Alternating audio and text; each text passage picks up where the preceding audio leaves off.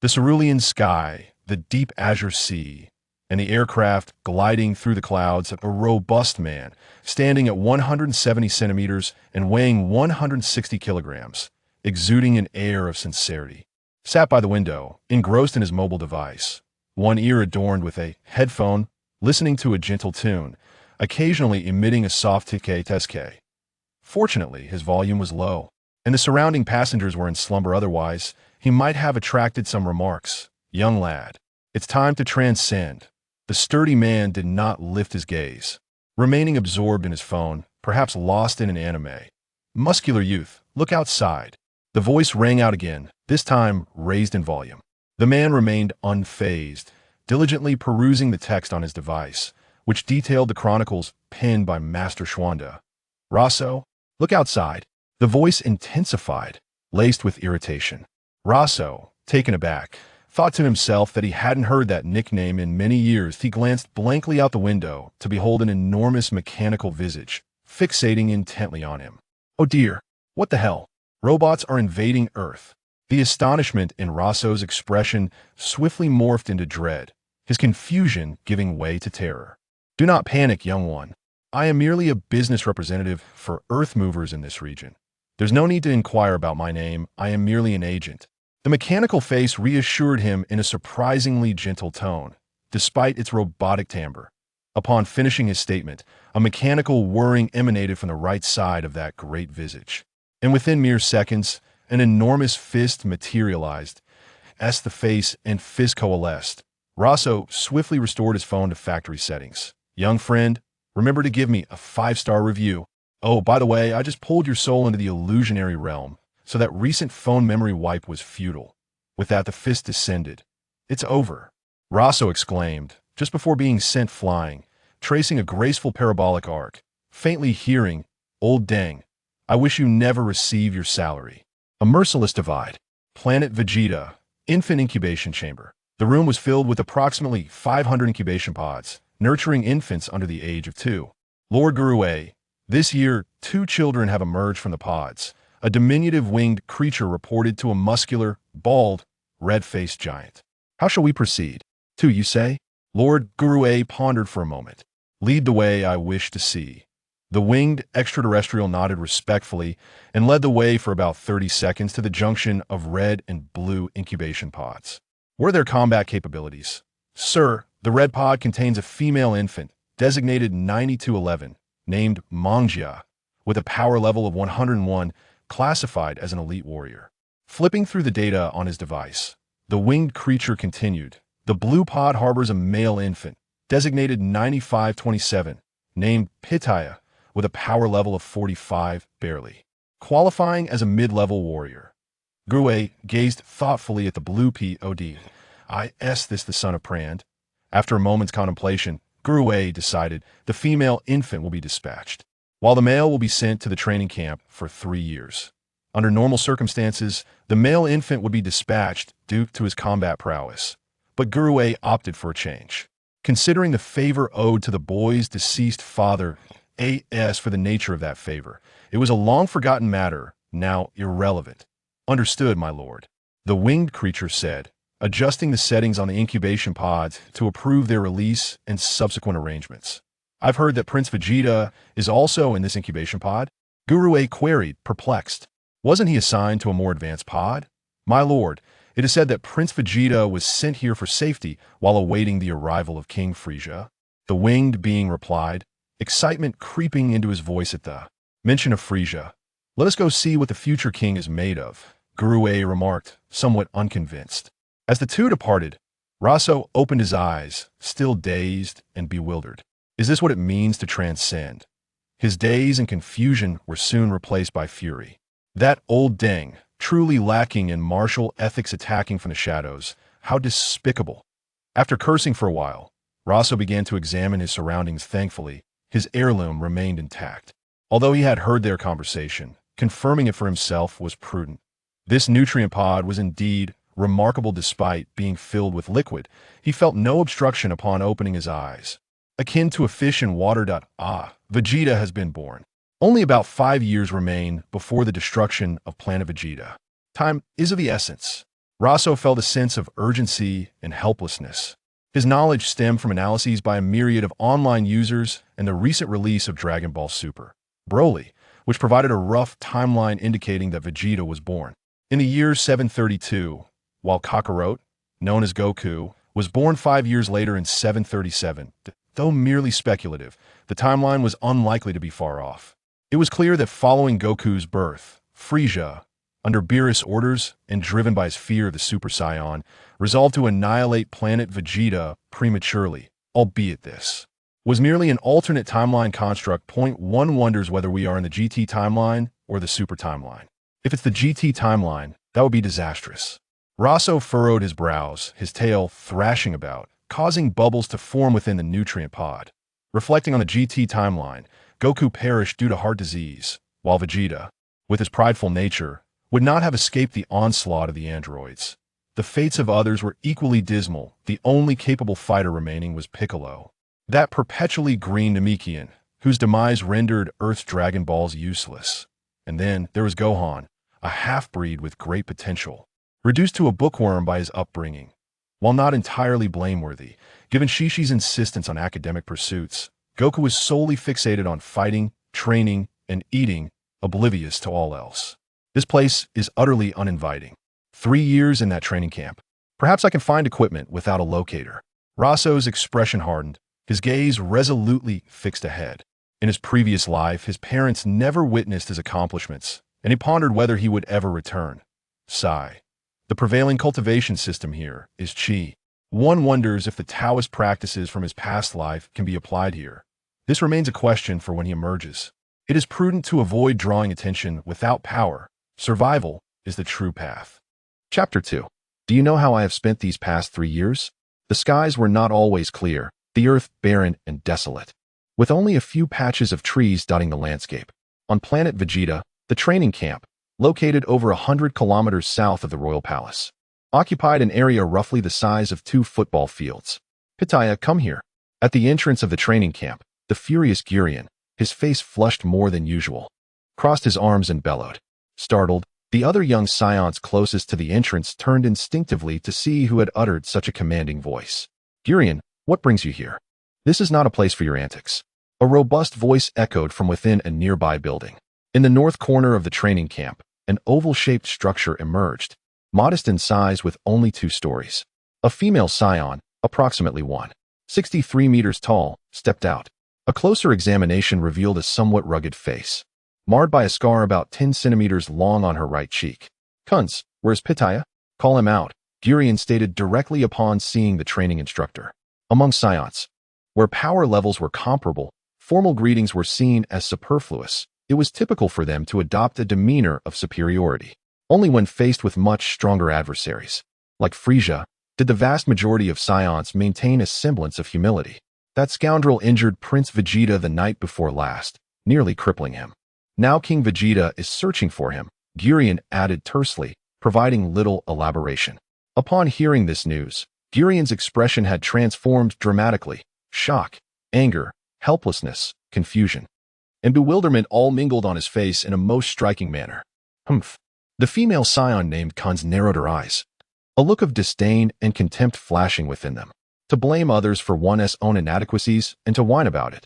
This so-called genius, Prince Vegeta, is truly pathetic. What a so-called once-in-a-century talent he is. Gurion, growing impatient, reiterated, Kunz, please, summon Pitaya quickly. Kunz glanced at Gurion, her left eye equipped with a scouter, and retorted, aren't you wearing a scouter? Why not just use it to locate him? If the scouter could find him, I wouldn't be here, Gurion replied, somewhat exasperated. The scouter indicates that Pitaya's energy cannot be detected anywhere on planet Vegeta. Hence, I came to see if anyone had information about him.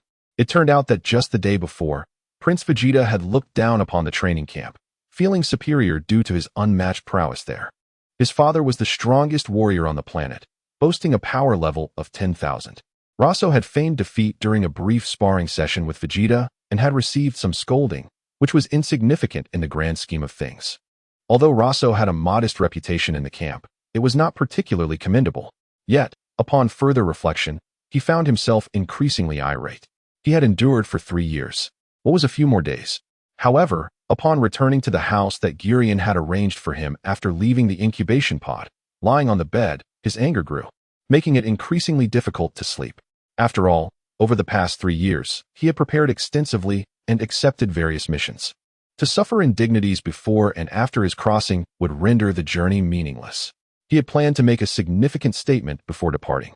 Thus, the following night, while Vegeta was en route back to the palace, Gurion suppressed his energy and swiftly incapacitated the 2 guards beside Vegeta before hiding himself away. As Vegeta discovered his guards had been taken down and that the scouter had not sounded an alarm, he scanned his surroundings, furious to ascertain who had assaulted his guards. Vegeta, today you shall learn how the flower blooms. Meanwhile, Roso, armed with a sack in one hand and a slender stick in the other, stealthily approached Vegeta from behind, swiftly placing the sack over his head and striking him, plunging Vegeta's world into silence. Before leaving, he remarked, "Remember not to be so reckless in the future." His words resonating clearly in Vegeta's ears. At that moment, Vegeta, in excruciating pain, cried out through tears, "Olwa Vegeta, Olwa Vegeta. He is not here. He didn't come yesterday. You should search elsewhere," Kunz replied before turning to leave. "Oh, I heard he took a mission. He has likely already departed," she added without pausing. Fast forward to the night after Roso's confrontation with Vegeta. Roso, suppressing his energy, ran swiftly for about 5 to 6 minutes until he reached the foot of a mountain, 50 kilometers south of the training camp. Ha! In a fit of wild laughter, Roso activated his spherical single-person spacecraft and boarded. As he soared into the cosmos, he mused, "I truly cannot comprehend why those orphan traversers abandoned their previous names. If they have lived for several years after crossing and suddenly awaken memories of their past lives, I could understand accepting a new name in their reincarnation.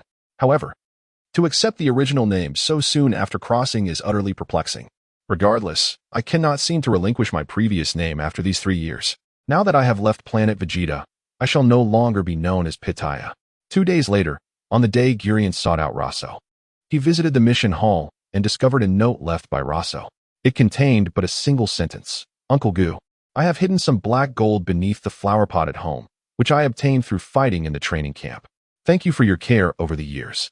Upon reading it, Gurion felt a twinge of sorrow and stepped out of the mission hall, gazing skyward, a sense of loss difficult to fathom for one of his Saiyan stature. "Ha ha!" Gurion suddenly laughed aloud. After battling for over 40 years, who would have thought I would feel a tinge of sadness? Upon arriving at Roso's home, he opened the door and approached the balcony to retrieve the flower pot. Beneath it lay another letter, but no black gold was found. "Uncle Gu, by the time you discover this letter, it means I have left, taking on a mission. I wonder if we shall meet again. Although I am only 5 years old, from my inquiries over the past 3 years, I have learned that Frieza has been searching for the legendary Super Saiyan. It is clear he fears the emergence of one capable of toppling his rule over this region. I do not believe Frieza possesses the qualities of a true ruler. His reign over planet Vegeta will likely be short-lived. He has also been inquiring about some Super Saiyan god since the beginning of this year, likely seeking an excuse to counteract King Vegeta's potential rebellion. P.S. The black gold is hidden within the flower pot." With furrowed brows, Gurion exited, incinerating the letter in his palm, leaving not a trace behind. Yet as a Saiyan, pride and dignity forbade him from retreating. With thoughts swirling, Gurion gazed toward the northern sky, where a dozen Saiyans of varying heights and builds approached. "Gurion, where is that little brat?" The shortest among them landed before Gurion. To his astonishment, he never anticipated that the abdication of the Kurdish king several years ago was intricately linked to the so-called deities of the Otsutsuki clan.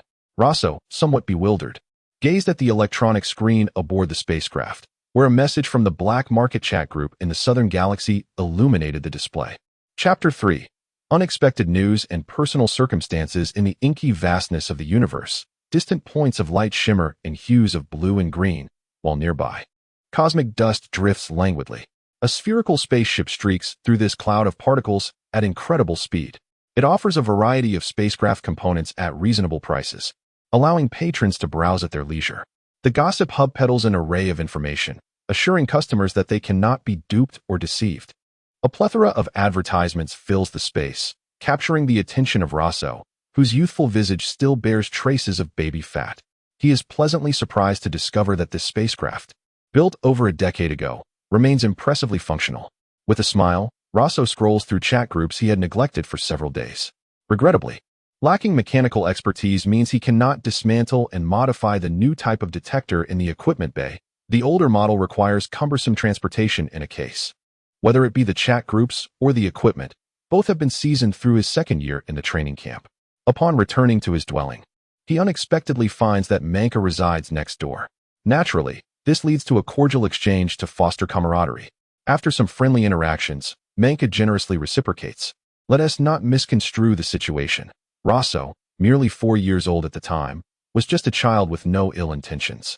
Their interactions were innocent, such as playfully tossing a sack at midnight. Over the past 3 years, Roso has diligently practiced all the scriptures he mastered in his previous life. Only Qingxinju, heart purification technique, and Dao De Jing, Tao Te Ching, proved beneficial, along with a set of Tai Chi and its accompanying breathing techniques. Reminiscent of the elderly practicing Tai Chi in the park, the breathing method was gifted to him by his grandfather, and he never imagined it would serve him in this new world after his unexpected transmigration. This world of Dragon Ball is perilous. Death equates to the loss of a planet, compelling him to train relentlessly, with astonishing results. The efficacy of Qingxinju is self-evident, as he had repeatedly watched and learned from a previous life as mentor. Dao De Jing offers insights into the nature of existence, and even a mere glimpse has proven advantageous. Over these 3 years, his combat power has surged from 45 to an impressive 5,000, granting him the ability to manipulate the energy surrounding his body with newfound ease. Have you all heard? According to a rumor, King Kurd's injury has nearly healed. An account under the moniker Little Informant shared this tidbit. What? That bumbling fool is almost recovered? Does this mean war with the neighboring pure white galaxy is imminent? Someone inquired. I doubt it. Kurd's army is now under the sway of his 2 sons. I've heard that Frisia's Saiyans are becoming restless, and they are a crucial part of Frisia's military might. I'm curious how Frisia will handle this, replied Little Informant, punctuating the message with 2 pensive and grave emojis.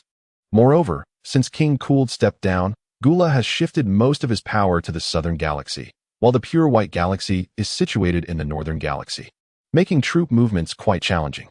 I suspect a conflict is unavoidable. Kurd's temperament is notoriously narrow-minded, especially given that the so-called god of Otsutsuki clashed with Kurd over a century ago, resulting in mutual devastation. Not to mention, Kurd's sons are equally formidable. Though the statement remained unfinished, everyone in the group grasped its implications. Gula possesses strength comparable to Kurd, and while Frisia may not match his brother in power, his innate talent surpasses it. One need only observe how, after his resurrection, Frisia trained for merely a few months to rival Super Saiyan forms. Even Gula remarked that Frisia's arrogance was his downfall, yet he never claimed Frisia was weak, indicating his exceptional prowess. Should we perhaps incite a conflict? Indeed. There is potential here, responded Little Informant. I've heard that a core member of the Otsutsuki clan has perished, allegedly at the hands of their subordinate race, the Three-Eyed Tribe. This news has spread throughout the pure white galaxy. I overheard it while trading spacecraft there a few days ago. If anyone wishes to partake in this affair, contact me. I have a scheme to instigate a confrontation, and if successful, we shall reap great rewards. After sending this message, the chat fell silent. Roso, having perused the neglected conversations, felt a wave of confusion wash over him. How could Otsutsuki be involved? The worlds of Naruto and Dragon Ball seemed worlds apart. He suddenly recalled that Otsutsuki indeed belongs to an extraterrestrial race in the original Naruto lore. The universe is vast. Before the emergence of Dragon Ball Super, no one could have anticipated the existence of 12 universes. Pondering deeply, Roso furrowed his brow, realizing he must reorganize his plans. 2 months later, Roso arrived at his destination, the southern galaxy, on a planet named Musinari. This planet exudes a palpable sense of advanced technology. Its atmosphere appears almost entirely silver, dominated by machinery, with mountains and forests scarcely visible. Oceans occupy only about 30% of this planet's surface. 2 suns orbit Musinari, while large, elliptical solar panels encircle them. Various spacecraft of all shapes and sizes continuously traverse the skies above Musinari. At last, he has arrived. Yet, to his dismay, the decades-old blueprint contained discrepancies. Feeling somewhat fatigued, Roso was grateful for the insights gained from the Dao De Jing over the past 2 months. Beep, beep, beep. Suddenly, the ship's communicator activated. Roso pressed the answer button. Lord, you have entered the vicinity of Musinari. Please reduce your speed and proceed to the designated landing area on the northern side of the planet. A sharp, dual-toned voice echoed from the communicator. Roso frowned in confusion. Despite having removed all markings of Frisia's army, how could they still recognize him? Upon landing, Roso exited the spacecraft to find a group of 13 Musinari inhabitants awaiting him. Without revealing any identifiers of Frisia's army, how did you discern my affiliation? He inquired. The apparent leader of the group, a short figure standing at approximately 5 feet, with blue skin adorned with yellow spots and a long, 30-centimeter antenna atop an oval face, stepped forward. The others bore similar features, but varied in antenna length. Though your vessel is an antiquated model, it still possesses a verification code. Nearby solar panels are equipped with identification scanners, which is why we arrived promptly to welcome you. While his expression remained neutral, Roso silently resolved to acquire knowledge in mechanics. Ignorance in such matters could prove exceedingly disadvantageous. May I inquire the purpose of your visit, my lord? The leader asked cautiously. Nothing much. I merely wish to purchase some items. Chapter 4 Preparations before departing from Earth. On the northern landing site of Musinari Star, a multitude of extraterrestrials bustled about. It's nothing. I'm just here to purchase a few items. Roso sighed in relief, initially fearing that the incident involving Vegeta had escalated. It seemed that King Vegeta had not reported the matter to Frisia. Was this really a matter of Vegeta being in a dire predicament? Rather, it was a slap in the face to King Vegeta. Now, having narrowly escaped, Roso found himself in a precarious position, unable to endure like the saintly Goku. Having knowledge of the impending doom facing the Saiyan race, it was evident that they would soon face annihilation. Otherwise, there would be no justification for beating Vegeta to release the pent-up frustrations of the past 3 years. As for sparing Vegeta's life, should Frisia learn of this, and a Saiyan were to kill Vegeta and escape, it would be utterly impossible to evade the consequences. Such a transgression would infuriate King Vegeta, providing Frisia with the pretext to obliterate planet Vegeta. Sir, do you require my guidance? The leader of the Musinari people, upon hearing Roso's words, also felt relieved, bending slightly, his speckled face radiating respect. No need for guidance. Simply provide me with a map detailing the locations of all your shops, Roso remarked, noticing their search for a map. By the way, what is your name? Sir, I am called Ping Tukai. Ping Tukai? Indeed, I am Ping Tukai. Roso couldn't help but chuckle, although their appearances differed. The voice bore a striking resemblance to that of a character named Ping Tukai from a previous life as short animated videos. Ping Tukai wore a puzzled expression, unsure of what amused Roso, but refrained from showing irritation due to Roso's status. As the atmosphere turned awkward, one of Ping Tukai's subordinates arrived with a map, albeit a paper version. Captain, we only have paper maps left. The electronic versions have all been distributed. The Musinari individual appeared somewhat anxious, aware that Roso now bore the identity of Frisia's army, fearing his wrath. Sir, please allow me to guide you, Ping Tukai said, caught off guard by the unavailability of the electronic map. Let me see that paper map. Meanwhile, at the royal palace of planet Vegeta, on the throne sat King Vegeta, whose sharp-featured face sported a beard. He tapped his fingers on the armrest, his expression dark and brooding. Haven't you found him yet, my king? Pitaya was aboard a spacecraft from over a decade ago. The ship lacks a locating device, and he even carried an outdated detector. We have sent individuals to the planet Pitaya was assigned to, but have found no trace of him. The Saiyan, around 50 years of age, bowed slightly before King Vegeta as he spoke. That little brat is so cautious that he didn't even bring a headset detector. King Vegeta scowled, his brows furrowing in irritation, yet there was a hint of resignation. Very well, let us consider him non-existent. If we encounter him in the future, we shall eliminate him. Yes, my king. The Saiyan, maintaining his composure, turned to leave, but paused to ask, what about Gurue, my king? King Vegeta stroked his beard, contemplating for a moment. When we move against Frisia, let him lead the charge and test the waters. After determining his direction from the map, Roso did not allow the group to follow him and swiftly approached a shop. Observing the sign that read, on a spaceship sales, he pushed the door open and entered. The shop was modest, approximately 60 square meters, yet it offered a plethora of items, spaceship engines, various models of weapons, and different types of detectors displayed in an array.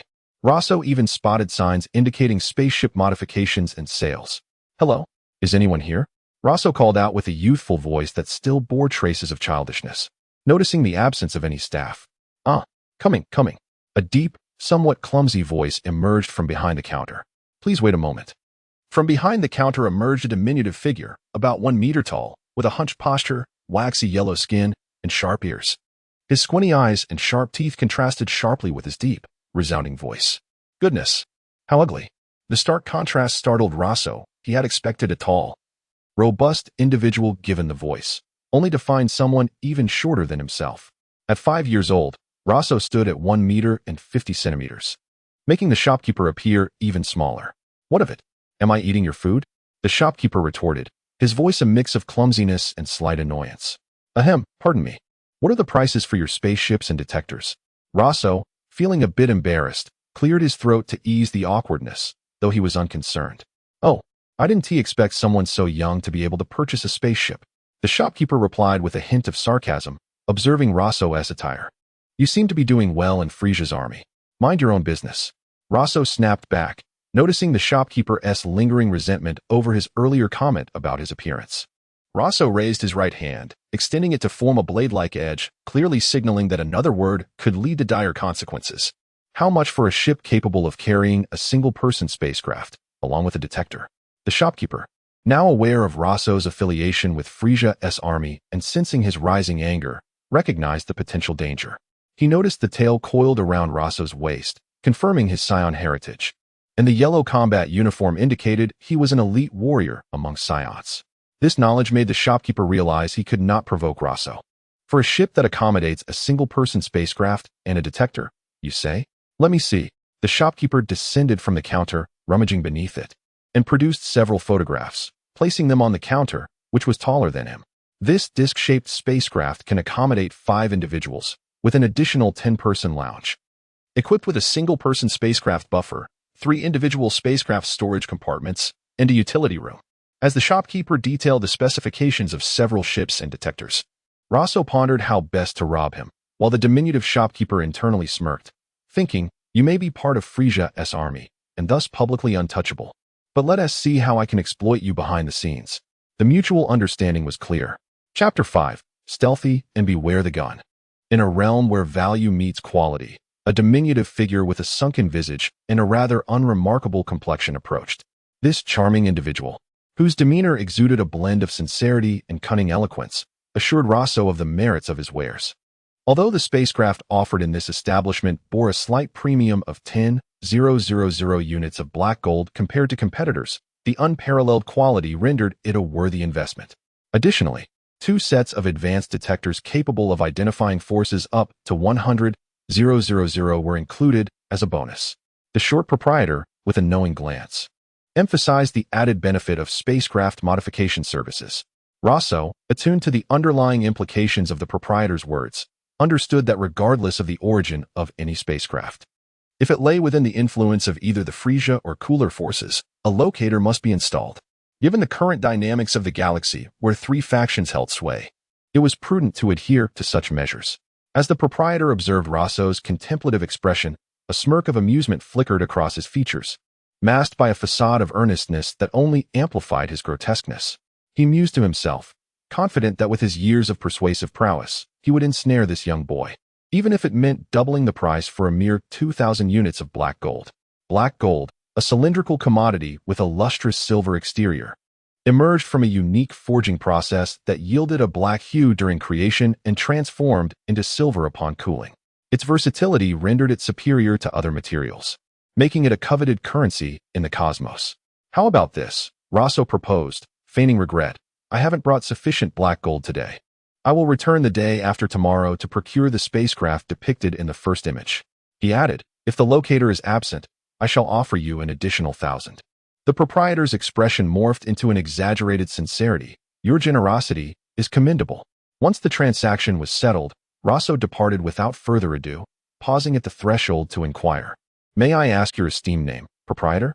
I am Luther, the proprietor replied. Should you visit other establishments, mentioning my name will grant you a discount.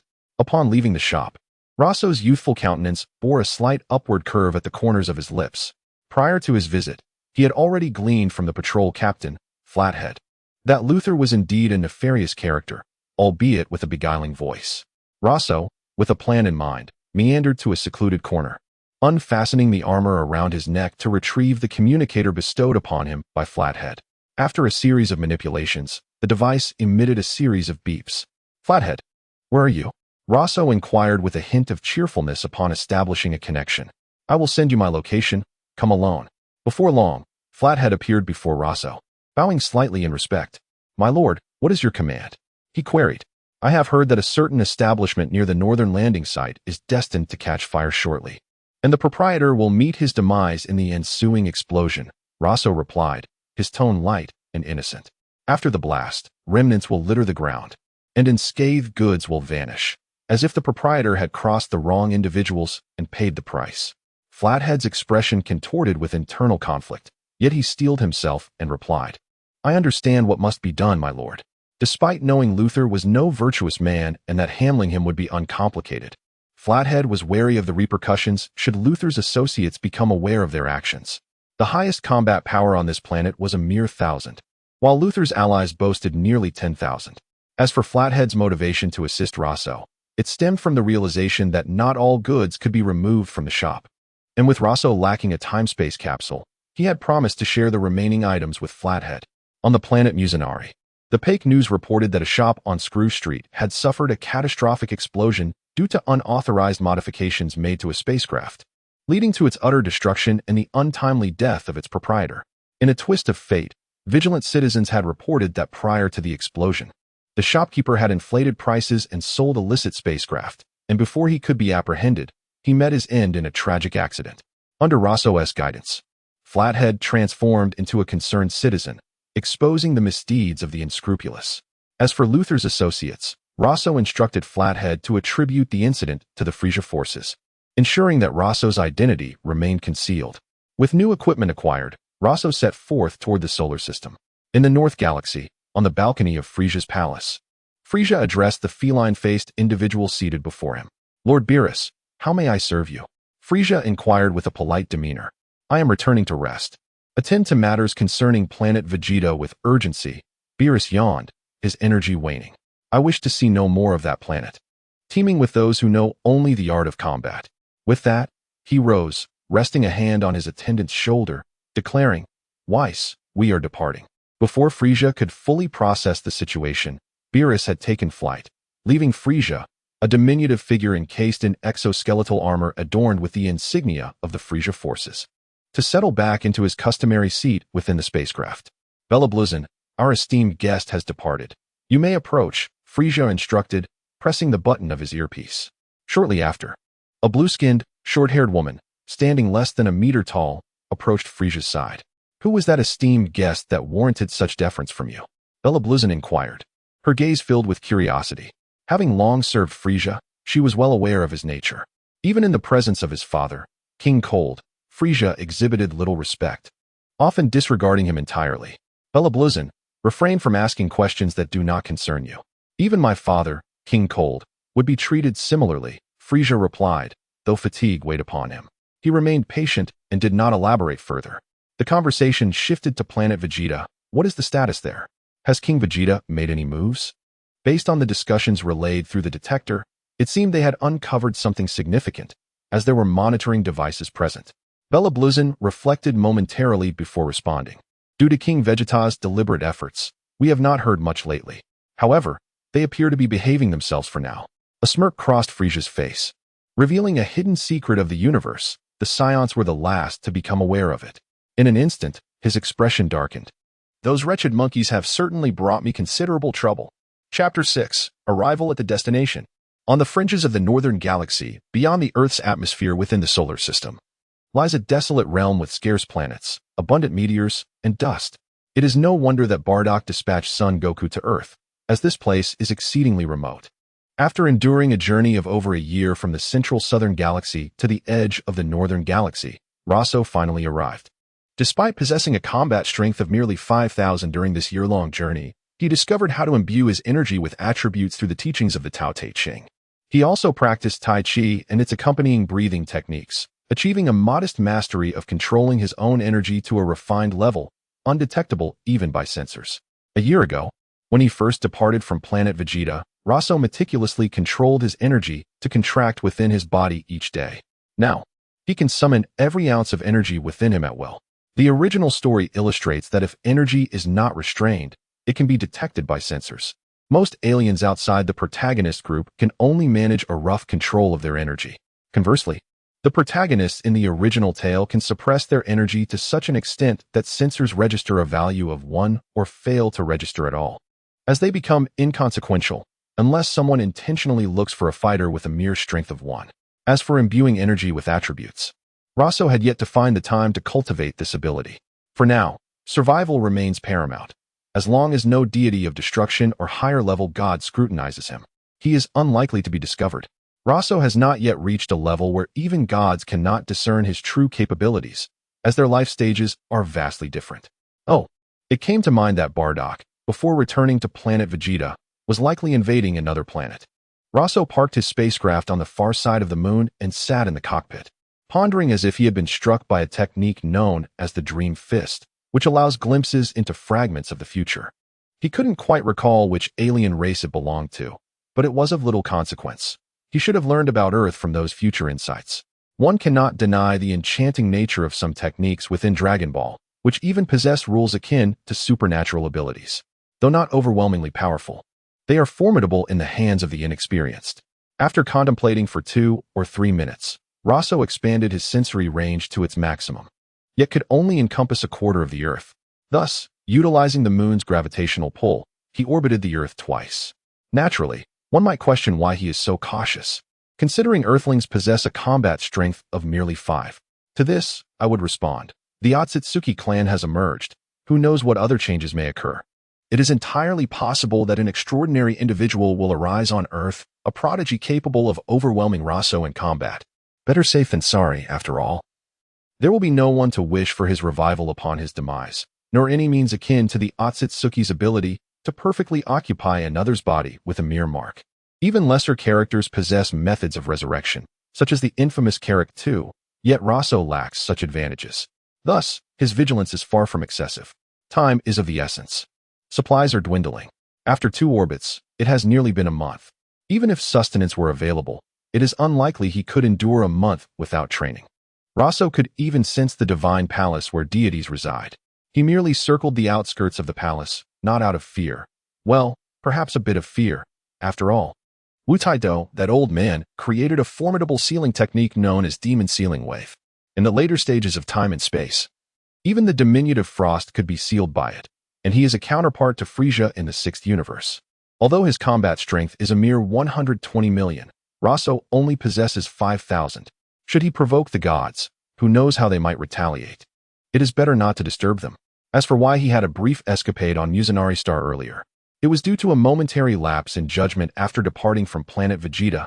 Subsequently, the Galactic Police pursued him for 2 months. Rumors circulated in his previous life about an angel among the Galactic Police, but to ensure his safety, he remained in hiding. Roso activated the spacecraft, ignited the engines, shifted gears, pressed the accelerator, and departed the moon, entering Earth's atmosphere. Though this Earth offers only the meager sustenance found in the eastern regions, it is still acceptable. He landed his spacecraft in a truly concealed location, one so hidden that revealing it would compromise its secrecy. Afterward, he journeyed westward and discovered a village with around 50 or 60 households. Inquiring about the distance to the western capital, Roso received assistance from several kind-hearted individuals and made his way to the western capital, ultimately arriving at Bulma's residence. At the center of the Milky Way galaxy, a gyroscopic structure is divided into hexagonal rooms resembling a beehive. The Galactic King, the ruler of this central region, despite his lack of formidable combat strength, is backed by the Kaioshin. Seated upon his throne, he reprimanded a young man resembling a character from Ultraman, named Jack. You say you cannot handle such a trivial task? How can you aspire to be an elite officer? Do you even have any shame? The Galactic King's appearance is akin to that of a jellyfish, and his voice carries an effeminate tone. Standing before the throne, Jack wore a look of despair. He had pursued a suspect for months. Believed to be behind the explosion incident on Musinari Star, yet had lost the trail. As a result, he had been berated for months, with no hope of a reward or financial compensation. Your Majesty, please allow me to explain. The suspect is exceptionally cunning, and I suspect he is affiliated with Frieza's army. Once in the northern galaxy, I dared not delve too deeply. Jack spoke passionately, his tragic emotions palpable. Moreover, I have heard that the northern galaxy has been unstable of late. Frieza has urgently summoned the Saiyans on missions back to planet Vegeta. They may be preparing for a large-scale attack on the pure white galaxy. Indeed, you raise valid points, the Galactic King replied, furrowing his brow in thought. I have heard that King Kurd's injuries are healing. He may seek revenge. Additionally, the strength and ambitions of his two sons are rapidly expanding. It is said that Gula is nearing parity with him, considering his age. Jack breathed a sigh of relief as the conversation shifted towards planet Vegeta and quickly added, a few months back, while pursuing that suspect, I heard that in the pure white galaxy, a three-eyed alien murdered a member of the Otsutsuki clan and stole a seed, unknown what kind of fruit it was, that even led to a rebellion among a subordinate civilization. This is news to me. The Galactic King's jellyfish-like face expressed shock and confusion. Why did you not mention this sooner? Why have you not reported this earlier? The Galactic King was visibly enraged. Chapter 7. The transaction in progress beneath the azure sky, amidst an abundance of delectable delicacies. And among the elegantly attired women gracing the streets, stood 6-year-old Roso in the yard of Bulma's home. The opulence of the wealthy was truly beyond imagination. This reflection stirred sentiments within Roso, who just a year prior had been under the sponsorship of the grotesquely unattractive shopkeeper of the Vegeta Star. Although the ship's storage room was brimming with treasures, including ebony, gold, silver, copper, iron, and metals unknown to Roso, he pondered the disparity of wealth. Is anyone home? He crossed the yard and approached the door. Standing at a mere 1.5 meters, he could not reach the doorbell and resorted to knocking instead. As for why he didn't simply float up to ring the bell. Who could say whether the Namekians residing in the sacred temple would monitor Earth at any moment? At that moment, a woman approximately 1.65 meters tall, with golden hair, azure eyes, and an extraordinarily captivating figure, opened the door. She glanced about and murmured to herself, "Oh my, did I really hear someone knocking?" "Auntie, it's me," Roso exclaimed, recognizing Bulma's mother the moment she opened the door. Noticing that she had not seen him, he called out to draw her attention. "Goodness, what an adorable little brother," Bulma's mother exclaimed, her hand covering her mouth in surprise as her eyes widened. "But little brother, you must call me sister." Mrs. Brief chuckled softly, revealing that she was only 25 years old. "Certainly, Auntie, no problem at all," Roso replied, maintaining his characteristic integrity from his previous life. It was this very virtue that had left him without a romantic partner, as perhaps shallow women were disinterested. A tinge of melancholy washed over him. "Oh dear, you're truly delightful," Mrs. Brief remarked playfully, reaching out to pat Roso's head. "Are you here to ask me out on a date?" Gently, Roso brushed her hand aside, saying, "I would like to inquire if Dr. Brief is home. I have some extraterrestrial devices that I wish to have modified." "Well, if you get them modified, will you then take me on a date?" Mrs. Brief teased, her warmth matching that of her character in the original tale, as she led Roso inside. "Honey, there's a little brother here to see you," she called to her husband. After a 10-minute walk, they arrived at a small park where even dinosaurs could be spotted, a testament to the grandeur of their home. At that moment, Dr. Brief was feeding a flock of birds. Upon hearing his wife mention a visitor, he turned around, asking, "What's the matter?" Roso was taken aback. He had not expected Bulma's father to have white hair at such a young age. Bulma was no more than 3 or 4 years old at this time. He mused. "Hello, doctor. I have several spaceships from another planet and would like your assistance in checking them for any locator devices, as well as some modifications," Roso stated. "Doctor." Brief's eyes widened in astonishment, sparkling like brilliant stars, as his facial muscles contorted with surprise, creating a rather peculiar expression. Roso, still clad in Frieza's military armor with his tail coiled around his waist, caught Dr. Brief's keen attention. To think, after all these years, I could meet an extraterrestrial once more and have the chance to study alien spacecraft. What a delightful surprise. You two chat. I'll prepare some coffee and bring out some pastries, Mrs. Brief said, noticing her husband's newfound excitement before leaving the room. Has anyone else been here before? Roso felt a twinge of anxiety as he recalled the original story, struggling to remember who it might have been. Could he have crossed into a fan fiction of Dragon Ball? Isn't that absurd? Aren't crossovers always supposed to occur within the original story? He thought, inwardly cursing the improbable situation. Doctor, could you describe the person? Roso asked earnestly, his youthful face betraying a hint of gravity. Noticing Roso's serious demeanor, Dr. Brief decided to reveal the details. He said his name was Gak, an elite of the Galactic Patrol. He is short and slender, with particularly unusual duck-like eyes. Relief washed over Roso upon hearing Dr. Brief's description. It was Gak, that miniature nuisance who had pursued him for 2 months. Thankfully, it wasn't a convoluted scenario. The Dragon Ball universe had its own complexities, and he was grateful not to be entangled in another layer of dimensional crossover. Doctor, that's enough. I know who it is. Roso interrupted. Well, you mentioned wanting to modify your spaceship, but why travel all the way to Earth for that? Dr. Brief inquired, sensing Roso's reluctance to discuss the Galactic Patrol further. One should not underestimate Dr. Brief.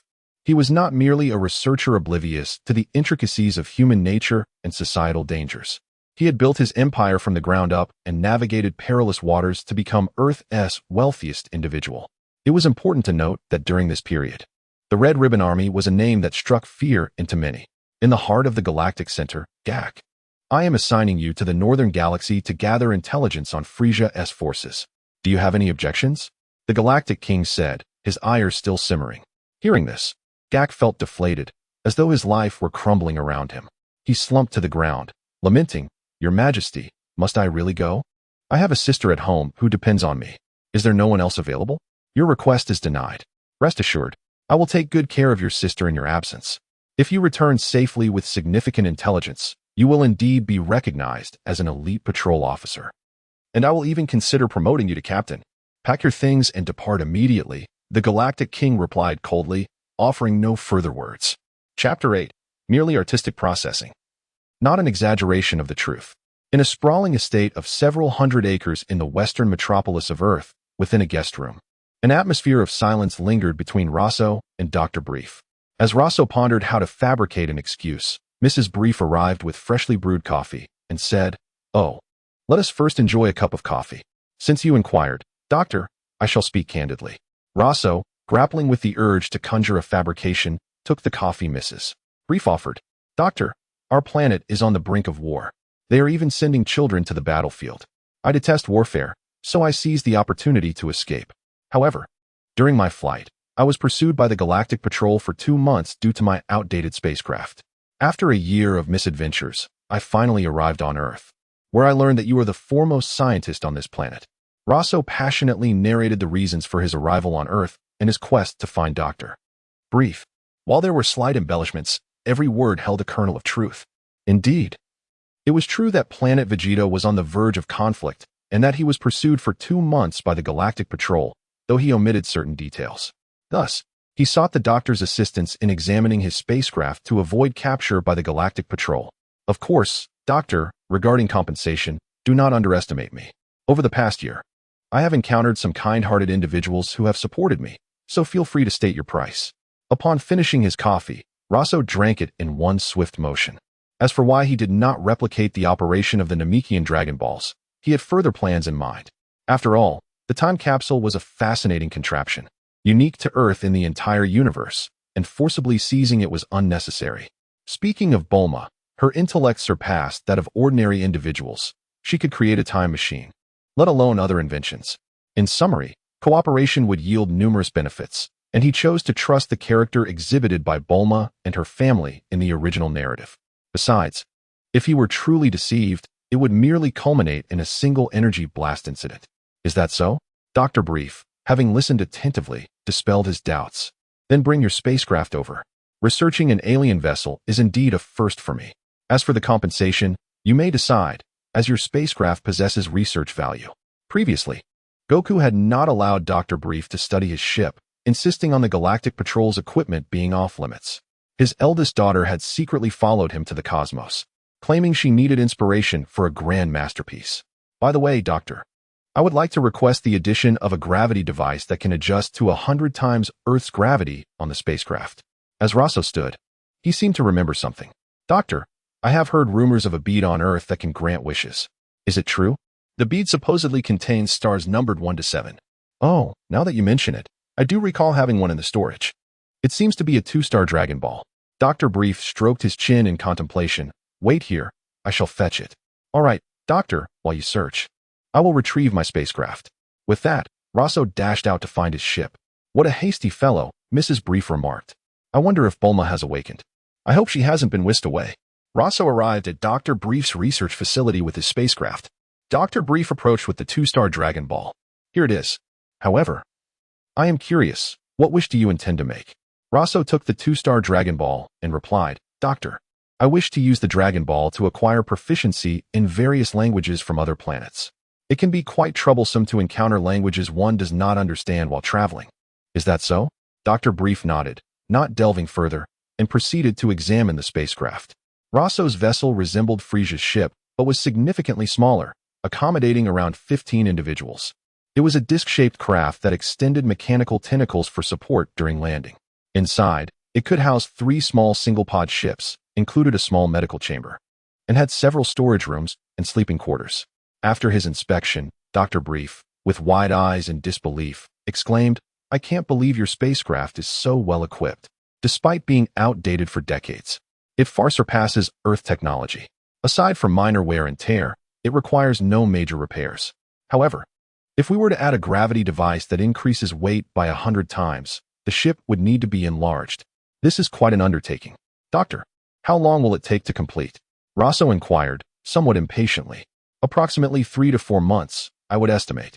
Given the size of your ship, many components will need replacing, and I will need to both repair and study it concurrently. Dr. Brief, perceiving Roso's urgency, added, this will be the fastest timeline possible. Recognizing his impatience, Roso shifted the topic. Doctor, could you also assist me in creating a radar capable of detecting this Dragon Ball? Sure, I can have that ready in about 2 hours. Dr. Brief took the Dragon Ball from Roso and headed back into the lab.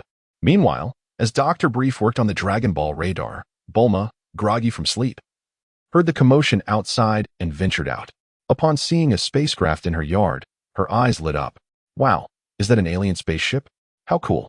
At just 4 years old, Bulma curiously circled the spacecraft, incessantly questioning Roso, who, finding her chatter bothersome, excused himself and made his way toward Dr. Brief's lab. Noticing Roso's disinterest, Bulma followed him into her father's research room. Ah, Bulma is awake. Dr. Brief, having just completed the Dragon Ball radar, emerged from the lab. He turned to Roso, pulling the Dragon Ball from his lab coat and handing it to him. Roso, here is the Dragon Ball radar you requested. Thank you, Doctor. I shall return in 4 months. After expressing his gratitude, Roso hurriedly took the radar and Dragon Ball, departing swiftly. Dad, who was that person? Bulma looked up at Dr. Brief. I forgot to ask his name. Dr. Brief scratched his head, but he seems only a couple of years older than you. Really? How could you forget to ask his name? Bulma exclaimed, somewhat annoyed. Dr. Brief chuckled. Bulma, would you like to join me in repairing the spacecraft? As Roso exited the Brief residence, he strolled down the street, contemplating whether to prioritize technological advancements or mastering the Namekian language once he gathered the Dragon Balls. In his previous life, the protagonist group, aside from Bulma, had Gohan with the highest level of education. Although technology held limited significance in the Dragon Ball universe, the peak of technology, as depicted in the original narrative, could even reach the realm of Super Saiyan 4. However, betrayal seemed inevitable. Creating a few loyal subordinates with moderate combat capabilities was indeed enticing. After all, one should not have to bear the burden of handling everything single-handedly, as that would render his reincarnation meaningless. It would be more prudent to first wish for technological advancements, despite some apprehension regarding the sealing technique. As long as he remained out of the Supreme Kai's sight, the risk of being sealed should be minimal. First, he would gather the Dragon Balls, and once the spacecraft modifications were complete, he would make his wish. Chapter 9. Frantic Cultivation. Upon the loftiest peak on Earth, blanketed by a thick mantle of snow, Ross found the final Dragon Ball nestled beneath a tree's boughs. Ah, finally, Ross exhaled, relieved. Now, he merely awaited Dr. Brief's modifications to the spacecraft. First, a modest aspiration to ascend to Super Saiyan. A mere 5,000 battle power is only sufficient for survival in remote locales, let alone the escalating power levels to come. With the annihilation of planet Vegeta, Frisia will undoubtedly initiate a purge of the Saiyans who evaded their homeworld. Time is of the essence. The passage of 2 months in cultivation was fleeting, beyond some progress in Tai Chi and breathing techniques. He had only marginally improved his ability to infuse attributes into his ki, drawing upon the correspondence between the 5 viscera and the 5 elements. He developed a water attribute derived from the kidneys. Then, attempting to extrapolate a wood attribute based on the principle of mutual generation. Wood engenders fire, fire engenders earth. Earth engenders metal, metal engenders water, water engenders wood. He instead manifested a lightning attribute. Is it truly a matter of comprehension? Moreover, during these 2 months, Ross made little headway with the enigmatic and venerable Tao Te Ching. To prevent forgetfulness, he transcribed the Tao Te Ching, devoting himself to its daily perusal. He pored over it, lost in contemplation, yet the profound wisdom it contained seemed veiled by an impenetrable mist, eluding his grasp. Long-held convictions and methods began to falter in his mind. Embrace nature, perceive nature, harmonize with natural laws. Ross murmured these words, his brow furrowed in perplexity. Have I been fundamentally mistaken in my understanding of these principles? Or have I simply failed to identify the correct avenue for grasping their essence? Countless nights, under the watchful gaze of the moon, he sat alone atop the snow-laden peak, pondering the Tao Te Ching. The abstruse text resembled a series of riddles awaiting his solution, or treasures concealed in the depths, demanding his wisdom and tenacity to unearth. As the days waned, Ross grew increasingly anxious. He began to question his abilities and comprehension, even doubting his worthiness to explore the mysteries behind this timeless classic. Yet, simultaneously, a fierce resolve kindled within him, a refusal to yield, to allow this compendium of ancient wisdom to remain an unattainable enigma. Ack! Ross roared, his aura erupting outward, triggering an avalanche that imperiled the village below. Far above, in the celestial realm of the lookout, the being known as Kami observed the lower world with closed eyes. Suddenly, he sensed a potent and unfamiliar energy surge like a tidal wave. What is this aura? I've never sensed anything like it. Kami furrowed his brow, stepping onto the lookout's plaza and gazing at the distant, snow-capped mountain. Ross's aura vacillated between frenzy and serenity, its erratic nature defying analysis. Enough. I've had enough. A thunderous cry rent the heavens, seemingly tearing the very fabric of reality. It was Ross, who had endured unimaginable torment for the past 2 months, a living nightmare that had pushed his body and mind to the brink of collapse. 1 month remains. I don't care about the evil containment wave. With these words, Ross retrieved the Dragon Balls, wrapped in cloth, from his side. Shinran, arise. Grant my wish. As Ross spoke, the clear sky turned ashen, accompanied by lightning and thunder. A colossal being materialized before him, its verdant, somewhat grotesque form stretching over 1,000 meters in length. Have you summoned me? State your desire. I can fulfill any single wish. Shinran's deep, imposing voice fixed Ross with an intense gaze. I wish to instantly comprehend the contents of this book, Ross exclaimed, tossing the Tao Te Ching to the ground in exasperation. Shinran was silent, his crimson eyes glowing faintly, beads of sweat forming on his brow. I cannot. The knowledge contained within this book is too profound for me to grasp. Request another wish. Then, grant me the Yardration's instant transmission. Ross proposed. I cannot. My abilities are limited. I cannot replicate the techniques of those whose power surpasses mine. Shinran's brow glistened with more sweat. So, the Earth's Dragon Balls are weak before Din's upgrade. Even a simple technique is beyond reach. Ross thought, unsurprised. His earlier outburst was a momentary lapse, a product of 2 months of torment. I must still improve my cultivation. I must achieve serenity. It seems I must turn to the Namekian Dragon Balls. After deliberating, Ross continued. Then, bestow upon me the knowledge of Dr. Jero and Dr. Brief, including all their future breakthroughs. Why the skill? First, I long to master it. I cannot handle everything personally. Aftermath management is essential. Second, technology is a force to be reckoned with in Dragon Ball GT's Super 17 rivals Super Saiyan 4. Given that this is the Super Saiyan God timeline, technology is even more vital. Effortlessly done. Shinran paused before delivering the response.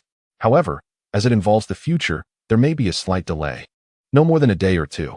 Acceptable. Then, grant my wish. Your wish is fulfilled. Farewell. As Shinran spoke, a torrent of complex knowledge flooded Ross's mind. Biology, physics, chemistry, and countless other disciplines. Though vast, it was not chaotic. Shinran had organized it, preventing Ross from becoming an imbecile. He could access information at will, and his comprehension and practical skills in technology were maximized. A compensation for the earlier unfulfilled wishes? Ross mused, contemplating exploiting this loophole in the future. The sky cleared, and the Dragon Balls transformed into white stones, ascending into the heavens. Ross swiftly intercepted the 2-star, 3-star, and 4-star balls. I must prevent their dispersal to maintain the storyline. Ross thought. 1 month remains. Ross pondered, clutching the 3 petrified Dragon Balls. I must establish a laboratory and visit the lookout. Cammy must have noticed the commotion. Though his cultivation had faltered, Ross did not regret his actions. Now that I've acted, I must face the consequences, good or bad. As the saying goes, it is not the 1 in 10,000 that we fear, but rather the unforeseen possibility. Hence, one must always be prepared for contingencies. Chapter 10. The Cat Sage on the summit of a snow-capped mountain somewhere on Earth. Roso gazed towards the temple, acutely aware of the unmasked scrutiny from the celestial deity. Although he remained unperturbed, the uncertainty of whether the god might unleash a magical seal lingered in his mind. In the brief span of 2 months, he had assimilated the teachings of the Tao Te Ching regarding the bestowal of attributes to energy during his time aboard the spaceship. However, during his 2-month stay on Earth, he had yet to experience the slightest sensation of it. He had also made strides in mastering Tai Chi, with his combat power soaring to 500, merely 30,000 shy of Frisia's first form. This snow-capped mountain was no longer a suitable refuge. Roso contemplated potential locations on Earth for establishing a laboratory, but first, he resolved to meet the Namekian. He tucked 3 Dragon Balls into his pocket. While the Tao Te Ching was stored in the space capsule generously provided by a kind-hearted individual during his quest for the Dragon Balls. As for the origin of his pocket, it too was acquired with funds from this benevolent benefactor who had also supplied him with clothing and daily necessities. After all, Roso was neither a savage nor someone who had slipped through the cracks of 9 years of compulsory education. Purchasing items and paying for them seemed only natural. Moreover, righteous benefactors were present everywhere. With everything in order, he soared towards the celestial temple. As for why he had not sought assistance from Dr. Brief, it was evident that having spent 2 months on Earth, he had gained a sufficient understanding of its circumstances. After all, how could a newly arrived extraterrestrial possibly be aware of such advanced technology as the space capsule? Even Goku, who had come to Earth long before Roso, remained oblivious to it. Wouldn't it seem rather odd to mention the space capsule right off the bat? Furthermore, the Brief family would play a crucial role in the unfolding narrative. Who could predict what unforeseen circumstances might arise that could disrupt the storyline? Roso had no desire to bear that burden alone. It also seemed there were other entities, like the Kaioshin of Time, who might be provoked by their presence. That being said, the deity sensed Roso's existence and pondered how he knew of the Dragon Balls on Earth. The celestial god furrowed his brow in contemplation. The attendant Bobo, who had served several generations of celestial deities, approached the god's side, sensing his deep thoughts. Lord, is something amiss? A formidable presence approaches. I know not whether they come as friend or foe, nor do I know if they will bring trouble to Earth, the deity replied, turning to address Bobo's inquiry. It seemed he recalled something and added, Bobo, fetch me a jar and some paper. I have need of them. Before long, Roso, exerting his full strength, soared towards the celestial temple, arriving at the abode of the Cat Sage in a mere 5 minutes. Esteemed visitor from beyond, what brings you to this place? The Cat Sage inquired, fully aware of Roso's impending arrival. After all, the immense energy he emanated, although not fully unleashed, was enough to astonish those capable of sensing energy on a planet where the highest combat power barely exceeded 500. Even the initial form of Piccolo, at the end of the first saga, barely reached 300 to 400. Greetings, Cat Sage. During my travels, I have heard that Karen Tower is a sacred ground for martial arts on Earth, and thus, I have come seeking wisdom, Roso said, bowing respectfully. Upon completing his greeting, he noticed that the Cat Sage appeared exactly as depicted in the original narrative, a colossal white cat, nearly a meter tall. Though he was tempted to pet the creature, he refrained, recalling that this cat had lived for over 800 years. Given the energy you previously emitted, you are already quite formidable. Why then do you seek to learn from me? The Cat Sage inquired, having evaded Roso's gesture of respect. Your words are misplaced, Sage. In martial arts, the exchange of skills knows no hierarchy. I simply wish to validate my own path. Energy is but a transient cloud, Roso eloquently articulated, engaging in a philosophical discourse. I have come solely to exchange techniques, with no regard for rankings. Seeing Roso's courteous demeanor, despite the previously turbulent energy he had emitted, the Cat Sage acquiesced. If that is your wish, then I shall indulge you in a friendly spar. In the sage's perception, Roso appeared to be merely a 6-year-old child. Although he had mastered a method to conceal his energy, one that even the deity had failed to detect, his combat experience and skills were likely limited. After all, the cat sage had lived for 8 centuries. It was unlikely he would be bested by a mere child. Very well, sage, I humbly request your guidance, Roso proclaimed, his expression serious, his gaze unwavering upon the cat sage. Taking a deep breath, the cat sage lowered his body slightly, planting his feet firmly on the ground, and slowly raising his hands to assume the initial pose of Tai Chi. At that moment, Roso seemed to merge with his surroundings, emanating a profound sense of composure. The cat sage, recognizing Roso's readiness, felt a flicker of admiration. In a flash, he lunged toward Roso, his movements swift as lightning. The speed was astonishing, and in the blink of an eye, he closed the distance. Yet, Roso remained unflustered, as the cat sage's tail was about to strike his face. He executed a slow but deliberate maneuver, effortlessly evading the attack. The cat sage was taken aback. How could such a slow motion still result in a successful dodge? Although aware that Roso was suppressing his energy, it nonetheless seemed improbable. Immediately, the cat sage extended his claws, lunging for Roso's shoulder once more. Roso shifted his footing with a graceful glide, akin to skating on ice, effortlessly sidestepping the assault. Seizing the opportunity, Roso thrust his hand forward. The motion seemingly soft and lacking force, yet it contained an undeniable power that struck the cat sage's abdomen. The cat sage felt a tumultuous force swirling within him, akin to an internal blender gone awry, prompting him to leap backward hastily. Clutching his belly, he realized that even in a restrained state, this child was no trivial adversary. As the discomfort subsided, he altered his strategy, circling Roso at a rapid pace, aiming to disorient him while suppressing his energy to the lowest possible level. Roso closed his eyes, relying on his acute sensitivity to the flow of energy to discern the cat sage's position. His year and 2 months of training had not been in vain. When the cat sage launched another attack, Roso sidestepped, simultaneously grasping the sage's paw and giving it a gentle shake, sending the cat sage tumbling a short distance away. Regaining his footing, the cat sage's eyes sparkled with astonishment. My dear friend, I believe we shall conclude our spar here. Acknowledging Roso's impressive combat experience and skills, the cat sage inquired, your techniques were truly remarkable.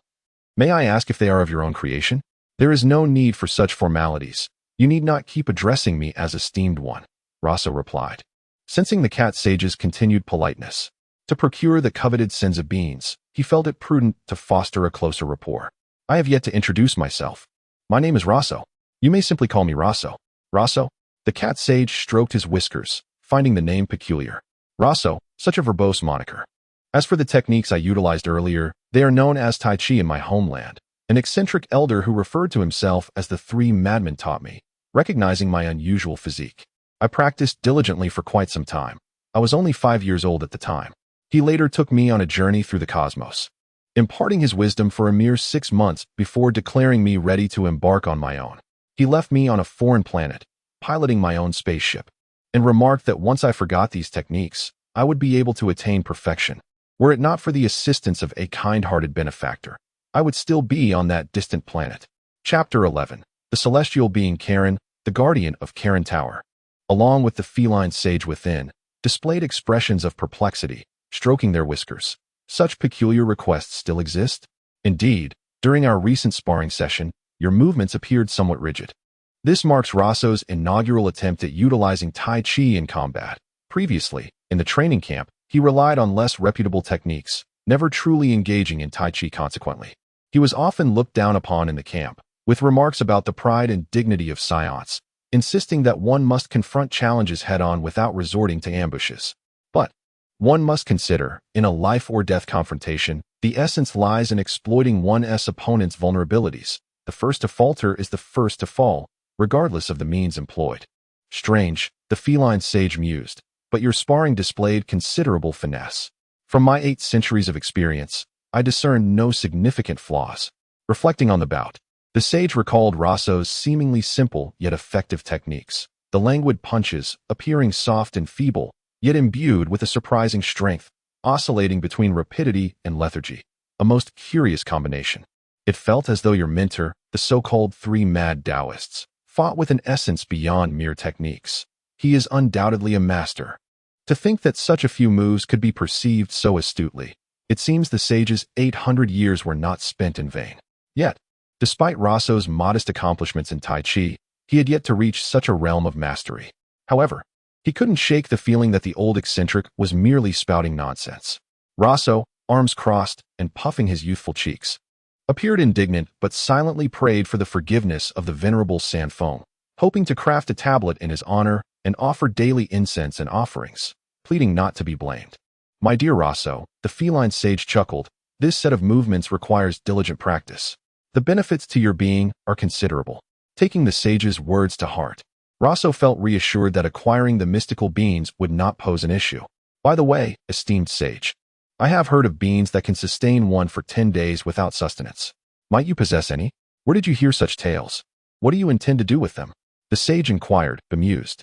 In a month, I shall be departing and wish to secure some provisions to avoid starvation along the journey, Roso hastily explained. It is merely a rumor circulating among the people regarding the turtle sage, he added, trying to clarify. The old turtle? Who would have thought that the lecherous fellow of your would attain the title of sage? The sage scoffed. I have 15 jars of those mystical beans, each containing hundreds. You may take 12 jars, but in exchange for something of value. 15 jars? Hundreds per jar? Such abundance, Roso exclaimed, realizing why the narrative had introduced a glutton like Yachirobe to devour the beans. Without his indulgence, the plot would have unraveled. Fear not, sage. I have prepared a gift for you. Please wait a moment. With that, Roso retrieved a spatial capsule from his pocket, pressed the button, and tossed it onto the ground. With a resounding thud, an 18-foot-tall, 1-meter-cube refrigerator materialized. Is this a new contraption from the mortal realm? Remarkable. I had no idea they had advanced to such a level, the sage marveled, approaching the refrigerator to inspect it. Inside, I have prepared an assortment of fish for you. Varying in flavor and species, Roso declared, patting the refrigerator. What? You mean all these fish? Different kinds? The sage's eyes widened in disbelief as Roso opened the refrigerator, revealing the treasures within. The sage's inner thoughts screamed. Do you know how I have endured these past 8 centuries? For a cat, not being able to feast upon fish is the greatest tragedy. The mystical beans are stored in the cellar below. You can retrieve them yourself. I need a moment of solitude, the sage implored, his face nearly pressed against the refrigerator. After Roso had gathered the beans, he informed the sage of his intent to ascend to the heavenly temple to meet the celestial being. Go on, do not disturb me, the sage waved dismissively, his gaze fixed intently on the roasted fish. This transaction proved most lucrative. A mere refrigerator filled with fish had procured for him life-saving beans capable of healing all external wounds, so long as he remained healthy. As Roso approached the celestial temple above, he pondered whether the divine being had indeed observed his recent sparring session with the sage. Before long, Roso beheld a circular structure floating above. Indeed, the celestial temple was a semicircular edifice crowned by a vast plaza. He quickened his pace toward the temple. Upon reaching the temple's apex, Roso scrutinized his surroundings. Directly opposite him loomed the grand hall, flanked by trees, the architecture strikingly simplistic. The celestial being, sensing Roso's arrival, leaned on a staff and emerged from the hall, gazing at Roso from several meters away. What brings this distant guest from Earth to our domain? The celestial being inquired, laced with suspicion. Roso feigned surprise, adopting a bemused expression, astonished to discover that the celestial being was a Namekian. I always suspected that Dragon Balls could not have originated from mere earthlings. Do you recognize me? The celestial being's green, wrinkled visage betrayed a sense of sorrow at the mention of Namek. My tears. How could they flow? The celestial being murmured. A Namekian suffering from amnesia. How rare. Roso noted, realizing that this encounter would likely prevent any attempt at sealing him away. I had thought the Namekians were nearly extinct. To find another on Earth is quite the surprise, especially upon encountering the Dragon Balls. Knowing my circumstances, I beseech you to enlighten me. The celestial being bowed respectfully, regaining his somber demeanor, still taken aback by Roso's audacity. Before that, I must ask again, what is your purpose on Earth? I find it hard to believe that you did not sense my presence during my time at Karen Tower. Since I summoned the Dragon Balls, I have felt an unyielding gaze upon me, Roso replied, concealing his tail to avoid revealing his Saiyan heritage, fearing the celestial being might eliminate Goku upon recognizing their shared lineage. Furthermore, Should the celestial being attempt to enact the sealing technique, the containment vessel would likely remain within proximity of the caster, affording Roso the chance to sabotage it. Though he possessed a battle power of 500,000, fearing a celestial being with a power less than 200 seemed excessively cautious. Yet, one must consider the later encounter with Frost, who surprisingly met his downfall against the Turtle Sage, despite the latter's significantly lower power level. While situations may arise where power levels drastically fluctuate, it is prudent to remain vigilant. Roso lamented his lack of an extraordinary advantage and yearned for the capabilities akin to Broly's prodigious talent. Chapter 12. Learning the language of Namek. Above the Temple of the Gods, the clouds shifted, having drifted beneath the temple due to its elevated position. In the central square, where Roso and the deity stood, a gentle breeze stirred the scattered leaves that had fallen. My apologies, esteemed one. Your earlier aura was quite overwhelming. Leaving me somewhat taken aback, Roso remarked. The deity, with his right fist resting against his chest, bowed slightly in apology before inquiring. Is there anything else you require of me? Could you enlighten me regarding the Namekians? Roso asked, his curiosity piqued.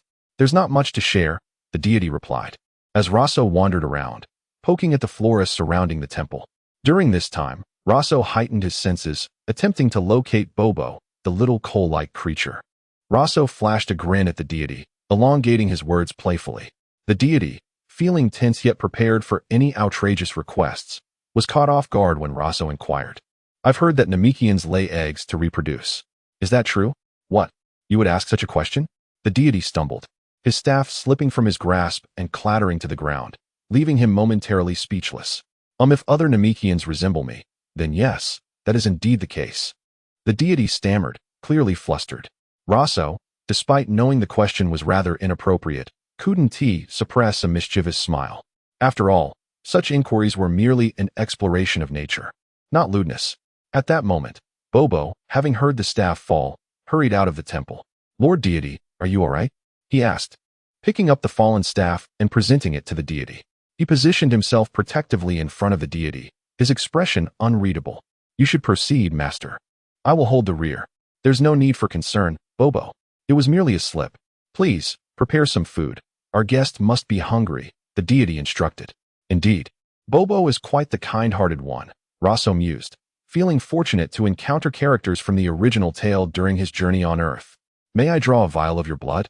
Roso asked, turning to the deity while observing Bobo retreat. And teach me the Namekian language? In return, I shall share all I know about Namek. After a moment of contemplation, the deity extended his left arm. Very well, but should Earth be in peril, I implore you to contact me for assistance. That is agreeable. Earth is a remote and neglected corner of the universe. Few take notice of it, Roso replied, relieved by the deity's straightforwardness. Using funds generously provided by a benefactor, Roso had brought syringes and blood storage tubes, and he proceeded to draw 6 vials of green blood from the deity. Indeed, Roso had intended to collect blood from the deity before arriving at the temple, and if he had failed, he would have had to venture to Namek. Fortunately, he succeeded. As for the purpose, his thoughts drifted to Cell. After the procedure, Roso produced a magic bean and offered it to the deity, recounting what he had gleaned from the original narrative about Namek. Namek is significantly larger than Earth and orbits 3 suns, resulting in perpetual daylight. The entire planet is lush and verdant. However, for reasons unknown, one day its ecosystem underwent a catastrophic shift, leaving the Namekians dwindled in number. With only a few managing to escape, the deity fell silent, taken aback by the unexpected outcome of his pursuit. There are whispers that Namek has been spotted again, rejuvenated.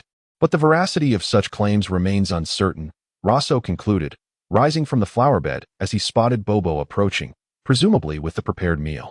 My time on Earth is drawing to a close. In a month, my spaceship and communicator should be ready. I will provide you with a communicator for any future correspondence. Lord Deity, the meal is prepared, Bobo announced, joining Roso beside the still silent deity. Thank you for the information, the deity said, bowing sincerely this time, devoid of any pretense.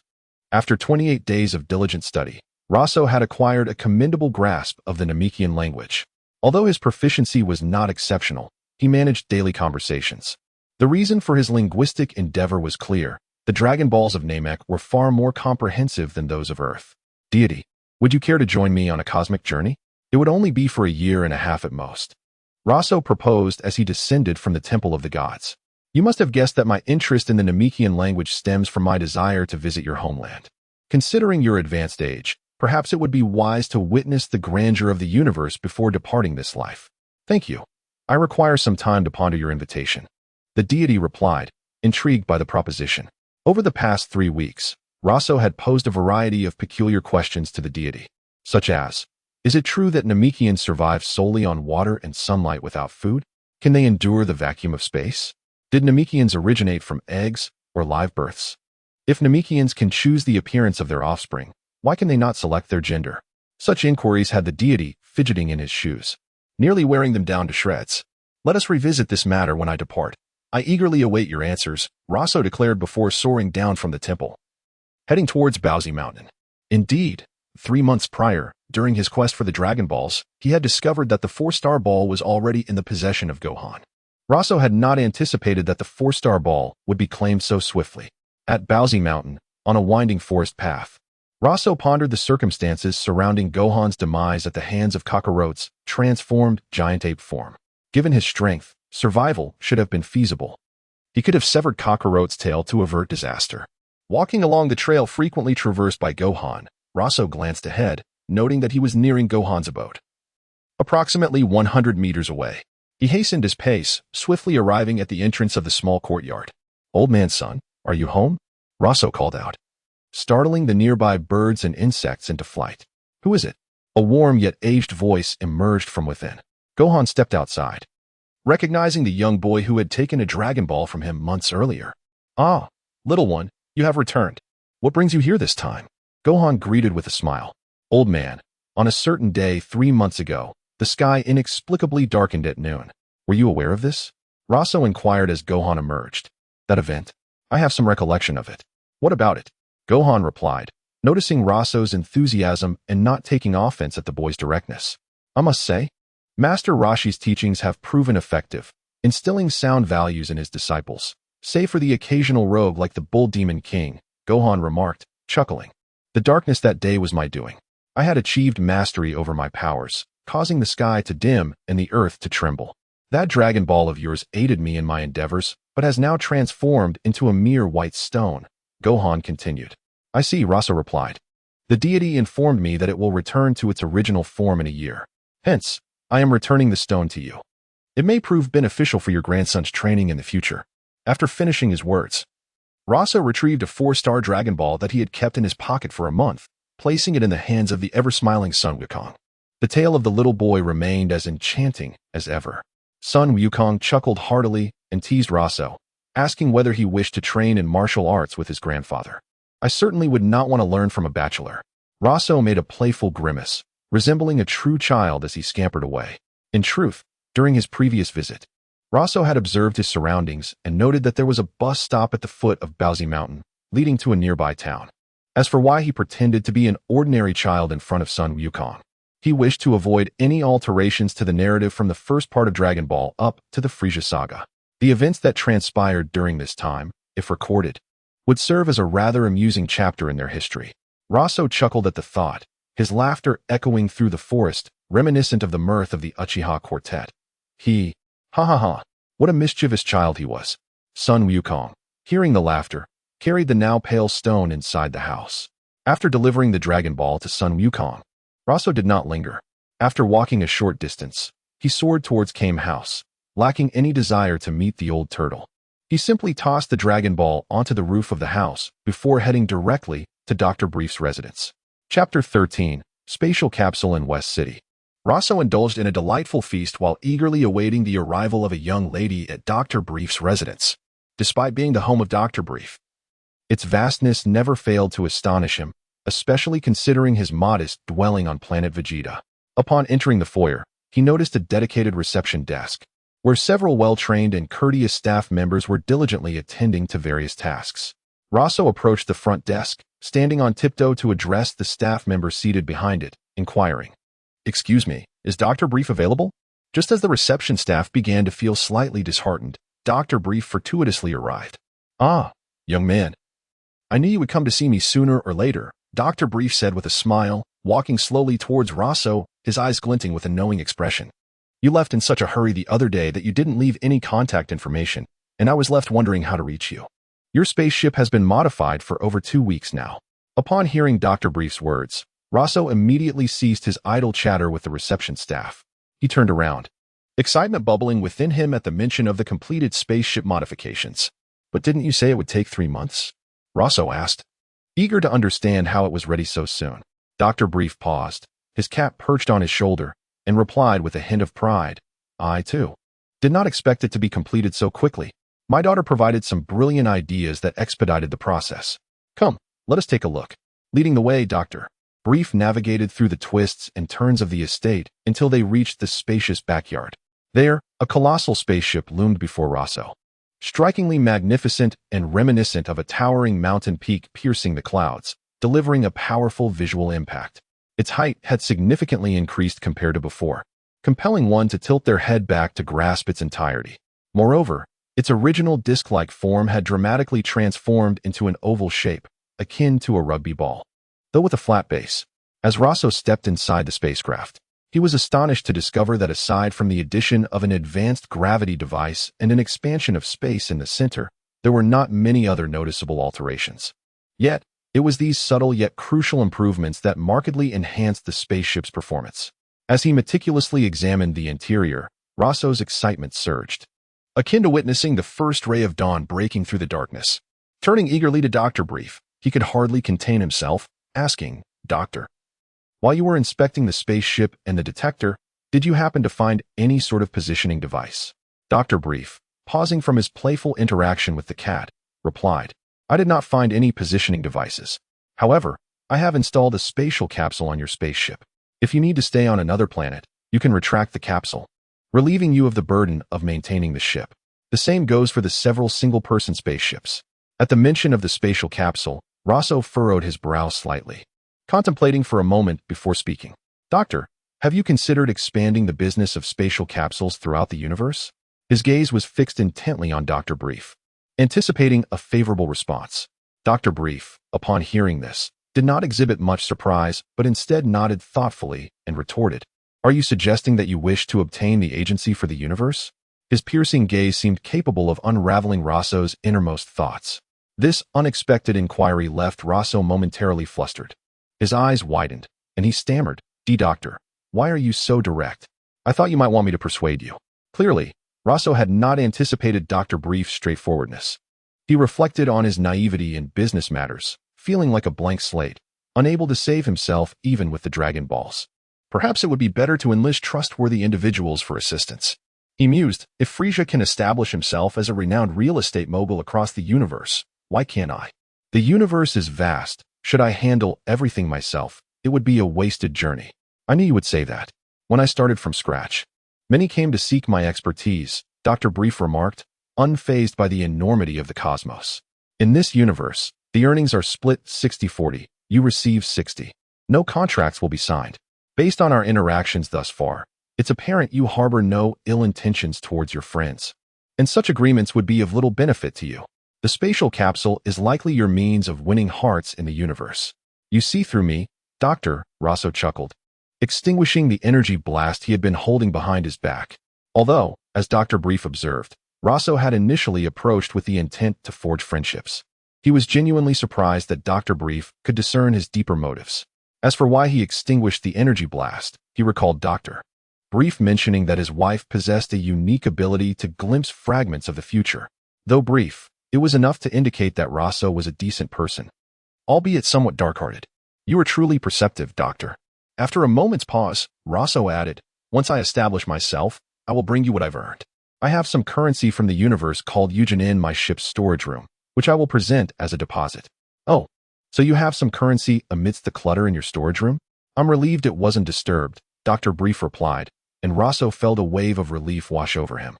It seemed that highly intelligent individuals were not easily deceived. He had nearly extinguished the energy blast, which would have resulted in significant loss. Indeed, sincerity proved to be the ultimate weapon. Roso had not anticipated that Bulma's mother possessed such a gift, and he wondered what she might have seen that prompted Dr. Brief's agreement. Although he could now create spatial capsules himself, He knew his primary focus could not reside there.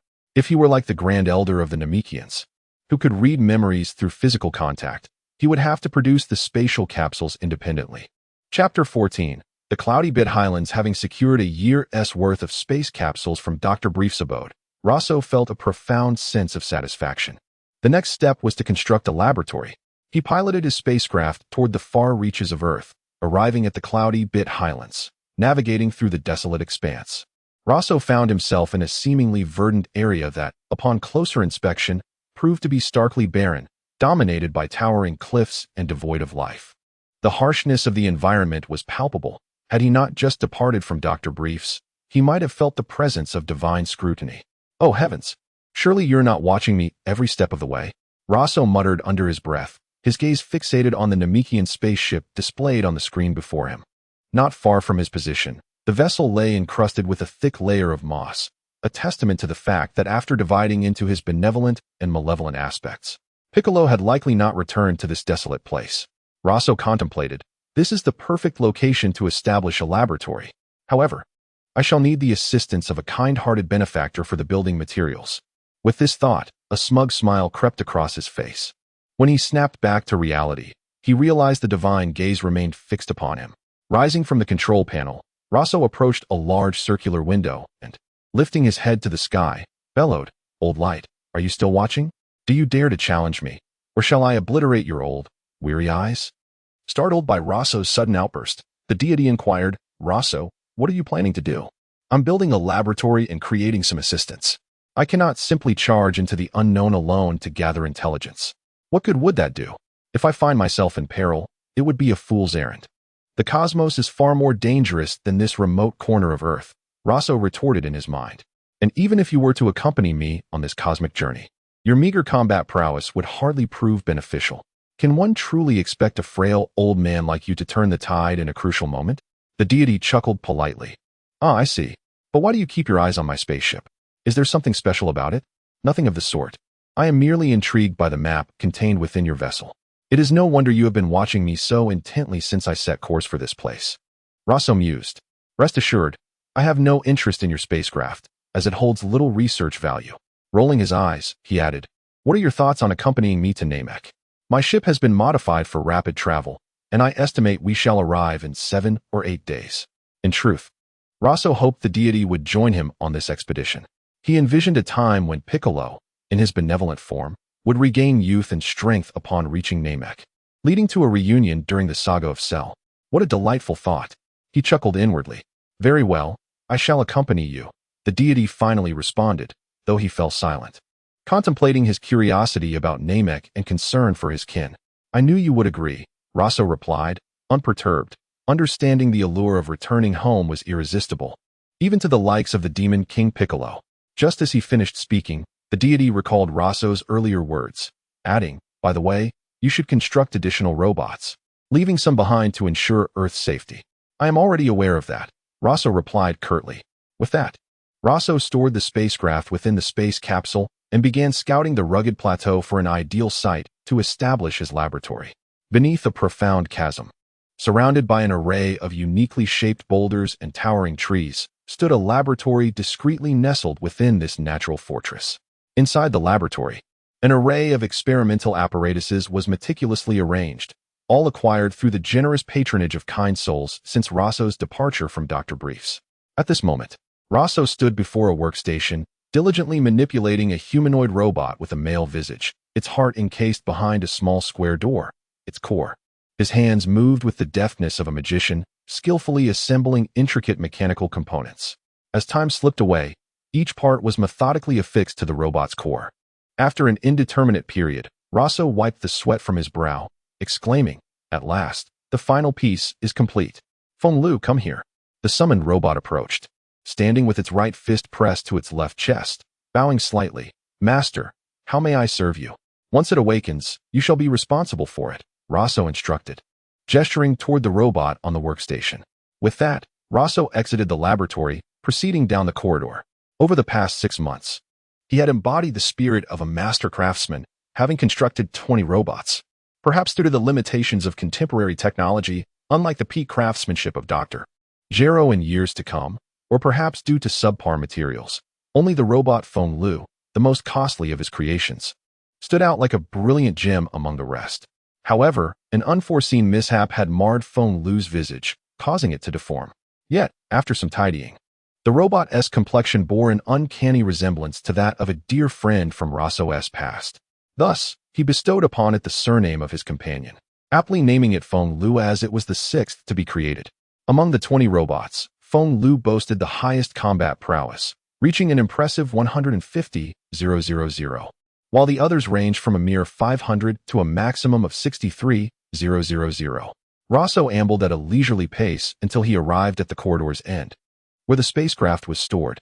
He had made further modifications to the vessel, adding not only the map from the deity's ship, but also dormant units for 15 robots. Without these, the spacecraft would be chaotic and excessively noisy. The personalities of these robots had been largely derived from cherished characters or friends of his past life. Yet, inexplicably, when gathered together, they transformed into a comedic ensemble. Chapter 15, Departure.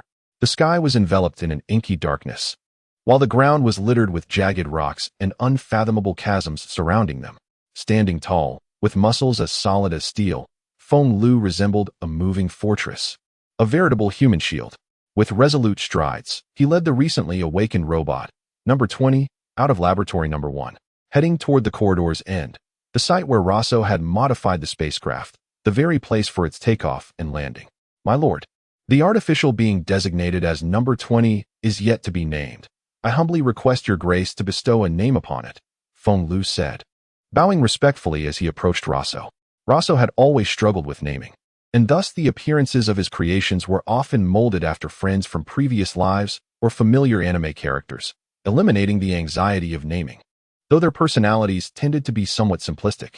Upon turning, Roso found himself face to face with number 20, who bore a striking resemblance to Uchiha Sasuke, albeit slightly taller at 1.75 meters, with hair styled in a single ponytail. Roso chuckled. It seems my skills in face sculpting have improved. Indeed, he had modeled number 20's visage after Sasuke, though he had no intention of naming him thus. Instead, he recalled the younger brother of Uchiha Madara while crafting the face. From this day forth, you shall be known as Azuna.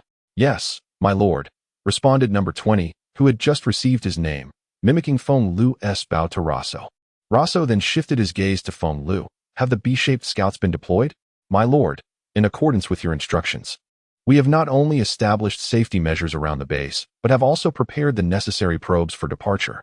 Furthermore, all remaining B-shaped scouts have been strategically dispersed across the globe, Feng Lu reported dutifully. Once you depart from Earth, any occurrences will be promptly relayed to the spacecraft.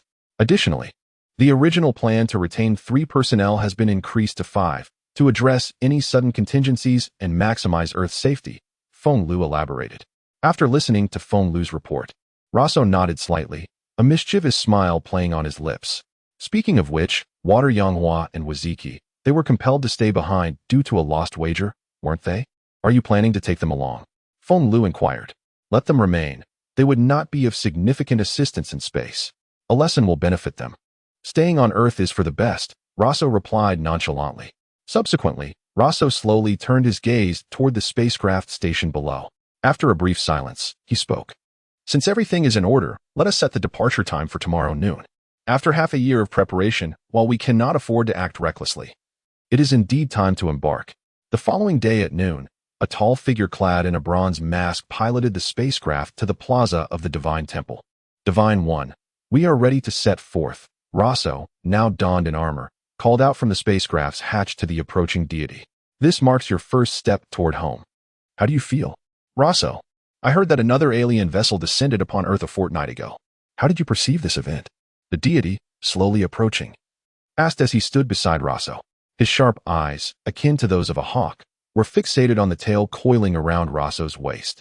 In the face of the deity's scrutiny, Roso appeared unfazed, nonchalantly standing there as if indifferent to the questioning gaze.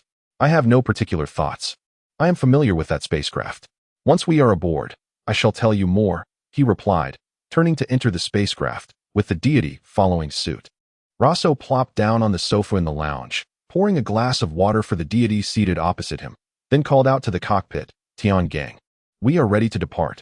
It seems planet Vegeta has met its demise, Roso said as the deity gazed out at the shifting scenery.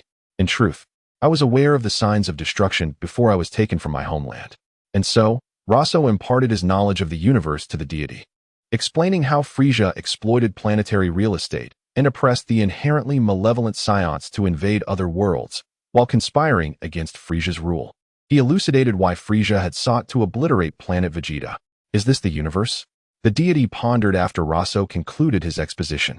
What of the Saiyan infant on Earth? That infant is likely Bardock's son. Roso recalled the fateful encounter with Kakarot, discovered by son Gohan a fortnight prior. Now, you may explore the spacecraft. I must return to my training. My body has grown rusty over the past 6 months. With that, Roso stood and made his way to the gravity chamber. Now at the age of 7, having spent 9 months on Earth with only 2 months dedicated to training, he had merely solidified the knowledge and insights gained from over a year prior. How else could he have elevated his combat power from 5,000 to 500,000 in such a brief span? Regrettably, he had gleaned nothing substantial from contemplating the Tao Te Ching thereafter. Shifting time to half a month earlier. Beyond the atmosphere of planet Vegeta, Frisia's forces arrived. Bilibulu, have all the Saiyans returned? Asked the blue-skinned Bilibulu, standing at 1 meter tall. Your Majesty, all but the distant Saiyans and Prince Vegeta have returned, he replied. And what of the investigation regarding the Super Saiyan and the Super Saiyan God? Frisia inquired with a smile, addressing a short, yellow-skinned individual with small antennae on his head. Your Majesty, the investigation suggests these are mere rumors, Gikuno answered respectfully. I suspected as much, Frisia mused, his tail rhythmically tapping against his infant carriage. Should we halt the assault on planet Vegeta? Gikuno turned to gaze at the planet. Not at all. This is a rare opportunity to strike at planet Vegeta. Let me alleviate some of my apprehensions regarding them, especially with that 1's orders in mind. Frisia declared, gliding to the circular window. Unbeknownst to the Saiyans, they continued their lives as usual. Your Majesty, King Kurd is urging us again.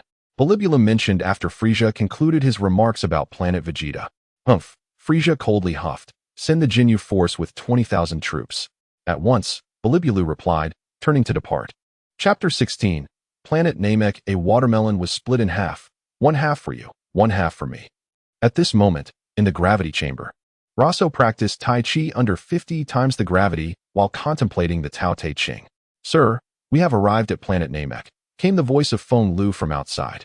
After about 5 minutes, Roso emerged from the gravity chamber and approached the window to gaze at planet Namek, with its verdant atmosphere and 3 suns circling it.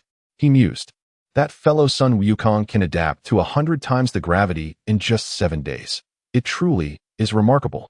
However, at my tender age of 7, I wonder if adapting this early to 50 times the gravity will affect my height. Sir, will you be landing in a small spacecraft, or? Feng Lu ventured when he noticed Roso's silence. First, deploy several B-shaped reconnaissance devices around the nearby asteroids to ensure there are no dangers, Roso replied. Noticing that Tianshan had also arrived and chose to ignore him, continuing to speak to Feng Lu. Then, upon landing, awaken Sichuan and Quan Nai. Tiangang will stay with the ship to gather information about the surroundings of the landing site. Shortly after the spaceship descended through the atmosphere amidst friction, it landed smoothly. Wow. Is this the planet Namek described in the Sir's book? A stunning woman, with a curvaceous figure, soared into the air, her face radiating curiosity and excitement as she began to examine the environment at the landing site. Standing beside Roso, Feng Lu fixed his gaze on the being named Sichuan, observing her eagerness to investigate further. He glanced at Roso's expression before speaking. Sichuan, since you're so eager, take a dozen large reconnaissance devices and check the surrounding area. Remember to exercise caution. If you encounter any danger or unusual circumstances, signal us immediately. Having given his orders, Feng Lu felt a twinge of concern and looked towards Roso, wondering what he would do next. Feng Lu's arrangements were commendable. Roso, acknowledging Feng Lu's actions with a brief compliment, turned his attention to Tianshan, who had just disembarked from the spaceship. Tianshan, why are you dawdling? Are you feeling anxious? Roso teased. I've already sent someone to assess the surroundings. Although I sense no danger, it's always wise to be cautious. A familiar feeling surged within Tianshan, and a deep sense of nostalgia appeared on his wrinkled face. Despite his inability to recall specific memories of planet Namek, An intrinsic longing for this place lingered within him as he gazed at the scenery before him. Snap out of it. Roso waved his hand in front of Tianxin. San Chuan has sent word that she has clarified the situation here. There is a Namekian village ahead. Let us go take a look. With that, Roso retrieved a spatial capsule from Feng Lu's grasp. Pressing a button, he tossed it onto the ground, and with a boom, a vessel identical to Frisia's baby carriage appeared, though in a striking yellow hue. Roso admired the indoor spacecraft he had crafted in his spare time and gracefully leaped into the baby carriage. No, the flying vehicle. Resting his arms on the edge, he began to glide toward the village in the distance, adjusting his speed to accommodate Tianxin. Taking about 10 minutes to reach the village San Chuan had identified. Old man, if it weren't for the order to refrain from using force, you would have been pummeled into a pig's head by now. San Chuan exclaimed angrily, glancing back at the elderly Namekian. My master has arrived. You can converse with him. The elder Namekian turned to see Roso had indeed arrived. San Chuan stepped closer to Roso, pouting, Sir, this old man is so stubborn. Why not let me give him a good thrashing? Meanwhile, the elderly Namekian's younger companions glared at San Chuan, agitated. You, don't make a fuss. If you dare, come at me. Greetings, allow me to introduce myself. I am Roso. May I inquire how you are addressed? Roso waved his hand, calming San Chuan's impatience. I didn't expect you to speak our language. Are you the leader of this village? The elder Namekian waved back, addressing Roso. You may call me Kexilan, the village chief. What brings you here, esteemed guest? My purpose is to return a lost Namekian to their homeland, Roso replied, tapping his fingers lightly, a smile spreading across his face. Moreover, I have heard that the Dragon Balls of Namek can grant wishes to those who find them. Tianxin, observing the other Namekians who bore his likeness, felt a sense of belonging, a stark contrast to the years he had spent on Earth as an outsider. After Roso finished speaking, Tianxin rolled his eyes and interjected, You could have just said we came for the Dragon Balls. At that moment, Kexilan turned his gaze towards Tianxin, who appeared older than himself, a hint of curiosity and confusion in his eyes. Kexilan furrowed his brow and spoke softly, Since our planet endured that dreadful catastrophe, I have encountered the children of the Grand Elder, including myself. Yet, why have I never encountered you before? Noticing Tianxin seemed to be struggling to formulate a response, Roso quickly interjected, Allow me to clarify. Many centuries ago, due to the disaster you mentioned, he was sent to a remote planet, who knows by whom, and lost his memory, facing ostracism from the locals for quite some time. If I hadn't discovered him, who knows how long it would have taken for him to return. Given that several centuries have passed, it is entirely normal that you have not met him. Upon hearing Roso's explanation, Tianxin breathed a sigh of relief. Kexilan expressed astonishment. I did not expect you to have experienced the same calamity as the Grand Elder. The surrounding Namekians expressed their gratitude for helping Tianxin return, recognizing his advanced age. They then turned to Roso with a question, What is the story behind the Dragon Balls? If he has lost his memory, how could he know about them? Roso fell silent, glancing at Tianxin, who understood it was his turn to speak. Though I have lost my memory, the ability to create Dragon Balls remains as instinctive as breathing. Thus, even on Earth, the Dragon Balls were brought into existence. Chapter 17. When the Divine Being met young Neru. On the lush green planet Namek, 3 suns hung in the sky. Therefore, in addition to assisting this unfortunate Namekian in returning home, the individual known as Roso was also intrigued by the Dragon Balls of Namek. Adjusting the communicator on his left ear, Roso continued speaking, emphasizing a friendly exchange. He expressed his desire to contribute to Namek's ecological environment by donating 100 sets of Earth's specialty space capsules, which contained ample supplies for the restoration of Namek's ecosystem. Your generosity is overwhelming. Your tireless efforts to aid our kin stranded on Earth in returning to their homeland are a debt we cannot repay. How could we possibly accept your gifts? Exclaimed Kexilan, his face awash with sincerity as he repeatedly gestured in refusal. His aged visage bore a resolute expression, indicating his firm decision. I must admit, I am also promoting my products. To be frank, I aspire to establish my own venture in the universe, Roso revealed, noting Kexilan's indifference towards the Dragon Balls. He continued, This serves as an opportunity to advertise my wares. Should you find them useful, feel free to recommend them to your friends across the cosmos. Upon hearing Roso's words, Kexilan, alongside the young Namekians nearby, exchanged fervent glances and said, If that is the case, we shall accept them, but I must consult with the Great Elder first. He intended to inquire whether Roso could utilize the Dragon Balls. Realizing that Kexiolin's acceptance signaled success, Roso requested the village chief's assistance. Meanwhile, several young Namekians, of a similar height to Roso, eagerly approached to observe the capsules that had just arrived from the spaceship. "Big brother, what are these?" one child inquired. Yes. How do we use them?" The children, unlike their adult counterparts, were unable to contain their excitement as they surrounded the boxes left by Roso. "Forgive me for the commotion," Kexiolin said, wiping the sweat from his forehead while feeling a pang of emotion. He glanced at Roso, who appeared to be in a stroller, resembling a child despite his outward age. Although Roso seemed to be around 6 or 7 years old, his energy signature indicated he possessed no combat power. He sat in what looked like a stroller designed for toddlers, yet perhaps their developmental cycles differed. What mattered was that they were already venturing into the cosmos. "It's nothing. I was also quite curious when I first encountered these." Roso chuckled as he watched the Namekian children play with the space capsules. Kwanai began to teach them how to use the capsules. "Of course, adults," Kwanai said, his face mirroring that of Sasuke, now softened with kindness.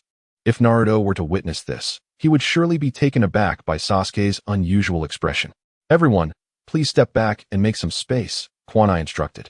He picked up a capsule, pressed its button, and tossed it into the open area. With a bang, smoke dissipated to reveal a semicircular house beside the stream. "Oh, this small capsule can contain such a large house," Kexiolin exclaimed in astonishment as he stood beside Roso. "That's just a minor feat," Roso replied, his eyes gleaming with excitement as he addressed the young Namekians. "Everything you see here is a gift for you. If you need anything else, do not hesitate to contact me. I assure you, my prices are fair." "Then, village chief, may we visit the Great Elder?" After a round of advertisements, Roso broached the subject of meeting the Elder. "Indeed, forgive me for the distraction. Follow me. The Great Elder is not present here. But I must inform you that obtaining the Dragon Balls requires a trial," Kexiolin explained. "That poses no issue. While I cannot claim to be invincible, I am confident in my abilities," Roso replied. Thus, Roso, seated in his stroller akin to a royal carriage, followed Kexiolin as they journeyed to the Great Elder's abode. "Naru, we have guests. Please go and greet them." Perched atop a steep cliff, the Great Elder's dwelling resembled a typical Namekian home, featuring an oval structure with a single floor, akin to a snail's shell, though spacious within. The second level was empty, save for a uniquely styled Namekian chair occupied by the Great Elder, a grand figure older than the divine being himself. The Great Elder was instructing Naru, who bore an uncanny resemblance to Piccolo. However, unlike during Frisia's saga, Naru was still youthful and had yet to attain the original power level of 42,000. "Yes, Great Elder," Naru affirmed, adjusting his breath while performing a handstand. He then ascended the floating lift to the first floor, awaiting Roso and the others in silence. Shortly thereafter, Kexiolin arrived with Roso and the divine being at the Great Elder's doorstep, where Naru emerged from the dwelling. Kexiolin approached Naru and jovially patted him on the shoulder. "Naru, you've grown quite a bit. I didn't expect you to progress so much over the years." Naru smiled in response, directing his gaze towards Roso and the others. "Are these the guests the Great Elder mentioned?" Upon seeing Naru's face, the divine being's pupils dilated, and he stepped back 2 paces. Had it not been for Kwanai standing behind him, he might have toppled off the cliff. Roso noticed the divine being's reaction, his mouth curling into a grin. "What's the matter? Why the long face?" He, the divine being stammered, pointing at Naru, unable to articulate his thoughts. Kexiolin and the others observed this exchange, and Naru, noticing the divine being's unusual expression, furrowed his brow, even though Namekians lacked eyebrows. "What is the matter with Elder Kexiolin?" Naru inquired. Kexiolin clenched his fist, feeling despondent. "He is one of our kin who became stranded in a distant star system due to the calamity hundreds of years ago and has only just returned," as Kexiolin explained to Naru. Sanchuan boldly spoke to the divine being. "Old man, why the grim face? Don't you know that might frighten the adult sitting in that stroller?" "What stroller?" "This is a royal carriage." Roso stood from his stroller and, after scolding Sanchuan, turned to the divine being, chuckling. "Divine being, every time you see this person, you look like you've swallowed something bitter. Could he possibly be your progeny?" Caught off guard by Roso's question, the divine being fell silent, unsure of how to respond. In that moment, the Great Elder's voice resonated in everyone's minds. "Do not linger outside. Come in and have some water while we converse. Chapter 18. A friendly sparring. As Roso and his companions entered the dwelling, they were momentarily taken aback upon seeing the Grand Elder. The Elder stood impressively tall, at least 2 meters in height. Upon their entrance, his gaze immediately fell upon the god of destruction, and he murmured, "Is this Kadaz's son?" With his keen hearing, the Namekian god caught the words and inquired, "Grand Elder, do you know about my past?" Indeed, the Grand Elder replied without reservation. After the calamity struck Namek, your father cleared your memories related to this planet before sending you away. Interrupting their conversation, Roso interjected, "Could I possibly borrow the Dragon Balls for a moment?" "Yes. Of course, no tests are required." The Grand Elder nodded slightly in agreement. He then turned his attention to the village chief, Keshalan, instructing, "Keshalan, please visit the other villages and gather the Dragon Balls. This task is entrusted to you." Although Keshalan felt a tinge of reluctance at the Grand Elder's command, he respectfully nodded and replied, "As you wish, Grand Elder." He then turned to leave, his departing figure exuding a sense of melancholy and resignation, akin to one who had anticipated a sweet fruit only to discover it was out of reach. Roso observed this, noting that the elder seemed to delight in gossip. Meanwhile, Nairu, who had been silently watching, had initially hoped to measure himself against Roso and his companions. Despite sensing their formidable presence, he found himself feeling deflated when he realized there would be no contest to gauge his years of training.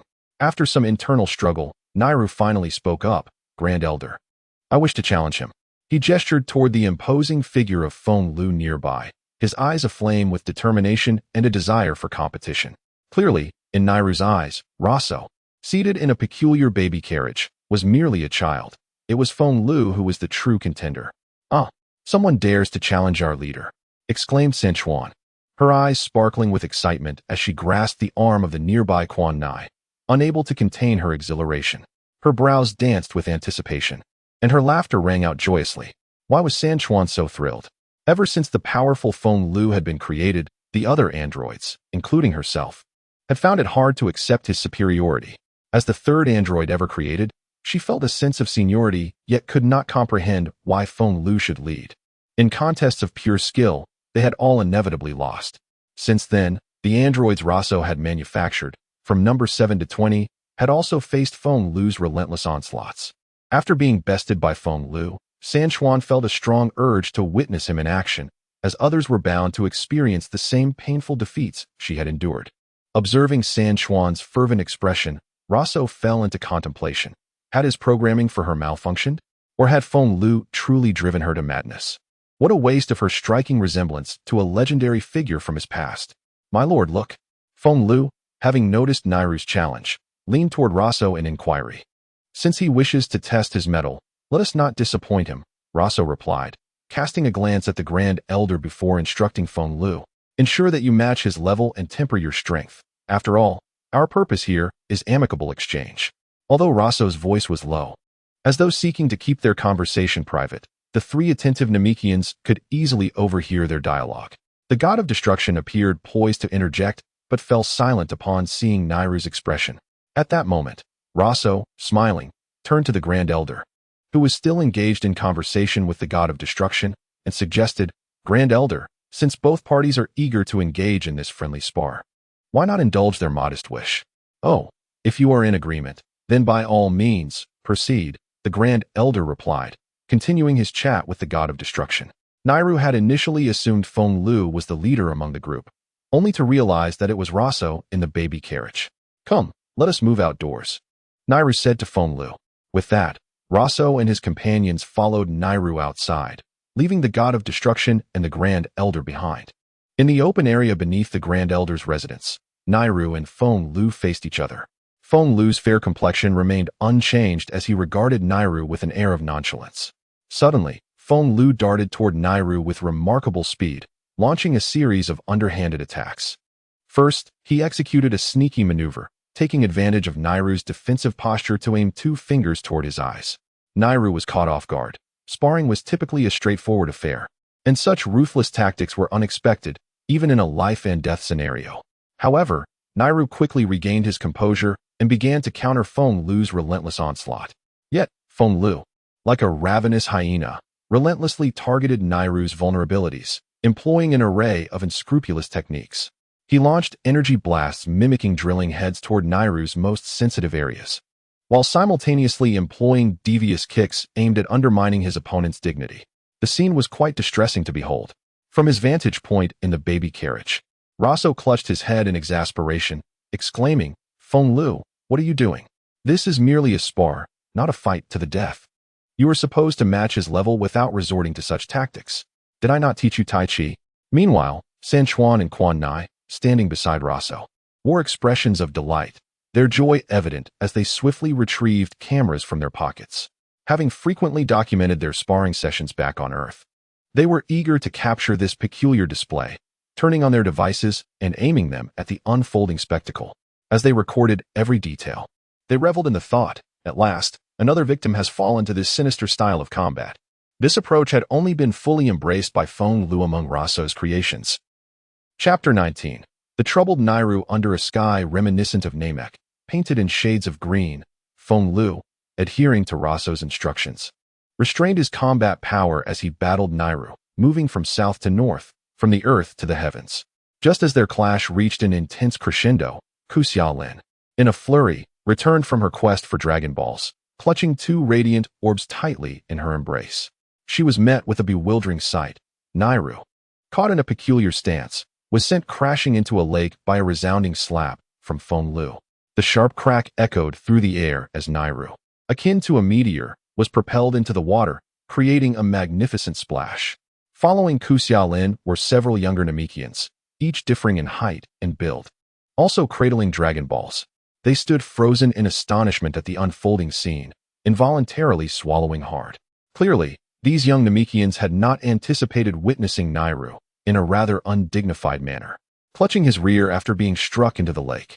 Meanwhile, Roso, who had been spectating from the sidelines, noticed Ku Xiaolin's return with the Dragon Balls. With a smile, he called out to her and the others floating in the air, "Village Chief Ku, why not join us for a cup of hot tea? It is one of Earth's delightful beverages. Take a moment to rest. They are merely sparring, and we can summon Shinran afterward." Upon hearing Roso's invitation, Ku Xiaolin flew over to the tea table that had just been set. What on earth happened? She inquired hastily, bewildered by the sudden turn of events. "Everything was fine when I left. How did it escalate into a fight? That fellow, Nairu, challenged our leader. Just look at him. He seems utterly lost," chimed in San Chuan, reveling in the misfortune.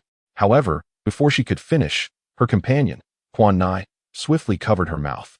Roso, distressed, contemplated the stark contrast between his creation and Dr. Gero's work. While Gero's androids bore a semblance of dignity, his own were mired in impropriety, with Feng Lu, who appeared the most upright, resorting to unscrupulous tactics even in friendly sparring. Roso glanced at Quan Nai, who had only recently been created, and suspected she too had caught the contagion of mischief. "I suspect Nairu initiated this sparring to validate his strength," Roso mused, scratching his head in response to Ku Xiaolin's question. Understanding dawned upon her as she nodded. After all, it was Nairu who had issued the challenge. Though Feng Lu's methods were indeed questionable, standing beside Ku Xiaolin, a slightly shorter Namekian voiced his concerns. But his techniques are utterly devoid of honor. One wonders where he learned such tactics. Roso, stroking his chin, echoed, "Indeed, who could be the source of such teachings?" San Chuan and Quan Nai exchanged glances, rolling their eyes inwardly, thinking, like father, like son. As the group sipped tea, Nairu emerged from the lake, looking disheveled as he flew before Feng Lu.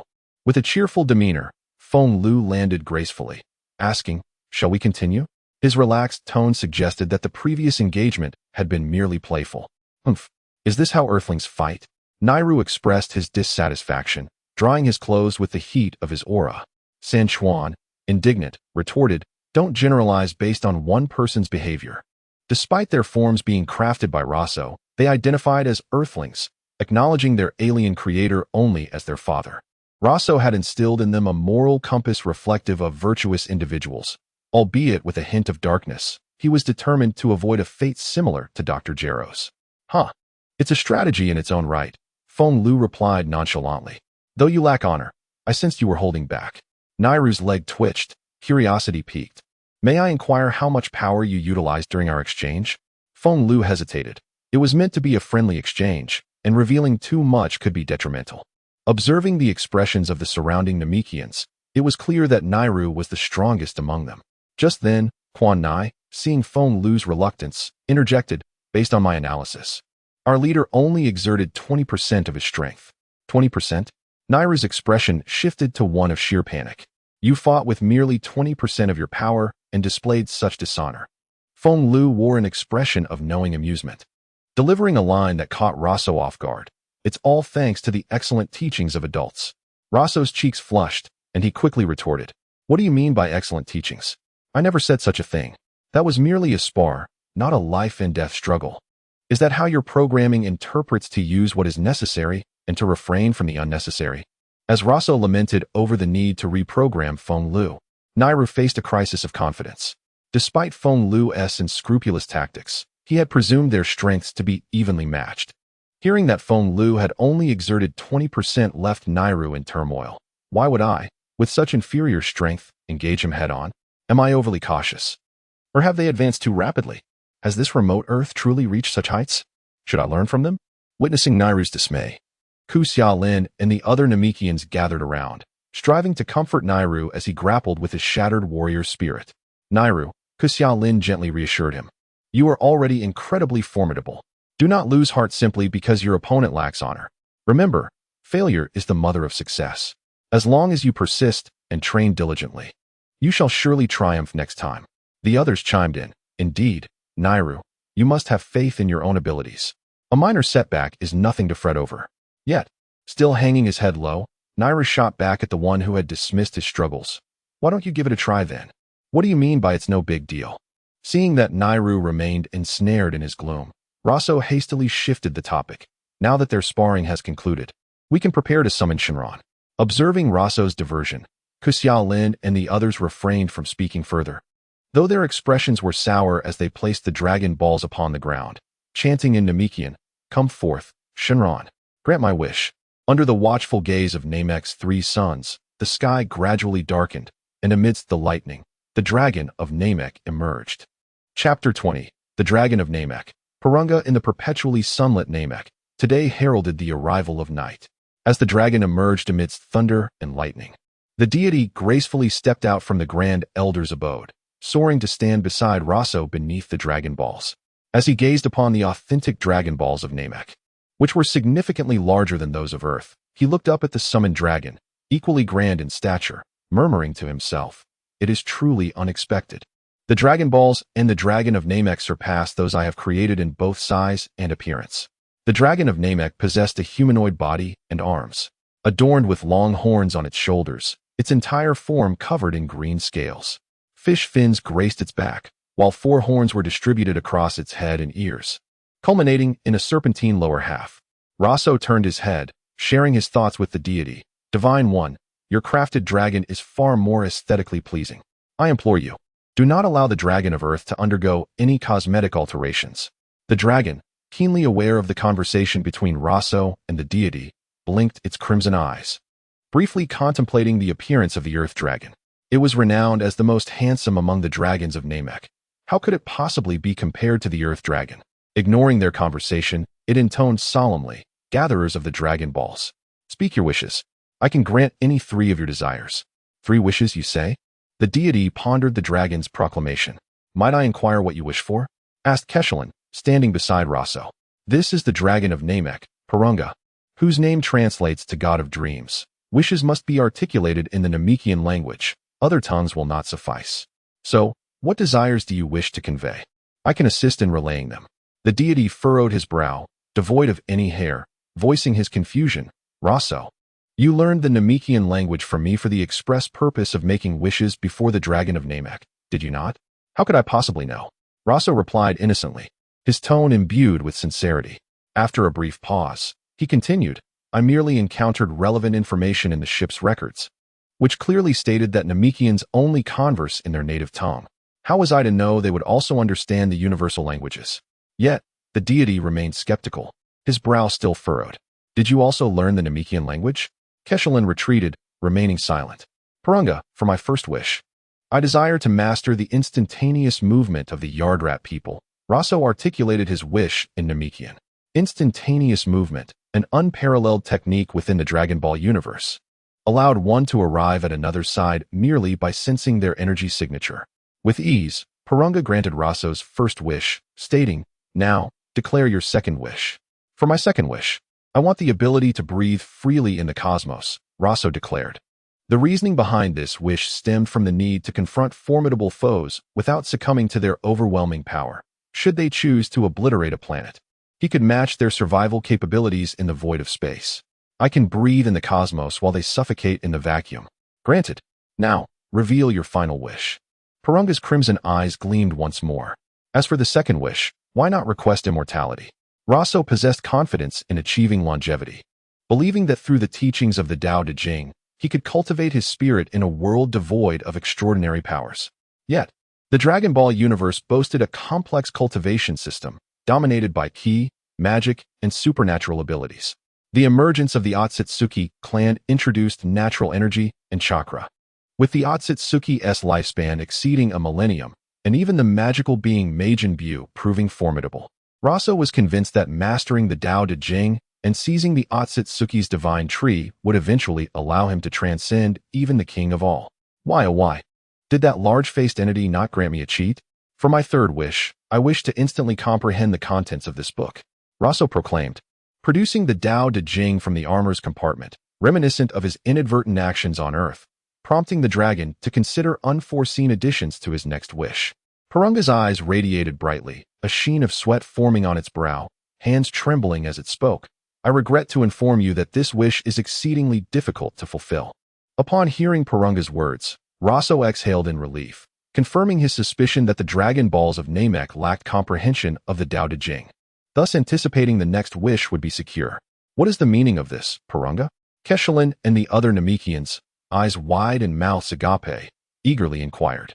Even the Grand Elder within the chamber appeared astonished. What could the contents of that book contain that rendered it beyond the dragon's capabilities? "I apologize. The profundity of this book is vast, containing great terrors, and my powers are limited. This wish is indeed beyond my reach." Porunga's demeanor shifted dramatically.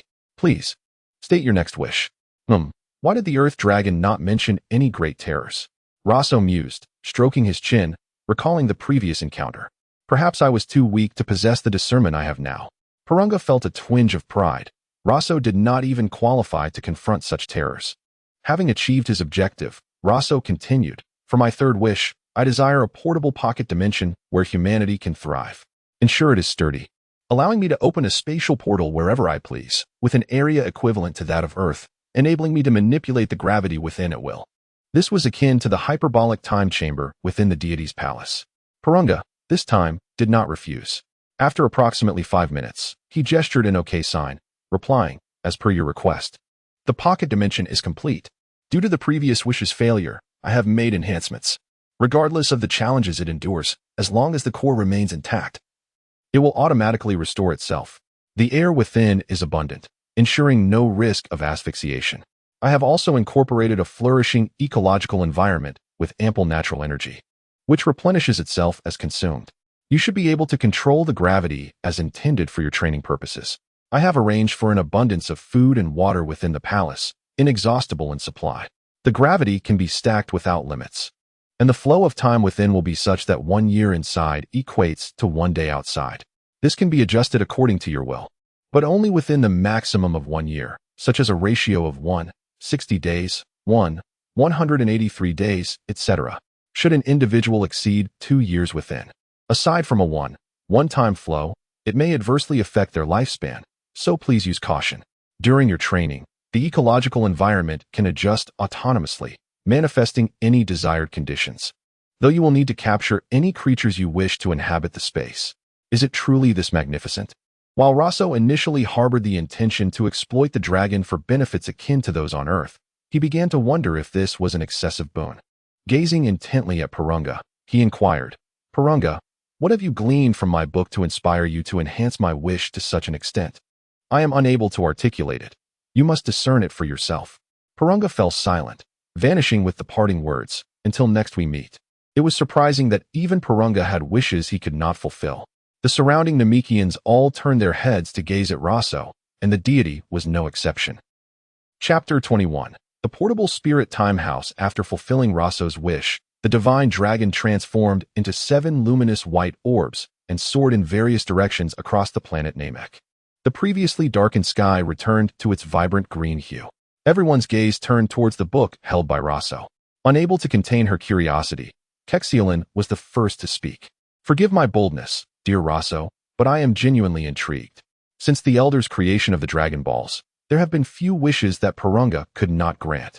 What could possibly be inscribed in that book of yours that even Porunga could not fulfill? The Namekians surrounding them were equally curious, and even the deity was captivated. The time that the Earth's dragon had visited was brief, yet the deity distinctly remembered Roso producing this very book, which the Earth's dragon had been unable to utilize to grant Roso's wish. It is nothing of great significance, Roso replied, handing the book to the deity. It merely contains some insights into the nature of existence. Since you are all curious, feel free to peruse it. The deity, with a grave demeanor, respectfully accepted the Tao Te Ching from Roso's hands, and upon opening the first page, was instantly captivated by the profound content within. Other Namekians, drawn by curiosity, approached to glimpse what might render Porunga powerless. As the deity softly recited the opening lines, the way that can be spoken of is not the eternal way. The name that can be named is not the eternal name. The nameless is the beginning of heaven and earth. The named is the mother of all things. Each word resonated clearly with them. Yet, when woven together, they found themselves enveloped in a haze of confusion.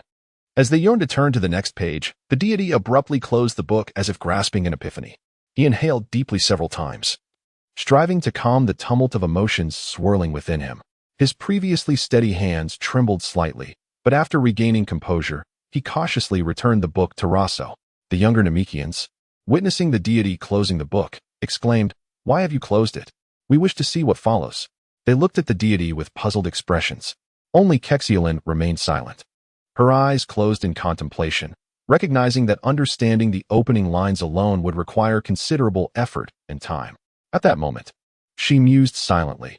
To truly comprehend the essence of these initial teachings is a formidable challenge in itself. Roso, it's best not to share that book lightly in the future, the deity advised as he returned it to him. Kexielin added, no wonder Porunga could not fulfill it. The content of the first page alone will occupy my thoughts for quite some time. To which Sanchuan rolled his eyes. Even my 7-year-old at home has grasped much. He then cast a sidelong glance at the old man beside him. Meanwhile, Quana continued to cover her mouth, as was her custom. Deity, what are your plans now? Shall you return to Earth or remain here? Roso inquired. Before arriving on Namek, I received word that Frisia's army is engaged in battle with the pure white galaxy, scouring the universe for scions. Thus, I plan to rest here for a few days before embarking on a journey to gather resources in the cosmos. Then return to Earth to avoid the storm, the deity explained. Kexielin, still puzzled, asked, is your name truly just deity? The deity, realizing he had yet to introduce himself, replied, forgive me, Kexielin. My name is Piccolo, and I serve as the deity on Earth. After addressing Kexielin, the deity turned to Roso, stating, once you have finished your rest, I shall accompany you. I have many questions to pose to the Elder. As the group prepared to disperse, the Elder's voice echoed in Roso's mind, calling him to visit. He instructed Sanchuan and Quana to return ahead of him and made his way to the Elder's dwelling. Before Roso could speak, the Elder anticipated. I have a premonition that Namek faces a potential catastrophe in the coming years. I implore you to lend your assistance when the time arises. Without waiting for Roso's response, Nairu, who often guarded the Elder, interjected, is there truly no way to avert this calamity? Upon hearing the Elder's words, Roso quickly comprehended. He was referring to Frisia's intentions to attain immortality through the Dragon Balls, only to be vanquished by the scions he had scorned. He assured, rest easy, Elder. Given my connection with the deity, I could never stand idly by as Namek faces destruction. It would be preferable if Piccolo could reunite with his other self. The Elder glanced at the ashamed deity and sighed deeply. By the way, I possess the ability to guide forth your untapped potential. What are your thoughts on this? Roso was aware of the Elder's capability. Recalling how Krillin and Gohan had their powers enhanced, Gohan reaching levels comparable to Goku's confrontation with Vegeta on Earth, a mere fraction of the Elder's potential. Yet, he harbored reservations, pondering, what if the Elder delved into my memories? After all, in the original tale, The elder merely placed his hand on Krillin's bald head to probe his memories. What if, in the process of unlocking my potential, he accessed my thoughts? Even if I were to eliminate them, their souls would inevitably report to King Yema or the Kais, and presently, I lack the means to contend with souls. After careful consideration, Roso declined the elder's offer. Thank you, elder, but I prefer to cultivate my strength through my own endeavors. The path is indeed straightforward. Yet the human heart is complex. The deity, upon hearing these words, recalled the book Roso had shown him. Though he had only glimpsed a page, he recognized the wisdom therein. Is that so? The elder surmised Roso's response. I wish you success in your enlightenment. Meanwhile, Fei Lu and Nairu agreed to resume their battles another time. Thus, Roso bid farewell to the elder and returned to the spaceship, delving into the realm of alternate dimensions. In the gravity chamber aboard the spaceship, Roso sat serenely in the air, seemingly freeing himself from the planet's pull. Before him stood a door of unknown material, from which a gentle breeze flowed through the open portal. This door lacked a frame, appearing to be seamlessly embedded in the air. The scenery beyond was vibrant with life, lush trees, towering mountains, and rivers flowing into the sea. This is a tremendous fortune. Roso marveled at the enchanting vista and the adjustable scenarios within. He had not anticipated such a grand surprise from the Namekian dragon. Alas, he lamented. Using the Tao Te Ching to access this marvel could only be a singular event. It would not work again in the future. Chapter 22. The restoration of the young deity in the external avatar. A vast expanse of forest, undulating mountains, and rivers flowing into the sea. What a splendid place. Roso floated at the edge of a construction reminiscent of the Forbidden City, casually breaking off a branch from a tree, marveling at the fact that although the mountains and rivers of this alternate space were illusory, the myriad landscapes stretching 1,000,000 square kilometers beyond the architectural complex were indeed real. Time passed swiftly, unburdened by nostalgia, and 2 days slipped by, yet for Roso, ensconced in this alternate dimension, 2 full years had elapsed. At that moment, Roso sat quietly atop the boundless ocean, motionless like a stone statue. Suddenly, his tightly shut eyes flew open, and the green hue that had enveloped him gradually dissipated. Concurrently, a surge of golden energy erupted from within him, shooting skyward with the force of a volcanic eruption. As the aura surrounding Roso intensified, it generated intense friction with the surrounding air, producing a cacophony of explosive sounds akin to thunderclaps, reverberating through the atmosphere. Under the influence of this terrifying presence, the serene landscape transformed drastically. The sea churned violently, sending towering waves soaring dozens of meters high. The clouds above were forcibly dispersed, revealing a clear azure sky. Even the coastal land could not withstand such immense pressure, fracturing into unfathomable chasms that rapidly expanded. This region descended into chaos and destruction, everything becoming indistinct, save for the blue flames laced with gold, punctuated by the incessant thunderous booms that filled the air, evoking a sense of dread. Was this all there was? As the energy reached its zenith, Roso paused, clenching his fist and murmuring that he seemed to have hit a bottleneck. A voice, inaudible to others, echoed in Roso's mind, chastising him. At your age, resembling Kakarot, you still linger in the mountains with that old fool son Gohan in the mud. Even that Vegeta is still dreaming of transforming into a Super Saiyan to crush Frieza. At just 7 years old, or rather, 9, considering the time dilation in this alternate space, you have already attained a combat power of 3.5 million. What more do you desire? Roso sighed, resigned to the inevitable progression. After a moment of contemplation, he projected that identical voice outward. It seems that separating you has reduced my energy by 3/4. The concept of Tao giving birth to 1, 1 giving birth to 2, 2 giving birth to 3, and 3 giving birth to all things from the Tao Te Ching remains incomplete. Moreover, splitting off just this one fragment has siphoned away 1/4 of my energy. Why does it increasingly resemble Tianjin's 4 Demon's Fist? Hey, don't be ungrateful. The voice, indistinguishable from Roso's own, bore a striking resemblance in appearance, save for its sharp gaze and gaunt features. Do you truly believe that mastering the Tao Te Ching is so simple? Do not compare it with that 3-eyed alien's 4 Demon's Fist. His clones can cultivate independently and enhance the original's combat prowess upon reuniting. Do you possess such remarkable wisdom? Roso fell silent, acutely aware that he was rebuking himself, yet he could not help but ponder how such a serious self could manifest such an unashamed external avatar. Indeed, it was an external avatar. Roso endured the excruciating pain of severing half his soul, combining it with 2 drops of his essence blood to forge this manifestation. This technique drew inspiration from the aforementioned philosophical principles, hoping to create a clone to bolster his means of survival. However, his interpretation was flawed, resulting in a rudimentary version. Though the risk was significant, the outcome was still somewhat acceptable. Fortunately, unlike Piccolo, Roso retained control over the portion of his soul that had been separated. Extended separation would lead to deterioration, but the abundant natural energy in this alternate space, coupled with his ability to absorb it, allowed him to experiment without immediate peril. The voice proclaimed, "I am you, and you are me. I am your other half, inheriting your inherent traits. This is only natural, is it not? What name have you bestowed upon me?" Rosu courtesy named Fengzhang. That name is rather burdensome. The individual is quite sensitive. Roso's avatar floated in the air, contemplating. As the avatar spoke the word shun, Roso's eyes widened in fury. "Silence, you fiend." Indeed, invoking the white moonlight provokes ire. I was merely jesting. The avatar chuckled mischievously. I have named myself Roji. 2 days had passed outside. Roso returned to the palace inscribed with the characters for exit, preparing to venture forth and explore the pure white galaxy. He mused that if he delayed until the conclusion of the war against the pure white galaxy, there would be little left to salvage.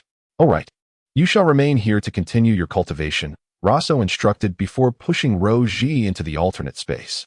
"I will release you in 3 days. Use this time to mend the fissures in your soul. Here, 90 days will pass. Let us see how long the separation of the soul can endure." "Roso." Roshi's voice faded as the door closed, leaving Roso unperturbed. "My lord, you have emerged." Feng Lu awaited at the gravity chamber door after 2 days. Observing that Roso had grown taller. "My lord, the hot water is prepared. After you bathe, we can depart for our chosen destination." "Very well." Roso moved towards the bathing chamber, casually inquiring about the deity's condition. "How has the deity fared these past 2 days?" "My lord, the deity's strength has indeed increased." At such an advanced age, how has his power grown? Is he exhausting his life force?" Roso halted in his tracks. "My lord, the great elder of Namek employed an unknown method to restore the deity to his middle age," Feng Lu recounted. "I was present when a flash of yellow light illuminated the scene." Turning to Feng Lu, Roso acknowledged his astonishment. He had not anticipated the deity's rejuvenation. He had contemplated using the Dragon Balls to restore the deity's youth, but had been rebuffed en route to Namek. After the rejection, Roso surmised that if the deity refused to regain his youth, his combat prowess would likely not see significant improvement. During the eventual fusion with Piccolo, it would probably still lean towards Piccolo's dominance. However, Roso was utterly unprepared for the great elder's remarkable ability to effectuate rejuvenation. Clearly, he had outwitted Roso's expectations. Roso gazed at Feng Lu and inquired, "By how much has his strength increased?" "The deity's combat power has risen to 1,000. Feng Lu recalled the great elder's words, explaining that after the deity's split, his combat talent and potential had been entirely transferred to his malevolent counterpart. However, his ability to harness the Dragon Balls had strengthened. As for whether he had learned any other techniques from Namek, I am uncertain. That was somewhat anticipated, since the deity had grown significantly stronger. Roso pondered whether the Demon King Piccolo could produce a second-generation Piccolo. Chapter 23. The Ascendant Deity with the Enhancement of the Deity's Combat Prowess. One cannot help but ponder whether Kakarot's son, the second incarnation of Piccolo, will ever come into existence. Nevertheless, it is of little consequence. Upon exiting the bath, Roso took a seat in a flying vehicle akin to that of the king. Accompanied by a faint rumble, he sped toward the residence of the Grand Elder.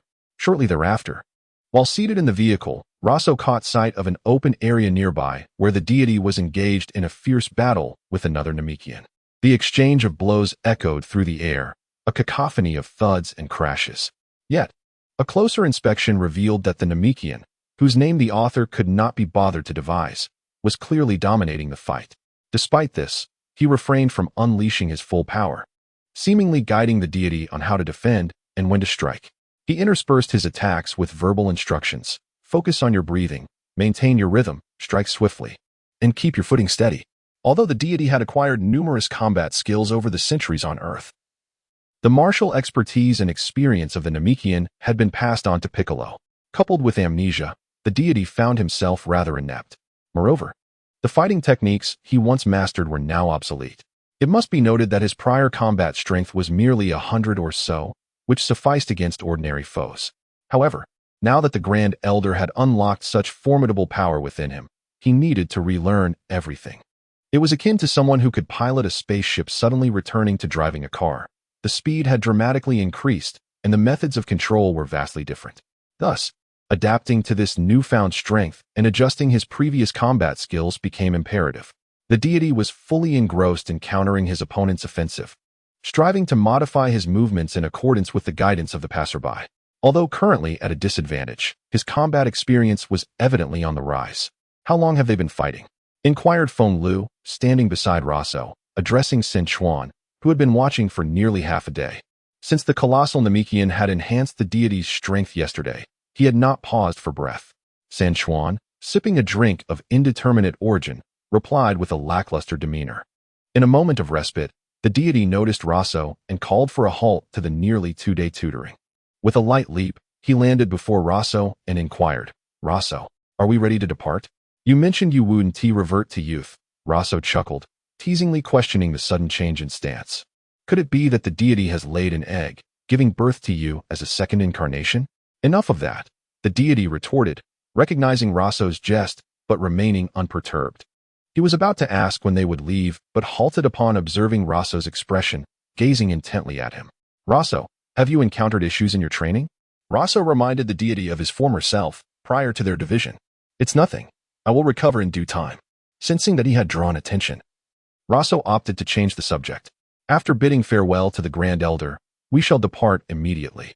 The deity, seeing the topic shift, chose not to press further and smiled, his face reflecting the vigor of middle age. "Very well. However, after we say our farewells to the Grand Elder, I wish to explore the cosmos with you." This statement took Roso by surprise. He widened his eyes, filled with confusion. "What is the meaning of this? Do you no longer wish to return to Earth? Is it perhaps that your newfound strength has led you to become aloof? Moreover, Earth is currently unguarded. What will you do if your superiors come searching for you?" With that, Roso scrutinized the deity. "No worries, for temporarily, Bobo will cover for me. Nothing major will arise. Besides, your main base is on Earth. How could you allow it to befall misfortune?" The deity replied with a confident smile. "As for myself, I am merely heeding the Grand Elder's advice to witness the grandeur of the universe."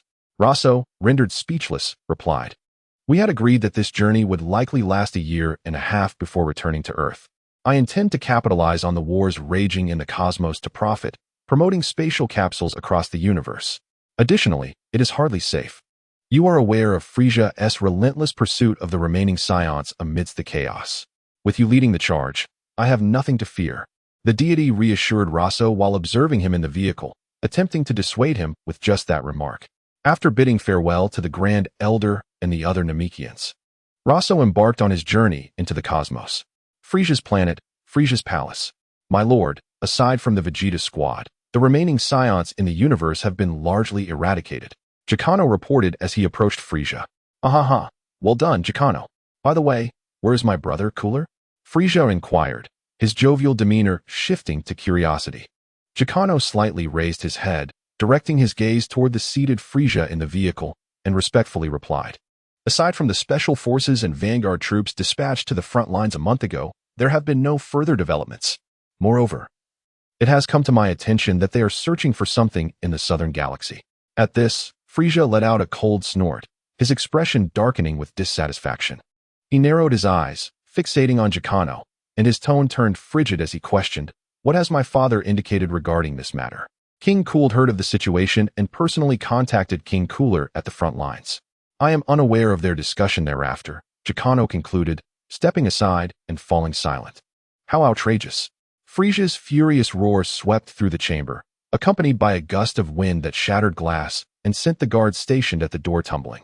Amidst Frisia's fury, Roso released Luo, who had been confined in a different dimension for 3 days.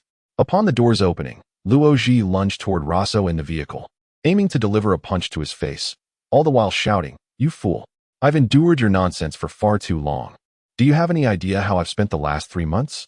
Roso caught Luo's fist, his expression resolute and indignant as he proclaimed, I did this for your own good. Consider it. I have only just separated you. You still need time to adapt to your body as strength and harmonize your soul. Do you not? Besides, you seem to be in high spirits. 3 months of separation and a time difference have evidently had no adverse effects on either of us. Nonsense, Luo Ji retorted, realizing his punch had been intercepted and refraining from further strikes. He merely wished to vent his frustration, knowing full well he could not land a blow given the vast disparity in their strengths. Gritting his teeth, he continued, "It's one thing to train alone for 3 months, but why on earth didn't you bestow upon me the culinary skills? Do you have any idea how close I came to starving to death from my own cooking during this time?" Roso could only shake his head in disbelief. Is it truly all about the food? Are you not aware of your own capabilities? Luo Ji continued to lament. Meanwhile, the deity and Feng Lu observed the entire exchange. As Feng Lu and his companions were left bewildered, the deity deduced the inherent connection between Roso and Luo Ji, marveling at the revelation of such a formidable being. Initially believing he was the sole entity to have undergone a division, he was astonished to discover that Roso had experienced a similar fate. Chapter 24. 5 years, a spacecraft glided through the cosmos. While within its confines, Luo Ji continued to output data. Feng Lu, do you know who that person resembling the adult is? San Chuan inquired, casting a curious glance at Luo Ji, whose face, albeit thinner than Luoso's, was strikingly identical to his. Even the armor he donned mirrored that of Luoso's. San Chuan lowered his voice, brimming with intrigue. How would I know? Feng Lu responded tersely, countering with a question, why haven't you returned to your sleep chamber? None of your business. Now, that is indeed peculiar. Haven't you always been like a sycophant, trailing behind the adult? How could you be unaware? San Chuan rolled his eyes, his expression a blend of confusion and disdain, before directing his gaze towards Feng Lu, who was spectating from the sidelines. With a dismissive remark, he continued observing, I disdain you. You can't even fulfill the role of a sycophant properly. I should know about this. I have my suspicions. The celestial being interjected, sharing his conjecture. Once, he was a complete bick, seeking to inherit the divine position from the previous celestial being on earth. However, the latter denied him, citing his taint from malevolent thoughts. Subsequently, the celestial being divided himself into good and evil facets. The evil side, known as the Demon King Bick, siphoned off most of his martial arts talent and experience, spawning several minions in the lower realms, engaging in nefarious deeds. After all, are Namekians not hermaphrodites?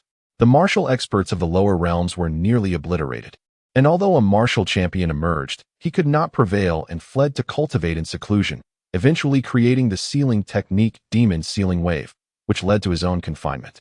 The good side, following the separation from the Demon King Bick, ascended to the position of celestial being and created the Dragon Balls, allowing martial artists in the lower realms to make wishes. Until the onset of the first Dragon Ball saga, they had rarely been gathered. It is said that a cat once used the Dragon Balls to wish for kingship over a nation. Thus, I surmise that Luosua's situation is akin to my own. The celestial being conveyed his thoughts to Feng Lu, recalling the moment he sensed Luosua's soul had weakened significantly before their departure from Namek, initially attributing it to excessive training. He had not paid it much mind. Yet now, it appeared to be a more pressing issue. Luosua and Luo Ji overheard the celestial being's remarks, but chose to disregard them. After all, those with exceptional mental acuity and perception could sense such anomalies, especially someone like the celestial being, who held divine duties on earth. Enough of this idle chatter. I wish to return to rest, Luo Ji declared, placing a hand on Luo's shoulder before dissipating into thin air, his armor and inner lining falling to the ground. Luosua was slightly taken aback. It seems he has made considerable progress in his training over these 3 months. Although his combat prowess may not have increased significantly, his soul has seen substantial enhancement. At the very least, he can no longer be easily probed for memories. The celestial being, sensing Luosua's soul had regained its integrity, was astonished, exclaiming, "What is your situation, Luosua?"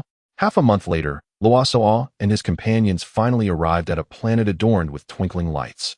The spacecraft descended onto the landing site, and as the hatch opened, the group emerged, with Luosua at the forefront, still seated in a stroller akin to a king's, surveying his surroundings. San Chuan, who had lagged at the back of the group, hurried forward with excitement, exclaiming, "Mister, what shall we do next? May I explore the area?" He too was examining the environment. Quan Nai, Go find some well-meaning individuals to gather information. Luoso ignored San Chuan. As Luoso instructed Quan Nai on how to discern the well-meaning, a towering figure with blue skin, at least 2 meters tall, approached them. Upon noticing this, Feng Lu bent down to alert Luoso that someone was approaching. When the figure drew within 2 meters, he stopped and proclaimed, "Welcome to Vegeta Star. I am your guide, Jiza. May I inquire if your visit is for tourism or merely a stopover? Where is your commercial street?" San Chuan quickly asked. Jiza, upon recognizing San Chuan as the one speaking, turned his gaze towards Luoso, as if inquiring and testing the waters. "What do you mean, sir?" After all, he had observed Feng Lu, who seemed to be the leader of the group, demonstrating great respect towards Luo, and had even been the first to notify Luoso upon his arrival rather than approaching Jiza directly. Thus, he surmised that Luoso was likely a young master of this planet, with the others serving as his bodyguards. And what is the primary duty of a guide? Certainly, it is to possess keen insight. Then let us visit the commercial street, Luoso said, pressing a button on his ear-mounted detector. Tiangang, retract the spacecraft. As Jiza was about to mention that there was a separate docking facility for the spacecraft and that it need not remain here, a robed figure, masked and clad in long garments, inexplicably transformed the spacecraft into a small capsule. Jiza was taken aback, as he had always been the one to marvel at others' astonishment. "Lead the way, Jiza." San Chuan waved his hand in front of Jiza. "Oh yes, of course. Please follow me."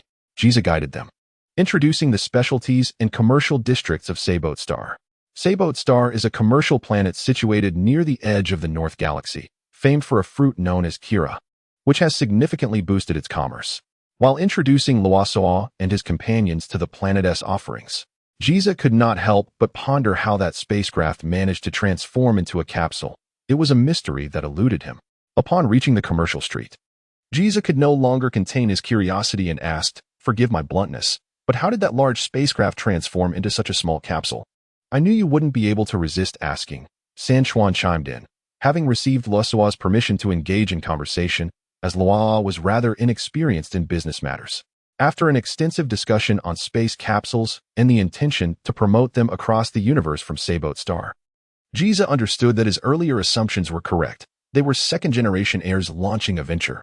He promptly expressed his intent to report this upwards. However, after investigating, it became evident that the planet's combat capabilities scarcely exceeded 5,000. Thus, after amicable negotiations, Luoso and his companions covertly developed their enterprise on Vegeta Star, nestled in the outskirts of the North Galaxy, for 5 years. Chapter 25. Developments over 5 years after 5 years. Vegeta Star has completely transformed into Roso's commercial hub. Roso reflects on the original rulers of this planet.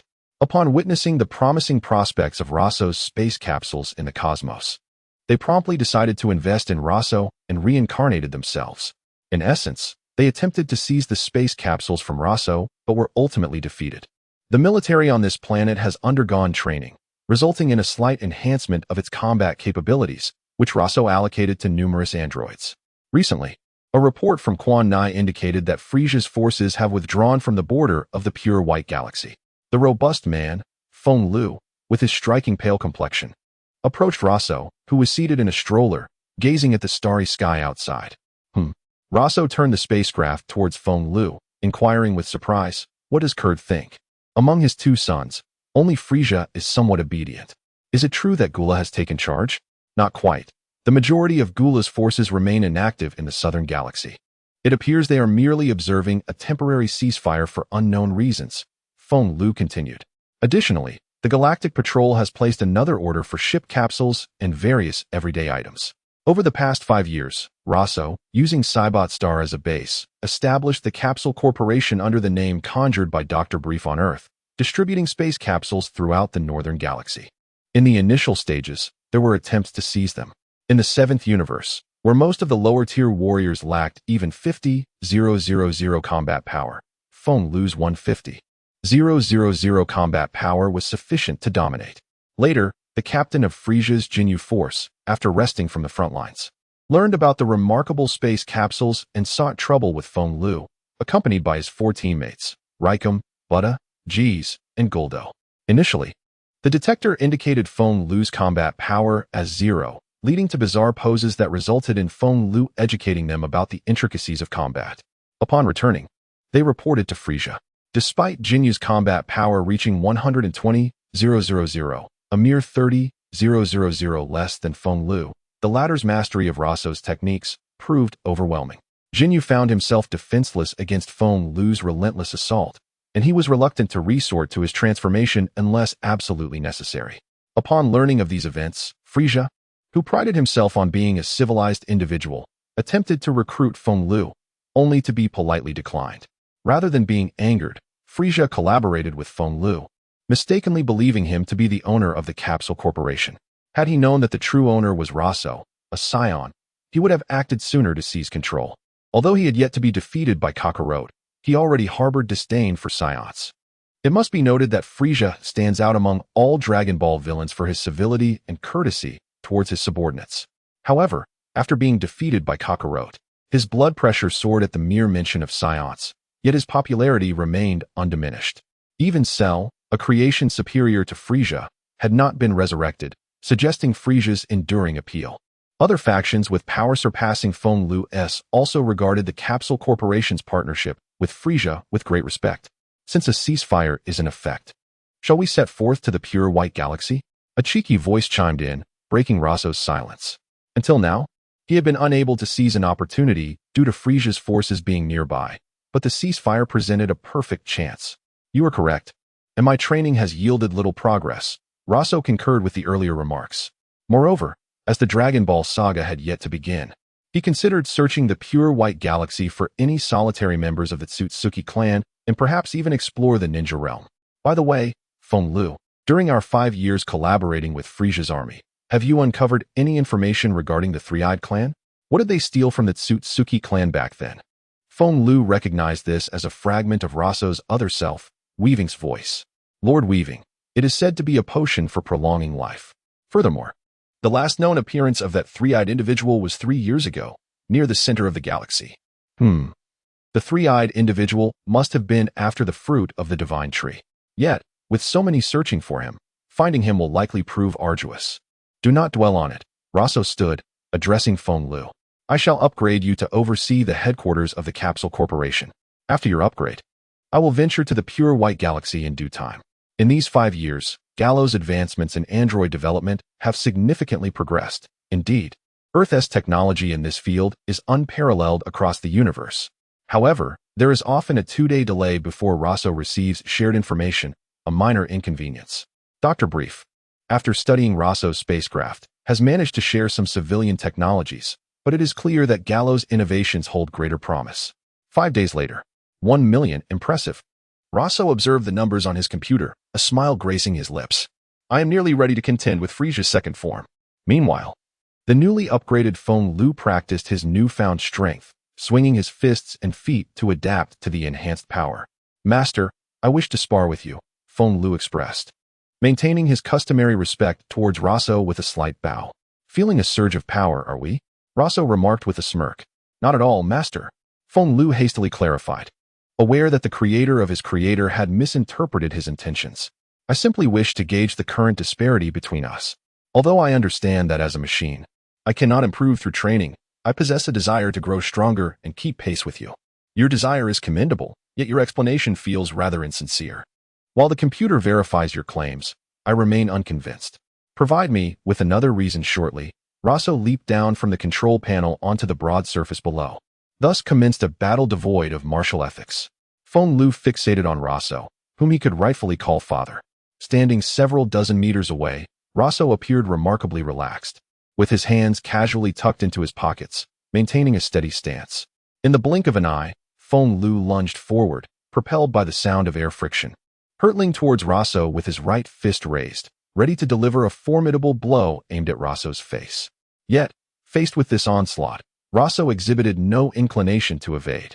He effortlessly caught Feng Lu's fist with his left hand and, converting his right hand into a fist, slammed the airborne Feng Lu into the ground. In an instant, he vanished, reappearing behind Feng Lu. As Feng Lu crashed to the ground, Roso immobilized his limbs with a surge of energy. A powerful gust coalesced in Roso's right hand, rapidly forming into a blue staff. In the blink of an eye, the staff was complete, and without hesitation, Roso thrust it towards a specific part of Feng Lu's body with alarming speed. A wicked grin reminiscent of Tom Cat being pinned down by Spike flashed across Roso's face as he yearned to witness the spectacle of a robotic bloom. Despite the significant power upgrade, Feng Lu managed to break free from Roso's grasp. With a swift kick against the ground, he propelled himself several meters forward, narrowly evading an attack that would have been fatal to any ordinary being. Master, your technique is exceedingly ruthless.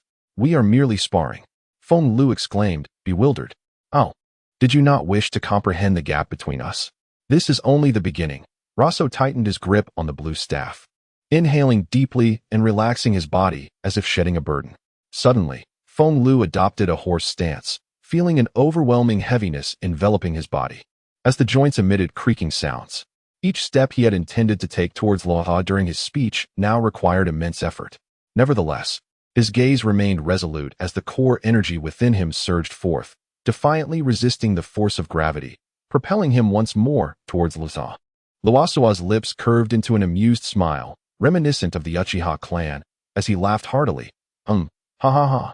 How intriguing. He then brought his palms together, thrusting them forward to unleash a shockwave aimed at Feng Lu. Under the oppressive weight of gravity, Feng Lu found himself unable to evade the attack, resulting in a direct hit to his abdomen, sending him hurtling backward. Yet, in midair, Feng Lu regained control of his trajectory, soaring upwards. Harnessing the planet's gravitational pull along with the residual force, he lunged once more at Loasaw. Loasaw sidestepped, poised to counterattack, but suddenly halted. All right, let us conclude for today, he said, patting Feng Lu's shoulder. You performed admirably. It seems this upgrade has been quite successful. Now, let me stretch my limbs.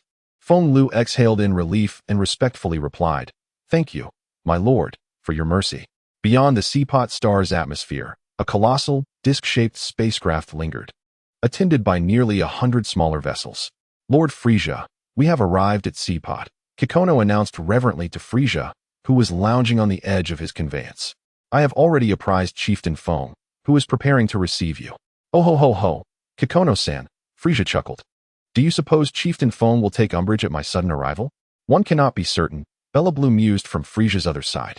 Rumor has it that when Captain Jinyu sought to make trouble for Chieftain Feng 3 years prior, Feng intended to eliminate him, yet for reasons unknown, he merely severely wounded him. Thus, with your abrupt visit, it is difficult to predict his disposition. Kikono, more timorous than Bella Blue, remained silent, lest he incur Frisia's displeasure. Frisia pondered Bella Blue's words. Then perhaps there is a hidden master at play.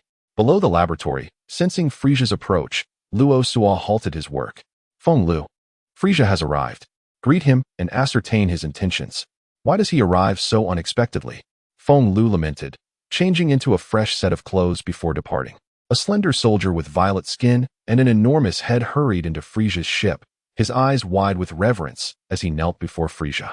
Lord Frisia, Chieftain Feng has responded, requesting that we proceed directly to the landing field, where he will personally welcome your esteemed presence. The large-headed soldier lowered his gaze, awaiting Frisia's next command. Then let us descend in the flagship, Frisia responded. At the landing field, the ship's hatch slowly opened, revealing the Jinyu force, followed by Zarbin and Dodoria, escorting Frisia. Lord Frisia, to what do we owe the honor of your visit? Feng Lu inquired, flanked by San Chuan and a few underlings. Ho ho ho. Frisia emitted a low, grating laugh that made his pale face appear ghastly. Narrowing his eyes, he said, Chieftain Feng is indeed a candid individual. I suspect you have surmised the purpose of my visit. As you know, my forces have recently withdrawn from the front lines and are in dire need of high-quality spacecraft and weaponized space capsules. I wonder if you might offer a discount. I assure you, the order will be substantial, and if the price is reasonable, we can anticipate further collaborations in the future. Feng Lu's face betrayed surprise. Lord Frisia, surely such a trivial matter did not warrant your personal attention. Had you informed me, I would have gladly dispatched the items. Frisia chuckled. Ho ho ho, Chieftain Feng, you are most accommodating. However, I have an additional proposition. I have heard of your formidable strength, and Captain Jinyu, still smarting from the encounter years ago, wishes to engage you in a rematch. I trust you will not refuse. Feng Lu's lips curled into a smile. He had not expected such a request from Frisia. Yet, to refuse would be dishonorable. Moreover, having just been thoroughly trounced by his master, He welcomed the opportunity to vent his frustration. After feigning deliberation, he conceded. If Captain Jinyu desires a rematch, then I shall oblige him. However, Lord Frisia, be forewarned. Sparring is unpredictable. Should an accident occur, I trust Lord Frisia will not hold me accountable. Frisia waved his hand dismissively. Ho ho ho. Chieftain Fong, rest assured, accidental injuries are inevitable. Besides, I shall be present to ensure nothing untoward occurs. In that case, follow me, Feng Lu said, leading the group toward the northern arena. On the way, San Chuan leaned in and whispered, I have never seen you so eager. Even when others seek retribution, you delegate the task to me. Could it be that you wish to vent your frustration after being pummeled by our master? Feng Lu shot him a sidelong glance, remaining silent. Ho ho, I have struck a nerve. In the arena, Jinyu, a violet-skinned figure with bulging veins and 2 straight horns on his brow, stood a few dozen meters from Feng Lu, his eyes burning with hatred and battle lust. Feng Lu, I shall not lose this time. I will make you taste defeat. Feng Lu stretched and grinned. Ha ha ha. Then come. I too am in need of some catharsis. Let us see how much you have improved in these 3 years. The Frisia Force and Seapot Star personnel took their seats around the arena, anticipating the contest. Seeing Feng Lu's immobility, Jinyu launched the first attack, feinting and vanishing behind Feng Lu. He hurled an energy blast toward Feng Lu. Nothing happened except a cloud of smoke. The Frisia Force, unable to sense energy, assumed Feng Lu had been killed by Jinyu's blast. Could it be? Feng Lu defeated several enemies with power levels exceeding tens of thousands. He should not have been defeated by Captain Jinyu's energy blast. And why did the scouter not react? Are you new here? Someone responded. The scouters cannot detect the power levels of the Space Capsule Corporation's executives. As the smoke cleared, Jinyu saw that Feng Lu was unscathed. He unleashed a flurry of punches and kicks, but Feng Lu easily dodged and counterattacked, causing Jinyu to retreat. As Jinyu counterattacked again, Feng Lu's eyes sharpened. He saw Jinyu charging toward him, ready to strike his face. Feng Lu sidestepped and, taking advantage of Jinyu's momentum, punched him in the back. Jinyu crashed into the ground, creating a crater and raising a cloud of dust. Feng Lu seized the opportunity, channeling his energy into U-shaped spikes that pinned Jinyu to the ground. Jinyu struggled in vain. Simultaneously, white flames began to flicker in Feng Lu's hand, quickly forming a white rod. The scouters beeped incessantly. Feng Lu smirked, glancing at Frisia. He thought, I was almost traumatized by our master. I cannot do the same to you, but I can share my trauma with you, Jinyu. Consider it your good fortune. Don't come any closer, Jinyu cried, his face contorted with fear. Frisia's face darkened. He had not expected Jinyu to be so easily defeated. As Feng Lu prepared to deliver the final blow, Frisia intervened, firing 2 small energy beams. One knocked the rod from Feng Lu's hand, and the other streaked toward Feng Lu's shoulder. Lord Frisia, I apologize for the earlier incident. Having evaded the energy wave, Feng Lu understood that Frisia was concerned about the continuation of their duel, fearing that Jinyu had suffered too great a defeat, thus tarnishing his reputation. Frisia let out a sinister chuckle, exclaiming, Ho ho ho, Leader Feng, let us engage in a spar, but let it be measured. Very well, Lord Frisia, Feng Lu replied. Then I shall not hold back. With that declaration, Feng Lu's aura surged dramatically, causing the surrounding air to resonate with a thunderous roar. He leaped forward, charging towards Frisia. Chapter 27. Confronting Frisia in the stands of the arena, Frisia observed with amusement as Feng Lu dashed towards him, leaping from his spacecraft to position himself behind Feng Lu. Oh ho ho ho, does Chief Feng wish to challenge me? I am quite curious about your abilities, my lord. Might you indulge my curiosity? Feng Lu swiftly turned to face Frisia. If that is the case, I suppose I could satisfy your curiosity, Chief Feng. Frisia stood with his hands clasped behind his back, readily acquiescing to Feng Lu's challenge. Meanwhile, in a private space within the arena, Roso, who was gathering his form beside Luo Ji, remarked, Oh ho, Feng Lu has really taken flight. Is it true that every individual in the Dragon Ball universe experiences a surge in strength followed by a bout of arrogance, only to be humbled after a thorough beating? For instance, Vegeta during the Frisia saga, after being thoroughly defeated by Goku on Earth, returned to Namek with newfound strength, only to meet his demise at Frisia's hands. After transforming into a Super Saiyan, he believed himself invincible, yet was subsequently bested by androids 17 and 18. Even after rigorous training in the hyperbolic time chamber, he was mercilessly defeated by Perfect Cell. Others seemed to follow the same pattern, experiencing a surge of power only to be brought low.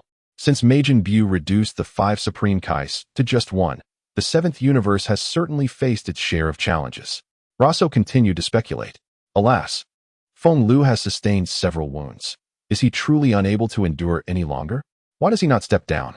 Luo Ji, standing by the large window, glanced back at Roso. It appears Frieza is not inclined to transform into his second form just yet. There is no rush. No matter how many cautionary phrases I inscribe in Feng Lu's programming, nothing compares to first-hand experience. Roso remains steadfast in his spacecraft. A long lesson is beneficial, and it is better for Frieza to engage in a rivalry with Goku. I have yet to achieve Super Saiyan status. Should it come to a one-on-one confrontation without honor, I might still be able to outmaneuver Frieza. If Cooler or Gula were to arrive, however, the odds would be decidedly against me. Are you so confident that Feng Lu will not face dire consequences? Of course, while Feng Lu may be reckless, he still understands his limits. Below in the arena, the battle between Feng Lu and Frieza intensified.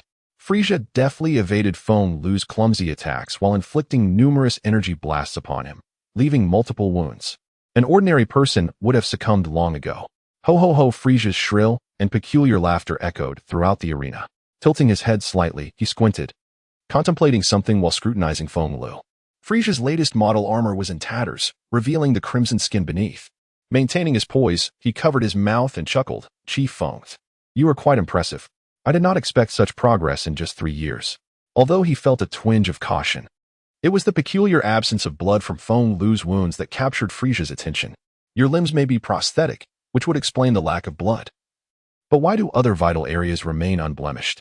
Your compliments are unwarranted, as this area is merely the fringes of the North Galaxy, a remote and lawless place where raids are commonplace. Feng Lu replied, fully aware that he was not Frieza's equal, even though he had not exerted his full strength. However, for the sake of maintaining Roso's dignity, he could not simply retreat without a fight. It would indeed be shameful for the foremost warrior of Capsule Corporation to withdraw without a struggle. Thus, he engaged in polite conversation. Therefore, it is essential to train diligently during ordinary times. Indeed, Chief Feng speaks wisely, Frieza concurred. But I am curious, if your body is wounded, why is there no blood? Just as Feng Lu was about to fabricate an explanation regarding his race's innate ability to control blood flow during injury, Roso descended from the observation chamber. Landing in the arena, with arms crossed and a smile, he addressed Frieza. My Lord Frieza, this matter pertains to the confidential affairs of my Capsule Corporation, and I kindly ask that you refrain from further inquiry. Frieza raised an eyebrow, scrutinizing Roso, who was clad in yellow armor. Oh, and who might you be? I am merely curious. Roso stepped closer to Feng Lu, stating, I am the technical advisor for Capsule Corporation, responsible for repairing damaged space capsules. Oh, and I am also one of the shareholders here. Is that so? Frieza acknowledged, realizing that this one-sided sparring match had come to an end and that he had regained his pride. He then returned to his spacecraft. In that case, Chief Feng, I hope to receive the space capsule promptly. After stretching my limbs, I find myself weary and shall take my leave. After Frieza's crew carried the defeated Jinyu onto their ship, they departed. Inside the ship, Gikuno voiced his confusion. My lord, that shareholder seemed suspicious. Moreover, when he descended, the scanners showed no response whatsoever. Even if he could conceal his battle power, there should have been some reaction. Why did he leave so easily? A knowing smile played on Frieza's lips. Ah, Gikuno, sometimes an overabundance of curiosity can be detrimental. That shareholder, capable of suppressing his battle power to yield no response from the scanners, undoubtedly possesses some hidden talents. Moreover, our mission, aside from acquiring the space capsule, was to ascertain whether there exist any hidden allies behind Feng Lu. Now we have gleaned a valuable insight. Gikuno furrowed his brow, hesitating as though he wished to voice further concerns, but upon meeting Frieza's gaze, he swallowed his words. Leaning back in his seat, Frieza closed his eyes in contemplation, his tail rhythmically tapping against the edge of the spacecraft, all the while calculating his next move. Frieza did not believe Roso to be a mere technical advisor. This Capsule Corporation had appeared from nowhere 5 years prior, and the backgrounds of its executives, led by Feng Lu, were as inscrutable as blank pages, utterly untraceable. While Frieza felt a flicker of caution, he remained confident in his own strength. After Frieza's departure from the planet, Roso discreetly revealed his concealed tail. Indeed, he had hidden it away, Although he did not fear Frisia, he understood that should he eliminate Frisia, the latter's father, Cooler, would undoubtedly seek vengeance. And even if Cooler were dealt with, Gula would come, seeking retribution for his father and brother. Such entanglements were tiresome. Very well. I have allowed my heart to lead me astray. My power is currently stagnant, and I fear that a reckless ambush might not yield the desired outcome. My lord, I apologize for the trouble I have caused, Feng Lu murmured softly, half kneeling. This lesson serves you well. Remember not to be so reckless in the future. Roso glanced around before adding, as a further punishment, you are to personally collect the blood of Frisia and Jinyu from the arena's surroundings. Chapter 28 Arrangements. In a brightly lit laboratory, various peculiar instruments emitted a soft humming sound. Feng Lu placed the freshly collected soil, tainted with blood, on the experimental table and curiously inquired, My lord, why are we collecting the blood of Frisia and Jinyu? It's merely a precaution for potential crises that may arise in the future, Roso replied as he placed the soil into a secure device. Unfortunately, Gallo had yet to conceive a plan to develop cell, so they could only preserve these materials for the time being. As for taking matters into his own hands, he had already done so when extracting the blood of the Kai.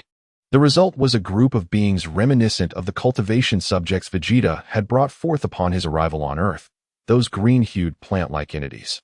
Their combat prowess was lacking, and they were only suitable as cannon fodder. Little research had been conducted in this area, and further plans would be formulated after visiting the pure white galaxy. Moreover, being strong was the undeniable truth. No matter how powerful one's subordinates might be, if they perceived their leader as weak, they would not submit, as exemplified by Dr. Gallo. My lord, Quan Nai will return in 10 days. The spaceship has also been serviced, Feng Lu reported, following Roso out of the laboratory. Additionally, should we recall the others? Summon Senju and Uchiha Taijima back. They shall accompany me to the pure white galaxy. Roso plopped down onto the spacecraft's command seat. Their combat strength has yet to surpass 10,000. What purpose would they serve in the southern galaxy? My lord, they are eager to contest for a higher ground. Yet they have yet to determine a victor, Feng Lu awkwardly explained. A few months ago, San Chuan proposed a dubious idea, sending them to investigate what Gula was seeking in the southern galaxy, and thus, they possess quite the courage. Roso interrupted, somewhat displeased. And why is San Chuan always present? Whenever someone faces a predicament, it's claimed to be her misguided idea. Each time I venture out, she is reluctant to accompany me. This time, I shall insist she joins, and we shall see if she continues her antics. My lord, the Kai from Earth has contacted you recently, expressing a desire to meet, Feng Lu remarked, flipping through the messages received from the Kai a few days prior. Why did he not mention this before my upgrade? Furthermore, since his return 2 years ago, he has scarcely reached out. Roso mused, somewhat surprised. Why such a sudden communication? Has something occurred on Earth? It shouldn't be, as things have been rather peaceful since the Kai returned. Why the abrupt message? The Kai did not disclose any urgent matters. I cannot ascertain the reason. However, judging by the Kai's tone, it did not seem to be an emergency, Feng Lu confessed, a hint of embarrassment evident. I intended to mention this earlier, but I forgot amidst your upgrade plans. Very well. You are indeed a genius, Roso declared, placing his hand in a sword-like gesture against his forehead, internally lamenting the absurdity of his own creations. Earth's Kai Palace. It has been 7 or 8 days. Why has Roso not yet arrived? The Kai, restored to a youthful demeanor, stood in the square, his white robe billowing, gazing at the sky, sensing whether any spacecraft lingered beyond the atmosphere. Hey, Kai, what do you want with me? As the Kai was engrossed in observing the cosmos beyond Earth, a voice suddenly emerged from behind him. Bobo, having been warned by the Kai before, learned from a previous mishap, and instinctively reacted without thought, launching a preemptive strike. Instantly, he enveloped the wooden staff in energy and thrust it forcefully backward.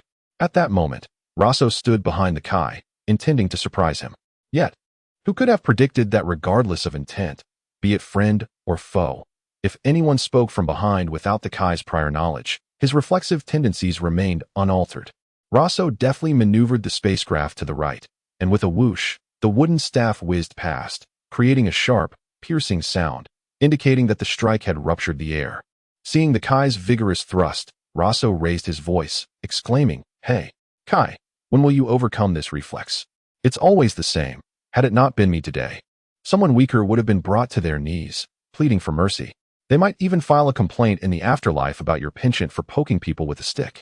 The Kai snapped back to reality upon hearing Roso's loud voice. The staff he had intended to swing again was lowered as he sighed. I cannot help it. You know, having spent so much time with you, I've been influenced. His words faltered as he sought a more refined expression. Your subordinates, particularly San Chuan, frequently stand behind me to tease. Moreover, during our sparring sessions, well, you understand, it is quite lacking in martial ethics.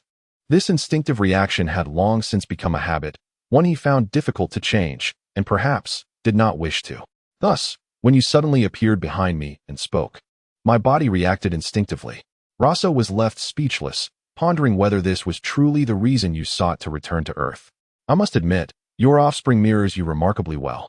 The Kai observed with a hint of disdain in his gaze. Are you unaware that the entire Northern Galaxy refers to the Capsule Corporation as the Hyena Squad?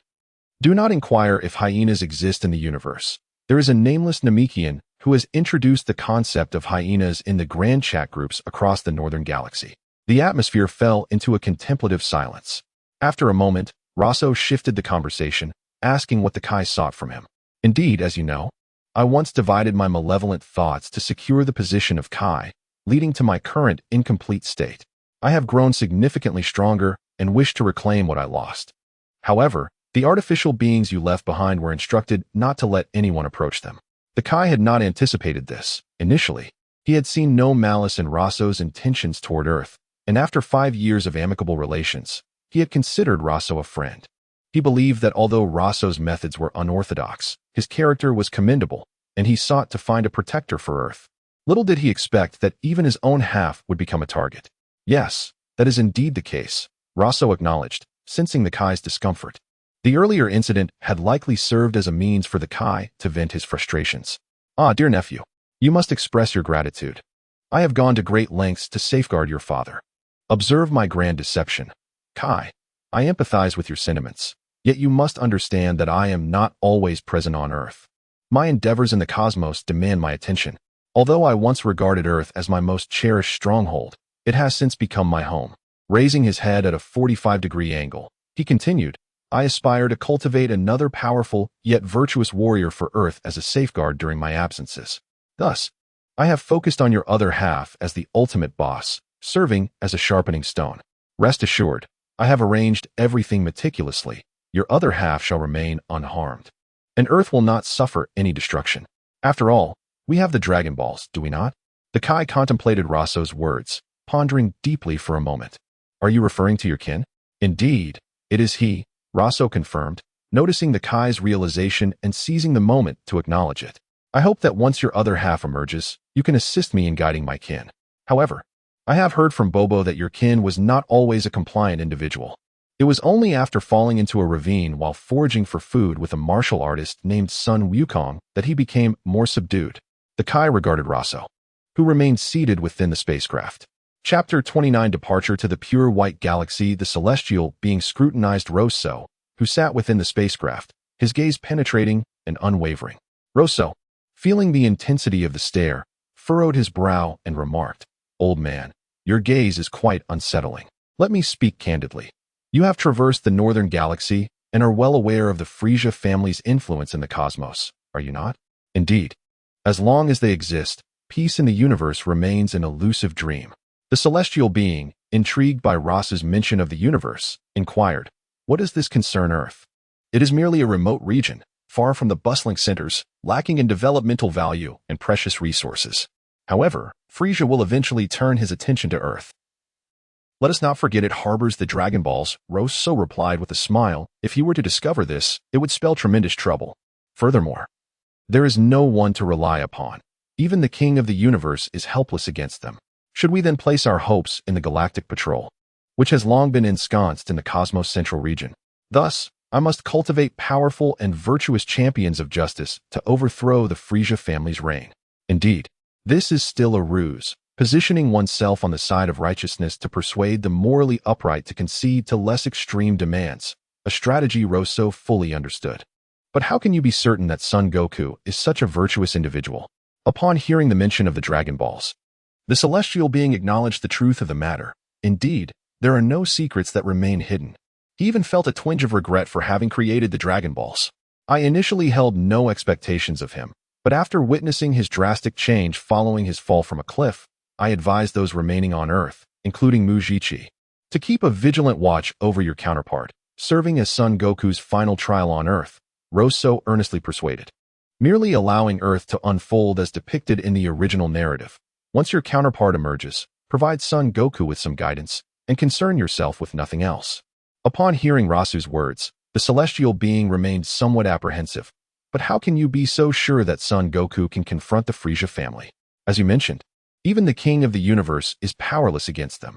Do not underestimate the potential of the Saiyans, Roso asserted, adopting a serious demeanor, leaning against the spacecraft. Then why do you not confront Frieza yourself? The celestial being continued to inquire. Are you finished? I cannot be relied upon for everything. Roso replied with growing impatience. Is there nothing else? If not, I shall take my leave. Noticing Rasu's irritation, the celestial being seized the opportunity to learn what he desired, waving his hand dismissively. Farewell. Uft. You won't even let me stay for a meal? Roso exclaimed, taken aback by the celestial being's abruptness as he turned and strode toward the celestial palace.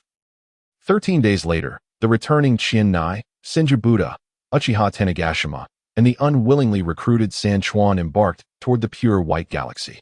At the border between the pure white galaxy and the northern galaxy, a dramatic chase unfolded, one fleeing while the other pursued, a scene reminiscent of a futile escape. It is widely known that, without protective suits or certain unique races from the Dragon Balls, human bodies cannot survive the vacuum of space.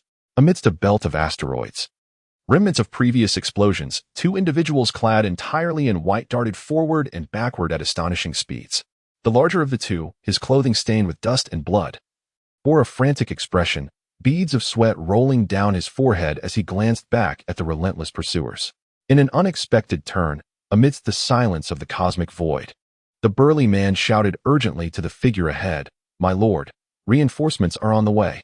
The figure in front, tall and composed despite being closely pursued, remained calm, though his furrowed brow betrayed his anger and confusion. Curse it! Did not the elite of the Kurdish forces withdraw? Why are there still deployments here? How long until the reinforcements arrive? The man named Fushir wiped his forehead and replied, "My lord, they are said to be imminent. They are not far from us."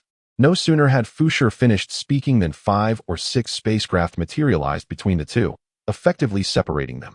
To capture 2 isolated Otsutsuki is indeed fortunate.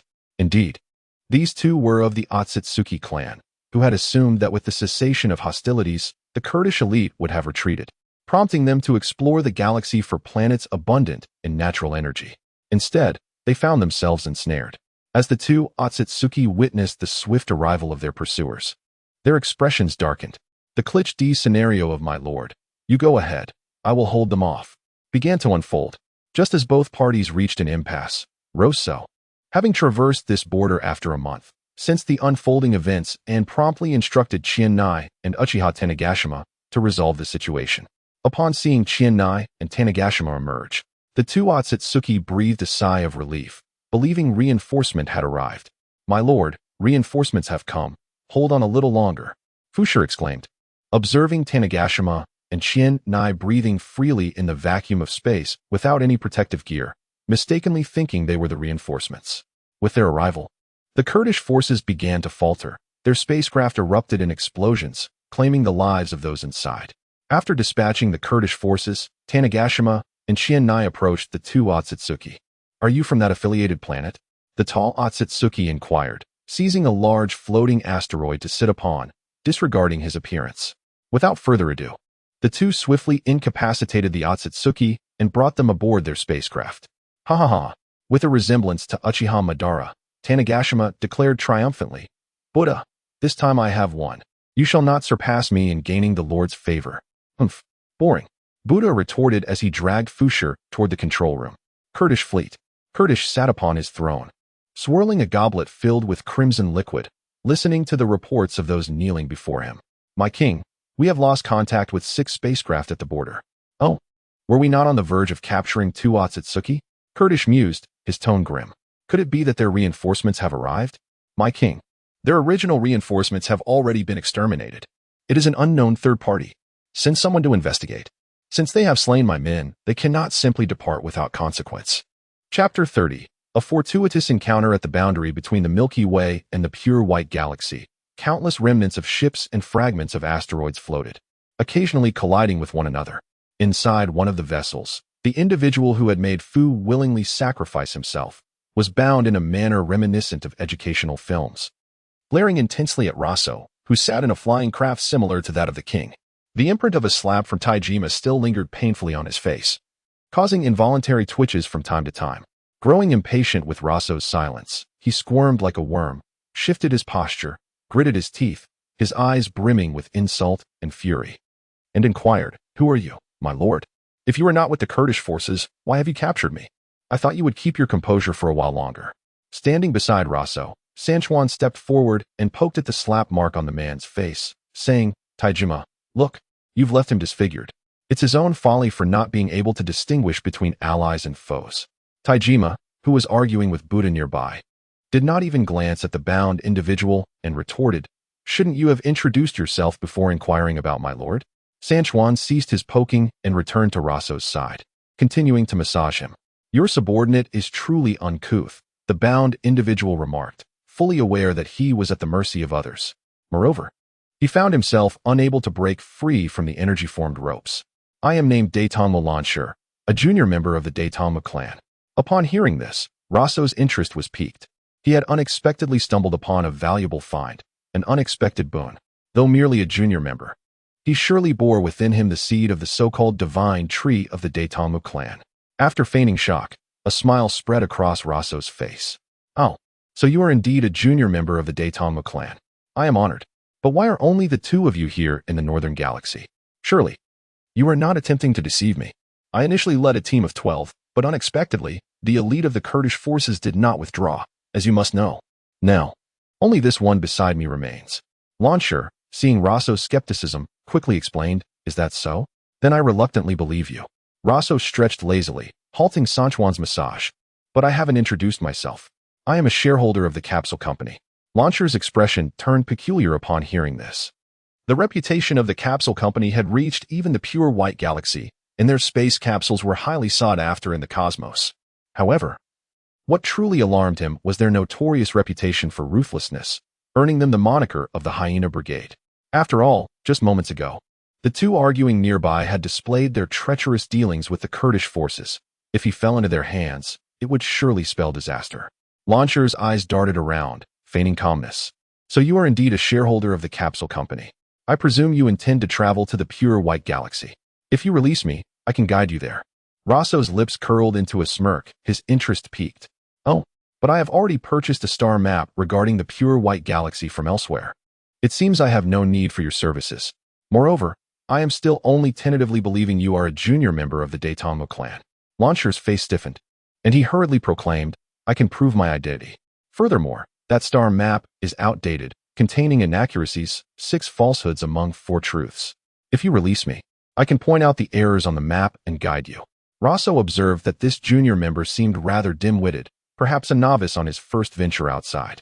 Meanwhile, Fu, also bound, regained consciousness and, hearing Lansher's words, felt a profound sense of impending doom, as if they were prepared to fight to the death, only to find their sovereign capitulating. He quickly interjected, "My lord, we cannot trust their words. They may correct the map only to eliminate us afterward."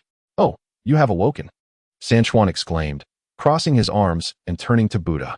"Knock him out again." After Fu was rendered unconscious once more, Roso chuckled and continued, "Now, how will you prove that you are indeed a junior member of the Daytonmo clan?" Seeing Fu incapacitated again, Lansher swallowed nervously and replied, "Surely, since you intend to travel to the pure white galaxy, you must be familiar with our Daytonmo clan. Within me lies a seed that only the true clan can possess." "Buddha," Sanchuan called out, replacing Feng Lu. Buddha approached the prone Lansher and delivered a swift kick to his abdomen. "Ugh!" Lansher retched violently, expelling not only the contents of his stomach, but also the seed stored within him. "My lord, this is the seed of the divine tree of our Daytonmo clan, but I have yet to discover its use, which is why I have kept it within me." Lansher was cautious, fearing they might indeed silence him permanently, and thus refrained from disclosing the seed's purpose, as it was a matter of clan secrecy. "I am now convinced of your identity," he said, addressing Buddha. Clean it and bring it here. You shall be inconvenienced for a few days. Sanchuan restrained them, and Roso instructed Sanchuan. Now, let us depart. He activated the detector and declared, Tian Gang, let us go. As Roso maneuvered the craft to the window, gazing out at the vastness beyond, he reflected. I never expected our first stop would yield such unexpected fortune, a splendid beginning. In the southern galaxy, Gula's ship lingered on a desolate planet. The fruit of the divine tree had yet to descend. A pale blue-skinned alien knelt before Gula, who sat imperiously. It has been 5 years. Why have we not yet found it? Gula's frustration was palpable. Is it possible the rumors about the divine tree are false? Impossible, came the cautious reply from the kneeling alien. Without the divine tree's fruit, the three-eyed race could not have escaped from the pure white galaxy to the center of the Milky Way, nor to the southern galaxy. Rising from his seat, Gula paced. Sevilla, prepare the ship. We are heading to the pure white galaxy. Gula understood that his talents paled in comparison to Frisia's, and his own strength was on par with that of the Kurdish king. Fearful of this, he placed all his hopes for a breakthrough on the fruit of the divine tree and could not afford to relinquish it so easily. But my lord, you just established a truce with the Daytama clan. Would it not be unwise to approach the Kurdish king so rashly? There may be dissent, Sevilla cautioned, glancing at Gula. Humph, he is simply growing senile, Gula retorted, placing a hand atop Sevilla's head. You will be dethroned sooner or later. Why do you fear him so? With that, Gula exerted force, pressing Sevilla's head to the ground. Chapter 31. Allow me a moment to speak. Digging a pit, burying some soil, counting 1, 2, 3, 4, 5. My own earth, my own land. Roso hummed a little tune, standing in a clearing of an alternate dimension, holding the seed of the divine tree in his hand. He created a small pit in the ground and placed the seed inside. It was as simple and straightforward as that. Once Roso covered the last bit of soil, he stood up and dusted off his hands. Glancing around at the lush forest surrounding him, he estimated that once the divine tree sprouted, these trees would wither away. His body slowly lifted off the ground, drifting towards the exit as he savored the natural energy that filled the alternate space. Roso thought to himself, fortunately, the dragon from Namek had infused this space with natural energy, which could also regenerate automatically. This way, I need not scour the universe like the Otsutsuki clan in search of planets rich in natural energy. As Roso descended upon the palace, a thought crossed his mind. Without the Byakugan of the Otsutsuki clan, would consuming the fruit of the divine tree alter his vision? He recalled a speculation from his past life fanfiction that the Byakugan combined with the divine tree could potentially yield new abilities, likely surpassing the Sharingan or Rinnegan. However, this was of little concern. It was not a matter of ocular legends. Even the so-called god of the Otsutsuki clan was merely an equal match to the Kurds. Furthermore, he firmly believed in the innate talent and potential of the Saiyans. Relying on external means to enhance one's strength was far less authentic than diligent cultivation. Whether or not he possessed the Byakugan was irrelevant. His ultimate desire for the divine tree was merely to extend his lifespan. Yet, one thing was certain. He need not worry about the Sharingan and Rinnegan, as they were intrinsic to the divine tree. Consuming the fruit would undoubtedly grant him these abilities. He chuckled to himself. Exiting the alternate space, Roso adjusted the flow of time within it to 1 day, equating to a year, and seated himself in his loyal flying vessel, stroking his chin in contemplation. I wonder how long Kagaya awaited the divine tree's maturation. Could sacrificing Frisia expedite the tree's growth? Or was it solely effective for the Otsutsuki clan? One might ask, why not seek the Dragon Balls to prolong life? Do not jest. Neither the Earth's dragon nor the Namekian Dragon Balls can grant a person infinite lifespan. Rather than an inability, it is more a matter of insufficient authority. The world of Dragon Balls also has its underworld, with its own King Yama. It is likely that only the Super Dragon Balls, crafted by the dragon god Zalama, could fulfill any wish. After several days of traversing the pure white galaxy without encountering a single planet, the increasingly bored Sanchuan observed the sparring between Tianjima and Fo-Jian, offering his unsolicited advice. Target his core. Strike at his core. Aim for the back of his head, you two fools. His voice reached the ears of Lan Shi and Fu Shi, who were confined to a room. The reason it was not a prison was that there had been no intention of capturing prisoners. A mere room would suffice. Uncertain of what was transpiring, Lan Shi furrowed his brow, visibly agitated. From the sounds, it seems someone is sparring, calling out strange techniques. After being confined by Sanchuan, their bindings of condensed energy had been released, yet they remained powerless due to some technique employed by Roso. Sir, since the Capsule Corporation has come to the pure white galaxy, it is likely they intend to conduct business here, Fu Shi reassured Lan Shi. They cannot possibly hold us indefinitely. It has been 7 or 8 days. Our clan must have received some news. They are likely searching along the border now. Despite still feeling anxious, Lan Shi ceased his pacing, having left a seed behind in the clan for reincarnation and revival. Hopefully, it would suffice. Just as Lan Shi sat on the bed, he heard a loud clank as Sanchuan opened the small window on the door. Have you calmed down? Sanchuan looked at the now disheveled Lan Shi and deposited water and food before departing. As the small window was shut again, Lan Shi's initial anxiety morphed into fury. How could he, a proud member of the Otsutsuki clan, albeit a branch, endure such humiliation? The sting of a slap from earlier still throbbed on his face, and he muttered curses. Those bastards. Fu Shi pondered, if you had not been so obstinate, would this situation have arisen? Yet he encouraged, my lord, calm your anger. Conserving your strength is paramount. Meanwhile, at the juncture of the pure white galaxy and the North Galaxy, the Kurdish army encountered another team from the Otsutsuki clan searching for Lan Shi. Captain, it seems the intelligence station was mistaken. The ones that eliminated that team should be the reinforcements newly dispatched from the Otsutsuki clan. A nameless minion reported to the captain stationed at the control console. A similar scene unfolded among the Otsutsuki clan, where a captain remarked, it appears the Kurdish army eliminated the reinforcements sent to assist the young master and subsequently captured him. As both sides contemplated probing the other's capabilities to discern any ambushes, fate intervened, and an explosion erupted from the wreckage of a spacecraft. The captains are launching a surprise attack, echoed simultaneously in both captains' ears. The captain of the Kurdish army heard the explosion, realizing they had little time left. With a commanding gesture, he ordered, engage them. Eliminate these intruders first. Instantly, over a dozen armored figures emerged from the Kurdish spacecraft, launching energy blasts towards the Otsutsuki clan.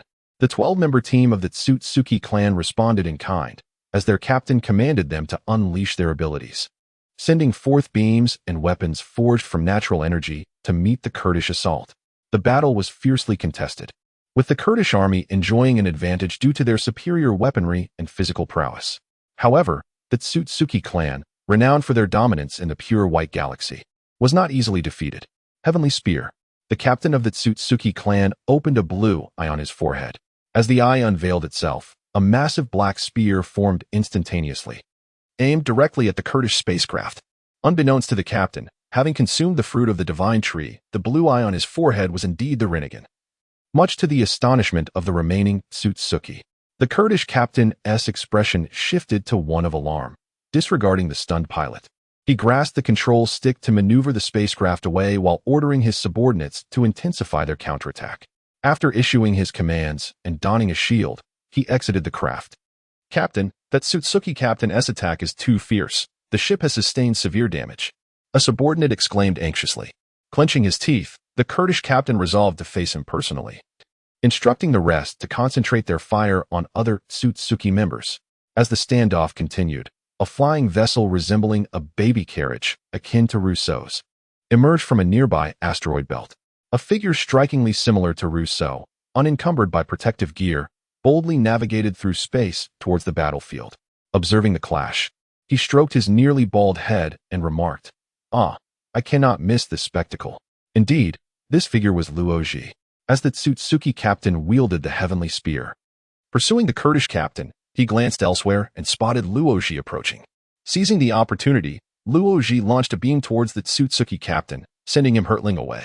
Both the Kurdish and Otsutsuki forces halted, bewildered by the sudden appearance of this newcomer, uncertain of his allegiance.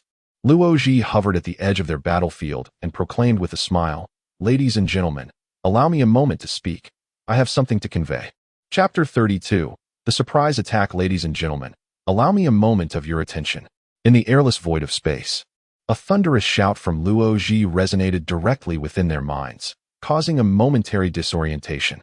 Just as they were poised to hear what the child aboard the spacecraft had to say, Luoji raised his hand, coalescing an energy sphere, which he unleashed upon the Kurdish military's vessel, reducing it to mere fragments.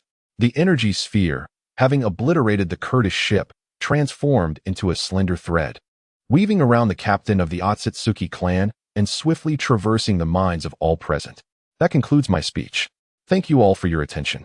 My wait here for several days has not been in vain, Luo-ji remarked with a smile, directing his gaze at the sole remaining captain of the Otsutsuki.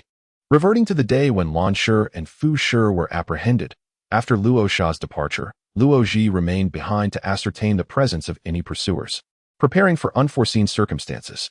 Anticipating that the Kurdish forces, having just declared a ceasefire, would likely refrain from venturing into the pure white galaxy, they devised a plan to masquerade as a subordinate civilization of the Otsutsuki, engaging them in a strategic dance. Should the Otsutsuki appear, they would lure them towards the Milky Way, shifting all blame onto the Kurds. However, their paths converged fortuitously, alleviating potential complications. What shall I call you, esteemed one? Luo-ji inquired with a playful smirk, addressing the ever-suspicious Otsutsuki captain. And who might you be? The captain responded telepathically, his voice trembling slightly, veins bulging in his temples as he activated his Byakugan, fixating on the individual before him, his heart brimming with trepidation and uncertainty.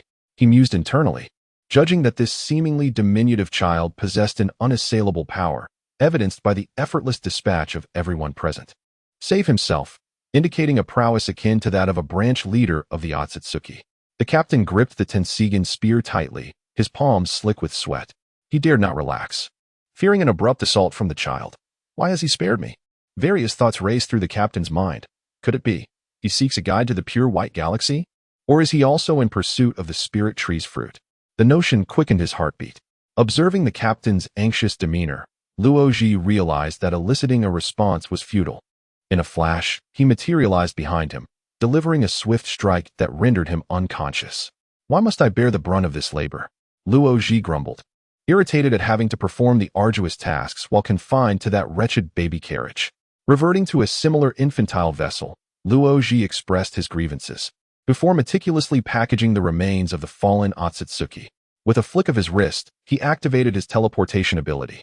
In the pure white galaxy, aboard a spacecraft that had been in transit for 7 or 8 days, Luo Sha appeared through a spatial portal at the site where the seed had been sown. A golden sapling, standing over 10 meters tall and adorned with 2 leaves, swayed gently in the ethereal breeze.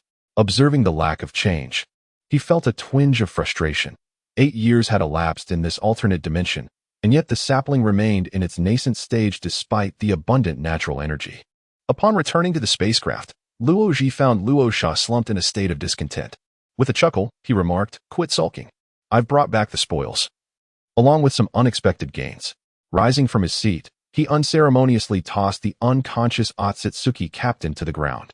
He then disposed of the remaining Otsutsuki bodies from the spatial capsule, positioning them near the roots of the spirit tree, which remained in its juvenile phase. Likely due to the impure natural energy of the alternate dimension, these spoils serve as nourishment. Let us see if they can bolster the spirit tree's growth, Luo-ji suggested, gesturing toward the 11 Otsutsuki. As Luo Sha opened his mouth to speak, he witnessed the roots of the sapling emerge from the soil, tendrils resembling tentacles ensnaring the Otsutsuki one by one, dragging them into the earth, after which all was still. Goodness, is this truly possible? Luo Sha exclaimed, a mixture of joy and astonishment playing across his features as his mind raced with calculations. Cease your musings.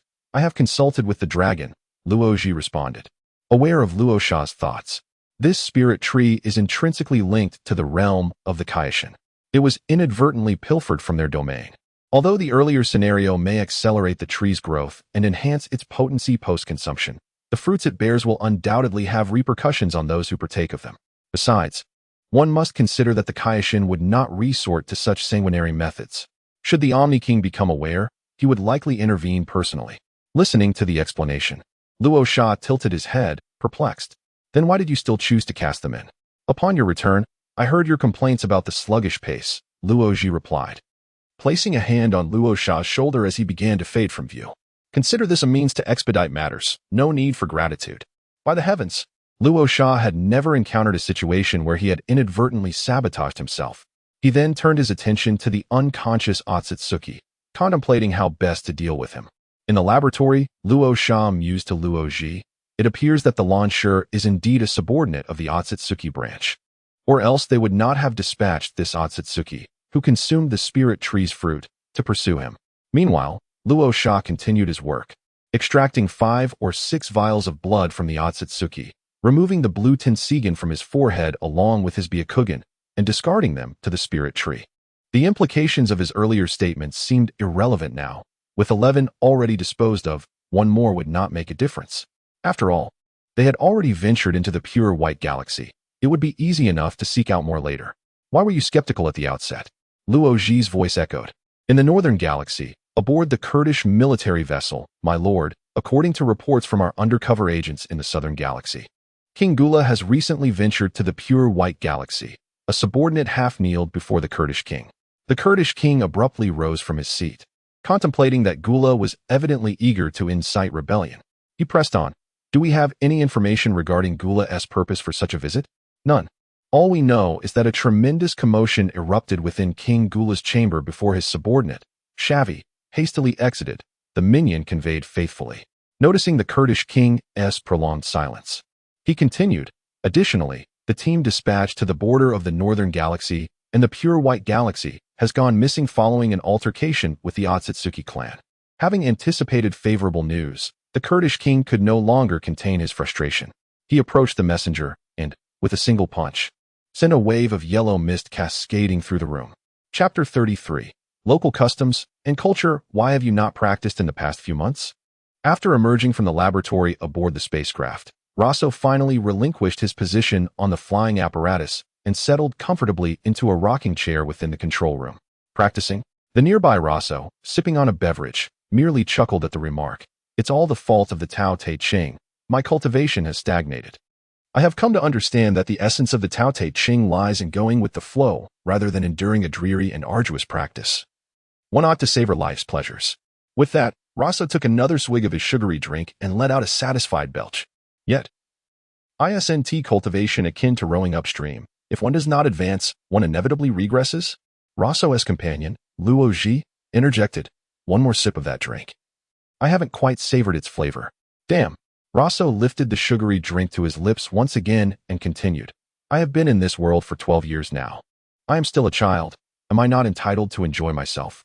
Luo Ji chose not to engage with this classic statement and shifted the topic, inquiring about the 3 eyes. What's the deal with those 3 eyes? You aren't considering implanting them onto your own, are you? Or perhaps you wish to emulate Danzo's eye technique, the 100 Eyes Demon? Speaking of Danzo, one cannot overlook his most notable feature, the implanted Sharingan that he used to perform Izanagi as a form of resurrection armor, which, ironically, failed to even breach Sasuke's defenses. Truly a waste. This isn't some legendary eye.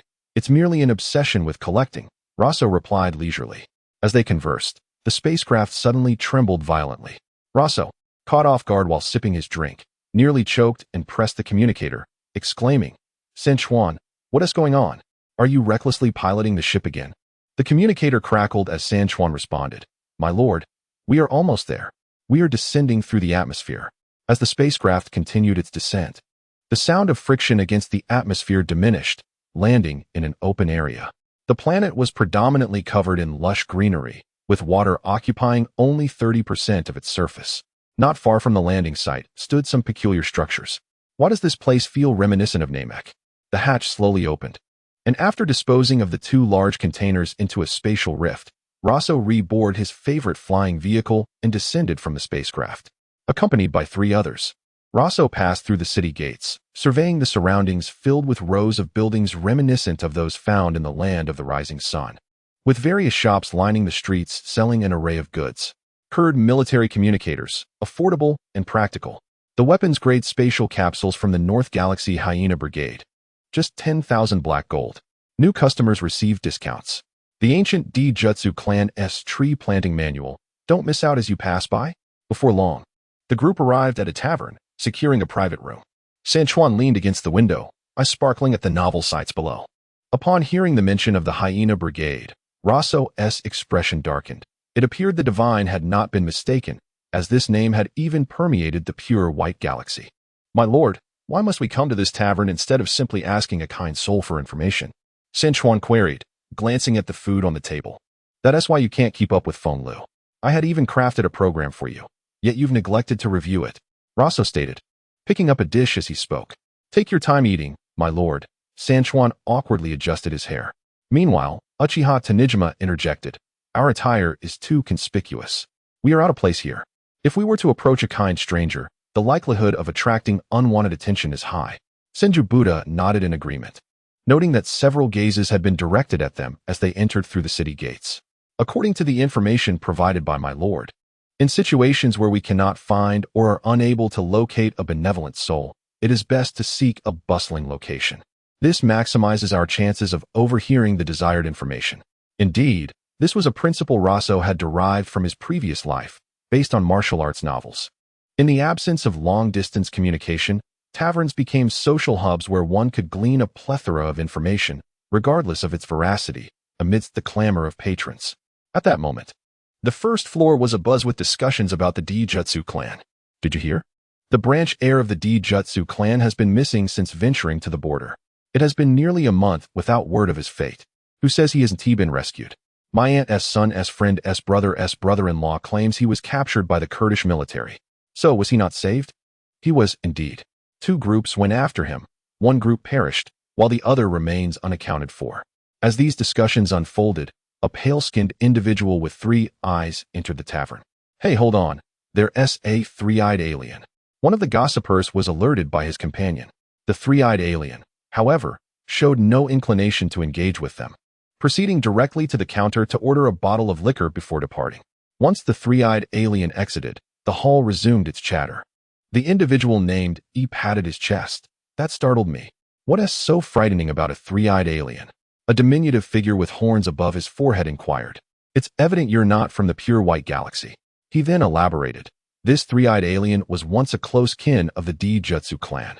Some years ago, a member of their clan killed a Dijutsu clan member and absconded with a valuable item, fleeing into the galaxy. The 3-eyed race suffered greatly as a result. They were nearly exterminated until a certain Dijutsu elder interceded on their behalf, recognizing their past contributions. Consequently, they were exiled to this remote planet, tasked with the role of security chief. If that's the case, why the fear? Another individual probed further. After all, he was once a vassal of the Dijutsu clan, and even a malnourished camel is larger than a horse. He could easily handle us lowly folk, he remarked. TCH. Ultimately, it's just cowardice. Meanwhile, in a private room on the 2nd floor, Roso listened intently to the happenings below. He pondered. No wonder Gula, under pressure from the Kurdish king, refrained from joining the battle in the North Galaxy. It seems Gula has received word that the 3-eyed alien has fled to the South Galaxy. The information that Uchiha Tanijima and Senju Buddha failed to uncover has surfaced here. This is a small victory. Now, what could possibly hold Gula's interest for 5 long years? Fortunately, Roso had previously accompanied the divine on a cosmic journey, learning certain techniques on Yadarat that allowed him to preserve memories deeply. He could access them at will. When the Yadarat inhabitants had first met Roso, they were apprehensive, believing he had come seeking revenge for an incident years prior. However, they eventually permitted him to study there. Reflecting on the original plot and fan fiction concerning Gula, Roso's pupils dilated in disbelief. The fruit of the sacred tree. The fruit of the sacred tree, which absorbs the Earth's vital energy, is what the Dijutsu clan refers to as natural energy. The fruit significantly enhances the consumer's combat prowess, though its efficacy diminishes with excessive consumption. However, the conditions for cultivation are stringent. It must be planted on a planet abundant in natural energy, or else it will not bear fruit. To think this could also relate to the Dijutsu clan. But wasn't this fruit eventually obtained by Dales, who bore a striking resemblance to Sun Wukong? It seems Dales has likely eliminated the 3-eyed alien and acquired the seeds of the sacred tree. He must now be hiding, desperately seeking a remote planet that meets the necessary conditions for planting. Otherwise, how could Gula have searched for 5 years without success? Chapter 34. The kind-hearted individual. Upon hearing the news he had longed for, Roso settled the bill. After his party departed, the tavern continued to buzz with discussions. Hey, that group led by the one in the aircraft, who were they? Inside the inn, only San Chuan lay on the grand bed, idly flipping through a transparent glass device resembling a smartphone, scrolling through chat groups. He then looked up at Lord Roso and inquired, when shall we take action? Fujian and Tianshima have already gone to scout, and you remain here idly. Where is your sense of shame? Roso cast a silent glance at the lounging San Chuan, contemplating whether to reforge her. Just as San Chuan was about to speak, the two scouts returned. My lord, the treasury of the three-eyed aliens is located beneath the palace in the central district, Fujian announced, cutting in before Tianshima could speak. San Chuan sprang up from the bed, exclaiming, "Did that kind-hearted individual tell you so readily?" Tianshima proceeded to recount their encounter. It turned out that while infiltrating the palace, they had stumbled upon a disgruntled slave, a three-eyed alien, who had been exiled to this remote planet. Under the temptation of Fujian's promises of vengeance, he divulged the treasury's location. Listening to the tale, Roso internally scoffed at its cliche nature. The protagonist intervenes to rescue the suffering populace and is rewarded with fortune. After reflecting, he proclaimed, "I cannot abide witnessing the suffering of others. Let us perform a righteous deed and benefit this planet. We shall act tonight." San Chuan rubbed her hands together with excitement. "My lord, what is our plan?" I can hardly contain my eagerness. Observing San Chuan's lack of urgency, Roso lamented, "What a waste of the beauty I crafted." He began to outline their mission. That night, at the abode of the three-eyed aliens, resembling a western castle, the guards continued their jovial chatter. "Hey, are you going to take a leisurely stroll back?" one passerby asked. "Which household have you set your sights on now?" Another replied with a lewd chuckle. As they bantered, two figures clad in peculiar armor, sporting striking hairstyles, suddenly caught their attention. Instantly alert, the guards shouted, "Who goes there?" Without hesitation, Fujian and Tianshima charged forward. Their armor shimmered with a crimson glow under the moonlight, distinctly different from their usual appearance resembling Frisia's army. Indeed, Roso had outfitted them in armor reminiscent of the Warring States period of the Naruto world, and it suited them well. They weaved through the guards, delivering a barrage of punches, kicks, and energy blasts, swiftly incapacitating the guards. Alarm bells echoed throughout the castle as a throng of three-eyed aliens, mingled with beings from unknown planets, surged towards Fujian and Tianshima. Upon hearing the explosions, Roso and San Chuan slipped through a discreet side door towards the bunker. Roso exuded an air of ease, conjuring a blue staff in his palm to dispatch any foes that approached. Meanwhile, San Chuan followed closely, exuberantly firing energy blasts to repel nearby adversaries. Guided by a map acquired from a high-ranking three-eyed alien, they descended to the treasury beneath the palace. "My lord, why must we infiltrate?" San Chuan asked, examining the sealed vault door. "After all, there are no formidable opponents on this planet. I instructed you to study diligently. Remember, never underestimate anyone," Roso replied, tapping on the vault protected by some form of barrier. "Until we break through the Super Saiyan threshold, it is better to be cautious. After all, flaunting our power without the strength to back it up could lead to dire consequences. Although I could contend with a member of Frisia's family, what if we encounter someone even stronger, or worse, get overwhelmed?" With that, Roso shattered the outer barrier with a punch and pushed the door open. As it swung ajar, he squinted against the blinding brilliance emanating from within. San Chuan, being a pure robot, was unaffected by the intensity. After a moment of adjustment, Roso surveyed the expansive chamber, comparable to half a football field, filled with common gold and silver treasures, uniquely crafted weapons, and several unfamiliar crystals, all emitting faint energy signatures. San Chuan's eyes sparkled as she recognized various items, and without hesitation, she dashed towards the pile of dark gold. Just as she approached, a guttural roar erupted from a nearby N-shaped opening, and a massive figure emerged, a humanoid lizard covered in green scales, sporting a third eye on its forehead. The creature stared at Roso and San Chuan with its three eyes, seemingly perplexed, and licked its nostrils with a forked tongue. Stopping in her tracks, San Chuan remarked, "My lord, this doesn't match the local rumors. Wasn't it said to be fierce and brutal? That is the perception among the locals." "Handle it," Roso instructed, moving to the side. "Keep the noise to a minimum." This lizard being was not particularly formidable, possessing a power level of around 10,000, and its cumbersome appearance suggested a lack of agility. With San Chuan's enhancements, she was more than capable of dealing with it. Realizing Roso and San Chuan lacked a third eye, the lizard lunged at Roso. In a swift maneuver, San Chuan positioned herself behind the lizard, channeling an energy blade from her left hand to sever its tail. As it howled in pain and attempted to turn, San Chuan leapt, delivering a kick to its ribs. The lizard collapsed, turning its head to unleash a torrent of green venom towards her. San Chuan deftly dodged and, with remarkable speed, closed the distance. stepping on the lizard's head while coalescing energy into her left hand once more. In mere moments, the colossal lizard lay defeated. Meanwhile, Roso, engrossed in selecting treasures, instructed, "Take only some of the common gold and silver, but gather all the dark gold and those peculiar items."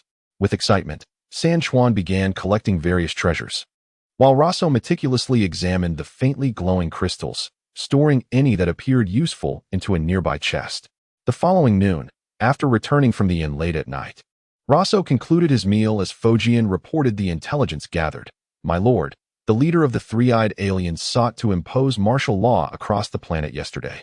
However, the Otsutsuki clan sent word that Gula had arrived in the pure white galaxy days ago, advising the three-eyed aliens to remain vigilant."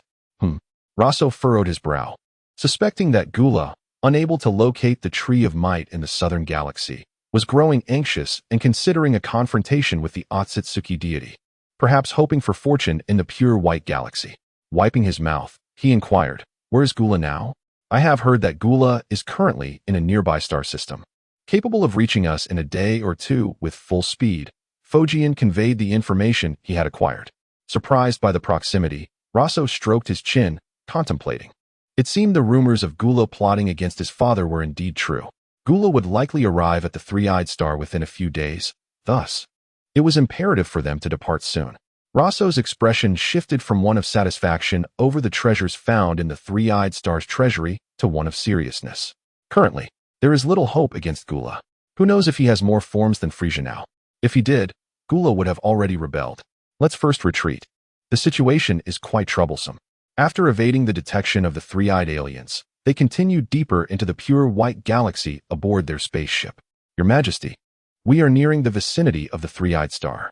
Should we proceed?" Shavisa respectfully inquired. At that moment, Gula, who had just detonated the planet beneath the spaceship, returned aboard. After a moment of contemplation, Gula's desire to break through intensified. "Let us go. Perhaps the three-eyed aliens possess the spirit tree fruit." 2 days later, Gula's spacecraft streaked through the atmosphere like a comet, slowly rotating as it hovered above the castle of the three-eyed star. The moment the hatch opened, a contingent of soldiers clad in black armor poured out, surrounding the castle with precision.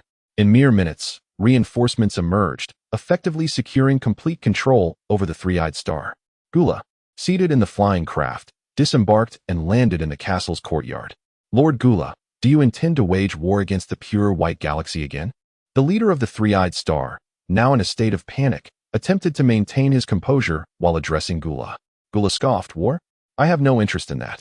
I have heard that your kind stole a fruit from the Otsutsuki clan that enhances combat prowess." Upon hearing this, the leader's expression darkened instantly. His facade of calmness shattered. Realizing that Gula was indeed after the spirit tree fruit, he cursed inwardly, "You traitor. You've stolen it, yet it has spread throughout the galaxy." Some, filled with indignation, exclaimed, "My lord, we truly have no spirit tree fruit left." Gula, upon hearing this denial, could no longer contain his frustration. "It appears you are unwilling to speak the truth." At that moment, Shavisa stepped forward, gathering an energy blast in his right hand, and targeted a young man beside the leader. Bang! The young man, lacking in combat strength, succumbed to the energy blast immediately. The leader of the three-eyed star panicked, realizing the young man was his son.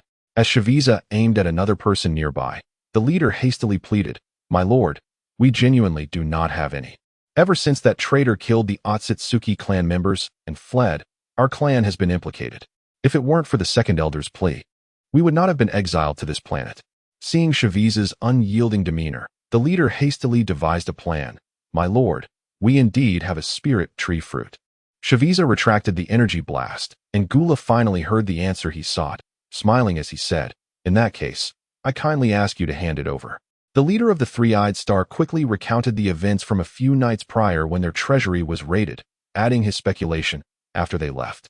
"We checked our treasury last night, but we found no trace of the spirit tree fruit. It was likely taken by that group." Upon hearing this, Gula's patience snapped. The hope of breaking through was tantalizingly close, yet continuously slipping away from him. After a moment, he forcibly suppressed his anger and asked, "Is that group still on this planet?" "I do not know. Since they raided the treasury, they have not been seen again, nor have they left any trace." The leader replied, describing the characteristics of the intruders without further comment. "They wore peculiar red armor?" Shaviza interjected. From your description, they do not seem like inhabitants of the galaxy, but rather akin to those from the pure white star. My lord, I truly do not dare to lie. They have likely already departed. Otherwise, they would have reacted upon seeing you. I implore you to show mercy and spare us, the leader pleaded. After listening to the leader's words, Gula remained silent and ascended back to the spaceship. Retreat, Shaviza shouted before also returning to the vessel. Once the spaceship reached the upper atmosphere, Shaviza inquired, Your Majesty, should we search the surroundings? They likely haven't gone far. Gula opened the hatch at the top of the ship, drawing in the vacuum of space, and conjured a technique akin to Frisia's planet destruction ball. After the explosion illuminated the void, Gula addressed Shaviza, Search towards the pure white galaxy from this center. Your Majesty, shouldn't we search towards the galactic region? Gula shot him a glare, prompting Shaviza to remain silent and relay orders. Meanwhile, within the spaceship, Roso, having departed from the three-eyed star, retrieved the two Otsutsuki from the alternate dimension. As Blue emerged, he surveyed his surroundings, quickly realizing he had been freed by Roso, bound by ropes and hindered in movement. He turned to Roso, his voice tinged with anxiety. How did you come to know the conditions for cultivating the divine tree? Indeed, upon entering the alternate dimension, Blue had seen the towering golden divine tree in the distance, and recognizing its rapid growth, he surmised that the natural energy in this space was abundant. In a few decades, it would likely mature. The final step before maturation, however, would likely involve feeding himself to the divine tree. Observing Blue's anxious expression, Roso recognized that he was overthinking. Chapter 35. The attempt to subvert. Roso gazed at the flustered Blues on the ground, a pure smile gracing his lips as he remarked, It seems, Your Excellency, that you have concealed certain truths. I had presumed that the divine tree was synonymous with the spirit tree. Blues, now bewildered, realized he had misspoken. However, how had Roso come to know about the spirit tree's fruit? The events concerning the tri-eyed beings were known to very few. After a brief pause, Blues pondered whether he could feign ignorance and replied, You are correct. That tree is indeed the spirit tree. However, we of the Otsutsuki clan refer to it as the divine tree. Roso's smile remained unchanged as he concentrated an energy orb on his fingertip, aiming it at Blues. Yet I cannot help but feel that the divine tree and the spirit tree are distinctly different entities, he remarked. Observing Roso's demeanor, Blues broke into a cold sweat, his gaze becoming increasingly erratic, fearful that the energy orb might strike him. Under the looming threat of death, Blues could no longer withstand the pressure and began to elucidate the relationship between the two trees. The divine tree, when planted on a planet rich in natural energy, requires the sacrifice of an Otsutsuki to fully mature, and its fruit must be consumed alongside the spirit tree's fruit for it to confer any significant enhancement. In cases where one could not obtain the spirit tree's fruit, consuming the divine tree's fruit would typically result in most individuals succumbing to the mental backlash. Upon hearing Blue's account, Roso allowed the energy orb to dissipate, deep in thought. The requirement for a sacrifice suggests a deficiency in the planet's natural energy. Conversely, on the sacred world of the Kais, where natural energy is abundant and pure, such a sacrifice is unnecessary. He continued to contemplate the spirit tree's fruit, whose primary function is to bolster mental fortitude, mitigating the mental impacts of consuming the divine tree's fruit and guarding against the potential possession by the sacrificial Otsutsuki. Its secondary purpose lies in enhancing combat prowess. It is no wonder that Dales, despite consuming copious amounts of spirit tree fruit, has yet to transcend into a Super Saiyan. Relying solely on the fruit, he may never achieve that form. I have divulged all I know. Might I be released now? Blues implored as Roso retracted the energy orb. Your Excellency may consider sacrificing my attendant beside me. The attendant, Vushi, had resigned himself completely, yet curiously. His eyes bore no signs of anger or hatred. He had accepted his fate. This matter could be addressed later. Roso cast a fleeting glance at Vushi, recognizing it as one of the traditions of the small days. He then retrieved a spatial capsule from within his armor. Upon pressing a button, a loud bang resonated, revealing a large cabinet. Roso rummaged through it and unearthed a crystal emitting a faint energy aura from the treasure vault of the tri-eyed beings. Do you recognize what this is? Roso inquired, waving the crystal before Blues. Cautiously, Blues examined the transparent crystal and asked, Might you restore my vision, Your Excellency? I wish to ascertain whether this crystal is indeed what I believe it to be. Roso remained silent, fixated on him. Blues, feeling a chill under Roso's unwavering gaze, finally spoke. This crystal should be a soul crystal used for resurrection by our Otsutsuki clan, after a clan member's demise. If a suitable vessel for the wedge cannot be found in time, a copy of their soul is created and placed in an area abundant in natural energy. Upon the original's death, their consciousness transfers to this backup soul crystal, allowing for resurrection.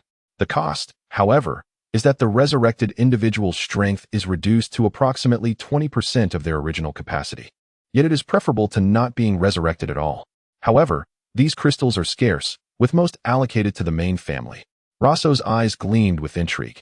He had not anticipated that the Otsutsuki clan possessed alternate resurrection methods beyond the wedge.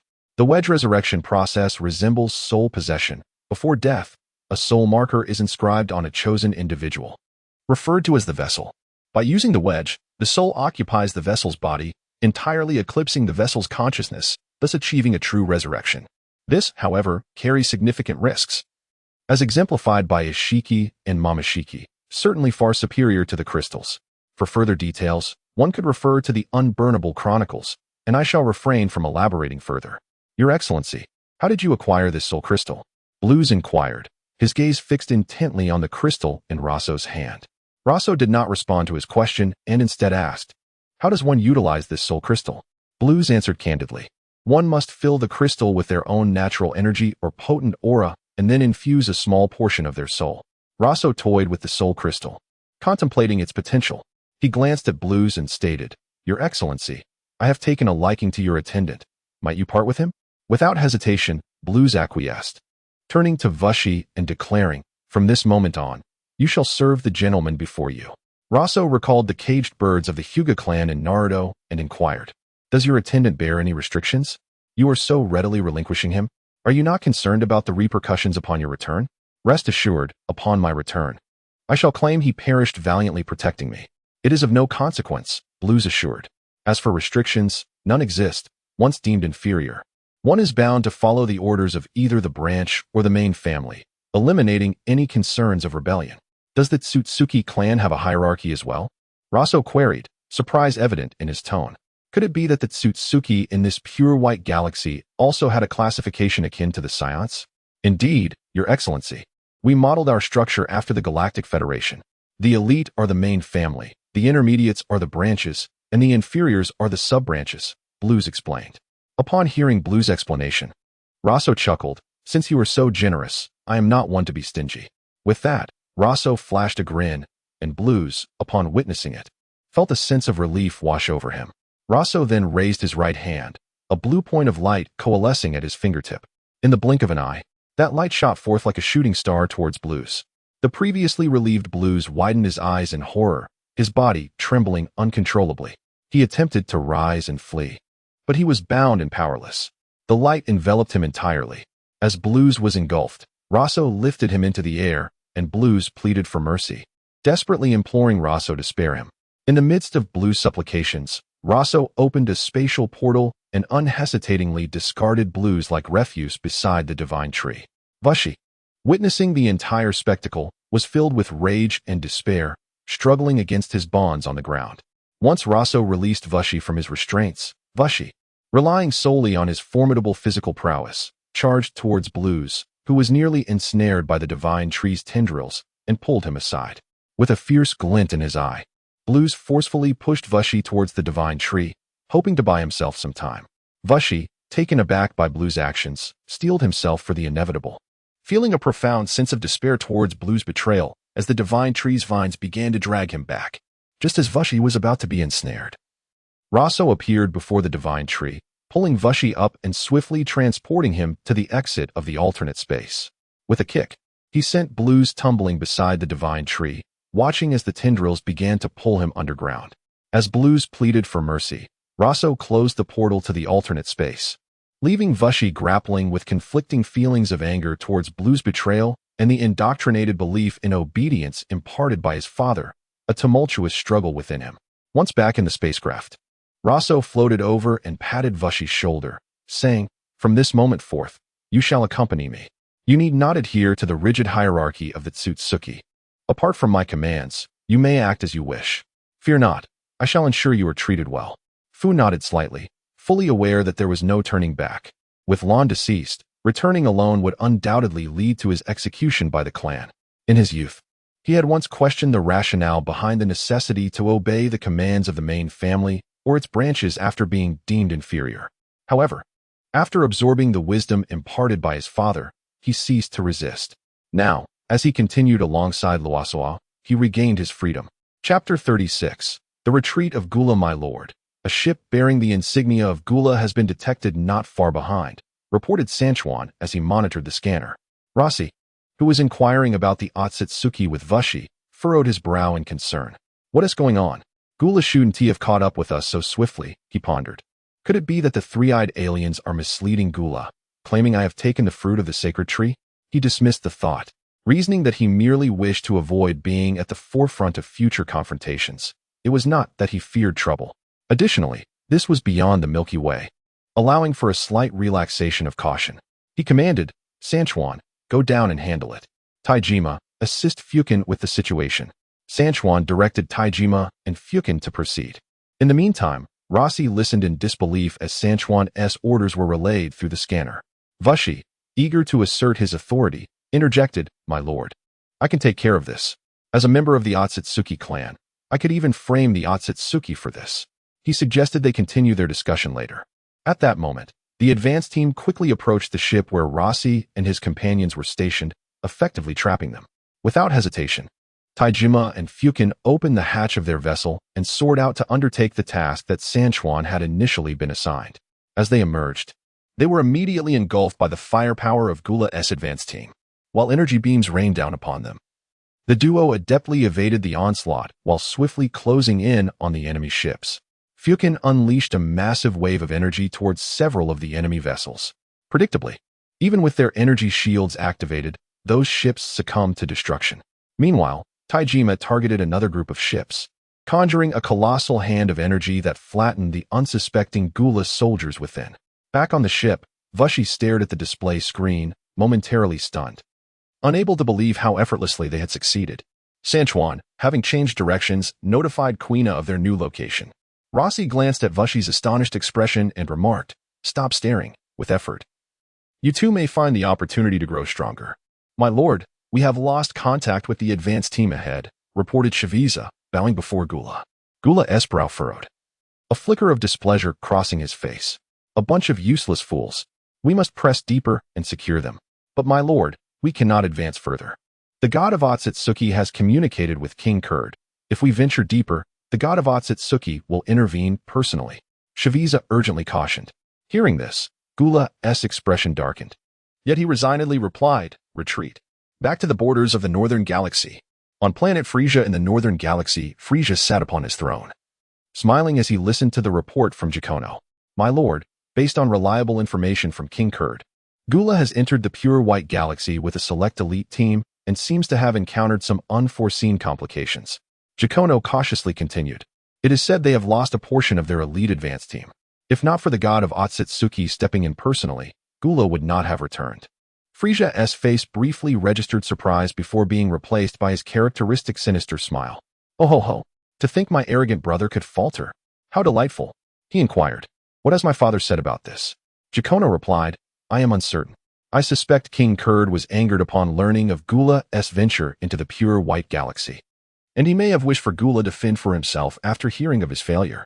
Beside them, Baelibula chuckled. After all, Gula's current battle prowess is on par with King Kurd, and he is evenly matched with the god of Otsutsuki. Frisia smirked, his eyes glinting with cunning. Gula has always been conceited. Let this setback serve as a lesson. After a moment of contemplation, his gaze sharpened. However, to inflict such a significant loss upon Gula, the one responsible for the demise of the advance team must be formidable. Giacono, investigate who disrupted Gula's plans in the pure white galaxy. Giacono acknowledged the order and departed. Frisia rose from his throne, contemplating, I must further investigate what Gula sought in the pure white galaxy. Meanwhile, in the pure white galaxy, Gula sat upon his throne in a darkened ship, his expression stormy as Shaviza stood cautiously nearby. My lord, what shall we do next? Gula slammed his fist onto the table, roaring, retreat to the northern galaxy's borders. Hold our position there. We shall seek retribution when the time comes. On a desolate, lifeless planet in the pure white galaxy, Rossi surveyed the barren landscape filled with swirling yellow sands. Is this what remains after the sacred tree's harvest? He mused, recalling that upon landing, not even an ocean had been visible. It was a true wasteland. Indeed, my lord. After the sacred tree absorbs the planet's natural energy, most planets cannot withstand it for long and disintegrate into cosmic dust. Only a few remain in such a state, Vushi explained. The depletion of natural energy-rich planets in the pure white galaxy is one reason for the impending conflict with the Milky Way. As Rossi absorbed Vushi's words, he speculated on the nature of this universe, questioning why the god of destruction, Beerus, remained indifferent. Given Beerus's lethargic demeanor, it is quite plausible he would ignore it. And as for the King of Worlds, he may very well be unaware of the situation. Rossi reasoned, even if he were aware, he might choose to remain uninvolved, particularly as he is likely preoccupied with searching for Majin Buu across the universe. To him, the god of Otsutsuki poses no threat. This indifference was a contributing factor to the Seventh Universe's low ranking during the Tournament of Power. The King of Worlds wished to intervene, but lacked the power, while the somewhat capable East Kaishin, Asen, was consumed with thoughts of Majin Buu. Beerus is currently asleep, Rossi lamented, exasperated by the negligence of these deities. Meanwhile, a curious Sanchuan, observing Rossi deep in thought, continued to inquire of Vushi, are there any other reasons for the impending war? It initially stemmed from the desire to acquire resources in the Milky Way, but upon learning of the pure white galaxy's potential for extending lifespan, Kurd aimed to seize it. Though he failed, rumor has it that King Kurd is not one to forgive easily. Eventually, another conflict ensued, leaving both King Kurd and the god of Otsutsuki severely weakened. Just as Sanchuan was becoming engrossed in the tale, Quina piloted a spherical ship, arriving on the desolate planet. Chapter 37, The Search for the Ninja World. The planet, entirely engulfed by yellow sand, exuded an aura of lifelessness. The sun, obscured by the swirling sands, appeared hazy and indistinct. While Roso and his companions engaged in discussion aboard their spacecraft, a spherical vessel streaked across the sky like a meteor, crashing to the ground with a resounding boom, creating a massive crater in the desert. As the swirling sands settled after the impact, the hatch of the spacecraft slowly opened, revealing a figure who emerged and walked outward. This individual was Izuna, clad in black and white armor. After retracting the spacecraft into a spatial capsule, he soared to the edge of the crater, surveying the sandy expanse around him, seemingly in search of something. After a brief moment, Izuna fixed his gaze in a particular direction and flew off. While Roso pondered the inaction of the deities in this universe, he heard Butsukane say, "My lord, Izuna has informed us he will arrive shortly." Nearby, Sanchuan, who had been chatting with Fusue, also caught this news and excitedly dashed over to Roso, exclaiming, "That fellow Izuna is finally back. I no longer need to keep watch in the control room." Roso paid Sanchuan little heed, merely nodding slightly while his gaze remained fixed on the view outside. Fusue inquired of Taijima, who was bickering with Butsukane, "Is this Izuna not the renowned proctologist from the Northern Galaxy?" Taijima, momentarily halting his chatter with Butsukane, replied, "When Izuna arrives, I advise you not to mention that name. You might find yourself in a precarious situation." Fusue raised an eyebrow but chose not to respond further. Before long, Izuna's figure appeared within the sight of the gathered individuals. He landed gracefully beside the spacecraft, still dusted with remnants of yellow sand from his flight. As he boarded the vessel, Sanchuan leapt in front of Izuna, clapping him on the shoulder with a grin. "At last, you've returned. You're the right person for the task regarding Fenglu." Izuna smiled, exchanging a knowing glance with Sanchuan. He then turned to Roso, kneeling respectfully as he reported, "My lord, during the past month of investigation, we have visited several planets, but regrettably, I could not uncover any information regarding Kaguya Otsutsuki. However, I did hear upon my return that Gura had arrived in the pure white galaxy, but retreated for reasons unknown." As Sanchuan recounted recent events to Izuna, Fusue, overhearing the mention of Kaguya Otsutsuki, felt a sense of familiarity. After a moment's contemplation, he addressed Roso, "My lord, may I inquire what you seek from Kaguya Otsutsuki?" Roso turned to Fusue in surprise, contemplating. "I initially intended to inquire about Launcher, but hesitated due to uncertainties regarding the timeline. However, with the need for a guide in the pure white galaxy, I wondered if I could enlist Fusue's assistance." Little did he expect that Fusue, now in his employ, would possess knowledge about Kaguya Otsutsuki. A delightful surprise, indeed. Could this be the legendary protagonist's halo? My lord, I possess some knowledge, Fusue replied, sensing the astonishment in Roso's tone. Fusue, you have truly surprised me. Roso smiled. Would you be so kind as to share what you know? My previous readings from the records of the three-eyed beings were insufficient. Fusue began recounting the chronicles of the Otsutsuki clan. Approximately 1,000 years ago, Kaguya Otsutsuki, originally of the clan, became a victim of the Elder's schemes. She later accompanied Ishiki to a certain planet to cultivate the divine tree. Yet, after several years, Ishiki, who was meant to consume the tree's fruit, never returned. The clan dispatched individuals to search for the planet where the divine tree was planted, but it remained unscathed, leading them to speculate that Ishiki had discovered a planet with more abundant natural energy along the way. After years of searching, they concluded that Kaguya had defected and issued a warrant for her capture. Fusue bowed slightly, stating, "That is all I know, my lord." Roso, intrigued, pondered in silence. Contemplating the additional tale, Kaguya, unwilling to accept her abandonment by the clan, ultimately sacrificed Ishiki to the divine tree after a heartfelt conversation, consuming the fruit herself and becoming the Ten Tails Jinchuriki. Her two sons, Otsutsuki Hagoromo, the Sage of Six Paths, and Otsutsuki Hamura, were led astray by the manipulations of the Toad Sage, and following the events of Kaguya, hanging Hagoromo's girlfriend upon the divine tree, led to the eventual sealing of Kaguya by her younger son, Hamura, thus creating the moon in the ninja world. Roso's tail rhythmically tapped against the edge of the spacecraft as he inquired, "Do you know the planet Ishiki originally intended to visit?" "My lord, it is said to be located to the east of the pure white galaxy," Fusue replied tentatively. "I am unsure, but I overheard the clan discussing it a few years ago. However, if you wish to seek out Kaguya, it is likely a fruitless endeavor." Roso understood that, although the pure white galaxy was somewhat smaller than the Milky Way, searching for Kaguya would be akin to finding a needle in a haystack. Just then, Izuna interjected, suggesting, "My lord, should we consider seeking out the Dragon Balls and consult the Eternal Dragon?" The mention of the Eternal Dragon prompted Roso to ponder for a moment, and he observed the air currents beside him coalescing. Before long, a figure materialized, yawning as he declared, "I knew you would summon me." Fusue, bewildered by the appearance of the Eternal Dragon, observed as Roso seemed to split into two identical forms. Although various races in the vast universe possessed unique techniques, he had never heard of the Saiyans exhibiting such abilities. Wasn't their reputation solely for their combat prowess? While Roso was indeed unlike the other Saiyans he had heard of, it was nevertheless peculiar. As Fusue pondered, he realized that the identical figure of Roso had already vanished. He understood that, as a subordinate, it was paramount to know which questions were inappropriate to ask. Half an hour later, as Izuna and Fusue engaged in a friendly spar in the vacuum of space, Roso returned. "What did the Eternal Dragon say?" Roso inquired as soon as he saw the return of his doppelganger. Porunga indicated that due to Kaguya's faint life signs, only a general vicinity could be discerned. She is located near the eastern edge of the pure white galaxy. As he spoke, his form gradually began to dissipate, and he added, "Just ensure not to summon me for trivial matters next time." "Why did you consult Porunga?"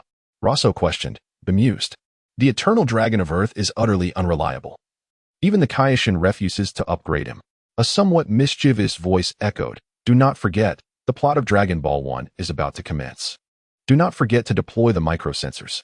I eagerly anticipate the moment Vegeta discovers Bulma's hidden history after their marriage. Will he truly transform into the super green form?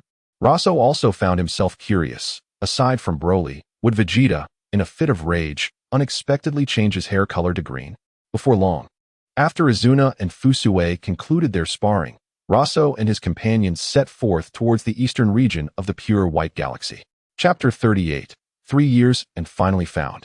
Within the spacecraft, Roso floated cross-legged in midair, seemingly merging with the surrounding space. The air around him quivered slightly with each breath he took, influenced by his presence.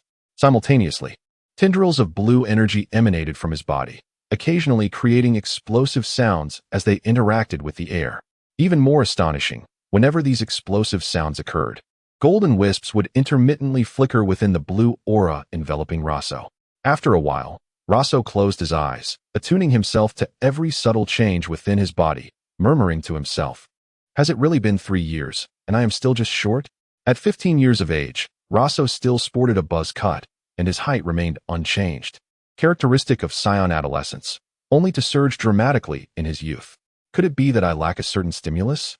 Just then, the voice of Luo Ji chimed in. You must remember, Sun Wukong sacrificed his friend Krillin for this, and Vegeta could not bear the thought of a lower-class warrior surpassing him. Why not take a page from their books and give it a shot? Perhaps at this stage, my body has yet to reach its normal limits. There is no need to rush, Roso thought as he floated over to take a seat in the spacecraft. What nonsense. Your combat power is already at 5 million, and you still claim you haven't reached your limits? That's 5 million higher than Sun Wukong before he broke through to Super Saiyan, Luo Ji replied. A hint of urgency in his tone. Have you lost your mind while practicing the Tao Te Ching? Are you eager to consume the divine tree's fruit? Roso retorted. The banter continued between Roso and Luo Ji. When Roso initially separated Luo Ji from himself, he intended for him to partake in the divine tree's fruit after achieving Super Saiyan status. However, as the fruit matured, he found himself still lacking the breakthrough. He hadn't anticipated the unexpected surprise that was Blue style. He had thought he would have to raid the world of ninjas for Kaguya. Just as Roso was offering some comforting thoughts to Luo Ji, he heard the voice of Izuna outside. My lord, we have found Kaguya Otsutsuki. Roso turned abruptly to see Izuna approaching. Where is she? In the asteroid belt to the west from here. According to Fushir, it's a desolate area, Izuna continued. Fushir has already gone to investigate. No wonder the Otsutsuki clan couldn't locate Kaguya. Fushir mentioned that this wasteland was once home to many planets rich in natural energy. But excessive cultivation of the divine tree led to widespread planetary collapse, and no one has paid attention since, Roso reflected. After Izuna finished speaking, his mood lightened as he added, was it San Chuan who encouraged Fushir to investigate? My lord, indeed it was San Chuan, but Fushir also seeks to earn some merit. Especially after the previous mishaps, Izuna defended San Chuan. Very well, let us set off. Roso waved his hand dismissively. After all these years, he had grown accustomed to it. San Chuan's penchant for mischief and her knack for getting others to bear the brunt of the consequences were traits she had developed on her own. Yet, she consistently managed to accomplish her tasks without error, so he allowed her to continue. San Chuan closely followed Fushir through the desolate asteroid belt, heading toward the ninja world. Hey, old Fushir, you must ensure you find the right location this time. If you mess it up again, we'll both get scolded by the Lord. I might even get reset to factory settings, she said, her tone revealing a hint of worry. Fushir, hearing her words, felt a twinge of anxiety himself and reassured her. Don't worry, San Chuan, this time there won't be any mistakes. The previous errors were merely to eliminate some possibilities. If I err again, it would be a significant disgrace. In the ninja world, there existed an isolated space intricately linked to it, Mount Mayaboku, home to frogs of all sizes. Renowned alongside the Dragon Cave and Wetbone Forest, and celebrated as one of the 3 great lands. Little Shizuka, go summon Little Jiraiya, commanded an elderly, large frog seated at the head of a grand hall, addressing a smaller green frog with white hair and eyebrows. Is there something you need, Great Elder? The frog named Shizuka replied, looking up. However, the elder frog seemed to have dozed off, offering no response. The land of hot water, famous for its numerous hot spring establishments, served as a favored tourist destination during the peaceful times of the ninja world, and was particularly popular among certain lecherous individuals. In one such hot spring, a peculiar man, around 35 with white hair, was peering through the wooden slats between the male and female bathing areas, occasionally emitting mysterious chuckles and offering unsolicited commentary. Suddenly, with a loud bang, the peeping man vanished without a trace. At Mount Mayaboku, Shizuka Sage observed Jiraiya, who was wet and chuckling lewdly by a pool. Jiraiya, regaining his senses, noticed he had been summoned to Mount Mayaboku and looked at Shizuka Sage, asking, Why did you suddenly call for me? Quickly, Shizuka Sage leaped onto Jiraiya's head, urgently stating, Little Jiraiya, the Great Elder wants to see you immediately. It's urgent. Jiraiya paused, aware of who the Great Elder was, and promptly inquired, Does the Great Toad Sage have something important to discuss? Shizuka Sage replied earnestly, I'm not sure. The Great Elder merely mentioned he wanted to see you, and then fell asleep again. Without hesitation, Jiraiya made his way to the residence of the Great Toad Sage. Great Elder, Little Jiraiya has arrived, Shizuka Sage announced upon their arrival. Hearing the commotion, the Great Toad Sage opened his eyes in confusion and asked, Oh, who are you? At that moment, another frog of similar size with purple curly hair jumped onto Jiraiya's head and remarked, Father, I told you the great elder was getting senile. He doesn't even recognize little Jiraiya anymore. Mother, don't be ridiculous. Shizuka Sage interjected, turning to the great Toad Sage. Great elder, this is little Jiraiya. You called for him. Ah, yes, little Jiraiya, the great Toad Sage recalled. I had a dream where the structure of the ninja world became hazy. A colossal, peculiar crab without pincers descended from the heavens, releasing a mass of black sludge that split the moon in two, claiming it was imitating its predecessors. And then, as Jiraiya listened intently, the great Toad Sage fell silent. Jiraiya looked up, realizing the great Toad Sage had dozed off again. Great Toad Sage, wake up. Don't leave your thoughts unfinished. Father, I told you he was getting senile, the frog referred to as Shizuka remarked. Seeing the great Toad Sage unresponsive, Jiraiya declared, Shizuka, this matter is of great significance. I must return to Konoha. Hey, little Jiraiya, want to you stay for my bug cuisine? Shizuka Sage called out as Jiraiya prepared to dispel the reverse summoning technique. Next time for sure, Jiraiya replied, his face contorted in mild disgust. Chapter 39, Sarutobi Hiruzen, the one who shoulders the burdens of the village. After 2 days of arduous travel, Fushigi and Mikawa were nearing the end of this desolate expanse. They gazed ahead, where a few planets of varying sizes orbited slowly around the sun at the terminus of the meteor belt. Is that it? Mikawa inquired, coming to a halt. Fushigi also paused, focusing on the small celestial bodies before him, and after a moment of contemplation, he replied, yes, that is indeed the place.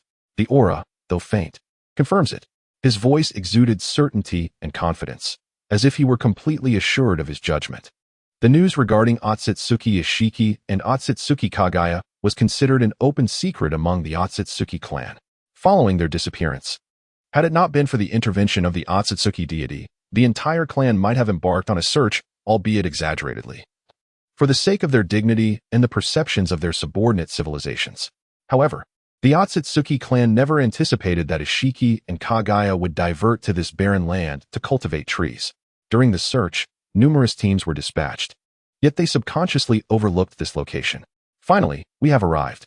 If not for your need for rest, we could have reached here yesterday, Mikawa remarked, cradling his head in his arms. You should take a break now. Afterward, we can investigate. Fushigi seated himself on a nearby meteorite and pondered aloud. I find it strange. Even if you didn't exert your full strength while flying, considering the previous missteps, how could you not feel fatigued after such a long journey? Over the course of 3 years, he had observed that aside from completing the tasks assigned by Roso, people like Izuna and others seemed to engage in playful antics without exhibiting signs of exhaustion. Initially, he attributed this to their physical constitution, without further contemplation. Although he had never consumed the fruit of the divine tree and lacked expertise in ocular techniques, his Byakugan's perceptive capabilities were still commendable. Yet, gazing at Mikawa, he could discern nothing beyond a substantial energy mass on his right side. Hey, didn't the master mention anything to you? Mikawa looked at Fushigi with astonishment. What did he say? Fushigi straightened his posture. It seems he hasn't. You should inquire with Izuna when you return. Meanwhile, in the shinobi world, at the Hokage building in Kanahagakure, Minato, you are now the Hokage. You must remain composed. A figure, clad in a red hat and smoking a pipe, addressed the silhouette behind the desk. Upon hearing the voice, Namekian's Minato turned and replied, Lord Third, when did you arrive? Minato, do not worry, everything is prepared. And there will be no issues, the man, known as Sarutobi Hiruzen, assured with a sigh. But Lord Third, I am concerned about Kushina's well-being, Minato expressed with resignation. Just as Sarutobi Hiruzen was about to respond, the door to the Hokage's office swung open with a loud bang. Minato, it's bad. A white-haired figure with an oil symbol on his forehead exclaimed as he entered. Sarutobi Hiruzen, startled by the sudden entrance, scolded, Jiraiya, what is the meaning of this? Calm down. Lord Third, Teacher Jiraiya might be in a hurry, Minato offered with an awkward chuckle. Indeed, this was Jiraiya. After hastily returning from Mount Mayaboku to the Land of Water, he had rushed back to Kanahagakure without resting. Ah, the old man is here. Perfect, Jiraiya said upon seeing Sarutobi Hiruzen, and immediately began discussing the prophecy of the great sage of the toads. After a brief moment, Sarutobi Hiruzen took a deep breath, furrowing his brow as he pondered. Could it be that the sage made a mistake? That seems unlikely. Without urgent matters, Daizuka wouldn't have summoned me so hastily to Mount Mayaboku, Jiraiya replied, plopping down beside Sarutobi Hiruzen. Minato, stroking his chin, asked Jiraiya, did the great sage mention when that crab from beyond would arrive? He fell asleep halfway through his explanation. No matter how much I called, he wouldn't wake up. Jiraiya scratched his head in frustration. Minato's expression darkened. His wife was nearing labor, and hearing about the potential crisis the crab might bring only intensified his anxiety. After a moment of contemplation, his gaze grew resolute. In that case, we must prepare in advance, especially since Kushina will be giving birth soon. Sarutobi Hiruzen nodded slowly, extinguishing his pipe. Indeed, we must bolster defenses around Kushina and increase the sealing teams. The Nine Tails cannot be taken lightly. I will convene various departments to discuss enhancing the village's defenses and vigilance. Minato added, I will head to find Tsunade, and once Kushina has given birth, I will reach out to other ninja villages to see if we can persuade them to unite, Jiraiya declared as he stood up, patting his chest. I will ensure someone informs Tsunade. But Jiraiya, I need you to keep an eye on the Uchiha clan. Sarutobi Hiruzen narrowed his eyes. Lord Third, I trust the Uchiha will not pose a problem at this time. Isn't it a bit excessive to act this way? I have already discussed with Fugaku about adding an Uchiha to the guard team, Minato interjected, rising from his desk. With a sigh, Sarutobi Hiruzen reflected on the burdens he still bore for the future of Konohagakure. Feeling the weight was as heavy as ever. Minato, there's no rush on the guard team. We can deliberate after Kushina gives birth. Moreover, you've just assumed the position of Hokage. You need time to settle in. There are also many restless Uchiha, and if they were to be exploited by those with ulterior motives. Jiraiya scratched his head, glancing at Sarutobi Hiruzen, wanting to speak but refraining. Eventually, he acquiesced. All right, I will keep watch. However, I believe Minato is right. The Uchiha will not act against the village. With that, Jiraiya departed. Minato furrowed his brows, pondering for a moment before suggesting, Lord Third, how about we find a suitable opportunity to have an open discussion with Fugaku? I believe I can persuade them, and Fugaku supports me. Sarutobi Hiruzen sighed inwardly, feeling the weight of his responsibilities for Konohagakure. After a long pause, he nodded slowly. Minato, you make a valid point. Let us proceed with this arrangement. However, let us hold off on recruiting Uchiha for the Umbu for now. After leaving the Hokage office, Sarutobi Hiruzen strolled leisurely through the streets, reflecting on his earlier conversation with Minato.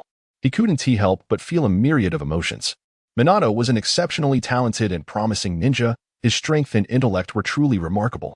Yet, as Hokage, Sarutobi Hiruzen was acutely aware of Minato's shortcomings.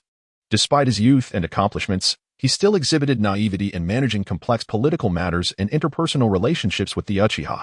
How could he make promises lightly to the Uchiha? Until Minato could genuinely become a competent Hokage, Sarutobi Hiruzen would have to bear these burdens himself, allowing Minato to learn from his approach, thus enabling him to handle future challenges with greater ease.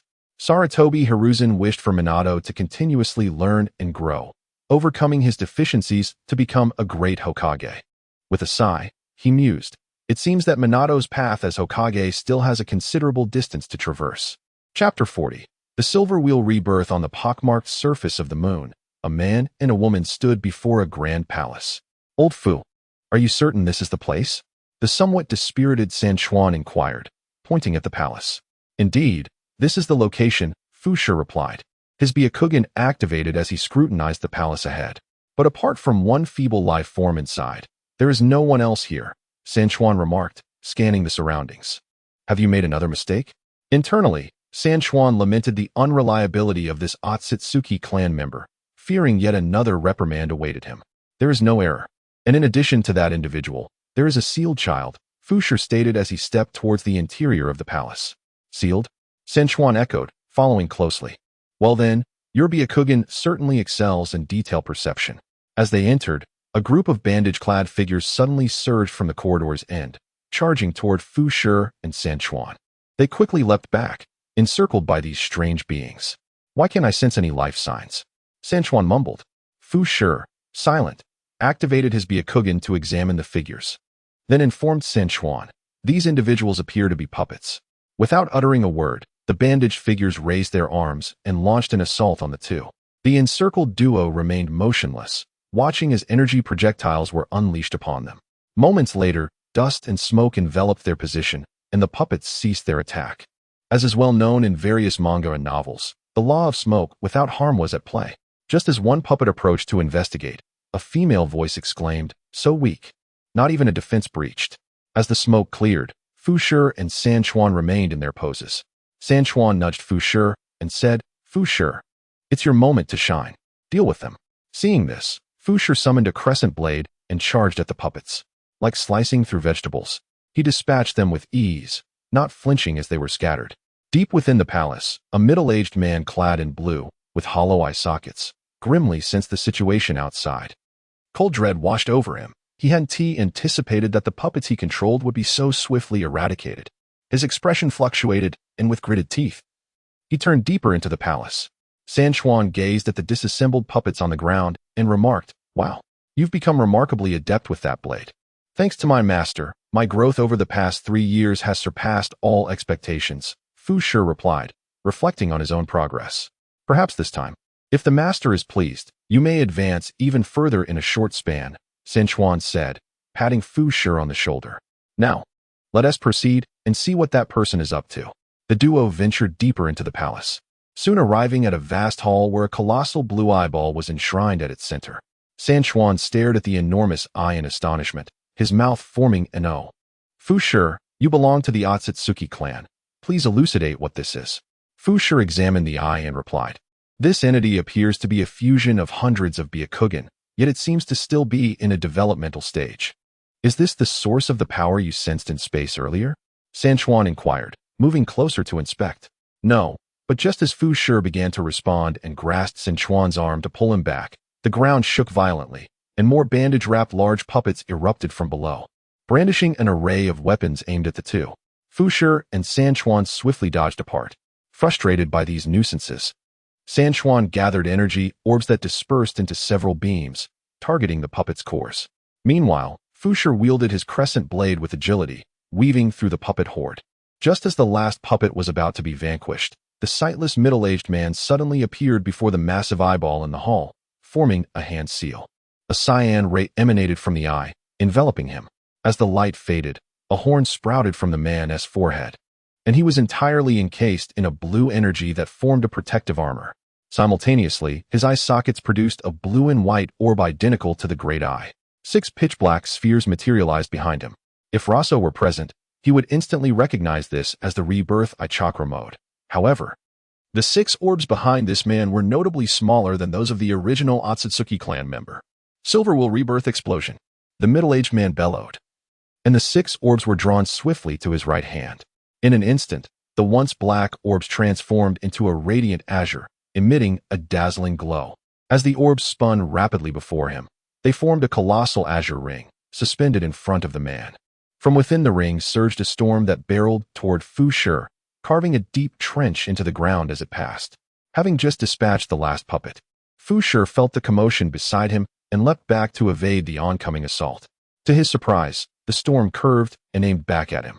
San Chuan, having already leapt to a height, laughed. "Fu Shi, that attack is quite lethal for you. Need assistance?" While dodging the attack, Fu Shi gritted his teeth and replied, "I can manage." With that, Fu Shi activated his Byakugan once more, swiftly closing in on the middle-aged man, and delivered a decisive blow that severed his arm. As the man recoiled from the loss, he fell out of the rebirth eye chakra mode. Fu Shi observed the man on the ground, clutching his severed limb, and rapidly conjured ropes that ensnared him. With a sigh of relief, Fu Shi was about to address the man bound in a tortoise-shell-like manner when San Chuan leapt over, perching on Fu Shi's shoulder. "Old dang, who are you?" The middle-aged man, as the rebirth eye's glow faded, fixed his gaze on Fu Shi, muttering, "How is this possible? How can this be?" After uttering those words, he lost consciousness. "Fu Shi, it seems he recognizes you," San Chuan remarked, tapping the horn atop Fu Shi's head. "Perhaps he does not know me." "We shall find out when he wakes," Fu Shi replied, channeling green light from his palm to staunch the man's bleeding. "You mentioned earlier that this thing is a fusion. Can it be disassembled?" San Chuan poked at the rebirth eye. "It can be, but it would render it useless," Fu Shi noted, sensing the power emanating from the eye. "Is the power we sensed earlier emanating from this eye?" San Chuan reiterated his previous interrupted question. After pondering for a moment, Fu Shi confirmed, "I didn't examine it closely before, but now I can assert that it is indeed the source." "Oh no, This is dire, Sanchuan exclaimed, shaking the horn atop Fu Shi's head.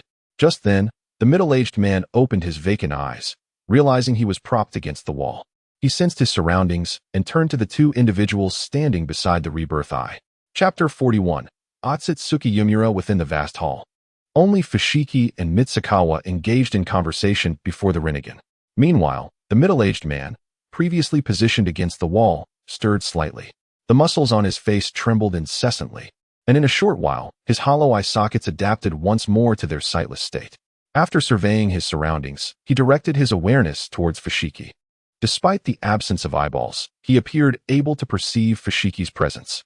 Images flooded his mind of Fushigi, masked by a hood, just before the Rinnegan's light faded. Upon catching sight of Fushigi's wide eyes, he was momentarily stunned, mistaking him for one of the traitorous Hyuga clan who had betrayed their ancestors. Coupled with the shock of having lost an arm and the exhaustion from the Rinnegan's power, he had no time to contemplate further. Now, as he regained his senses and reflected on the man's appearance, skin tone, and physique, it became evident that he could not possibly belong to the Hyuga clan. Listening to Mitsukawa's incessant chatter, Fushigi turned his gaze towards the man and remarked, "He has awakened." Mitsukawa, ceasing his playful antics with Fushigi's horns, leaped from Fushigi's shoulder to the ground and inquired, "Do you possess any methods of interrogation?" "None," Fushigi replied, his tone succinct, evidently irked by the incessant prattle. "I should have brought Tenku along," Mitsukawa mused as he rummaged beneath his armor, retrieving a spatial capsule which he tossed beside the man. As they approached the man, Mitsukawa prepared his tools, eager to employ the skills he had learned from Tenku. The man, using a somewhat aged voice, urgently questioned Fushigi, "Who are you?"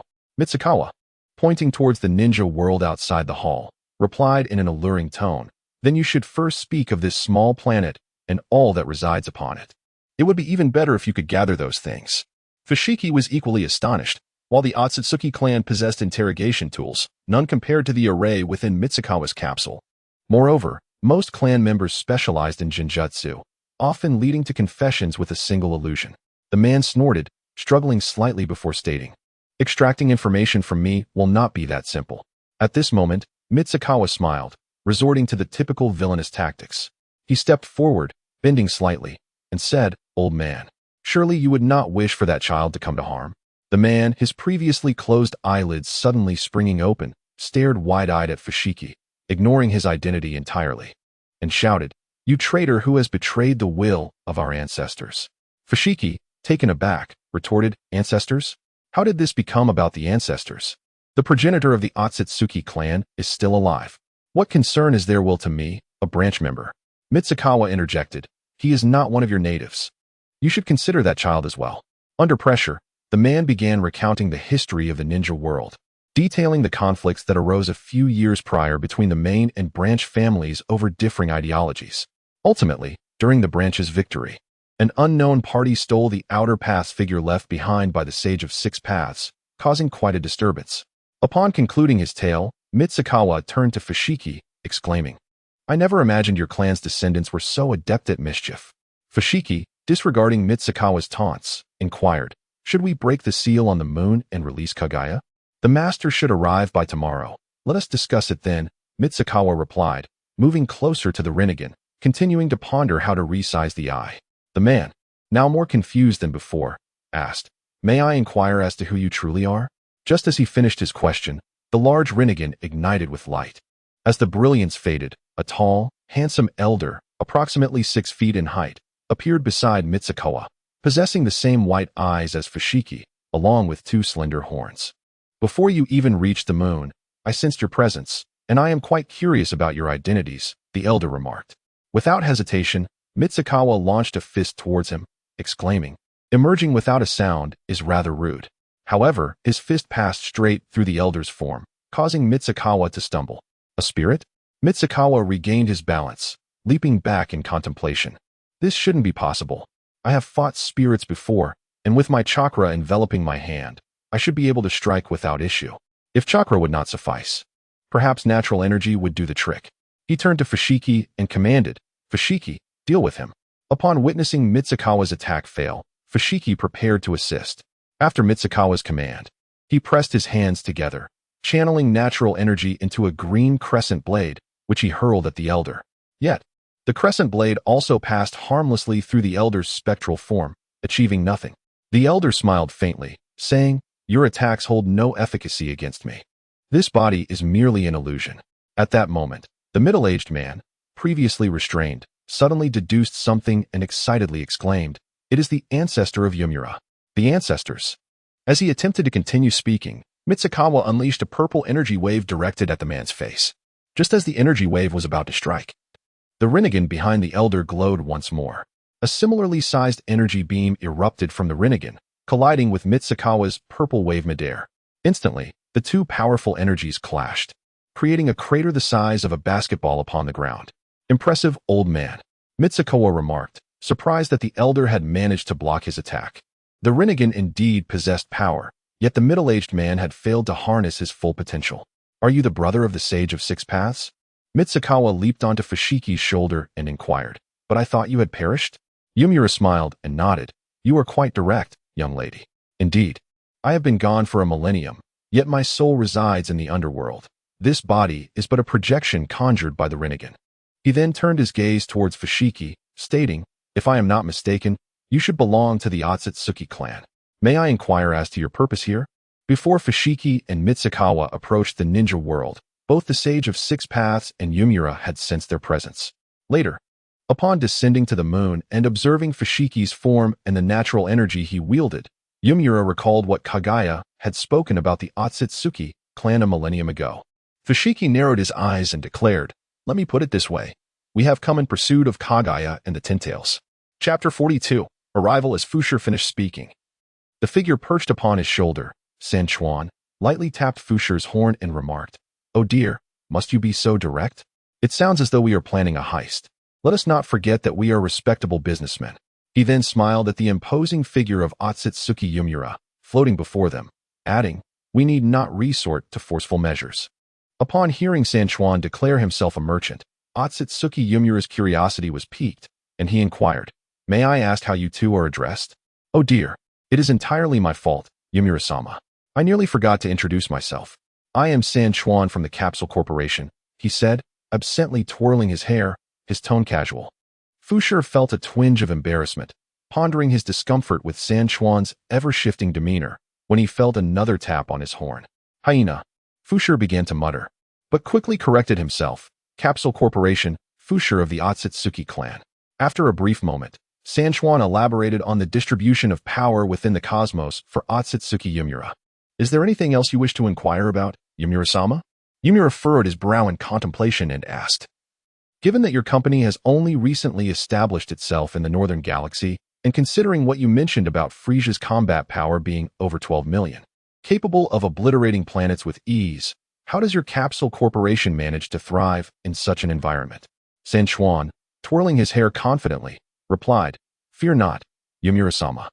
My master is exceedingly powerful, rivaling Frisia himself. However, we do not aspire to become another Frisia force. Thus, to safeguard universal peace, my master founded the Capsule Corporation." He continued, "It was merely out of curiosity regarding Kagaya's exploits that we sought to visit. Moreover, we could collaborate to better protect this region from the watchful eyes of the pure white Otsutsuki clan." Otsutsuki Yumura nodded thoughtfully and turned to Fushir, asking, "But I am curious. Fushir-sama, as a member of the Otsutsuki clan, why have you aligned yourself with the Capsule Corporation?" Fushir then explained the circumstances surrounding his departure from the Otsutsuki clan. Reflecting on how these 3 years had been the most liberating of his life, he elucidated the Otsutsuki clan's cruel legacy, where each generation, upon death, would condense into a fruit akin to the god trees, absorbed by the next generation to serve as nourishment, completing the transfer of power and knowledge. This cycle would continue until a certain level of planetary energy was accumulated, enabling the god tree to consume and evolve. Upon hearing this, Otsutsuki Yumura's expression turned grave. He had not anticipated the brutal nature of the Otsutsuki clan's inheritance. If they find the shinobi world, it would be disastrous. San Chuan interjected with a smile, "Thus, Yumura-sama, by collaborating with us, at the very least, you can ensure this vicinity remains shielded from the Otsutsuki clan's threats." Yumura fell silent for a moment, scrutinizing Fushir and San Chuan before stating, "I need to discuss this with my brother." At that moment, the colossal Rinnegan emitted a radiant glow. coalescing into a figure resembling Otsutsuki Yumura, albeit with violet eyes, a black staff in hand, and 12 black chakra orbs hovering behind. This figure was none other than Otsutsuki Yui, the Sage of Six Paths. He frowned, his expression revealing complexity. He had evidently overheard their conversation. I agree to the collaboration. However, could you elaborate on the specifics? Oh ho, you've hit the nail on the head, San Chuan exclaimed, clenching his right fist against his left palm. Unfortunately, I am uncertain of the details. This was merely a spur-of-the-moment idea, and we shall have to wait for my master to arrive tomorrow to finalize it. As Otsutsuki Yui contemplated the reliability of these two, he was suddenly disheartened by San Chuan's statement. Beside them, Otsutsuki Yumura asked, "When can we expect his arrival?" "Tomorrow, I presume," San Chuan replied. "By the way, how do you plan to resolve that mess you have on your hands? Frankly, it seems rather juvenile." At this juncture, Roso had reached the desolate expanse, on the brink of entering the shinobi world. Master San Chuan had relayed news that Kagaya's two sons sought collaboration with them. In the spacecraft, Izuna approached Roso and recounted San Chuan's maneuvers on the shinobi world's moon. Seated within his baby carriage-like flying apparatus, Roso was taken aback by San Chuan's audacity. Is it truly possible that the Sage of Six Paths and his brother have placed their trust in San Chuan so readily? After living for a millennium, they would so easily believe his words? Moreover, Roso noted that neither of them had intervened during the conflict, even going so far as to eliminate the yellow-haired one and the other. My lord, they must realize they cannot contend with San Chuan, and conversely, San Chuan is unable to deal with them, Izuna speculated. According to San Chuan, they are hiding in the so-called Yomi space and have not revealed their true forms. Plus, there's that Otsutsuki Fushur by their side. Izuna expressed curiosity about the unfolding events. Roso nodded, recalling the voice of Rajan in his mind. San Chuan is impressive. He has managed to draw out that old fox, the Sage of Six Paths, in no time. Disregarding Rajan, Roso urged Izuna to accelerate their pace. The next day, the spacecraft landed near the palace on the moon, and from afar, San Chuan spotted the ship, waving excitedly. "Master, you've finally arrived. I've accomplished something significant this time. Might you consider promoting me?" Roso disembarked and flew towards the assembly, ignoring San Chuan entirely as he scrutinized the Sage of Six Paths and Otsutsuki Yumura. "If you both wish to collaborate, please share your thoughts," Roso stated plainly. The Sage of Six Paths, also assessing the youthful Roso, replied directly. "We hope to leverage your esteemed corporation's strength to shield the shinobi realm from the Otsutsuki clan's menace until it can mature and grow." Roso regarded the Sage of Six Paths and replied, "Collaboration is possible, but I require the God Tree and Kagaya." Otsutsuki Yumura interjected, "Kagaya is our mother, and the primal power of the God Tree is inextricably linked to her. It cannot be included in any agreement. We kindly request you propose an alternative." "Hey, the old man has already stated not to push your luck," San Chuan exclaimed anxiously. His aspirations for a promotion could not be thwarted. "Rest assured, I have no ill intentions towards her. I merely wish to validate a theory of mine," Roso replied. Having viewed fragments of the past, he learned that within the Otsutsuki clan's domain, there existed a second seed of the God Tree, akin to Kagaya's. Uncertain of its authenticity, he had not had the opportunity to investigate before being transported. Even though he possessed a God Tree, he was intrigued by the one in the hands of Ishiki, especially after he had fed the Otsutsuki captain, who rescued Lam-Z, to his God Tree, resulting in the expulsion of a white seed shortly thereafter. Thus, he entertained the notion of nurturing the God Tree, akin to the methods described in the novels of his past life, while also wishing to ascertain whether Ishiki possessed any chakra fruits. After all, having nourished so many Otsutsuki, he was curious whether Rajan's consumption would impact him adversely. Furthermore, he was still uncertain of Darius's whereabouts. The Sage of Six Paths then asked, "Might you share your reasoning?" "At present, I cannot," Roso replied bluntly. Meanwhile, Otsutsuki Yumura, deep in thought, finally spoke. "Might I request a demonstration of your power?" Upon hearing this, San Chuan's temper flared instantly. "What do you mean, old man?" Chapter 43. The Golden Wheel Rebirth and weak water on the surface of the moon, not far from the palace, just as San Chuan was about to take action. The Sage of Six Paths explained that Otsutsuki Yuki had inadvertently caused offense. Roso, however, readily acquiesced to Otsutsuki Yuki's request. What inadvertent offense? It was clearly a signal from that old man, the sage. Meanwhile, The voice of Luoji echoed in Roso's heart. Let Fu Shi handle it. Why are you getting personally involved? I wish to gauge their strength as well. After saying this, Roso emerged from the flying vessel. Standing opposite Roso, Otsutsuki Yuki said, My apologies, esteemed one. With that, he instantly activated the Rinnegan chakra mode, 12 truth-seeking balls materializing behind him. A black weapon, resembling a staff, coalesced in his hands and swiftly struck towards Roso. Roso raised his right hand effortlessly to block the staff. Observing Roso's ease, Otsutsuki Yuki commanded the 12 truth-seeking balls to rush at Roso like shooting stars. Unperturbed, Roso navigated skillfully between the spheres. Seizing the moment, he pushed forward, unleashing a powerful gust of wind towards Otsutsuki Yuki. In a hurry, Otsutsuki Yuki recalled the 12 truth-seeking balls, merging them into a black barrier for protection while transforming the staff into a long black spear, tossing it at Roso. After deftly sidestepping, Roso caught the spear and flung it back, then dashed forward in a swift motion. Otsutsuki Yuki, regaining control of the spear, looked up only to find Roso had vanished from his original position, scanning the surroundings in search of him. As Otsutsuki Yuki searched, the 12 truth-seeking balls behind him quickly transformed into a thick barrier, hastily shielding his left side.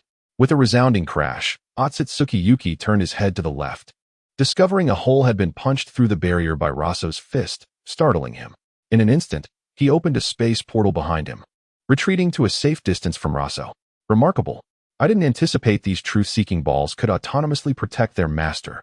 Luoji's excited voice resonated. The Sage of Six Paths, observing from the side, was also taken aback. Although Otsutsuki Yuki had not become the Ten-Tails Jinchuriki, he was still formidable, especially after evolving from the Byakugan to the Rinnegan hundreds of years ago. Had the truth-seeking balls not intervened, Roso's earlier punch would have been fatal to his brother. May I inquire, esteemed Fu Shi, how much strength did Roso exert? The sage asked kindly. San Chuan, with a smirk, crossed his arms and replied, Though the esteemed one's aura is well concealed, making it somewhat difficult to sense, judging by the momentary burst of power, it should be less than 10%. Indeed, Roso had held back, wary of accidentally killing Otsutsuki Yuki. Currently, it seemed Otsutsuki Yuki's strength was comparable to Krillin from the Dragon Ball Z Saiyan saga, around 1500.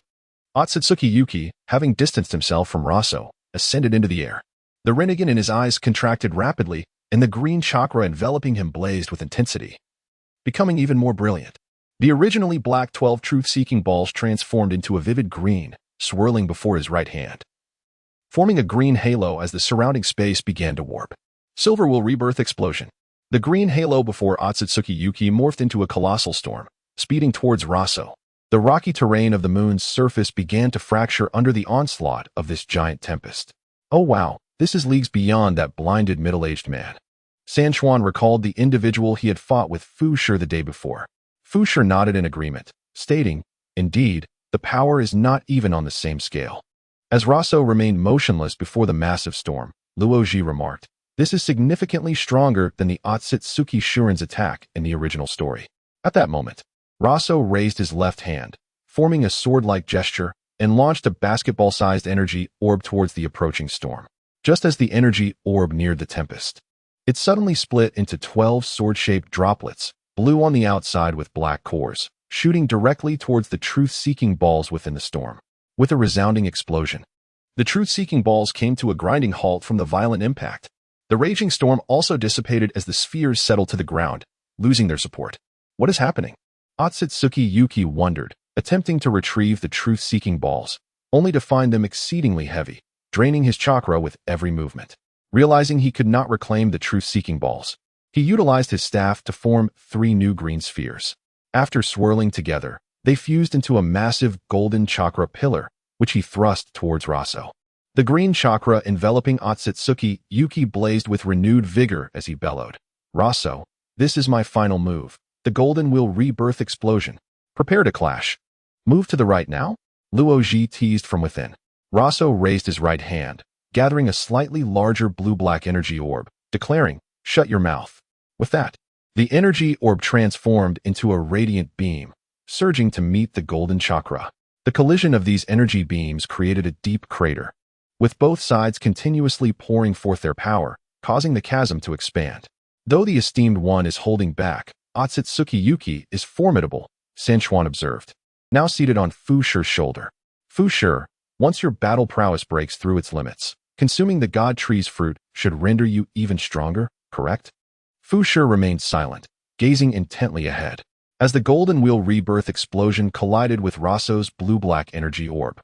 The oppressive gravitational force previously felt from the truth-seeking balls returned with a vengeance.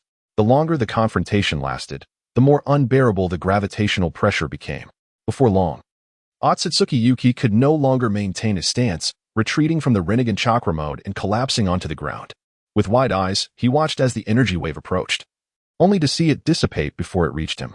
As the blue-black energy wave neared Otsutsuki Yuki, Roso waved his hand, dispersing it.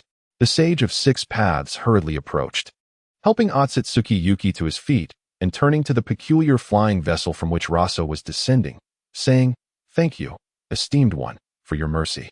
It was merely a spar, I concede." After exchanging pleasantries with the sage, Roso turned to Otsutsuki Yuki with a smile, saying, "Your golden wheel rebirth explosion is indeed impressive. I am curious about the blue-black attack you unleashed." After a moment's respite, Otsutsuki Yuki inquired, "Your attack rendered the truth-seeking balls incredibly heavy, and I sensed a similar feeling with the golden wheel rebirth explosion. I am genuinely curious. If it is inconvenient to disclose, I shall not press further." Seeing Otsutsuki Yuki's genuine curiosity, Roso elaborated, "That technique is called weak water." Indeed, this was a skill Roso had developed years prior while enhancing his energy attributes, inspired by myths from his past life. Chapter 44. The Night of the Nine Tails. This technique is called weak water. Any object that comes into contact with it becomes immensely heavy. Roso briefly described this move, yet his mind wandered back to the moment it was developed. Recalling the experiment conducted with Lam-Z, which yielded a significant conclusion, inanimate objects or energy, once touched, would become exceedingly heavy, with time only amplifying their weight. Conversely, living beings that encountered it would become utterly weak and vulnerable.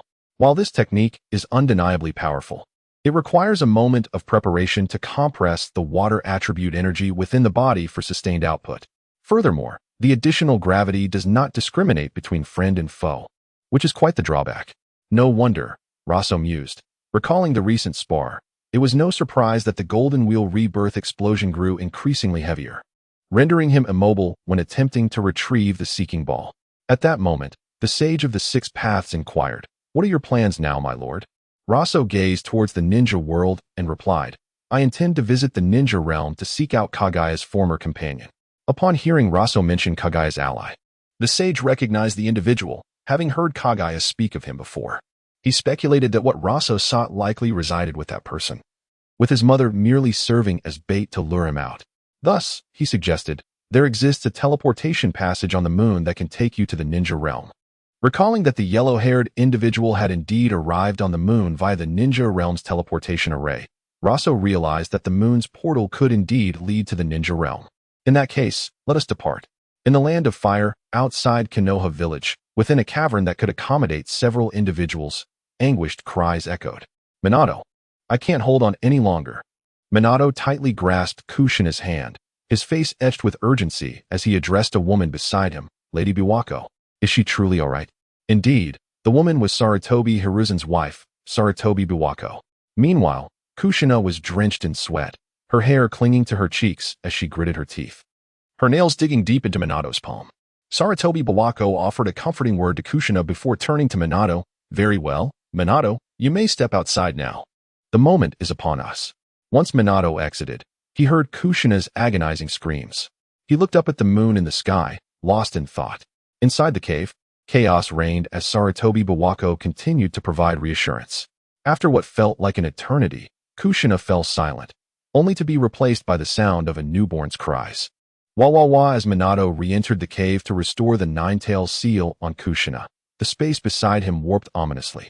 A figure adorned with a tiger mask and clad in a black cloak snatched the infant from Biwako's arms and leaped towards the cave's entrance. Fourth Hokage, you are a step too late." The masked man taunted, his voice laced with mockery as he eyed Minato from a distance. "Whoever you are, come at me. The child is innocent," Minato retorted, drawing the flying thunder god kunai and locking his gaze on the masked figure. "Now, fourth Hokage, I present you with a choice. the masked man declared, his right palm warping and swirling with energy as explosive tags materialized, affixed to the infant's back. Will you save your son or your wife? With that, he tossed the child into the air. Minato's eyes widened, and without hesitation, he activated the Flying Thunder God technique, teleporting to catch the infant mid-fall. Discarding the explosive tags to the outside, he held the child tightly, turning to confront the cave's entrance, only to find the masked man had vanished. Anxious, Minato understood the masked man's intentions were malevolent. He activated the Flying Thunder God once more, relocating to a nearby wooden house, soothing the infant. Naruto, Daddy will be back soon. As Minato departed, Bawako reassured Kushina, all will be well. Trust in Minato. At that moment, space warped nearby, and the masked man reappeared, swiftly eliminating Bawako and a nearby nurse, abducting Kushina from the cave and dragging her outside. After releasing her seal and extracting the nine tails from her body, he aimed to kill her. Just then, Minato arrived beside Kushina using the Flying Thunder God, embracing her and leaping aside. Fourth, this time you made it. The masked man's tone brimmed with rage.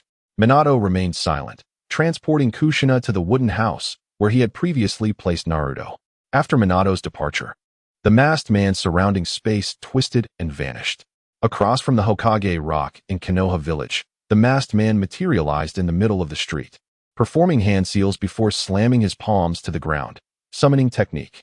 The colossal form of the Nine Tails emerged at the heart of Konoha, with the masked man standing atop its head, controlling its rampage. After ensuring Kushina's safety, Minato discovered the Nine Tails wreaking havoc in Konoha. He activated the Flying Thunder God to appear beneath the Hokage Rock. Thus, the Nine Tails rampaged through Konoha, and as the masked man directed it to unleash a tailed beast bomb, Minato utilized the Flying Thunder God to redirect it to a distant mountain range. The masked man suddenly appeared behind Minato, attempting to ensnare him with a peculiar space-time ninjutsu. However, Minato evaded, teleporting to a nearby forest, where a fierce battle ensued. At the boundary between Konoha and the capital of the Land of Fire, a lake concealed a vast cavern beneath its surface.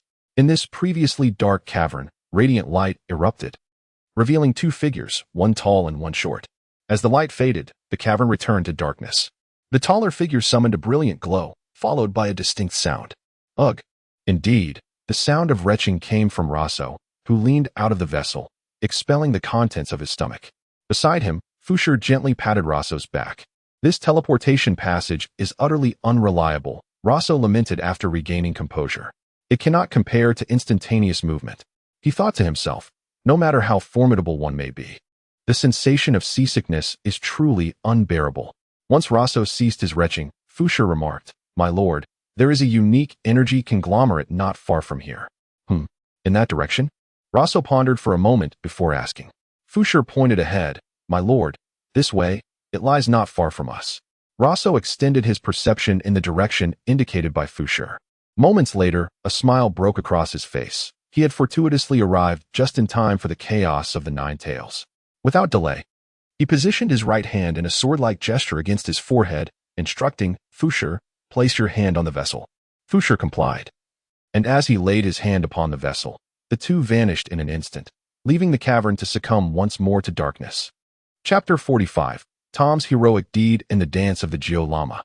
In the village of Konoha, amidst the ominous death forest, the illustrious Minato Namekase, employing the Flying Thunder God technique, materialized behind the masked man, delivering a spiraling sphere with precision. He marked the masked figure with a Flying Thunder God seal. However, upon being struck, the masked man leaped effortlessly to a nearby rock, contemplating retreat as he sensed his injuries. Yet, before he could act, Minato reappeared before him, enacting a contract seal to sever his connection with the Nine Tails.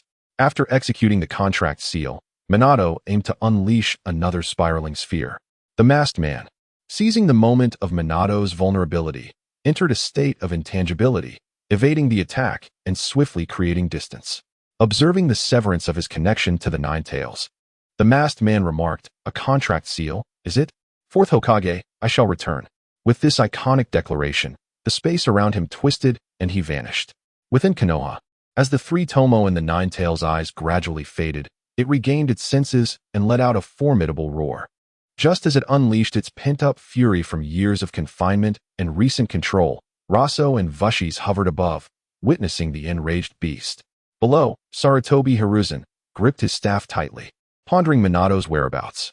Beside him, a pineapple-haired individual addressed Hiruzen, Lord Third. Do you see two figures hovering above the Ninetales? Upon hearing this, others gazed upward. A member of the Hyuga clan activated his Byakugan, confirming, indeed, two figures are standing there. Yet curiously, I cannot perceive the flow of chakra within them. Could Hinata have made an error? Someone questioned, intrigued yet skeptical of the two figures' presence, as flight-capable jutsu were not unheard of in the ninja world. However, the inability of the Byakugan to discern their chakra was astonishing, given its renowned prowess in perception and insight. Hiruzen, fixated on Roso and Vushies, stated, regardless of their intentions, we must first address the Ninetales. He instructed Hinata to assemble a team to monitor the two strangers, ready to intervene at a moment's notice. As Hiruzen spoke, he extended his staff toward the distant Ninetales, which remained unmoving, unflinching. After retracting his staff, the Ninetales opened its maw, coalescing a dark, purplish-tailed beast bomb and launched it toward the swarm of ninjas below. Just then, Minato returned to Konoha using the Flying Thunder God technique. Observing Roso and Vushies in the sky, his mind brimming with questions. Ignoring them for the moment, he threw 4 kunai imbued with the Flying Thunder God technique to redirect the tailed beast bomb. Minato, you have returned. Those two individuals in the sky are unidentified.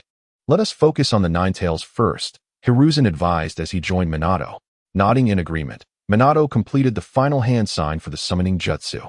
Suddenly, a massive toad wielding a sword appeared atop the Ninetales, pinning it down. Winta, hold it steady for a moment, Minato instructed the toad. Casting a glance at Roso and Vushies, he added, Lord Third, I entrust the village to you. I shall take the Ninetales outside and seek an opportunity to reseal it.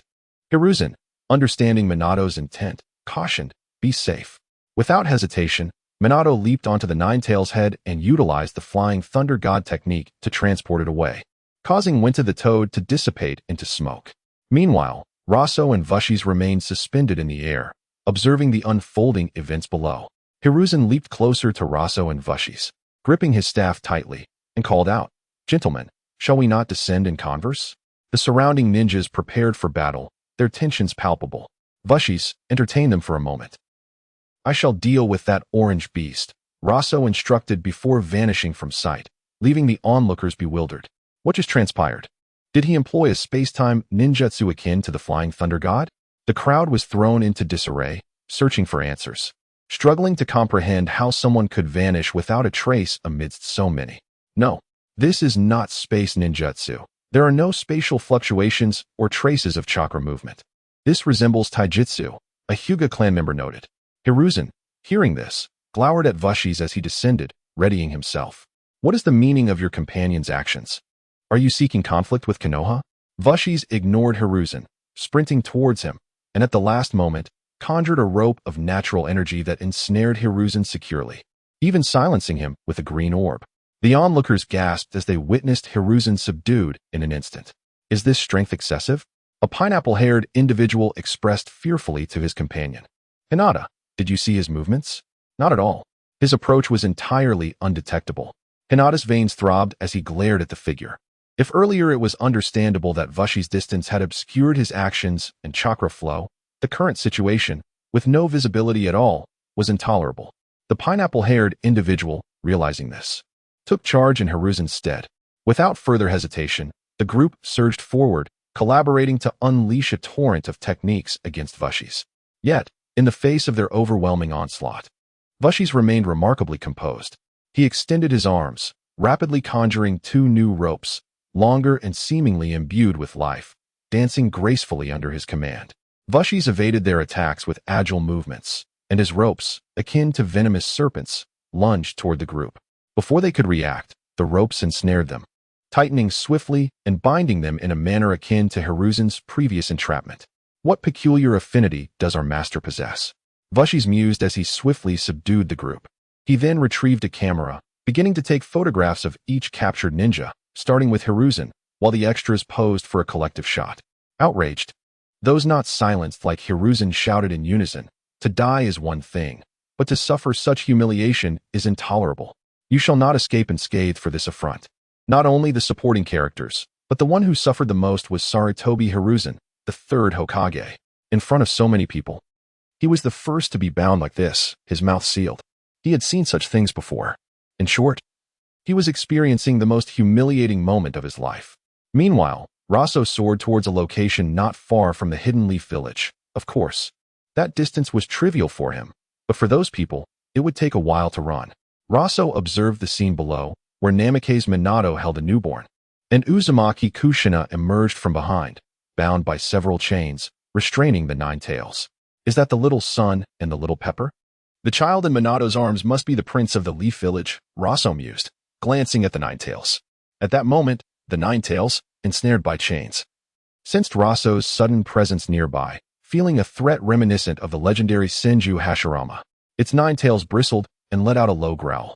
Roso, however, wore a broad smile as he drifted leisurely before the nine tails, even scratching its chin, remarking, "What a big dog you are." Upon hearing itself referred to as a dog, the nine tails retorted angrily, "Brat, I am a fox." Struggling against the chains, its tails lashed out at Roso, who simply sidestepped effortlessly. On the ground, Kushina, feeling the nine tails' agitation, turned to see the enraged beast and noticed Roso floating nearby. Minato, cradling Naruto, also caught sight of Roso and wondered if he was an accomplice of the masked man. He urged Kushina, ease your control over the nine tails a bit. Once the nine tails felt the chains loosen slightly after Roso dodged, it surmised their intentions and conjured a small-tailed beast ball, directing it at Roso. Roso, observing the rapidly approaching tailed beast ball, remained still, allowing it to hover before him. Then, he flashed to the top of the nine tails' head. Surprised that the tailed beast ball had stopped, Roso reached out and patted its head. The nine tails froze, a hint of confusion flickering in its eyes. This was the first time, apart from the old sage, that a human had touched its head, making the nine tails reminisce about Sage of the Six Paths. But in the next moment, its eyes widened as it heard a familiar phrase. "Big dog, your power is too great. I shall seal you." Roso imitated Hashirama, and with that, he slapped the nine tails on the head. With a resounding bang, dust erupted.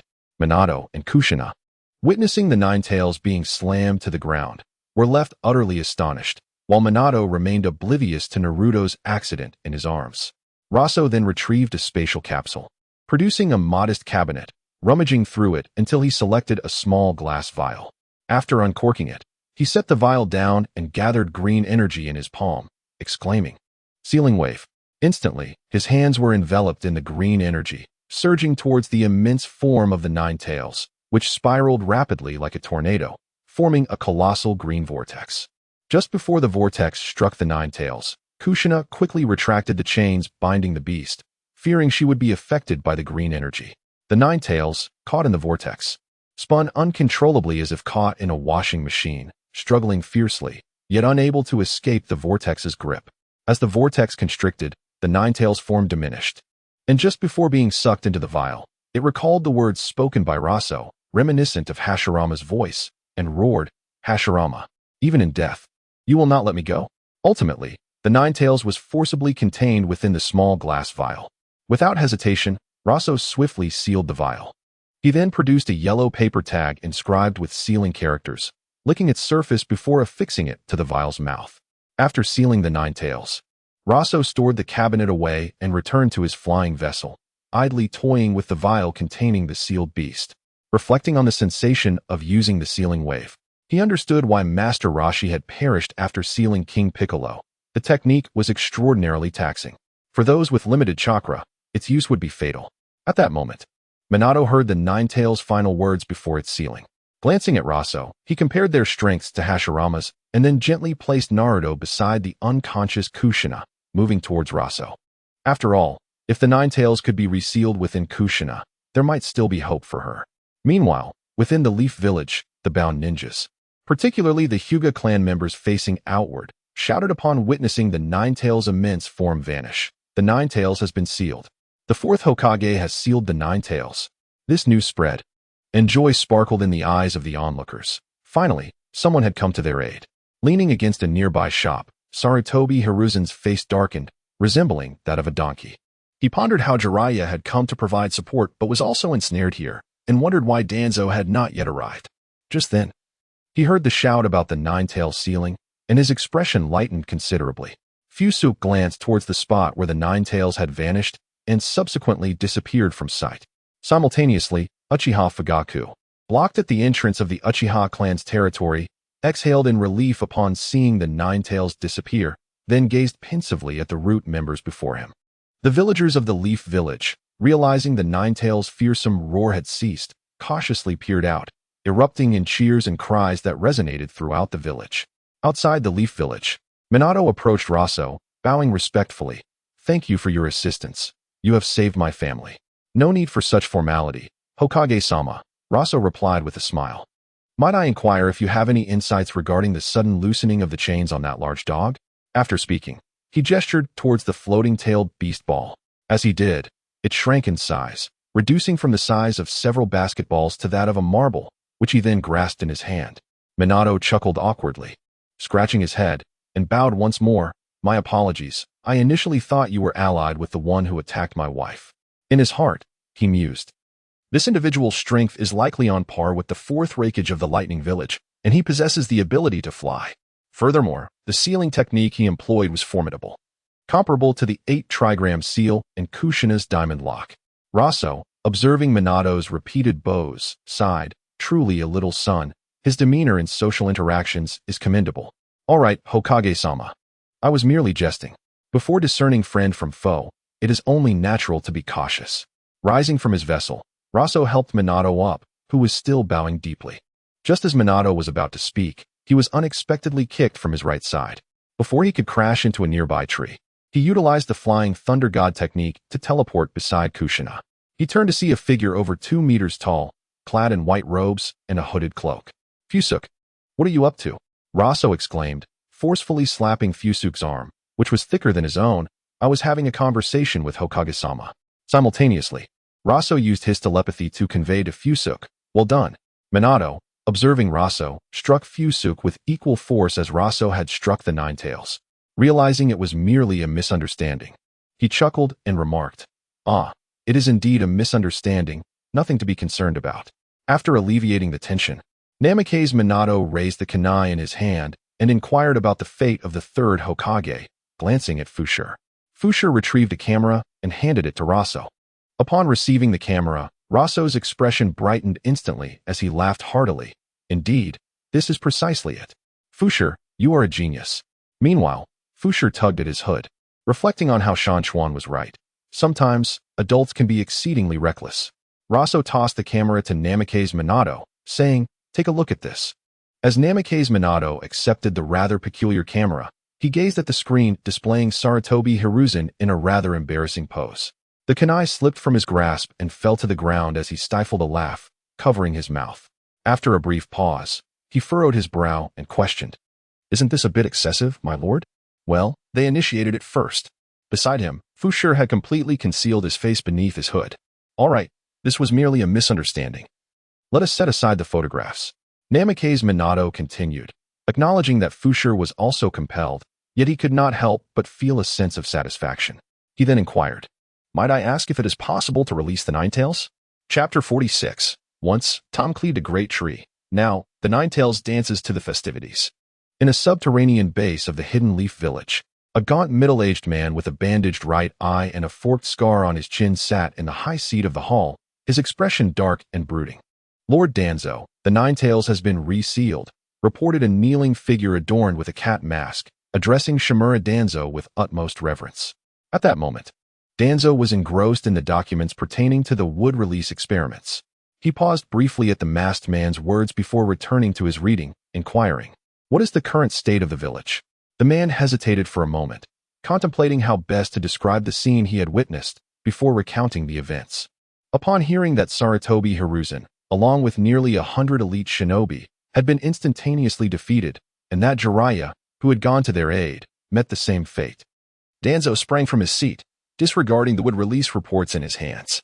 His heart raced with anticipation, hoping for Hiruzen's untimely demise in battle, allowing him to seize control of the young Minato and Namekians and manipulate the Hidden Leaf Village.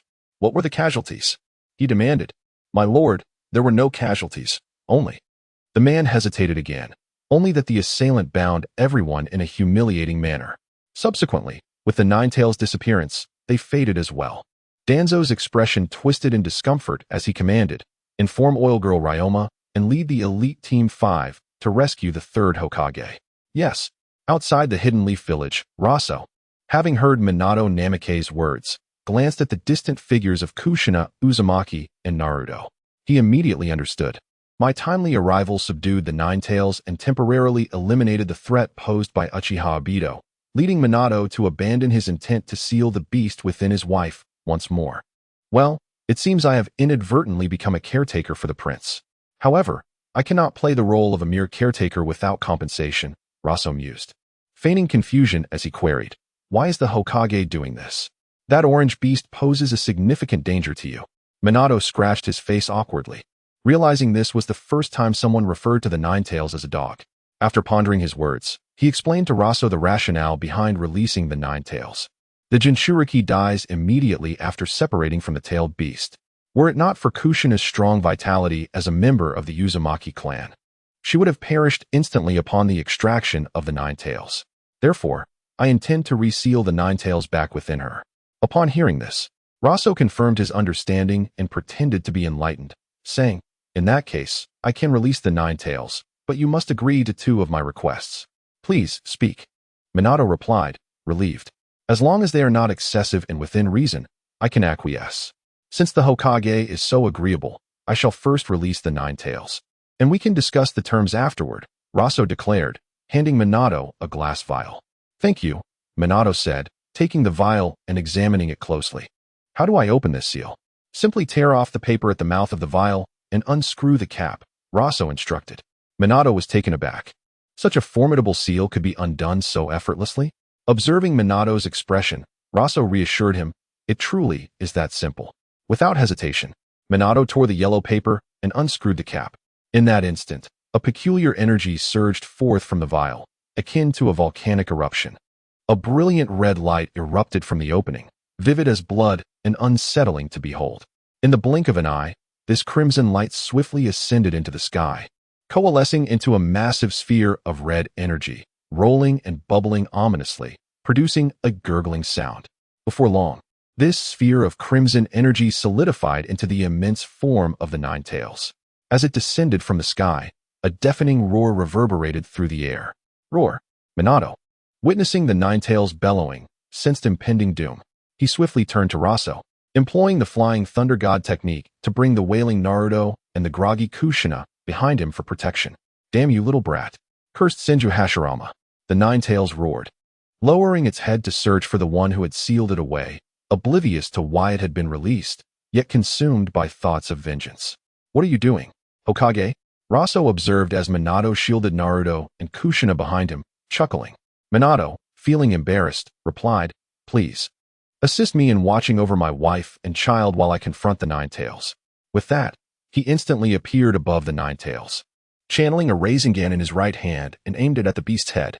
The Ninetales, venting its rage in the open space, sensed a presence above and leapt to the left. Once cautious of its surroundings, it recalled the fear instilled by Roso's earlier strike, making it wary. After evading Minato's attack, the Ninetales turned to face him, gathering a tailed beast ball in its mouth, determined to eliminate the assailant. Minato, witnessing the Ninetales forming the tailed beast ball, summoned Gamabunta, who landed squarely upon the beast's head. Before the Ninetales could unleash its attack, the tailed beast ball detonated in its mouth, singeing the fur on its face. Wave your tail, Ninetales! Gamabunta bellowed, recognizing Minato and roaring back, Minato, I will settle the score with you. With that, the Ninetales lashed its tail at Gamabunta, sending the toad flying back to Mount Mayaboku. Meanwhile, Roso, amused by the commotion, turned to Kushina, who was struggling to calm the fussing Naruto. Madam, you surely wouldn't want your husband to come to harm, would you? Kushina paused, momentarily taken aback. Had she possessed the energy, she would have given the impudent brat in the baby carriage a piece of her mind. Finally, the other observers grasped why Roso was so relaxed. If you wish to keep your husband safe, kindly cease your child's cries, Roso continued. Despite her fatigue, Kushina coaxed the still-crying Naruto. Strangely enough, in no time, Naruto's sobs subsided, his round eyes gazing curiously at the surroundings. At this moment, the Ninetales, having freed itself from Gamabunta's grasp, lunged once more at Minato. The latter deftly dodged, seizing every opportunity to strike the beast's head with another Rasengan. Under Minato's relentless assault, the Ninetales' head became barren. The Ninetales, feeling its bald head, roared in frustration, its body trembling violently. "Why must you always strike my head, you scoundrel?" With a thunderous roar, the Ninetales rapidly gathered another tailed beast ball, this time aiming for the Hokage rock of the Hidden Leaf Village. Minato, initially believing the tailed beast ball was aimed at him, soon realized the Ninetales was employing a diversion. "Roso, I implore you, restrain the Ninetales," he exclaimed, appearing beside Roso with urgency. Desperate, he knew that there was no one left in the village capable of countering the Ninetales' assault. After all, the third Hokage and Jiraiya had been bound so humiliatingly.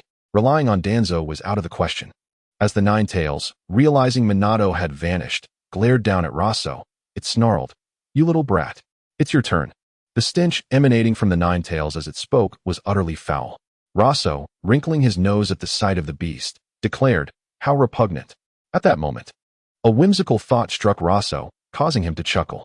He tilted his head towards Kushina Uzumaki and said, "Madam, my unexpected arrival has left me without a suitable gift. How about we enliven the occasion with a dance?" Chapter 47 begins with Tom slicing through a large tree, while now, the Great Ninetales performs a dance to entertain. At this moment, Kushina, soothing her son Naruto, who had just cried out in fear from the Ninetales' roar, feels no concern for danger, as she had witnessed Roso's earlier encounter with the beast. Furthermore, Minato had reassured her not to worry about Roso and his companion for the time being. Nevertheless, she remained prepared to unleash the diamond lock at any moment. Yet, upon hearing Roso's intention to dance for entertainment, she wondered aloud, "Dance?" Roso rose, gazing at the Ninetales with a grin, exclaiming, "Let the dance commence, beast." With that, he leapt from his flying contraption, swiftly landing atop the creature's head. As the Ninetales searched in confusion, Roso noted its polished bald head, illuminated by the spiraling sphere, and struck down once more. Dust billowed as the Ninetales collapsed into the ground. As the dust settled, the bewildered Ninetales, recovering from its pain, stood bellowing towards the sky. Its crimson vertical pupils gleamed so brightly that one might mistake it for a member of the Uchiha clan. Seizing the opportunity amidst the beast's roar, Roso raised his right index finger, conjuring an energy orb the size of an apple, which he launched toward the Ninetales' head. Upon reaching its apex, the orb emitted transparent energy strands that swiftly ensnared the creature's limbs and body. Oblivious to the impending danger, the Ninetales remained fixated on the orb above. Roso issued a command, prompting the Ninetales to raise its arms behind its head, while he extracted a space capsule, producing an oversized speaker. As he manipulated the speaker, he directed an energy orb towards Kushina and Naruto, forming a protective barrier around them. The speaker, a gift from Dr. Briv, was part of an Interstellar promotion. Meanwhile, within the village, Danzo Shimura observed with a darkened expression as Sarutobi Hiruzen and others were bound by the tortoise-shell binding. Noticing Danzo's sudden inclination to smile, Hiruzen's visage faltered upon the realization that Danzo had come to witness him. It seemed he might not be able to remain in the Hokage's office for long. Just as Danzo prepared to mock him, his peripheral vision caught sight of a colossal orange-red figure appearing once more. Upon confirming it was indeed the Ninetales, his expression darkened again, especially as the beast began to gather its tailed beast ball and aimed it towards them, turning his face pale. While contemplating the folly of having come to witness Hiruzen's embarrassment, Minato arrived via Flying Thunder God, instructing Danzo, "Elder, release them." Following this, he hurled 4 kunai at the tailed beast ball, teleporting it away. As Danzo, with a sense of relief, ordered his subordinates to dismantle the bonds formed by Roso's energy, he contemplated the immediate need to acquire a Sharingan upon returning. He glanced at the Ninetales, which was now twisting its torso to the right while clutching its head. Amidst Danzo's confusion regarding the Ninetales' intentions, lively music resonated from afar. The Ninetales began to awkwardly sway to the rhythm, its massive body moving clumsily as it made comical gestures with its hands, its tail swaying in tandem. The onlookers, now freed, stood in astonishment, questioning whether the Ninetales could indeed dance. Returning with the tailed beast ball safely relocated, Minato wore a look of disbelief as he observed Roso beside Kushina, his mind swirling with curiosity. Roso, brimming with pride, recorded the Ninetales' performance while directing it to change its dance moves, all set to a catchy tune. Kushina, within the protective barrier, couldn't help but laugh at the sight. Meanwhile, the newly born Naruto slowly drifted into slumber, clapping his tiny hands. Danzo, witnessing the absurdity of the scene, twitched his mouth in disbelief before casting a glance at Hiruzen and departing. The Nine Tails, now thoroughly enraged, roared furiously, attempting to break free from Roso's control, but to no avail. The creature's dancing became increasingly vigorous, snapping nearby trees with its swaying tails and stirring clouds of dust. Yet, this peculiar dance managed to calm the panicked villagers of Konoha. Upon Minato's return, Roso instructed Fushire to halt the music, and the Nine Tails ceased its movements. At that moment, it felt an unprecedented sense of embarrassment, and as it attempted to express its desire to return to the ceiling space, Roso remarked, "Such an unsightly performance." With that, he leapt back atop the gleaming head of the Nine Tails, delivering yet another slap, causing it to remain still, lying there quietly. In a panic, the Nine Tails shouted to Minato, "Minato, save me. I wish to return to the ceiling space. Please stop him." Meanwhile, the approaching Hiruzen and others overheard this plea, their expressions filled with shock. They had never imagined a tailed beast would plead for help. Minato, equally astonished, extended his hand toward the Nine Tails and addressed Roso, "Sir, since it wishes to return to the ceiling space, perhaps you might reconsider your actions." Upon hearing Minato's words, Roso returned to his flying device, telling the Nine Tails, "Big dog, your dance was acceptable, yet it still requires refinement." Subsequently, Kushina unleashed several chains, sealing the Nine Tails back into its confinement, while Minato reinforced the seals on Kushina. With the sealing complete, the Nine Tails exhaled a sigh of relief within the sealing space, feeling liberated from the torment of a being more perverse than Uchiha Madara and Hashirama Senju. At that moment, Roso shook the camera in front of Kushina, grinning. "This video holds significant commemorative value. Perhaps one day we shall revisit it fondly." Embracing the sleeping Naruto, Kushina's eyes transformed into slitted pupils as she growled, "You recorded it?" The voice was not Kushina's but that of the Nine Tails, which had seeped through the cracks of the seal.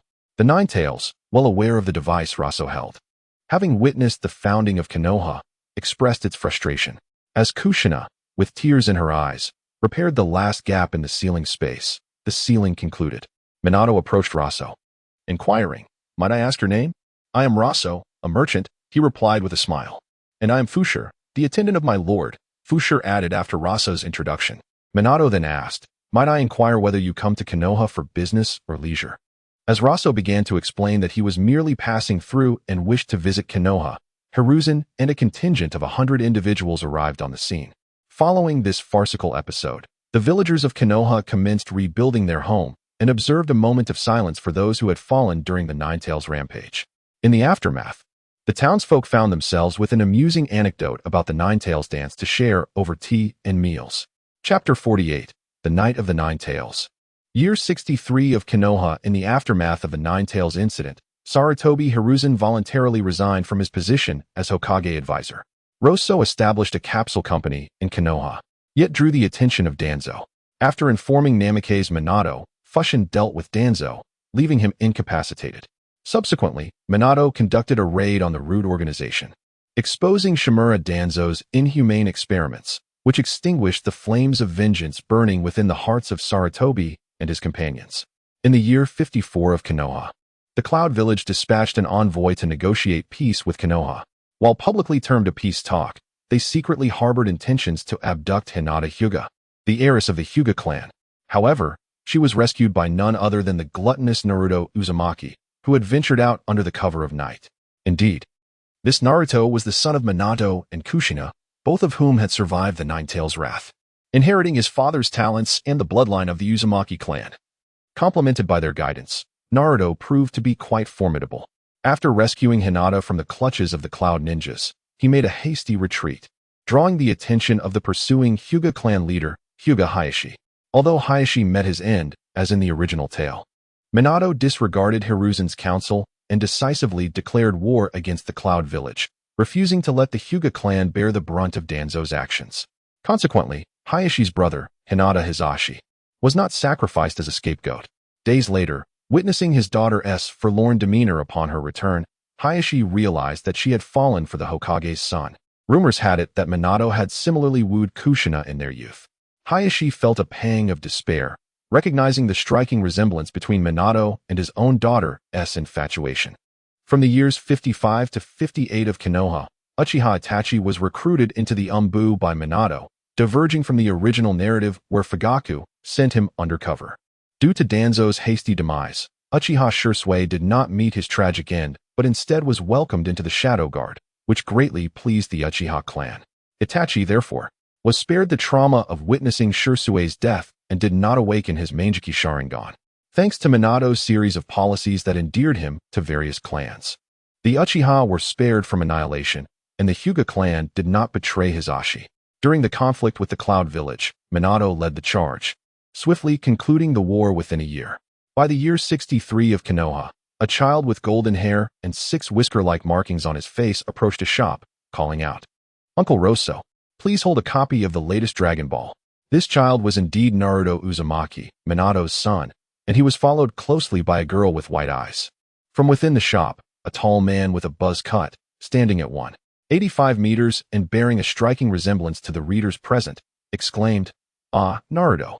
This man was Roso, who, after watching the conclusion of the first saga from Earth, had turned it into a manga for sale in the ninja world, indulging in his own whims. At this hour, it was likely that the Ninja Academy classes had already commenced. Roso, bemused by the child's innocent enthusiasm, glanced at the clock and remarked, "So, you've arrived late? Aren't you afraid Kushina will scold you?" "Ah, Uncle Roso, hold that last Dragon Ball for me." With that, Naruto hurried away, shouting back, "Hinata, keep up." Roso chuckled. It seems Minato's influence on Naruto remained strong. Just then, he sensed a familiar presence in the backyard and turned away from the counter. Upon entering the backyard, he found Fushin waiting beneath a tree. Fushin approached Roso respectfully, stating, "Sir, preparations are complete on Blacksetz's end." Roso nodded thoughtfully and replied, "Let us wait until we locate the plow before proceeding." The plow was a blue-striped, hard-shelled tortoise with the ability to traverse time and space, a significant artifact that Otsutsuki Kagaya had once utilized to capture the Nine-Tails 20 years prior, only to meet her downfall thereafter. After Fushin acknowledged this, he vanished from sight. At the Konoha Ninja Academy, Irika, a teacher with a long scar across his nose, chastised Naruto for arriving late on such an important day as graduation, especially with Hinata in tow. "This is no excuse, Naruto. You must take your studies seriously. It's not Naruto's fault. I overslept," Hinata quietly interjected. Irika, growing angrier at Hinata's defense of Naruto, retorted, "Hinata, today is a crucial day. You should not be following Naruto's antics." Before Naruto could further explain, Irika interrupted, "No more talking. Go stand at the back until the exam concludes, and then we will discuss your misbehavior." Resigned, Naruto took Hinata's hand and led her to the back of the classroom, whispering, "I'm sorry, Hinata, for getting you in trouble." Blushing, Hinata shook her head softly. "It's all right, Naruto." As Naruto and Hinata conversed quietly, Irika, seeing their interaction, sighed and began announcing the examination rules. Today's graduation exam will consist of practical combat, which may impact your future class placements. So give it your all. Now, follow me outside. Once outside, the students gathered, and Irika quickly arranged the matchups, with Naruto and Hinata soon to face off. Naruto assumed his stance, eyeing Hinata from a distance. "Hinata, I want to go easy on you." Hinata, her cheeks flushed, replied resolutely, "I want to lose to you, Naruto." As the battle commenced, Naruto activated his body flicker technique, vanishing in the blink of an eye. Hinata promptly activated her Byakugan, keenly tracking Naruto's movements. Just as Naruto reappeared behind her to attack, Hinata swiftly pivoted, unleashing a novice gentle fist strike, which Naruto skillfully dodged while seeking an opening for a counterattack. The spectators began to murmur about the fierce exchange. A chubby boy with chips in hand remarked, "Shikamaru, look at how fiercely Naruto and Hinata are fighting." The sleepy-haired Shikamaru barely lifted his head, saying, "There's nothing remarkable about it. Naruto inherited the 4th Hokage's teleportation prowess, and Hinata has her Byakugan. It's evident they're just putting on a show." As Shikamaru finished speaking, Hinata feigned a misstep, collapsing into Naruto's embrace, thereby concluding their match. Meanwhile, the parents of the new generation of 12 ninja warriors gathered to watch their children's examinations, smiling at the sight of Naruto and Hinata. However, Hyuga Hayashi, who had been smiling at his peers, could no longer maintain his composure upon witnessing his daughter's apparent infatuation with the Hokage's son, leaving him utterly disheartened. Chapter 49.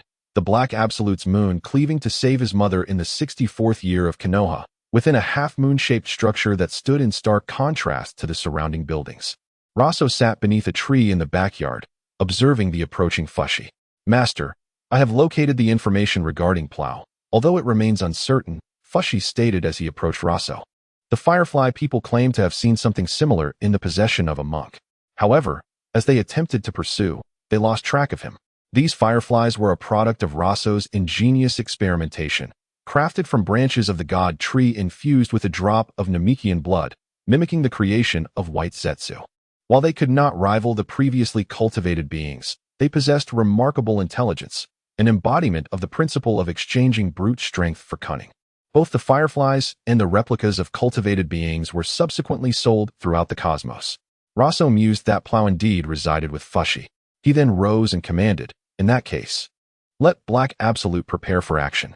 Indeed, it was Black Absolute. Shortly after Roso had subdued the Nine Tails, Fushi had discovered Uchiha Obito in the Land of Water. Upon meeting Fushi, Black Absolute's originally dark visage showed signs of paling. He contemplated returning to the Land of Water to persuade Obito to hastily retrieve him into the Kimui space, aware that he could not contend with this man, who was of the same clan as his mother, Kagaya. When Obito expressed skepticism, Black Absolute found himself unable to enter the Kimui space. Thus, he sought alternative means to escape, planning to conceal himself more deeply. It was then that Fushi intervened, after incapacitating Obito. He enveloped Black Absolute in natural energy and brought him before Roso. Following a discussion that included phrases akin to "you wouldn't want your XX to remain trapped," Black Absolute acquiesced to Roso's proposal. After rescuing Kagaya, she would serve as bait to lure out Plow. Upon realizing he had been deceived, Obito was left despondent, his spirit dimmed. When Roso informed him that he could resurrect Lin Yawahara and transport them both to a world devoid of Kakashi, one of peace for him, Obito remained skeptical. However, after an instantaneous journey to the moon to seek Lin's soul from Sage of Six Paths, he became convinced. Indeed, the quest for Lin's soul was paramount. Throughout the millennia, Sage of Six Paths had utilized a skill awakened through his Rinnegan, known as Yomi, to intercept all souls within the ninja realm, hiding himself and his brother among them. Meanwhile, Nagato and Konan vehemently refused to relinquish the Tin-Tail's shell, necessitating the use of force to remove Nagato's Rinnegan and replace it with ordinary eyes. After administering a healing bean to restore Nagato's health, they forcibly extracted the Tin-Tail's vessel. It is worth noting that among the characters in Naruto, Roso harbored a particular disdain for the Hokage, as he found their methods entirely incompatible with his own worldview. Others, while not particularly liked, were not outright detested. Yet, the Weasel's tactics truly clashed with Roso's principles. Returning to the present, yes, my lord, Fushi acknowledged before, eschewing the teleportation array. Flying directly to the moon and entering the laboratory of the spacecraft, gazing at the figure of Black Absolute, resembling a mass of mud within the cultivation pod. Captain Izuna, the master has instructed that in 3 days, we shall direct the vessel toward the ninja realm. Fushi informed Izuna, who had accompanied him. Do not be so courteous. Izuna replied. In the ninja realm, within Konoha village, Roso opened a dimensional space. After acquiring the Tin-Tail shell, he placed it on the opposite side of the palace to prevent it from being consumed by the seed he had planted. Indeed, there was no need to capture the 9-tailed beasts that had been scattered by the Sage of Six Paths. Roso observed the Tin-Tail shell, which had once taken a humanoid form, now reverted to its tree-like state after absorbing natural energy from the dimensional space for several years. The next step was to release it into the outside world. After exiting the dimensional space, Roso summoned several minions he had recruited from the ninja realm, disseminating news of the Tin-Tails to entice Otsutsuki Ishiki into the open. 3 days later, rumors surged throughout the ninja realm, proclaiming that the divine artifact left by the goddess Kagaya from 1,000 years ago had resurfaced in the ruins of Lulan in the Land of Wind, offering the potential for one to attain the status of a second Sage of Six Paths. In the Land of Birds, nestled underground within a hidden base, a monk was interrupted in his energy cultivation by a knock at the door. Irritated, he inquired, "What is it?" Upon entering, the visitor bowed respectfully and replied, "My lord, there are rumors that the divine artifact left by the goddess Kagaya has emerged, capable of making one a second Sage of Six Paths." The monk's eyes widened in surprise, unsettling the energy he had just stabilized. Once he regained his composure, he asked, "When did this occur?" "My lord, it was just 3 days ago." Originating from the land of wind, the visitor responded. Waving the visitor away, the monk pondered, could this be a ploy? After all, Kagaya's 2 sons have spent decades searching for me under the guise of spreading peace before retreating into the Yomi space. Now, with rumors of the divine artifact's emergence, could there be deceit at play? This monk was none other than Otsutsuki Ishiki, who had once shared heartfelt words with Kagaya. "I shall investigate. If the situation appears dire, I will return and utilize plow to traverse back to 1,000 years ago," Ishiki calculated. Coincidentally, the energy of plow has nearly reached its full capacity over this millennium. In the land of wind, Roso arrived at the Lulan ruins. Observing as Namekian's Minato deciphered the seal he had set on the dragon vein before the Third Great Ninja War. "Roso, are you certain about this?" Minato inquired, frowning after breaking the seal. "Rest assured, trust in me," Roso replied, rising from the craft and placing a reassuring hand on Minato's shoulder. Last year, upon discovering that Roso was an extraterrestrial being, Minato had found it difficult to believe, initially thinking him mad. However, reflecting on the turmoil surrounding the Nine Tails, he began to find Roso's capabilities reasonable. When Roso had brought him aboard the spacecraft on the moon, Minato was left bewildered. He had listened to Roso speak of eliminating dangerous individuals from the ninja realm, unifying it, and guiding them toward a new era, leaving him in a daze as he agreed, without full comprehension. As for the reasoning behind such actions, there was none, merely a desire to witness Naruto and Sasuke discuss the notion of cosmic peace. After a moment of contemplation, Minato said, "Then I shall entrust this to you." Roso smiled and declared, "Minato, behold, it's time to unveil divine prowess." With that, a door, seemingly embedded in the air, materialized a meter away from them. As the door swung open, Minato gazed in awe at the scene beyond. Chapter 50. The Black Absolute splitting the moon to save his mother. Tu Bluffing. Shuemin gazed upon the vibrant and lush alternate dimension, feeling the breeze that wafted from the portal, infused with a richness of natural energy surpassing that of my Boku Mountain. After opening the alternate space, Roso swiftly darted inside, heading towards the divine tree of the ninja world. Upon reaching the sacred tree, Roso raised his hands, and a formidable energy surged forth from his palms, enveloping the brown divine tree tightly. The tree trembled slightly under the pressure, as if struggling, yet it was in vain. With a powerful exertion, Roso uprooted the massive tree along with its extensive root system, pulling it from the earth. At this moment, Wufeng Shuemin, having surveyed the surroundings, spotted Roso floating beside the peculiar tree in the palace and realized that Roso's intent had entirely shifted from comparing himself with Senju Hashirama. Roso then expanded the portal, using his energy to elevate the divine tree to the outside world, directing it towards the nearby dragon vein, where he securely planted the tree. After all, the dragon vein was originally formed from the roots of the divine tree a millennium ago. Although the dragon vein had developed a semblance of consciousness over the centuries, it paled in comparison to the divine tree. Thus, the reuniting of the divine tree and dragon vein transpired smoothly, devoid of any rejection. Once the integration was complete, the surrounding land began to tremble. The surplus natural energy carried from the alternate dimension by the divine tree surged forth, spreading like a tide. The previously harsh environment of Lulan was transformed as the natural energy proliferated, giving rise to vast expanses of flora that rapidly covered the region. Not far from Lulan, several figures witnessed the extraordinary phenomenon unfolding at the ruins. One individual, wide-eyed, swallowed hard and exclaimed, "Captain, this must be the emergence of the goddess of the hair's divine artifact, right?" "It seems so," replied another uncertainly. "Desai, you must return to the village and inform Lord Kazekage."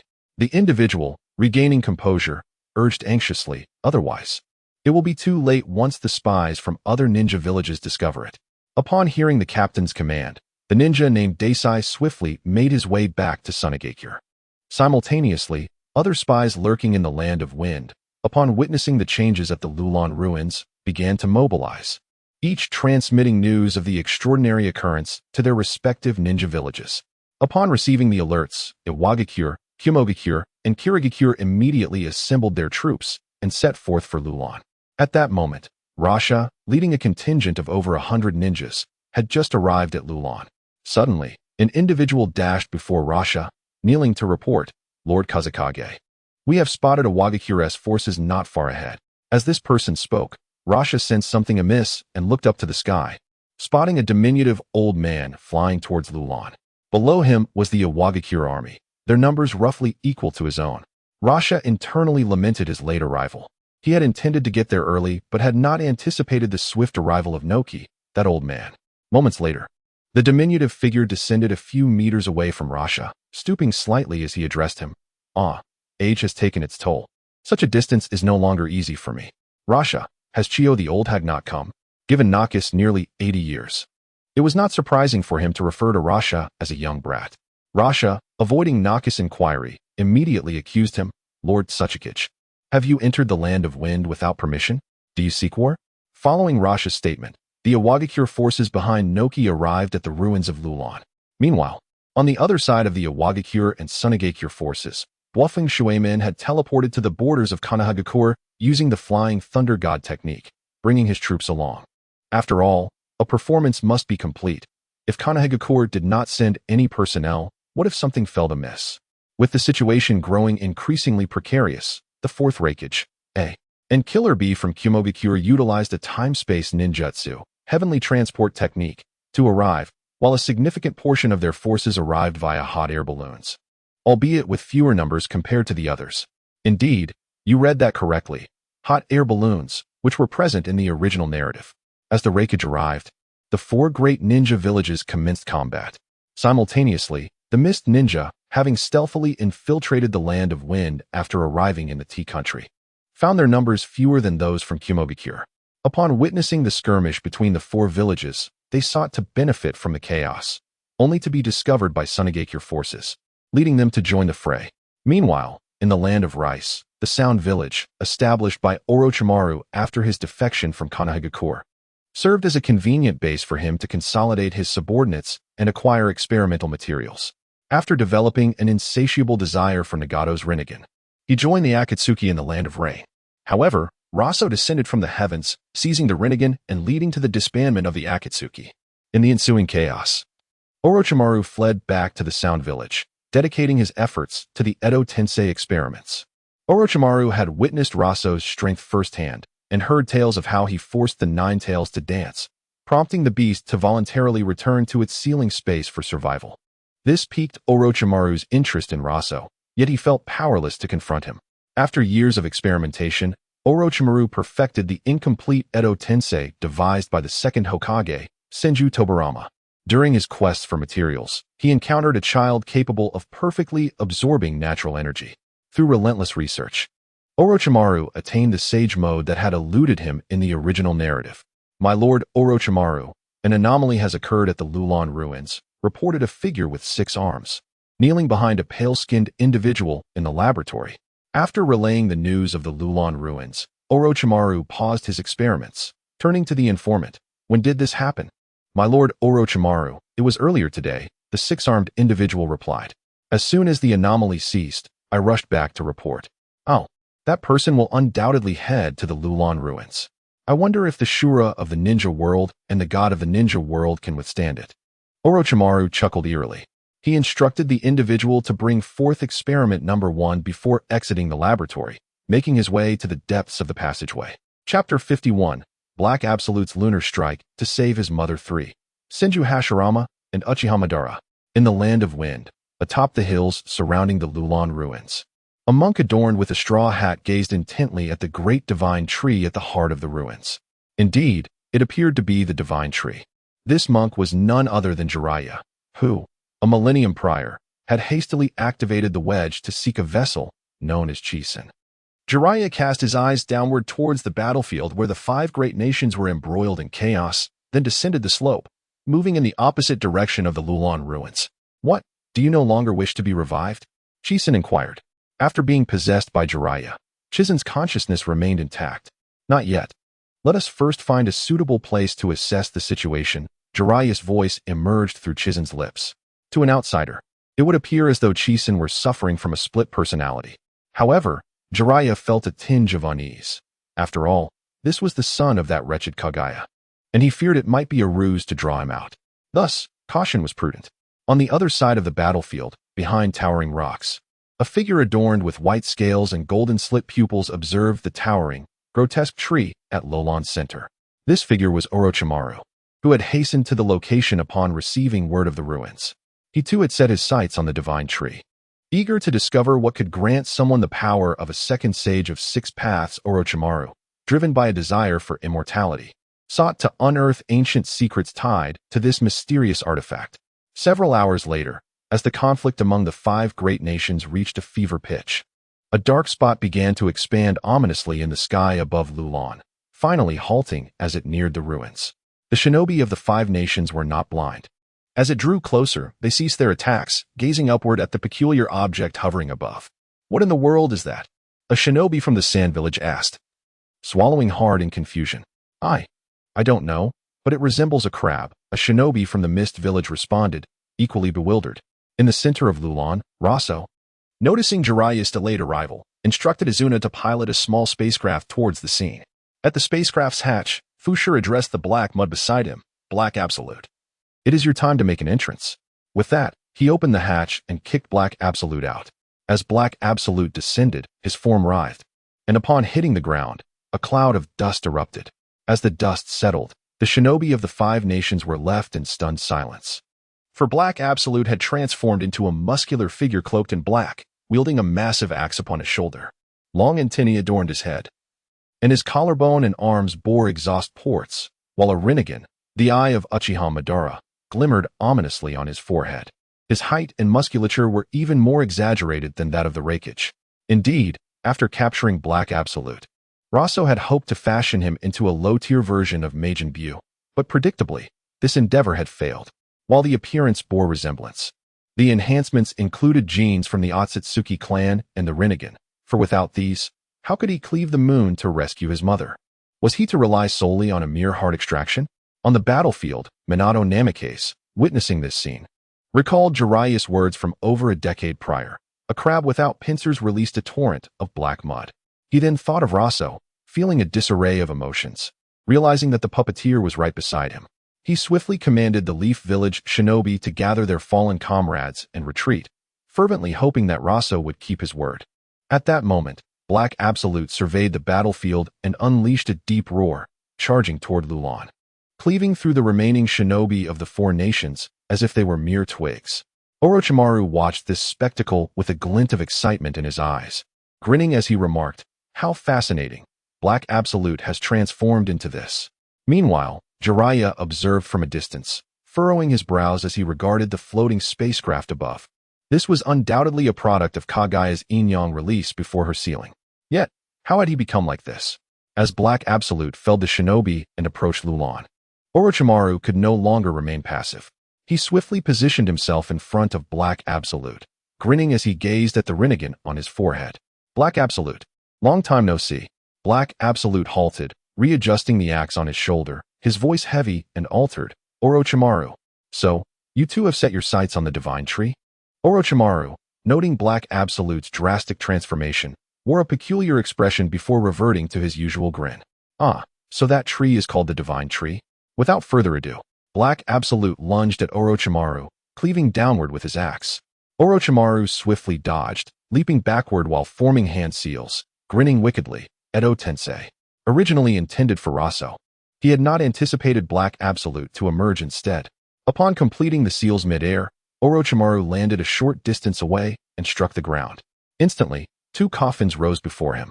As the lids sank into the earth, the figures of Senju Hashirama and Uchiha Madara lay within. Even before the lid of Madara's coffin was opened, his overwhelming presence caused Orochimaru to feel a sense of pressure. After all, Orochimaru had enhanced them, particularly Madara.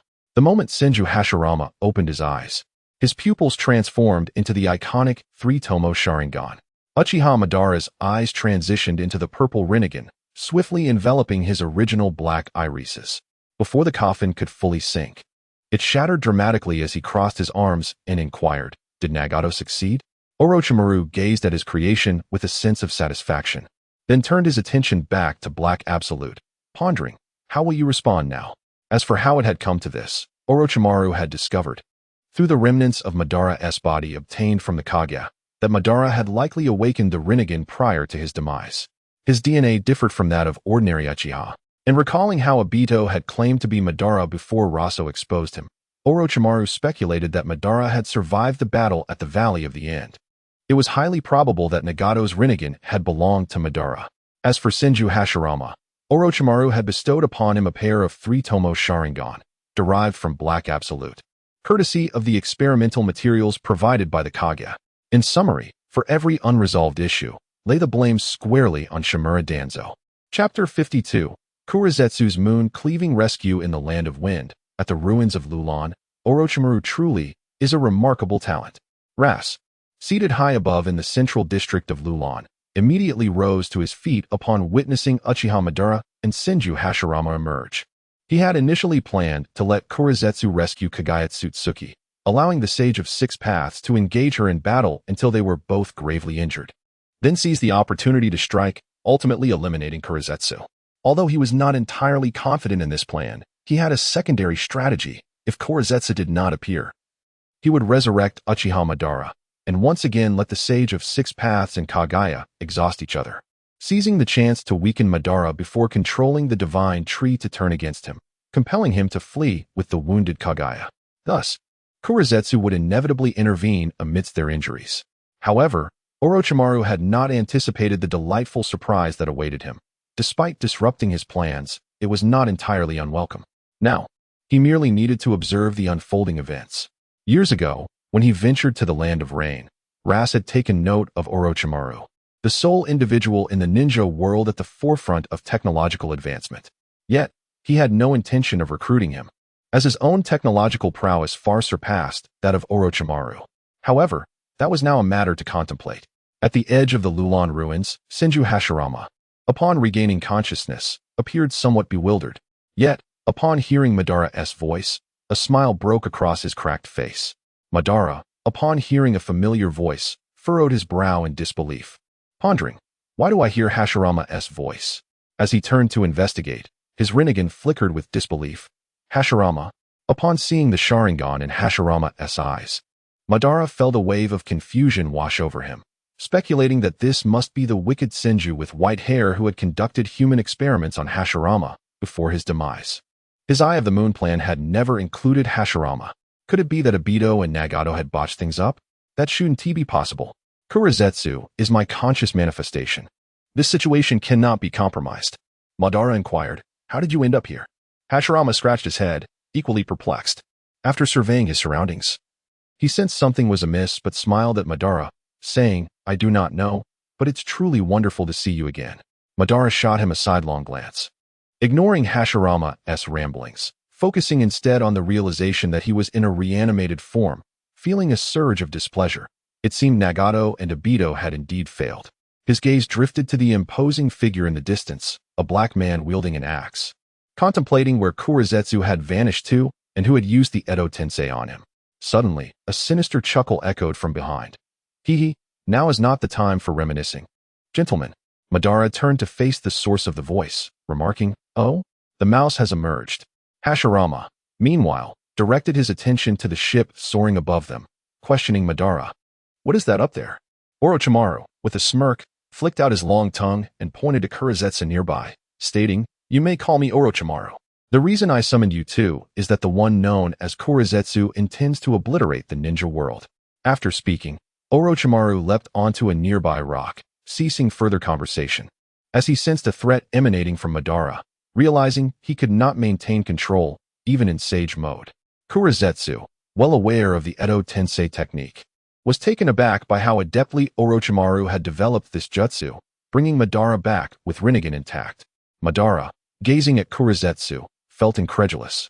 The entity he had once created had transformed from a mere wisp into this imposing figure, adorned with his Rinnegan, and with a hint of anger, he demanded, "What is the meaning of this, Kurizetsu?" Madara, do you know him?" Hashirama interjected before Kurizetsu could respond.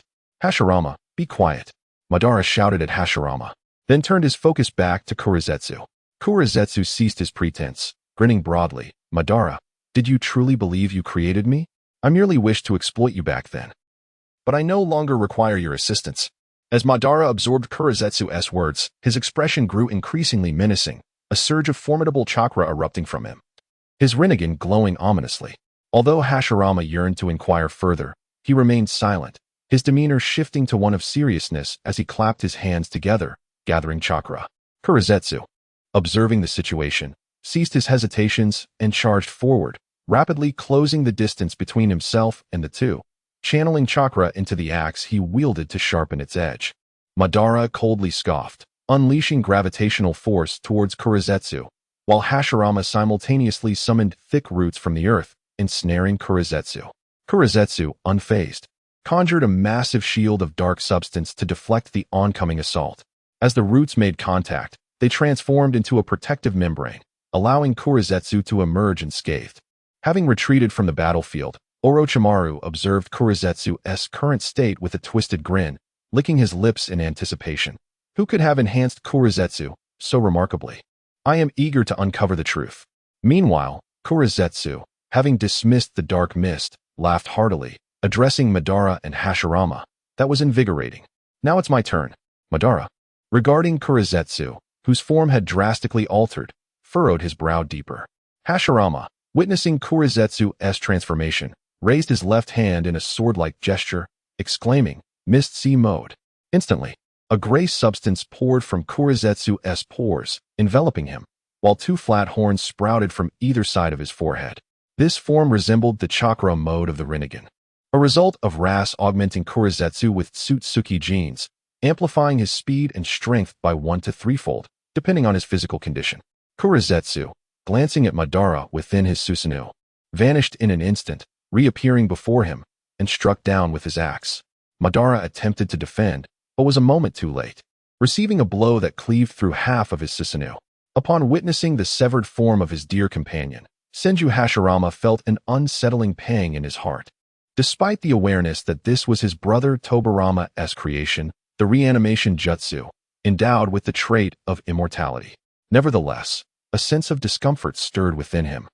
As the three-tomo Sharingan in his eyes spun rapidly, as Kagaya's black essence descended to the ground, Hashirama clapped his hands together and declared with fervor, "Would release, true Thousand's hands."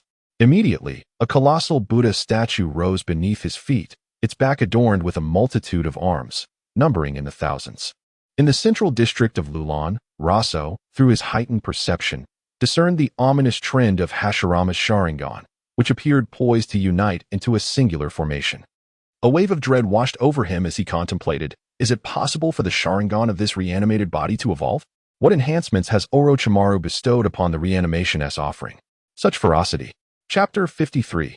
Kurizetsu's moon split to save his mother. 5. A colossal Buddha, towering approximately 600 meters, sat cross-legged in the desert of the Land of Wind. Behind the Buddha, thousands of arms surged toward the ground where Kurizetsu stood. The breadth of the Buddha's assault was too vast for Kurizetsu to evade. He braced himself against hundreds of punches, releasing a thick black mist from the openings in his body to shield himself. After several minutes of relentless bombardment, the thousand-handed Hashirama ceased his attack and initiated the wood dragon technique, ensnaring Kurizetsu, who was protected by the swirling black mist. Sensing the energy of the mist gradually dissipating, Kurizetsu willingly dispelled it. In that instant, the wood dragon swiftly coiled around him, but Kurizetsu, now in chakra mode, experienced a notable increase in speed. As the wood dragon approached, he leaped upward, hurling his axe downward to sever the creature's head. Upon landing beside his axe, Kurizetsu fixed his gaze on the distant Buddha statue, clasped his hands in prayer, and bellowed, "Shinra Tensei." At that very moment, a tremendous repulsive force erupted from Kurizetsu's body, surging like a tidal wave toward the Buddha. In an instant, the force collided with the statue, producing a deafening roar, and the once majestic figure began to crumble under the impact. Simultaneously, Kurizetsu witnessed Hashirama plummeting from the head of the statue. Grasping his axe, he charged forward. Just before Hashirama touched the ground, Uchiha Madara, whose body had been partially cleaved by Kurizetsu, reformed and activated his complete Susanoo to catch him. Madara, observing Hashirama, felt a sense of disbelief as his Sharingan began to evolve. He pondered the abilities of the white-haired elder who had orchestrated this chaos. Yet, standing alongside Hashirama within the Susanoo, he felt a tinge of disappointment as the spinning tomo gradually came to a halt. After all, the Sharingan was the eye that reflected the soul, and he was curious about the power Hashirama would possess upon awakening. At this moment, Kurizetsu, noticing that Madara had regained his mobility, condensed a black rod formed from yin-yang release in his left hand and aimed it toward the top of the Susanoo. Meanwhile, far from the ruins of Lulan, Hashirama and Madara activated their Susanoo to strike Kurizetsu. In the heart of Lulan, two long-awaited figures arrived beside the divine tree. On a high platform near the tree, Roso sat leisurely, observing the two individuals standing by the divine tree. One, adorned with a conical hat, bore a striking resemblance to a monk, exuding an air of forbidding detachment. Not far from the monk stood another individual, his face covered in a layer of white scales, with golden vertical pupils that rendered him somewhat peculiar. Both gazed at Roso, who was perched above. Orochimaru licked his lips, harboring unknown thoughts, and remarked with a sinister chuckle, "I never expected you, Lord Roso, to be the first to arrive." "Indeed, Orochimaru," Roso replied. "I assumed you would wait until they finished their battle before entering. After all, this spectacle is rather enticing, is it not?" Orochimaru glanced at the divine tree, intrigued by its allure. Roso's attention shifted to the monk, whose presence was devoid of any discernible aura, and his heart swelled with excitement. Finally, he had awaited the arrival of Ishiki. The reason for the monk's lack of aura stemmed from his lineage as a member of the Otsutsuki clan, forced into reincarnation. After finding a suitable vessel, his powers remained dormant, and with his soul not yet attuned to the body, his aura leaked, making him vulnerable to enemies. "What may I call you, esteemed one?" Roso inquired, feigning ignorance towards Ishiki. Ishiki, observing Roso's descent from the platform, felt a sense of foreboding and warily replied, "I am Jigen." Just as he uttered the name Jigen, Roso appeared behind him in an instant, rendering him unconscious. Orochimaru, witnessing Roso's swift action, retreated cautiously, remarking, "Lord Roso, you remain as formidable as ever," striking without a moment's hesitation. Disregarding Orochimaru, Roso summoned a rope of energy, binding Ishiki before retrieving a small vial from his dark armor. He then unleashed a sealing wave that confined Ishiki within the bottle. Orochimaru observed the entire process with keen interest. As Roso placed the vial on the ground, a green vortex erupted from his palm, exuding a powerful suction. Ishiki was drawn into the vial, and Roso affixed a yellow paper inscribed with the character for seal upon it. Orochimaru's eyes widened in astonishment. After a moment of contemplation, he realized this was a sealing technique he had never encountered, one that could potentially be learned without limitations. His initial wariness was swiftly supplanted by a fervent curiosity. It was well known that Orochimaru possessed an insatiable desire to explore various sealing techniques and ninjutsu, eager to comprehend their underlying principles, particularly the one Roso had just displayed. At this juncture, Roso contemplated the acquisition of Ishiki, envisioning the retrieval of the time-traveling turtle and the fruit of the divine tree. Following that, he would embark on the journey to transcend into a Super Saiyan, for he had delayed this endeavor for far too long. Chapter 54. Black Absolute slashes the moon to rescue his mother.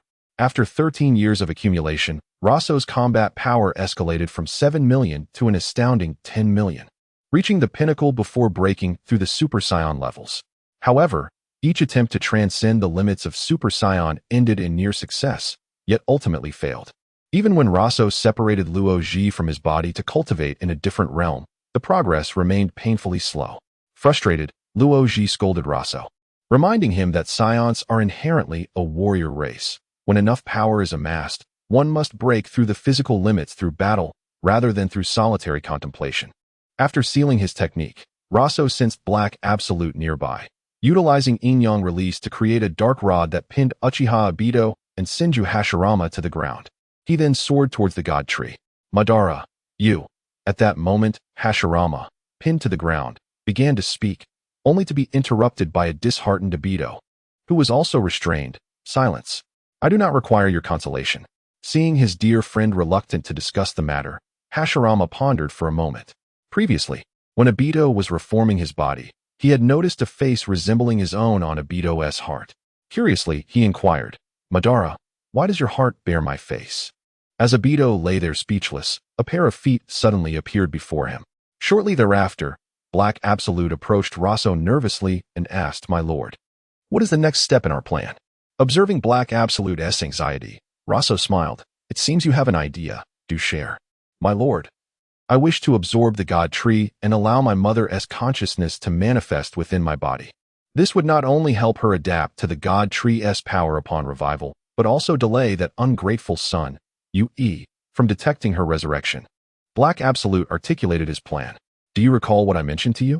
Roso remarked, looking at Black Absolute, feeling somewhat flustered. Black Absolute recalled Roso's words about the two individuals who had attempted to save their mother, his expression shifting as he clenched his teeth. Yes, my lord. With that, he ascended to the top of the God tree, positioning his left hand as a sword before him. Simultaneously, the purple rinnegan on his forehead formed a vortex, instantly absorbing the entire God tree into his being. Upon completion, the purple rinnegan on Black Absolute's forehead transformed into a red eye with 9 tomo, while his previously gray chakra mode morphed into a white robe adorned with several black tomo. Behind him, 9 truth-seeking balls emerged, and the axe in his right hand, originally crafted from yin-yang release, transformed into a metal staff. Not far off, once the dark rods were removed from Hashirama and Obito, they stood up, surprised by the face before them. They then heard the individuals say, "Gentlemen, someone wishes to meet you. Please follow me." This person was Izuna. After addressing them, he led the way toward the spacecraft that had recently landed. Meanwhile, Obito pondered the resemblance between Izuna and his brother, convinced that this could not be a result of Edo Tensei. He alone knew the location of Izuna's remains and noticed no traces of Edo Tensei on his face or eyes. Hashirama clapped a hand on Obito's shoulder and hurried to Izuna's side, asking, "Sir, what do we call you?" Although surprised by the familiar visage, he too believed Izuna was not the person he remembered. "I am Uchiha Izuna. Please call me Izuna," he replied with a smile while leading them. Obito, now following closely, suddenly blurted out, "Impossible. If you are Izuna, how could you not recognize me?" As Obito reacted, Hashirama noticed that the bizarre tree in Lulan had vanished, prompting him to ask Izuna, "Sir, where has that tree gone?" Izuna, having observed the disappearance, replied, "You will understand once we arrive there." In the central area of Lulan, Black Absolute, adapting to the power bestowed by the God tree, glanced down at Roso, momentarily suppressing his inner thoughts, deciding to focus on rescuing his mother first. Before long, having acclimated to the surge of chakra, Black Absolute's staff transformed back into an axe as he soared into outer space.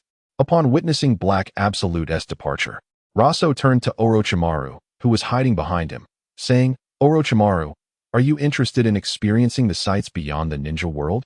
"Huh. Do not tell me you did not perceive Black Absolute's intentions just now." Roso chuckled lightly. Orochimaru recognized Roso's invitation, but refrained from providing a direct response. Roso continued with a soft laugh. "To me, he poses no real threat." Orochimaru narrowed his eyes, recalling the terrifying chakra Black Absolute had just unleashed. While his curiosity about Roso deepened, extending his long tongue, he licked his lips, saying, "Since you invite me, I shall not refuse." After Orochimaru spoke, Roso placed a hand on his shoulder, instantaneously transporting them onto the spacecraft, where they encountered Izuna leading Obito and Hashirama to the ship's entrance. Roso beamed at them. "It is a pleasure to see you both." Obito grunted dismissively but followed Izuna onto the spacecraft, while Hashirama curiously trailed behind. The spacecraft swiftly ascended into the cosmos. Once airborne, Roso inquired, "How is the situation at Sanchuan?" "My lord, aside from the palace, everything of value has been packed and removed," Izuna reported. At that moment, Orochimaru's eyes sparkled with excitement as he surveyed the interior of the spacecraft, while Obito and Hashirama gazed out at the scenery beyond. "Who are you?" Obito finally turned to Roso. In response, Roso remained silent, allowing Izuna to provide a brief overview to Obito, with Hashirama and Orochimaru listening intently. "How intriguing. I never expected such a vast world beyond the ninja realm." Orochimaru's twisted smile grew even more unsettling as he contemplated Black Absolute's origins. Suspecting Roso had altered him, Hashirama, in his innocence, remarked, "I had no idea there would be conflict in the universe. What is his story?" Pointing at Izuna. "Let Izuna demonstrate," Roso suggested, and Izuna nodded, his left hand beginning to soften and reshape into a sharp blade. Once Izuna had reformed, Roso announced, "Izuna is a machine I created decades ago, designated as number 20. Obito's eyes widened in disbelief, his expression one of utter astonishment. Hashirama mirrored his shock. while Orochimaru's excitement grew, his eyes gleaming with curiosity. Before long, the spacecraft approached the vicinity of the moon. Black Absolute's body trembled slightly as he summoned all his strength, gripping the axe tightly, his arm muscles bulging with effort. Finally, after gathering his energy, Black Absolute raised his arms, holding the axe above his head, reflecting on the pain and hardships of the millennia. He roared, "Today, I emulate my predecessors, slashing the moon to rescue my mother." With that, a blade of energy coalesced at the axe's edge, and as Black Absolute swung down, the energy blade surged forth with immense force, cleaving directly towards the moon. Inside the spacecraft, Orochimaru stepped back, awestruck by the brilliant arc of the axe light, his vertical pupils narrowing with excitement as he exclaimed, "Such immense chakra!" Meanwhile, Hashirama and Obito, though differently occupied in their thoughts, remained silent, with Obito contemplating how this power should have been his to attain the second sage of 6 paths. As for Hashirama Senju, the imminent threat of Kaguya Otsutsuki's Black Zetsu charging towards the ninja world necessitated a strategic response. The energy output had significantly escalated. Roso observed the severed moon, now split in twain by Black Zetsu. At the core of the moon, a woman adorned with 2 grayish-white horns atop her head, her entire form enveloped in white, gradually opened her eyes. Not far away, Black Zetsu, gazing at the moon he had cleaved in two, beheld the figure at the core and, with a voice already raspy, let out a heart-wrenching cry, "Mother!" In that moment, the figure gently floated from the moon's core towards Black Zetsu, looking at him with a mix of confusion and uncertainty. She inquired, "Who are you?" Chapter 55 transformed Kaguya into a formidable figure reminiscent of a Barbie, while she sought to confront the imposing Gula, who was a formidable warrior. At this moment, Black Zetsu, gazing upon his mother, found himself utterly shattered when she questioned his identity. He uttered, "Mother, I am Black Zetsu." The figure he addressed as his mother was indeed Kaguya, who regarded the muscular, ebony giant before her with disbelief as he proclaimed his identity. When Kaguya was sealed away a millennium ago, she attempted to utilize a shard to reincarnate herself, but found herself utterly alone. Thus, she employed Yin-Yang release along with the shard to create the original Black Zetsu. Yet, after a millennium, he had morphed into this astonishing form, his aura markedly different from what it once was. "You are Black Zetsu? How could you have transformed into this?" Kaguya's once serene visage was now etched with profound confusion. Observing Kaguya's skepticism, Black Zetsu took the initiative to request her to reclaim him. Without uttering another word, Kaguya extended her hand and drew Black Zetsu back into her being, probing his memories while simultaneously absorbing the god tree within him. Inside the spaceship, Roso, witnessing Kaguya's emergence, nearly doubled over with laughter at Black Zetsu's expression. "Ha! What a reaction!" Kaguya surely never anticipated that the mere mass of Black Zetsu would evolve into this. The stark contrast between Black Zetsu's powerful physique and his now pitiable demeanor was striking. Nearby, Orochimaru and his companions exchanged peculiar glances at Roso, while Suena and Fushigi shielded their view, feeling a sense of helplessness at Roso's unchanged demeanor after all these years. At this moment, floating beside the moon, Kaguya's forehead, which bore a previously closed vertical seam, gradually parted to reveal a 9-tomo Rinnegan, marking a transformation following her reacquisition of the god tree. Concurrently, the powers originally bestowed upon Black Zetsu surged through Kaguya's form. In that instant, beneath her robe, her physique underwent a remarkable transformation. Her muscles expanded, and her once loose garments were now taut against her body, as Kaguya became a veritable Barbie of strength. As Kaguya acclimated to this newfound power, her body steadily returned to its original form, albeit with pronounced muscle definition, a testament to the enhancement derived from Black Zetsu's strength. Fortunately, she did not develop the numerous holes that marred Black Zetsu's physique. After several hours, Kaguya successfully readjusted to the god tree and mastered the power inherited from Black Zetsu, who was rendered unconscious in the process. Having absorbed Black Zetsu's memories, she became aware of his experiences, spanning from her own sealing to events that transpired over the past decade. Upon perceiving a spaceship approaching the ninja world, Kaguya glanced back at the moon, contemplated briefly, and then followed suit. At the ruins of Lulan in the ninja world, Roso, stepping off the spaceship, beheld Kaguya's approach. Stifling a laugh as he mused about the Barbie version of Kaguya, he inquired, "What do you think, Kaguya? Isn't Black Zetsu's transformation a delightful surprise?" In that moment, Hashirama and Madara displayed no inclination to share in the mirth. They were ever poised for battle. As Kaguya underwent her transformation into a Barbie, the Sage of Six Paths, concerned for Roso, discreetly infiltrated the consciousness of Madara and Hashirama, providing them with a method akin to sealing Kaguya anew, reminiscent of the original tale involving Naruto and Sasuke. Though it did not release them from their impure reincarnation, it did elevate their powers beyond the peak of the original narrative. At this juncture, Kaguya did not respond to Roso. Rather, she furrowed her brow, scrutinizing him.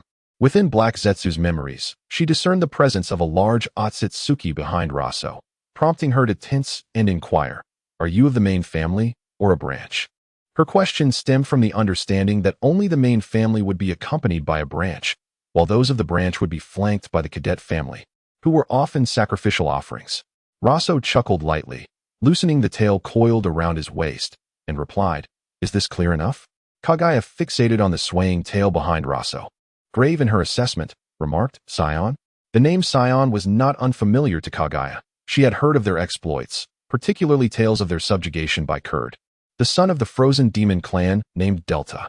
Meanwhile, as Hashirama and his companions pondered the identity of the Saiyan race, Kaguya directed another question at Roso.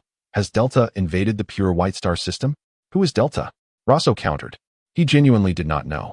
This character was non-existent in the original narrative, and the Saiyans of the Seventh Universe were known for their brutishness, lacking any scholarly pursuits, thus devoid of historical records.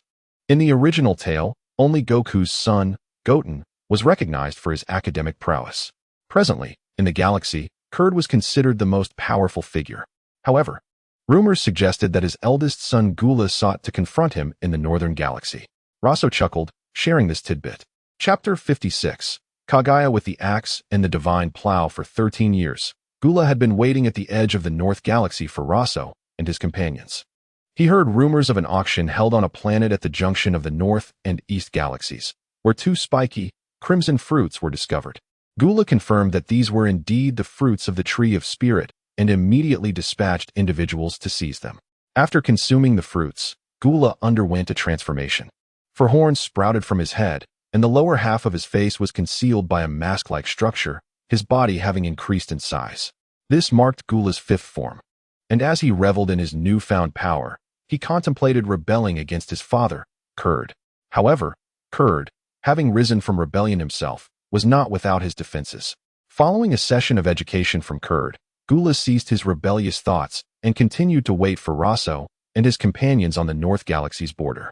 News of Gula's rebellion spread far and wide, though the details of his education by Kurd remained obscured. At this moment, Kaguya realized that Roso was not a member of the Otsutsuki clan, yet she remained on guard, inquiring about his purpose on this remote planet. "Business," Roso replied, "but later. Upon hearing about your affairs, I decided to come and take a look." Naturally, Kaguya was skeptical. How could a Saiyan be involved in commerce? The universe had a consensus regarding Saiyans. Known for their brutishness, their minds were solely occupied with battle and plunder, leaving no room for other pursuits. Kaguya believed Roso's latter statement. This Saiyan was clearly fixated on something she possessed. As for the planet itself, a brief investigation would reveal its lack of developmental value, being quite insignificant. Had it not been for the god tree planted a millennium ago, it might have attracted interest for development. Reflecting on Black Zetsu's memories regarding Roso, Kaguya prepared for battle, stating, "You may as well speak plainly. What is it that you desire?" Roso, observing Kaguya's combative stance, smiled, noting her increased intelligence after absorbing Black Zetsu. Yet, with his objective already achieved, Kaguya no longer held any value for him. His interest lay in observing Black Zetsu cleave the moon, for he would not squander the opportunity to witness such an event. After some contemplation, he said, "I am rather intrigued by the technique known as Ichishiki. Would you care to elaborate?" Upon hearing this, Kaguya, realizing that this Saiyan was well-informed, deduced his intentions were indeed directed at her. With a haughty snort, she raised her right hand and unleashed a grayish-white spike towards Roso. Roso, merely mentioning Ichishiki, prompted her sudden assault. He deftly deflected the spike, shouting, "Vooz! Come out and deal with her." At that moment, disbelief washed over Kaguya's face. The technique she had employed, shared death of gray bones, reduced those it touched to ashes. Yet this Saiyan had effortlessly brushed it aside. Meanwhile, Vuz, who had been consuming food aboard the ship, heard Roso's call through his communicator. In an instant, he transformed into a phantom and appeared before Roso outside the ship, summoning his crescent blade to strike at Kaguya. Kaguya, noticing Vuz's sudden arrival, furrowed her brow and evaded the strike of the crescent blade. Simultaneously, she conjured more gray spikes from her palms and, without hesitation, lunged towards Vuz.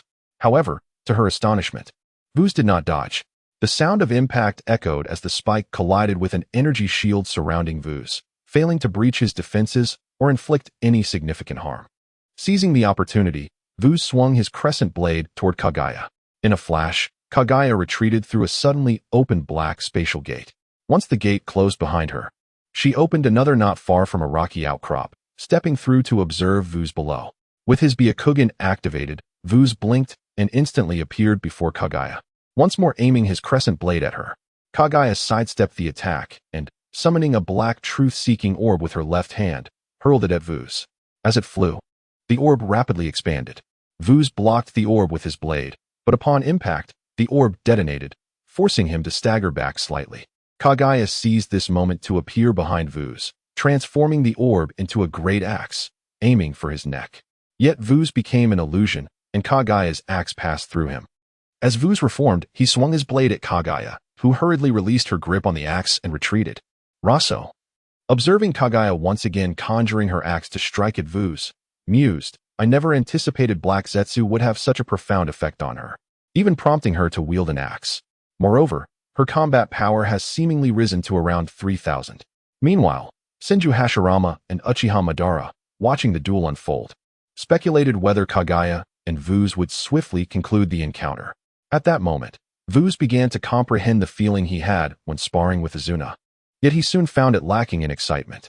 Thus, with one hand, he caught Kaguya's axe as it swung toward him, using his other hand to grasp her collar, slamming her into the ground repeatedly, akin to Hulk tossing Loki.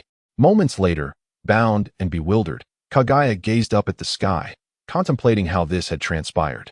Despite the fact that this Otsutsuki had not consumed the god tree or the fruits of the tree of spirit, his strength was formidable. Logically, she should have been stronger. Among the Otsutsuki clan, it was common knowledge that the more one consumed the fruits of the god tree and the tree of spirit, the greater their power became.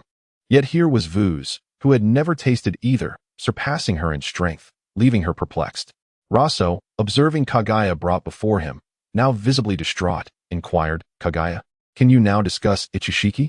Upon hearing Roso's voice, Kaguya snapped back to reality and began to recount Ichishiki to him. After listening, Roso compared her account with his own knowledge and found little discrepancy. Just as he was about to speak, Kaguya confronted Vuz, questioning, "How did you become so strong without having consumed the god tree or the fruits? Want to learn?" Vuz replied, recalling Azuna's earlier words, "I can teach you, but only if you pledge allegiance to my master." "Very well, I willingly accept," Kaguya responded without hesitation. What of your two sons?" Roso asked, somewhat taken aback. He had deduced Vuz's thoughts. When he saw Kaguya wielding the axe against him, his eyes sparkled with excitement. Recalling her sons, Kaguya's eyes welled with tears as she lamented, "I do not wish to see them again." Thus, she recounted to Roso, "Hana and Mura were born a millennium ago from my union with the essence of the god tree, intended to aid me against the impending Otsutsuki. Yet, I never anticipated that they would betray me." Roso was surprised. Had the anime not depicted the Sage of Six Paths and his brother as offspring of Kaguya and the natives of the shinobi world? How had their origins shifted to being the product of the god tree's essence? Forget it. It matters not how they came to be, he thought. "Vuz, what is your perspective?" Roso turned to Vuz. "My lord, Vuz's gaze drifted. "Let her follow Mikawa," Roso concluded, then looked at Senju Hashirama and Uchiha Madara, asking, "Gentlemen, would you care to explore the world beyond the shinobi realm?" After witnessing the entire exchange, the two exchanged glances, and Senju Hashirama spoke. "We are most grateful to you." After contemplating the situation outside the shinobi realm, the two returned to prepare their juniors. As for the old sage of the Six Paths, he had already been persuaded by Hashirama and Madara. Meanwhile, Orochimaru wore a disturbingly peculiar grin that had not faded since the recent clash between Fushigi and Kaguya. In the Hidden Leaf Village, the deceased from the 5 great ninja villages had their bodies preserved and were resurrected by Kaguya using the rebirth technique. As for those whose bodies were lost, they could only be mourned. Fortunately, Reikage A, Kazakage Raza, Tsuchikage Inoki, and Mizukage Terumi Mei were saved in time by Minato and did not meet their demise. This was the result of Minato's foresight. Had he not withdrawn early, they too would have shared the fate of the other 4 villages. A month later, the 4 Kage, awakening in the hospital, gazed blankly at the ceiling upon hearing the news of Konoha unifying the shinobi world. During the time when Minato led Konoha to unify the realm, Roso, after sifting through Ishiki's memories, discovered his lair in the western region of the Land of Birds. He thoroughly searched the entire base and finally located the Otsutsuki clan's time-traveling artifact, the plow. As for Roso's ability to delve into others' memories, he had learned it while accompanying the celestial deity to the planet Adrat. Regarding the fruit of the divine tree, Ishiki had only brought one, which Kaguya had consumed, leaving no seeds behind. Now, all that could be hoped for was to find Daresh. After determining that Ishiki held little value, Roso discarded him to the divine tree to prevent any future troubles upon his resurrection. The journey in the shinobi world had reached its conclusion, and it was time to depart. Inside the spaceship, Roso looked down upon Konoha and said to Minato, "Minato, should anything arise in the shinobi world, contact me with this." With that, Roso handed Minato a cross-dimensional communicator, leaving Minato astonished by the vastness of the universe. "Roso, I never expected you to possess a tail. Just like the protagonist from that comic," Minato remarked, his first words reflecting his peculiar focus. Roso, taken aback, responded, "The protagonist of that comic is one of my kin, who underwent adventures on that planet." After bidding farewell, Minato stood atop the Hokage building, watching the spaceship ascend into the sky. Inside, Sanchuan turned to Kaguya and inquired, "Do you know that Fushigi has taken a liking to you?" Kaguya calmly replied, "I am aware." "Then why did you agree to him?" Sanchuan pressed. Meanwhile, Senju Hashirama and Uchiha Madara observed Senju Butsukane and Uchiha Taijima, both lost in deep contemplation. In the spacious and brightly lit laboratory of the spaceship, an array of instruments and equipment were meticulously arranged. Roso stood before 2 colossal incubation pods, gazing at the 2 bodies within, clones of Senju Hashirama and Uchiha Madara. He had infused these bodies with Otsutsuki genes, enhancing their strength and potential. However, in terms of appearance, he felt their original forms were far more appealing than the Otsutsuki's alabaster likeness. The Uchiha Madara clone bore his original Rinnegan in the left eye, while the right housed the Rinnegan taken from the previous Otsutsuki captain, as his original had been absorbed by Kaguya, rendering it irretrievable. The Senju Hashirama clone sported a rebirth eye acquired from the moon, with Byakugan in both eyes. As for the source of that rebirth eye, it was a gift from the Otsutsuki clan of Yuyo village, in gratitude for Roso rescuing their mother. He was also grateful for the Byakugan from the Otsutsuki captain, who continued to shine even in death.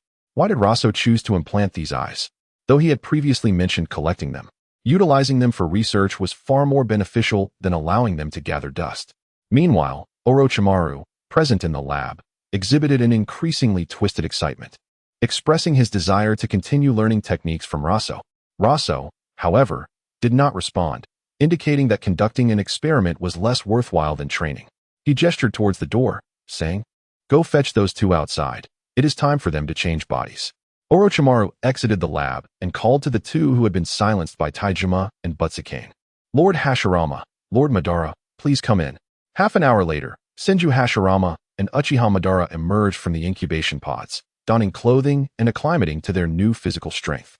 "So strong," Hashirama exclaimed, releasing chakra and clenching his fists in awe. "This is a laboratory, Hashirama." Roso chided him, giving a playful kick. He then opened a spatial portal for them to acclimate further. As for the golden divine tree planted by Roso, there was no cause for concern. The vicinity had already been designated as a no-go zone, ensuring that none could enter without proper clearance. Upon exiting the laboratory, Roso entered another room, fiddling with a small turtle adorned with blue stripes on the table. Orochimaru expressed his desire to acquire a body of the Otsutsuki clan as well. When discussing time travel in the context of Dragon Ball, one cannot overlook Bulma's invention of the time machine. However, it merely traverses parallel worlds and does not allow for travel to the past.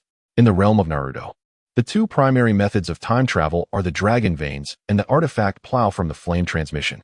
The Dragon Veins had already fused with Kagaya's Divine Tree and held little research value, as evidenced by the original work, which demonstrated that Dragon Veins time travel was entirely random and uncontrollable. There is also uncertainty regarding whether it is truly the past or merely a parallel world.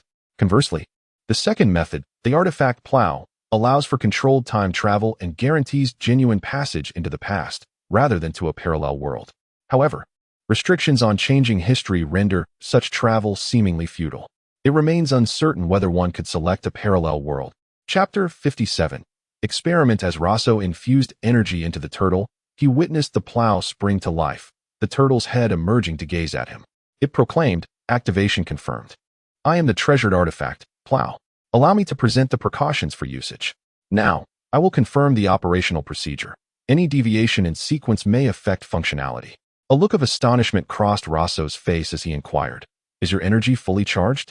"Indeed," replied the turtle in a mechanical, synthesized voice. "Currently, energy is abundant." Commencing the input of the user's name, Roso, he uttered, "Lord Roso, please proceed with the time-space movement settings." Upon completion of its statement, the turtle's previously closed eyes opened, radiating a white light as it floated from Roso's hand. Simultaneously, the blue shell separated into 4 segments, revealing a yellow energy orb contained within. From that orb projected fragments detailing nearly a century of history concerning this desolate land, providing Roso with options for temporal traversal. As Roso perused these segments, he discovered his own likeness among them and asked, "Do you possess the ability to traverse parallel worlds?" Activating selection mode. "Please confirm whether to traverse parallel timelines," it explained. Roso, merely inquiring without high hopes, was surprised to learn that this turtle indeed possessed such functionality. Without hesitation, he declared, "Parallel world, 21 years post-desolation." After Roso confirmed the timeline, the plow reminded him of the precautions. "Lord Roso, the energy consumed for crossing parallel timelines is double that of moving within the same timeline. You will need to continually supply a substantial amount of energy to ensure a smooth traversal." "Not a problem. Let us commence the crossing," Roso responded. Following his declaration, a layer of transparent energy enveloped him, transporting him to a cubic environment. "Please supplement the energy, Lord Roso," the plow reminded, as Roso surveyed his surroundings. At that moment, Roso placed his hand on the turtle's shell, replenishing its energy while asking, "Is it not possible to traverse with the spaceship? I can only transport individuals or small items." The plow clarified. Upon hearing this, Roso recalled his personal spatial dimension, vast enough to encompass an entire planet, pondering its potential utility. If it proved ineffective, he would rely on the plow to escape to other parallel worlds and seek a new wish through the Divine Dragon.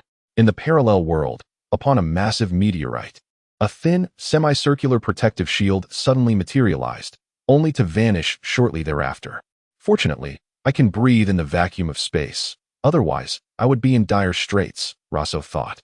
Observing his surroundings while glancing down at the now energy-depleted turtle, muttering, "What a diminutive artificial intelligence. Even after I replenished its energy, it still shut down." In the Hidden Leaf Village, year 85, the venue for the new generation of Chunin exams had become a spectacle, featuring the 7th Hokage, Naruto Uzumaki, whose son, Boruto, was disqualified for cheating with scientific ninja tools. The inventor of these tools appeared, stepping over Naruto and Boruto. As the crowd watched this farce, Kagaya Otsutsuki and Kinshiki Otsutsuki arrived, mocking Naruto and his companions before educating them on their purpose for being there. Kagaya raised her left hand, condensing a black energy orb that enveloped the entire venue and hurled it downwards. Just as Naruto instructed his close friend Sasuke to look after his son and prepared to intercept the energy orb, it suddenly vanished into thin air. Naruto and Sasuke looked up to see a strangely dressed individual effortlessly supporting the energy orb, who then remarked, "How can this energy orb be so weak?" Naruto solemnly responded, "Is it another Otsutsuki clan member? No, he lacks the Byakugan and horns. His attire also differs from that of Kagaya and Kinshiki," Sasuke observed, urging Boruto and his daughter Sarada to flee before leaping into Naruto's Ninetales mode and activating Susanoo, adorning the Ninetales in armor. "What an unexpected turn of events," Roso remarked, watching the chaos below involving Naruto and Sasuke, then glancing at Kagaya and Kinshiki to his lower left. Kagaya and Kinshiki, realizing the presence of Roso, swiftly turned to face him. Kinshiki conjured a red axe, placing it protectively before Kagaya, and inquired, "Who are you? To lift that energy orb so effortlessly, you must possess considerable strength." At that moment, the disdainful demeanor Kagaya and Kinshiki had shown towards Naruto and his group dissipated.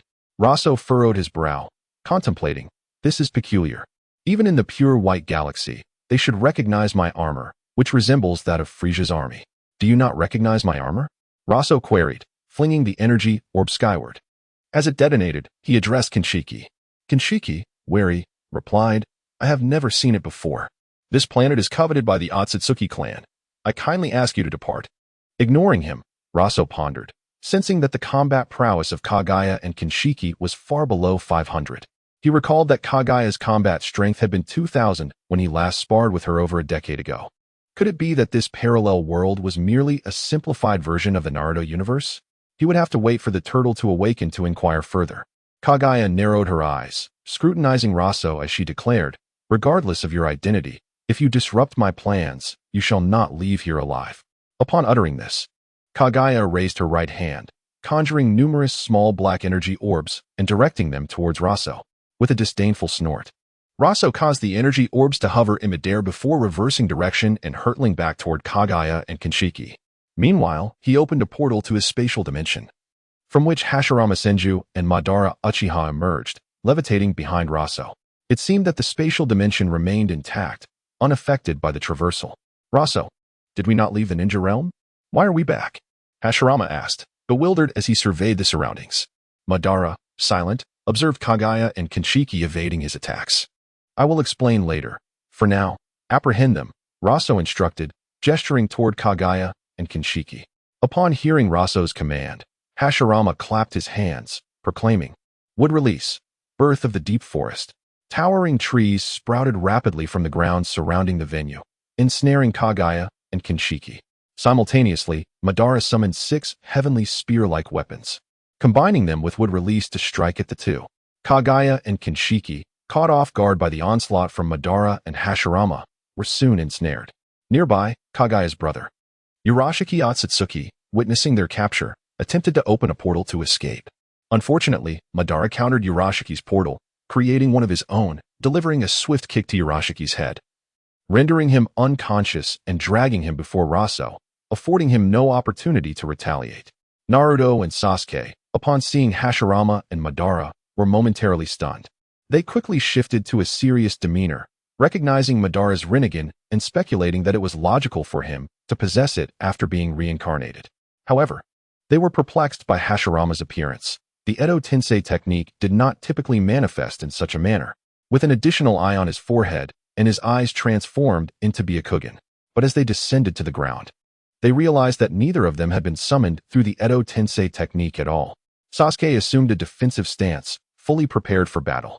However, despite his own reservations, Naruto bravely approached Senju Hashirama and inquired, "Lord First Hokage, were you not brought back to the Pure Land by Sage of the Six Paths along with Uchiha Madara?"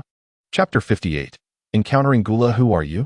Senju Hashirama gazed at the blonde figure before him, feeling a sense of familiarity and bewilderment.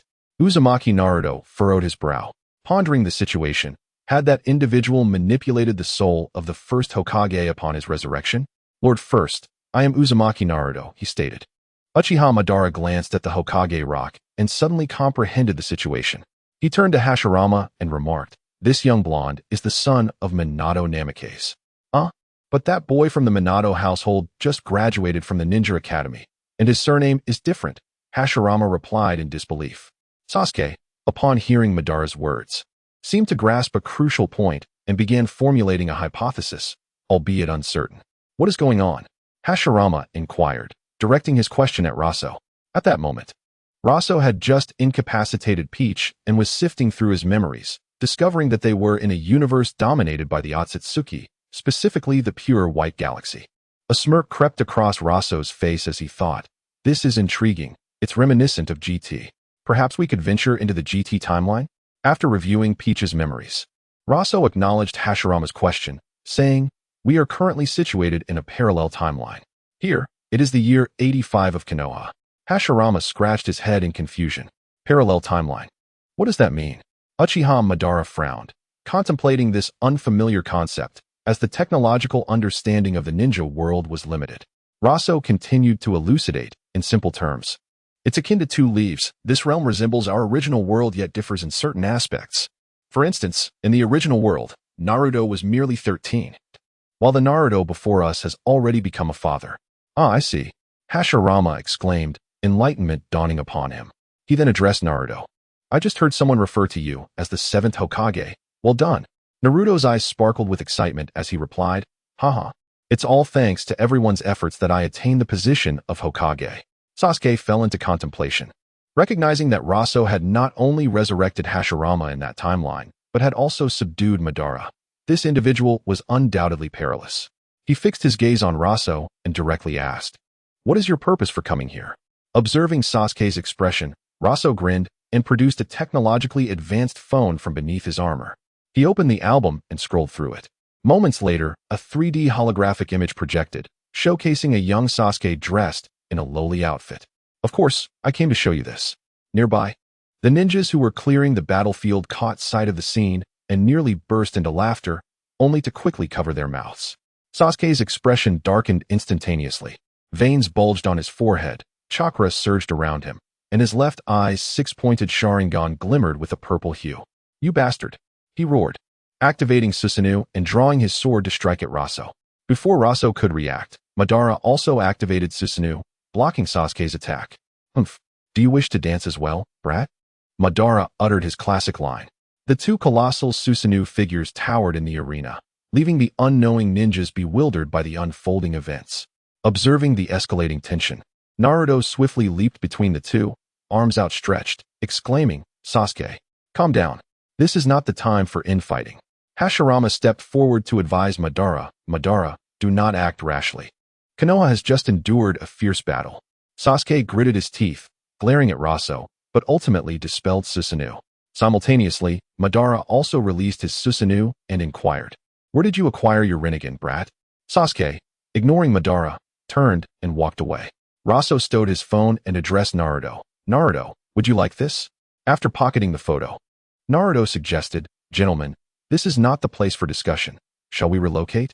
The three Otsutsuki, after being sealed in glass vials by Roso, followed Naruto to the Hokage building, where he recounted the affairs of that world. They then made a trip to the land of birds, but failed to locate Ishiki. As Roso observed, he noted Sasuke traveling back to the past with Boruto and ceased his watch. After waiting a day, the small turtle finally rebooted. What happened? Roso asked. My apologies for the wait, Lord Roso. This is my first experience traversing parallel timelines, and I encountered some overload, re-explained.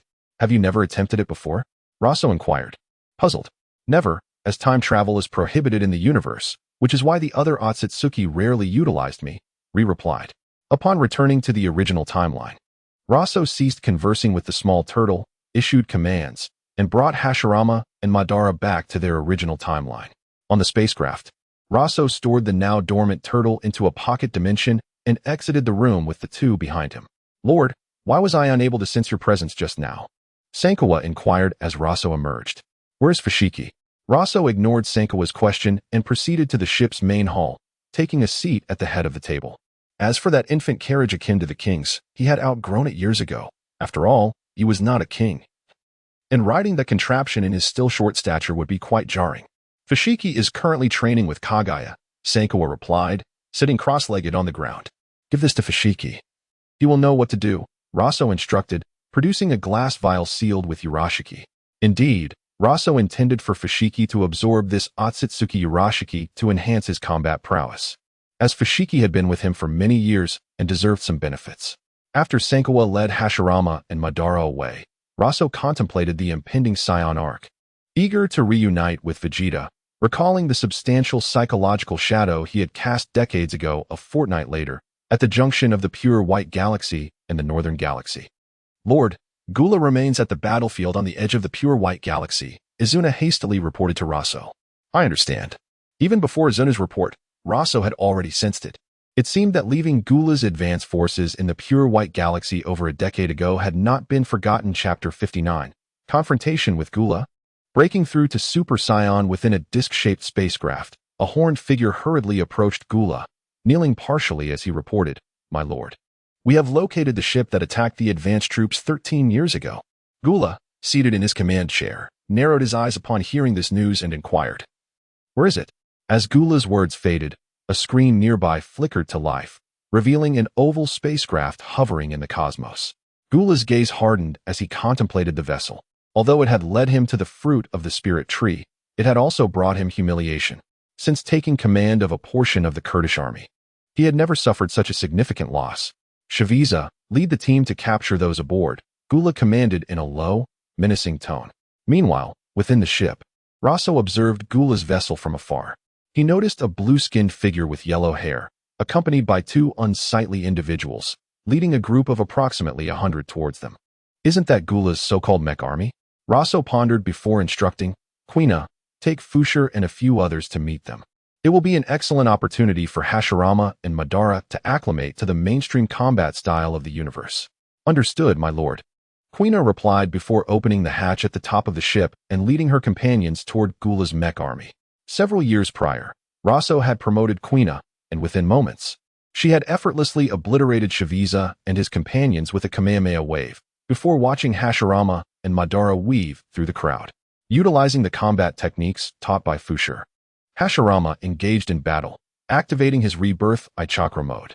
He summoned a large sword made from wood release, enveloped it in energy, and swung it at the enemy, while sending energy blasts toward those he could not reach. Madara, on the other hand, enveloped himself in a three-headed, six-armed Susanoo, each arm wielding a Tensei spear, showcasing the elegance of the Uchiha dance. When energy blasts were directed at him, he opened a portal, redirecting the blasts back at their origin. Standing at the hatch atop the ship, Roso observed the battle between Hashirama and Madara. Turning to Fushar, he remarked, "Your teachings have proven effective. Their combat prowess has nearly reached 10,000. Fushar, pleased by Roso's praise, replied, "This is largely thanks to your alternate dimension, where natural energy is abundant and ideal for training. They have made remarkable progress in just 2 years." At this moment, without consuming a single spirit tree fruit, Fushar had enhanced his combat strength by approximately 50,000 over several years of rigorous training. Previously, Roso had inquired about the combat strength of the god of the Otsutsuki clan, but Fushar was uncertain. He later mentioned that an elite 6-member team serving the god of Otsutsuki had a leader with a combat strength around 100,000. Within Gula's spacecraft, he watched in frustration as his dispatched troops were nearly all annihilated. Furrowing his brow in anger, he exclaimed, "Useless fools." Rising from his seat, Gula exited the spacecraft, hovering at the hatch's entrance, ready to personally eliminate these oblivious foes. Sensing Gula's arrival, Roso turned to Fushar and said, "Once Quina returns, maneuver the ship further away." In an instant, Roso teleported to Quina's side, using mental communication to instruct Hashirama, "Madara, you should return with Quina. The upcoming battle is beyond your current capabilities." Having swiftly dispatched the remaining foes, Hashirama and Madara followed Quina back. Gula, upon reaching the battlefield and witnessing Quina and her companions retreat, raised his hand to unleash an energy blast. However, Roso materialized before him, seizing Gula's wrist and communicating telepathically. "Shall we test our strengths, Gula?" Gula's eyes widened in surprise at the man's incredible speed and strength. Aware of mental communication techniques himself, Gula retorted, "You are the leader of this group?" Releasing Gula's wrist, Roso smiled. Indeed. Gula flexed his sore wrist, noting the power detector indicating Roso's energy level as 0, which astonished him, revealing Roso's ability to control his energy. "Since you are their leader, you shall perish here," he declared, conjuring an energy sphere and launching it at Roso. Roso, unfazed, did not evade as the sphere approached, merely redirecting it with a wave of his hand, causing it to explode in the distance. He then charged at Gula, appearing instantaneously behind him, gathering energy blasts in his hands and targeting Gula's head with a right-hand strike. Gula reacted swiftly, dodging to the side, and countered by kicking Roso in the abdomen. Roso sidestepped and retaliated with a left-handed energy blast aimed at Gula's thigh. Gula, noticing Roso's close-range attack, showed no fear of collateral damage from his own energy blasts. At the last moment, Gula retracted his leg, causing Roso's attack to miss, as Gula simultaneously gathered energy in both hands and targeted Roso. Roso's body manifested a nearly transparent blue wave, absorbing the impact of Gula's assault. Though the force slightly leaned him back, he quickly regained his balance. Observing that his attack yielded no results, Gula launched another barrage, his form becoming a blur as he struck from various angles. Roso evaded Gula's strikes while searching for an opportunity to counterattack. Suddenly, noticing Gula's attacks were slowing, Roso delivered a right hook charge with electricity to Gula's chest. Caught off guard by Roso's counterattack amidst his defensive posture, Gula was struck forcefully, sending him flying several meters away. What is happening? My body feels numb, Gula pondered, attempting to shake off the sluggish sensation. Yet, before he could dwell further, he engaged Roso once more, who charged at him. After blocking Roso's hands, Gula felt a sharp pain as Roso's tail struck him below. Releasing Roso's wrist in pain, Gula retreated several meters, glaring at Roso with fury as his energy surged wildly. He pressed his palms together, rapidly condensing energy, and unleashed a purple shockwave toward Roso. In response, Roso compressed the energy within his body, bringing his hands together to release a black-blue shockwave that met Gula's attack head-on. As the two energies clashed, Quina and her companions aboard the ship observed the spectacle on the large screen, sensing the immense energy released from both combatants. Meanwhile, the extraterrestrial beings aboard Gula's ship experienced a series of explosions from their ear-mounted devices, yet strangely, none were harmed. Amidst the clash, Gula felt the pressure of the shockwave intensifying over time. As he ceased his energy output, he narrowly evaded the black-blue shockwave that nearly struck him. Seizing the moment while Roso was still engaged, Gula teleported behind him, seeking revenge for the earlier blow. However, as he lifted his hand to strike Roso's side, he was unexpectedly seized by another hand, followed by a swift sidekick that sent him flying several meters away. Roso, having retracted his shockwave, turned to face Gula, hearing a nearby comment from his companion. "Hey, I told you not to use weak water." Although this move has no wind-up, its recovery time has increased. After speaking, Luoji's body gradually dissipated, while Gula, observing the bizarre scene before him, remained silent. Now, Gula was more concerned about the tail that had just ambushed him, incredulously exclaiming, "A Saiyan? Indeed, the very Saiyan whom your brother annihilated." After recoiling his tail around his waist, Roso responded. Gula found this hard to accept, stating, "That makes it even less likely. How could a bunch of monkeys possess such formidable combat prowess? Moreover, aren't Saiyans disdainful of ambush tactics?" Earlier, during his confrontation with Bo, Gula's scouter had exploded, but not before its readings had begun to rise dramatically. Roso, with a smile, remarked, "Is it so hard to believe?" Gula's anger flared at Roso's retort, and in an instant, he unleashed a powerful wave of energy, his aura escalating. Gula's physique began to enlarge, muscles bulging, fur horns sprouting from his head, and a mask-like visage obscuring his face. He proclaimed, "Consider yourself fortunate, Saiyan. In this form, my power reaches 450 million. You are the first and the last outsider to witness me in this state. Today, I shall eliminate you, the Saiyan, for that foolish brother of mine." With that, Gula charged at Roso with blinding speed. Sensing Gula's energy, Roso raised a 5-meter-tall energy shield adorned with blue ripples, closing his eyes to savor the thrill of the recent battle. After 13 years of accumulation, Roso's energy began to surge rapidly, marking the onset of his breakthrough. Gula, witnessing the transformation of Roso within the energy shield, halted in his tracks. The blue flames enveloping Roso began to morph into gold, his originally black hair shimmering into a golden hue. Upon opening his eyes, Roso's pupils transformed into a pale green. Due to the confined space within the energy shield, several golden lightning bolts crackled from the friction of the energy. At this moment, Roso successfully ascended to Super Saiyan. Thanks to his years of impeccable control over energy, he adapted swiftly, mastering the Super Saiyan form and retracting the golden aura enveloping him. He then dispelled the energy shield and beckoned Gula with a flick of his finger. Upon witnessing Roso's transformation, a glimmer of surprise flickered in Gula's eyes. However, seeing Roso's provocative gesture, he dashed forward, declaring, "Monkey, I will relish in torturing you to death." With that, Gula's assault intensified, yet Roso effortlessly countered his attacks.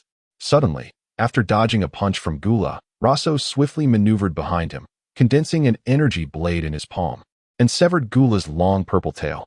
Gula, gritting his teeth against the pain, distanced himself from Roso to evade further strikes. Once at a safe distance, he turned to glare at the severed tail in Roso's hand. After discarding the tail, Roso swiftly approached Gula, his fists imbued with spikes, relentlessly striking Gula's face. As a result, the mask-like covering on Gula's face began to crumble, and he erupted in furious roars, coalescing circular energy around him, which propelled Roso away. With both hands rapidly gathering energy, Gula unleashed a fierce attack directed at Roso. In response, Roso similarly launched a white energy wave. When their waves collided in the cosmos, a blinding brilliance erupted. Meanwhile, on the remote Earth beneath the lower part of the northern galaxy, Sun Wukong, aided by the deity, did not perish alongside his brother Galati as depicted in the original tale. Instead, he was taken to the underworld alive, guided by the deity to find King Kai for training via Snake Way. Upon his return, the deity proposed merging with Piccolo to confront the threat posed by Vegeta. But Piccolo declined. While the deity attempted to reason with him, Piccolo, uninterested, took Son Gohan away. As for Piccolo's refusal, he resembled his original self but bore slight differences. Upon learning of the deity's power, he suspected trickery and, when he fathered the younger Piccolo, sought vengeance against Sun Wukong while distancing himself from the deity. Alas, look at the chaos you've caused, Roso, sighed the deity. On King Kai's planet, he was imparting the history of the Saiyans to Sun Wukong. Just as he began recounting the tales of Vegeta and Nappa, his antennae, resembling cockroach feelers, twitched. These antennae served to survey the universe, and at that moment, he received a transmission of the fierce battle between Roso and Gula at the junction of the northern galaxy and the pure white galaxy, exclaiming, "Ah, my lord, what troubles you?" Sun Wukong, who had been engrossed in the critical moment, noticed King Kai's sudden outcry and, fearing the worst, asked, "Is Vegeta suddenly on Earth?" Observing King Kai's prolonged silence and the sweat beading on his forehead, Sun Wukong shook him, asking, "What's wrong, King Kai?" Enough. Stop shaking me." King Kai interrupted Sun Wukong, stating, "Do you realize that aside from Vegeta and Nappa, there are other living Saiyans?" "Huh?" Sun Wukong questioned in confusion. "Are there more Saiyans besides them?" King Kai sighed. "Place your hand on my shoulder." Once Sun Wukong complied, he beheld the scene of the cosmic battle. At that moment, Roso, no longer holding back, amplified his output of the energy wave against Gula, obliterating him entirely, leaving not a single cell behind. Finally, "It's over," Roso declared, reverting from Super Saiyan to his normal state.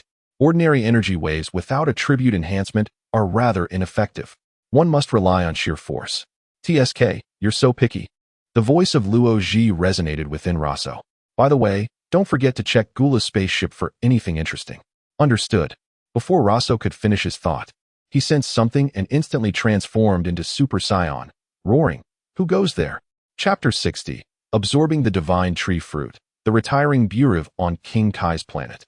The king witnessed the moment when Roso obliterated Gula, pondering how such a formidable Saiyan had emerged in the universe. Meanwhile, Son Goku trembled slightly, feeling the overwhelming aura radiating from Roso, and exclaimed with excitement, "So powerful." As they observed Roso, he turned around and bellowed, "Who is it?" The sheer force of his voice startled the king, who, upon meeting Roso's piercing gaze, panically exclaimed, "Oh no, I've been discovered." He hastily severed the connection to the cosmic observation. "King, that individual is incredibly strong." Son Goku, regaining his composure, ceased trembling, his eyes alight with determination as he declared, "I must train even harder." At the edge of the northern galaxy, sensing the intrusion, Roso turned to face the direction of the disturbance. The feeling of being watched vanished instantly. Roso had intended to pursue the source of the sensation, but the individual had disconnected too swiftly, returning to normalcy with a swift click. After the brief interlude, Roso, accompanied by Senna and others, flew towards Gula's rapidly retreating spaceship. Once there, they scoured the vessel. And amidst their search, Roso discovered a crimson fruit in a spot frequently visited by Gula. Just then, the voice of Luo Ji echoed, "Divine tree fruit. Where did Gula find this?" Roso scrutinized the fruit in his hand and replied, "Does it matter where he found it?" Luo Ji urged, quickly, "To the alternate space. You have surpassed Super Saiyan. It is now my turn." Without further ado, Roso continued his journey towards Earth after Senna and the others had thoroughly combed and destroyed Gula's ship. In the alternate space, Roso ascended above the divine tree, plucking the fruit. After consuming the divine tree fruit, he also ingested the spirit tree fruit. At that moment, Roso's energy surged, manifesting a golden nine-tails Rinnegan on his forehead, while his hair began to turn white. Yet, inexplicably, as his tail started to whiten, a tremendous roar of a giant ape erupted from Roso's being, and his tail reverted to its original brown. His armor transformed into a flowing red robe, and behind him coalesced 12 orbs of Tao, formed from yin and yang. In his hands materialized a black and gold-colored Feng Tian Hua Ji.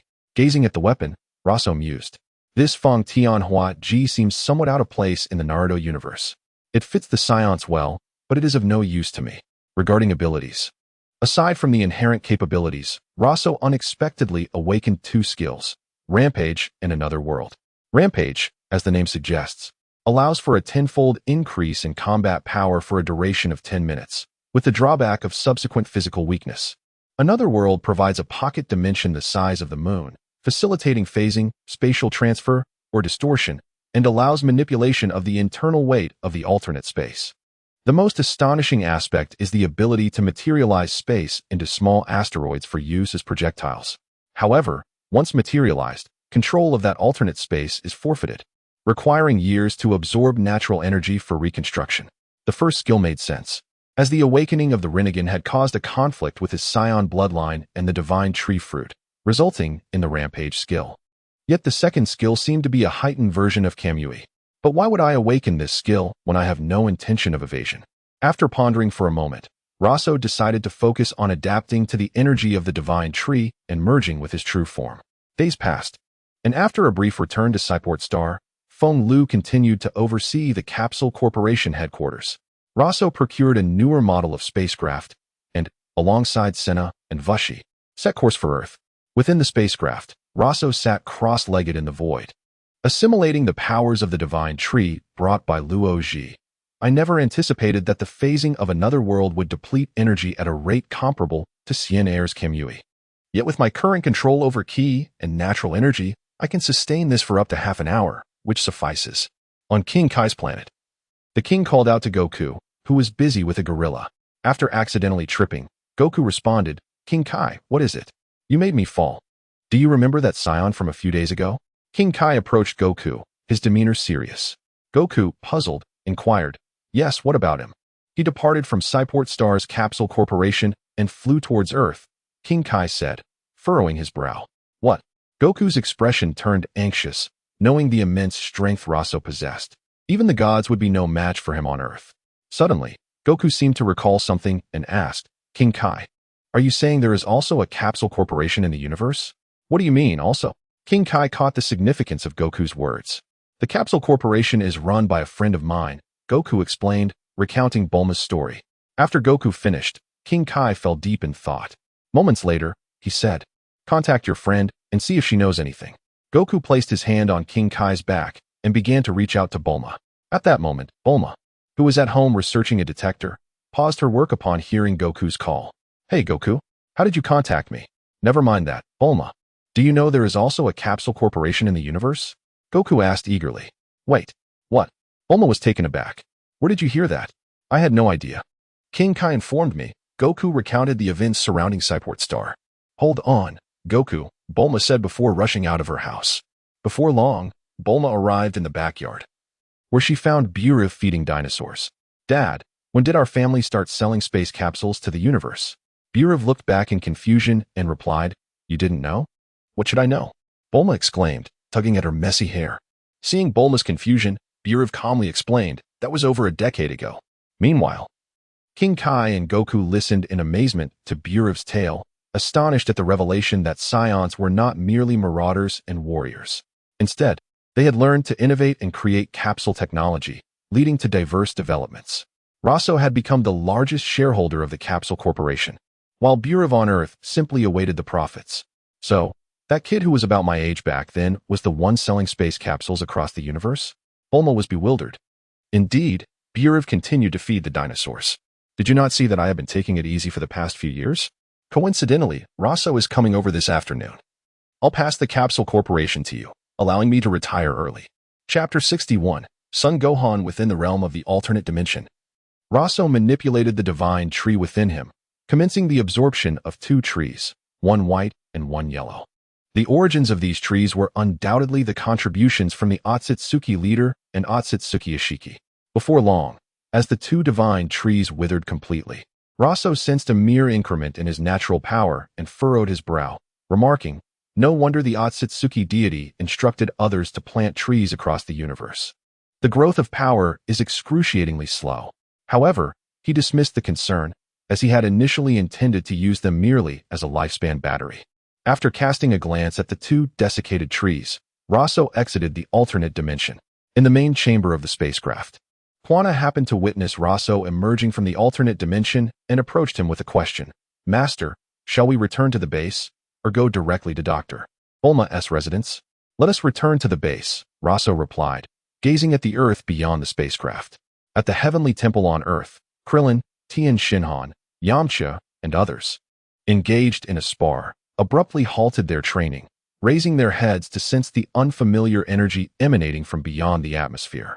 The reason the deity still brought them to the temple, as depicted in the original narrative, was due to his inability to contact Roso. The androids left behind by Roso had merely indicated that he would return soon, but the time frame remained ambiguous. Moreover, Roso had not upgraded these 5 androids. Thus, the strongest among them, number 17, possessed a battle power of only 10,000, while the others fell below 5,000, with the weakest at a mere 500. Consequently, to confront Vegeta, they had no choice but to bring them to the temple, hoping to enhance their combat abilities before Vegeta's arrival. "Did you all sense that?" Tien Shinhan swallowed hard and inquired. Krillin, his bald head reflecting a serious demeanor, responded, "Indeed. This energy is slightly stronger than Goku's brother." Yamcha gritted his teeth, stating, "Could it be that the Saiyans have arrived ahead of schedule?" At that moment, the spacecraft had descended to the base at the Unanimous heights, where Roso disembarked and observed the tall, slender number 17 standing at the entrance. "Report on the happenings on Earth," he commanded. "No." 17 relayed the events of 2 months prior concerning the arrival of Leitais on Earth. At the same time, in the desert region, Piccolo also sensed the unfamiliar energy and gritted his teeth, muttering, "Damn it, didn't they say the Saiyans wouldn't arrive for another 10 months? And the landing location is in the direction of home, possessing the memories of the original Piccolo. He was well aware of the Namekian spacecraft at Unanimous heights. As he contemplated investigating the situation, he heard the deity's voice. "Piccolo, there's no need to go, they are not Saiyans. Come to the temple, and I will explain." Piccolo pondered the deity's words, feeling puzzled by the use of the term they, as he distinctly sensed an energy. Why did the deity refer to them? Casting a glance toward the direction of Unanimous heights, he flew toward the heavenly temple. Soon, Piccolo arrived at the temple and noticed several figures below. He descended nearby and inquired, "What exactly is going on?" Upon seeing Piccolo, the deity began to explain Roso's circumstances, while the energy sensed by Piccolo and the others emanated from Vados. When Roso reached the Earth's atmosphere, he had made a telepathic greeting to the deity. Thus the deity was aware that the energy belonged to Roso's new subordinates. "Wait, he is selling space capsules throughout the universe," Krillin exclaimed in astonishment. "How can Goku's brother make a living selling planets?" "Indeed. And why hasn't Bulma mentioned any of this?" Yamcha pondered, stroking his chin. The deity replied, "Roso does not possess significant fame in the universe. The capsule company has always been managed by his subordinates, so Leitais could not possibly be aware. As for Bulma, she may have been too young to pay attention at the time, and Roso hasn't returned to Earth in over a decade." While the others deliberated, Piccolo sensed Gohan's energy as he approached Unanimous heights, growing frantic. Where has Uncle Piccolo gone? And why is everyone still inactive? Gohan felt a foreboding sense and resolved to head to Unanimous heights alone. Meanwhile, at the base, Roso observed number 17 clinging to his leg, lamenting, "Master, please let me go to planet Sapot. That woman from San Chuan keeps boasting in the chat group." Roso pushed no. 17 away and was about to respond when he detected an approaching energy. With a raised brow, he remarked, "A little one is making their way here." In no time, Gohan appeared at the fissure above the base, scanning the surroundings for something. At that moment, Roso, accompanied by the others, flew out from the area where the spacecraft was docked. Hearing the sound of doors opening behind him, Gohan swiftly turned to see Roso in the distance and shouted, "Who are you? Why have you come to Earth?" Upon noticing Gohan's serious expression, Roso decided to tease him, saying, "Are you Kakaro's son?" Hearing Roso's words and noticing the tail at his waist, Gohan realized he was a Saiyan, and began to speculate whether the absence of Piccolo and the other's energy was due to him. His previously anxious expression transformed into one of fury as he demanded, "What have you done to Uncle Piccolo and the others?" Roso chuckled, "I admire your courage to come here alone at such a young age. But your fate will mirror theirs." After Roso's declaration, Gohan's eyes widened in disbelief as he muttered, "Impossible." Uncle Piccolo and the others. Gohan's energy surged dramatically in response, and with a furious roar, he shouted, "Uncle Piccolo." In that instant, Gohan's aura reached its peak, and with a powerful push from his legs, he charged toward Roso at high speed. Observing Gohan's approach, Roso smirked slightly, noting, "His battle power has skyrocketed from just over 400 to 5,000. His potential is impressive." As Gohan neared Roso, the latter sidestepped, grasping Gohan's incoming arm and flinging him away. Gohan spun through the air, crashing into a nearby rock, his tail creating a character shape against the stone. As if contemplating his actions, struggling, Gohan extricated himself from the rock, wiping the blood from his mouth, his eyes reflecting defiance and fury. Gathering energy in his hands, he exclaimed, "Masenko." With that, he thrust his hands forward, unleashing a small shockwave toward Roso. Roso effortlessly dodged, appearing behind Gohan and seizing him by the collar, playfully poking his cheek, asking, "What is your name?" Having exhausted his energy from his earlier rage, Gohan remained silent, glaring angrily at Roso. At that moment, Piccolo arrived, and upon seeing Roso holding Gohan, he rushed toward him, shouting, "Gohan." Following Piccolo, the deity, Krillin, and the others also arrived, witnessing the unfolding scene before them. Chapter 62. Preparing to revisit childhood memories. As Piccolo sensed Gohan venturing alone to seek Roso, he felt a tumult of emotions within. Unable to comprehend why the formidable demon King Piccolo would harbor such concern for the son of Goku. Upon witnessing Gohan, limp and despondent in Roso's grip, Piccolo's urgency surged, prompting him to charge forward, only to be restrained by Waziki, who pinned him to the ground. "Uncle Piccolo!" Gohan cried out. How infuriating, Piccolo thought, grappling with his disbelief. His already green visage deepened with envy as he realized that even a random passerby seemed to surpass his strength. Roso, gesturing for Waziki to release Piccolo, watched as the Supreme Kai and others descended beside him. "Supreme Kai, what brings you here?" he inquired. "Isn't it to prevent you from going too far?" The Supreme Kai replied, casting a glance at Piccolo. With a dismissive sound, Roso fed Gohan a Senzabine, which healed his wounds and elevated his power level from 400 to over 800. Who would have thought Senzabines possessed such effects? And Gohan's energy seems to have amplified, others remarked in astonishment. After Roso explained the Saiyan's passive abilities, Goku's voice resonated in their minds. "Hello, Roso, this is Goku." Krillin and the others scanned their surroundings, perplexed at Goku's absence. "Hey, Goku, how did you manage that?" they exclaimed. After Goku elucidated his earlier observations of Roso's battle, he requested, "Roso, please, let us spar." Roso frowned, questioning, "Why?" Goku explained that he had witnessed Roso in combat days prior, sparking his desire to engage in a match. "So it was you who was spying," Roso remarked, to which Goku responded with a sheepish grin. Eventually, Roso acquiesced to Goku's request. 3 hours later, Goku soared from the Supreme Kai's palace to the cloudy Bit Heights, addressing Roso. "Greetings, Roso, it is a pleasure to meet you. I am Goku." Seemingly recalling something, Roso smiled and replied, "A pleasure to meet you, Kakarot. Just call me Goku." He responded with a cheerful grin, then assumed a combat stance and dashed toward Roso, striking at his face. Roso merely sidestepped, countering with a blow aimed at Goku's abdomen. Goku, enduring the pain, lowered his body and executed a sweeping kick toward Roso.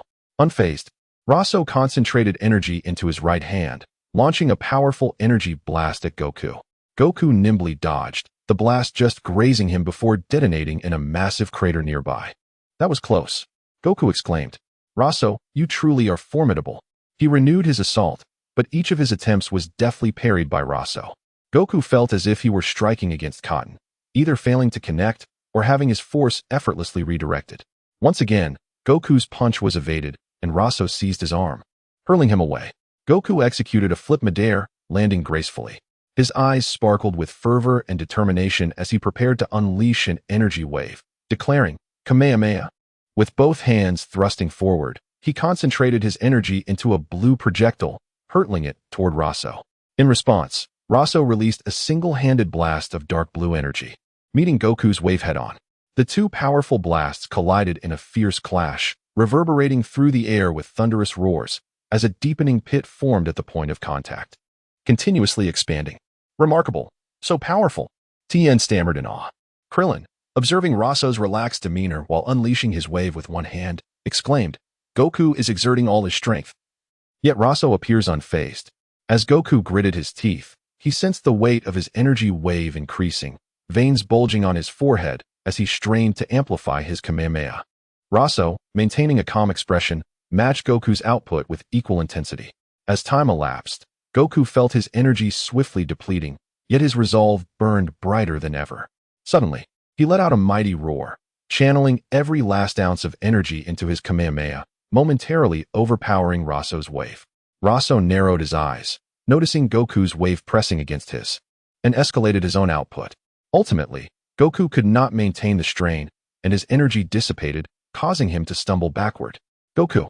Everyone cried out in alarm as their friend unexpectedly faltered during such a critical moment.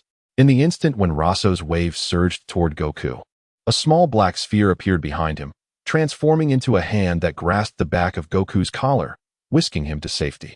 As Roso's energy dissipated, the others rushed to Goku's side. Dad, what happened? Gohan anxiously shook the unconscious Goku. Do not fret, the Supreme Kai reassured, glancing at Goku. He merely exhausted himself and fainted. At that moment, Roso approached, having retrieved the Taoist pearl, and with a swift motion, he opened a spatial door, extracting a Senzu bean and offering it to the Supreme Kai.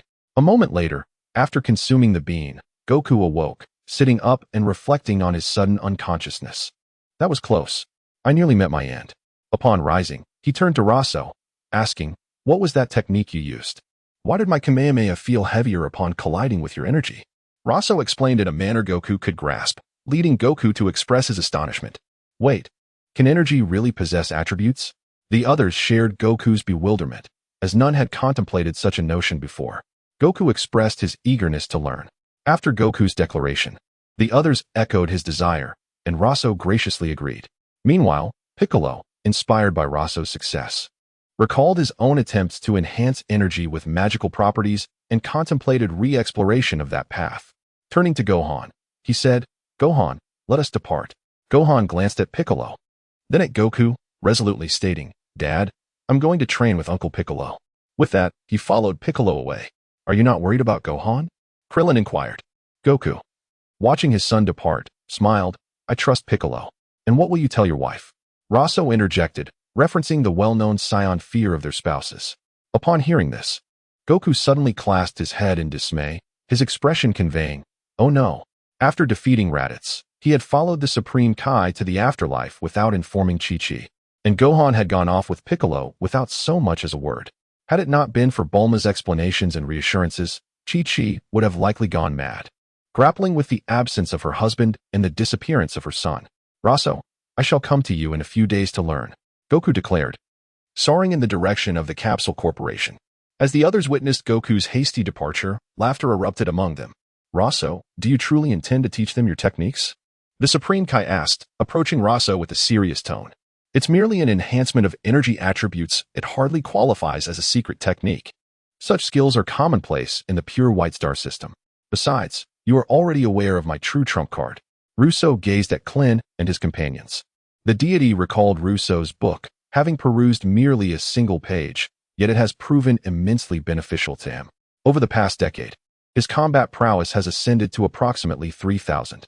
Alas, after he had severed his malevolent thoughts, his innate fighting talent was similarly divided. Otherwise, how could his strength have increased by such a modest margin in these years?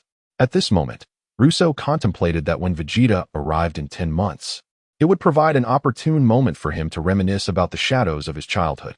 Chapter 63. The weary Sun Wukong, sparring just as Sun Wukong departed. Roso was preparing to escort the group back to the base for training when an oddly shaped aircraft flew towards them. The sound of the plane captured everyone's attention, prompting them to turn and gaze skyward. It was Bulma. What could she want? Lu Ping was the first to recognize her presence, feeling a tinge of confusion. Moments later, Bulma skillfully maneuvered the aircraft and landed not far from the group. Bulma, How did you find this place? Lu Ping inquired as she approached. And what is that on your ear? Humph. This is a detector. I used it to locate you all, Bulma replied, surveying the group. At that moment, Krillin suddenly realized. Oh, that is something Goku has. After sharing this revelation, Bulma exclaimed, comparing Roso's appearance to her memories. Ah, Roso, has it really been 20 years? Roso smiled at the sight of the elegant, yet slightly startled Bulma. Indeed, it has. After a brief exchange of pleasantries, Roso led everyone back into the base. Upon entering the training room, Roso turned to Quina and said, Quina, you will train Krillin and the others from now on. Quina nodded, and Roso led Bulma aside. Bulma, with a gaze fixed on Quina's face, asked dreamily, Roso, who is that? They seem incredibly formidable. Roso chuckled, that's my creation, Android 20, Quina. Wow, such a handsome figure, and yet a mere android. Bulma mused, feeling a pang of sadness when comparing him to Lu Ping. At this point, Quina surveyed the group and stated, from now until the arrival of the Master's kin, if you follow my instructions, your strength will undoubtedly increase significantly. Thus, the training commenced. A day later, Sun Wukong arrived at the base, appearing rather listless. Goku, what is wrong? Krillin asked, noticing his friend's unsteady gait. Nothing at all, Sun Wukong replied, recalling how he had been scolded by Chi-Chi upon returning home and subsequently worked to the bone. Had he not made an excuse to leave, he would have surely collapsed. Roso, noticing Wukong's state, tossed him a senzu bean and remarked, your wife has really been working you hard. Sun Wukong, realizing Roso had discerned the truth, merely chuckled sheepishly as he consumed the bean. Over the ensuing month, Roso imparted knowledge to Sun Wukong and the others about augmenting their energy with attributes. Subsequently, Sun Wukong returned to King Kai's planet, while Quina continued to guide Krillin and the others in their training. As the days passed, Quina's training regimen for Krillin and the others grew increasingly rigorous. 8 months later, they sought to spar with Quina to assess their progress. Quina nodded and replied, very well, you four may come at me together. With that, he stepped into the center of the training arena, calmly observing Krillin, Lu Ping, Tianjin Han, and Jiaozi.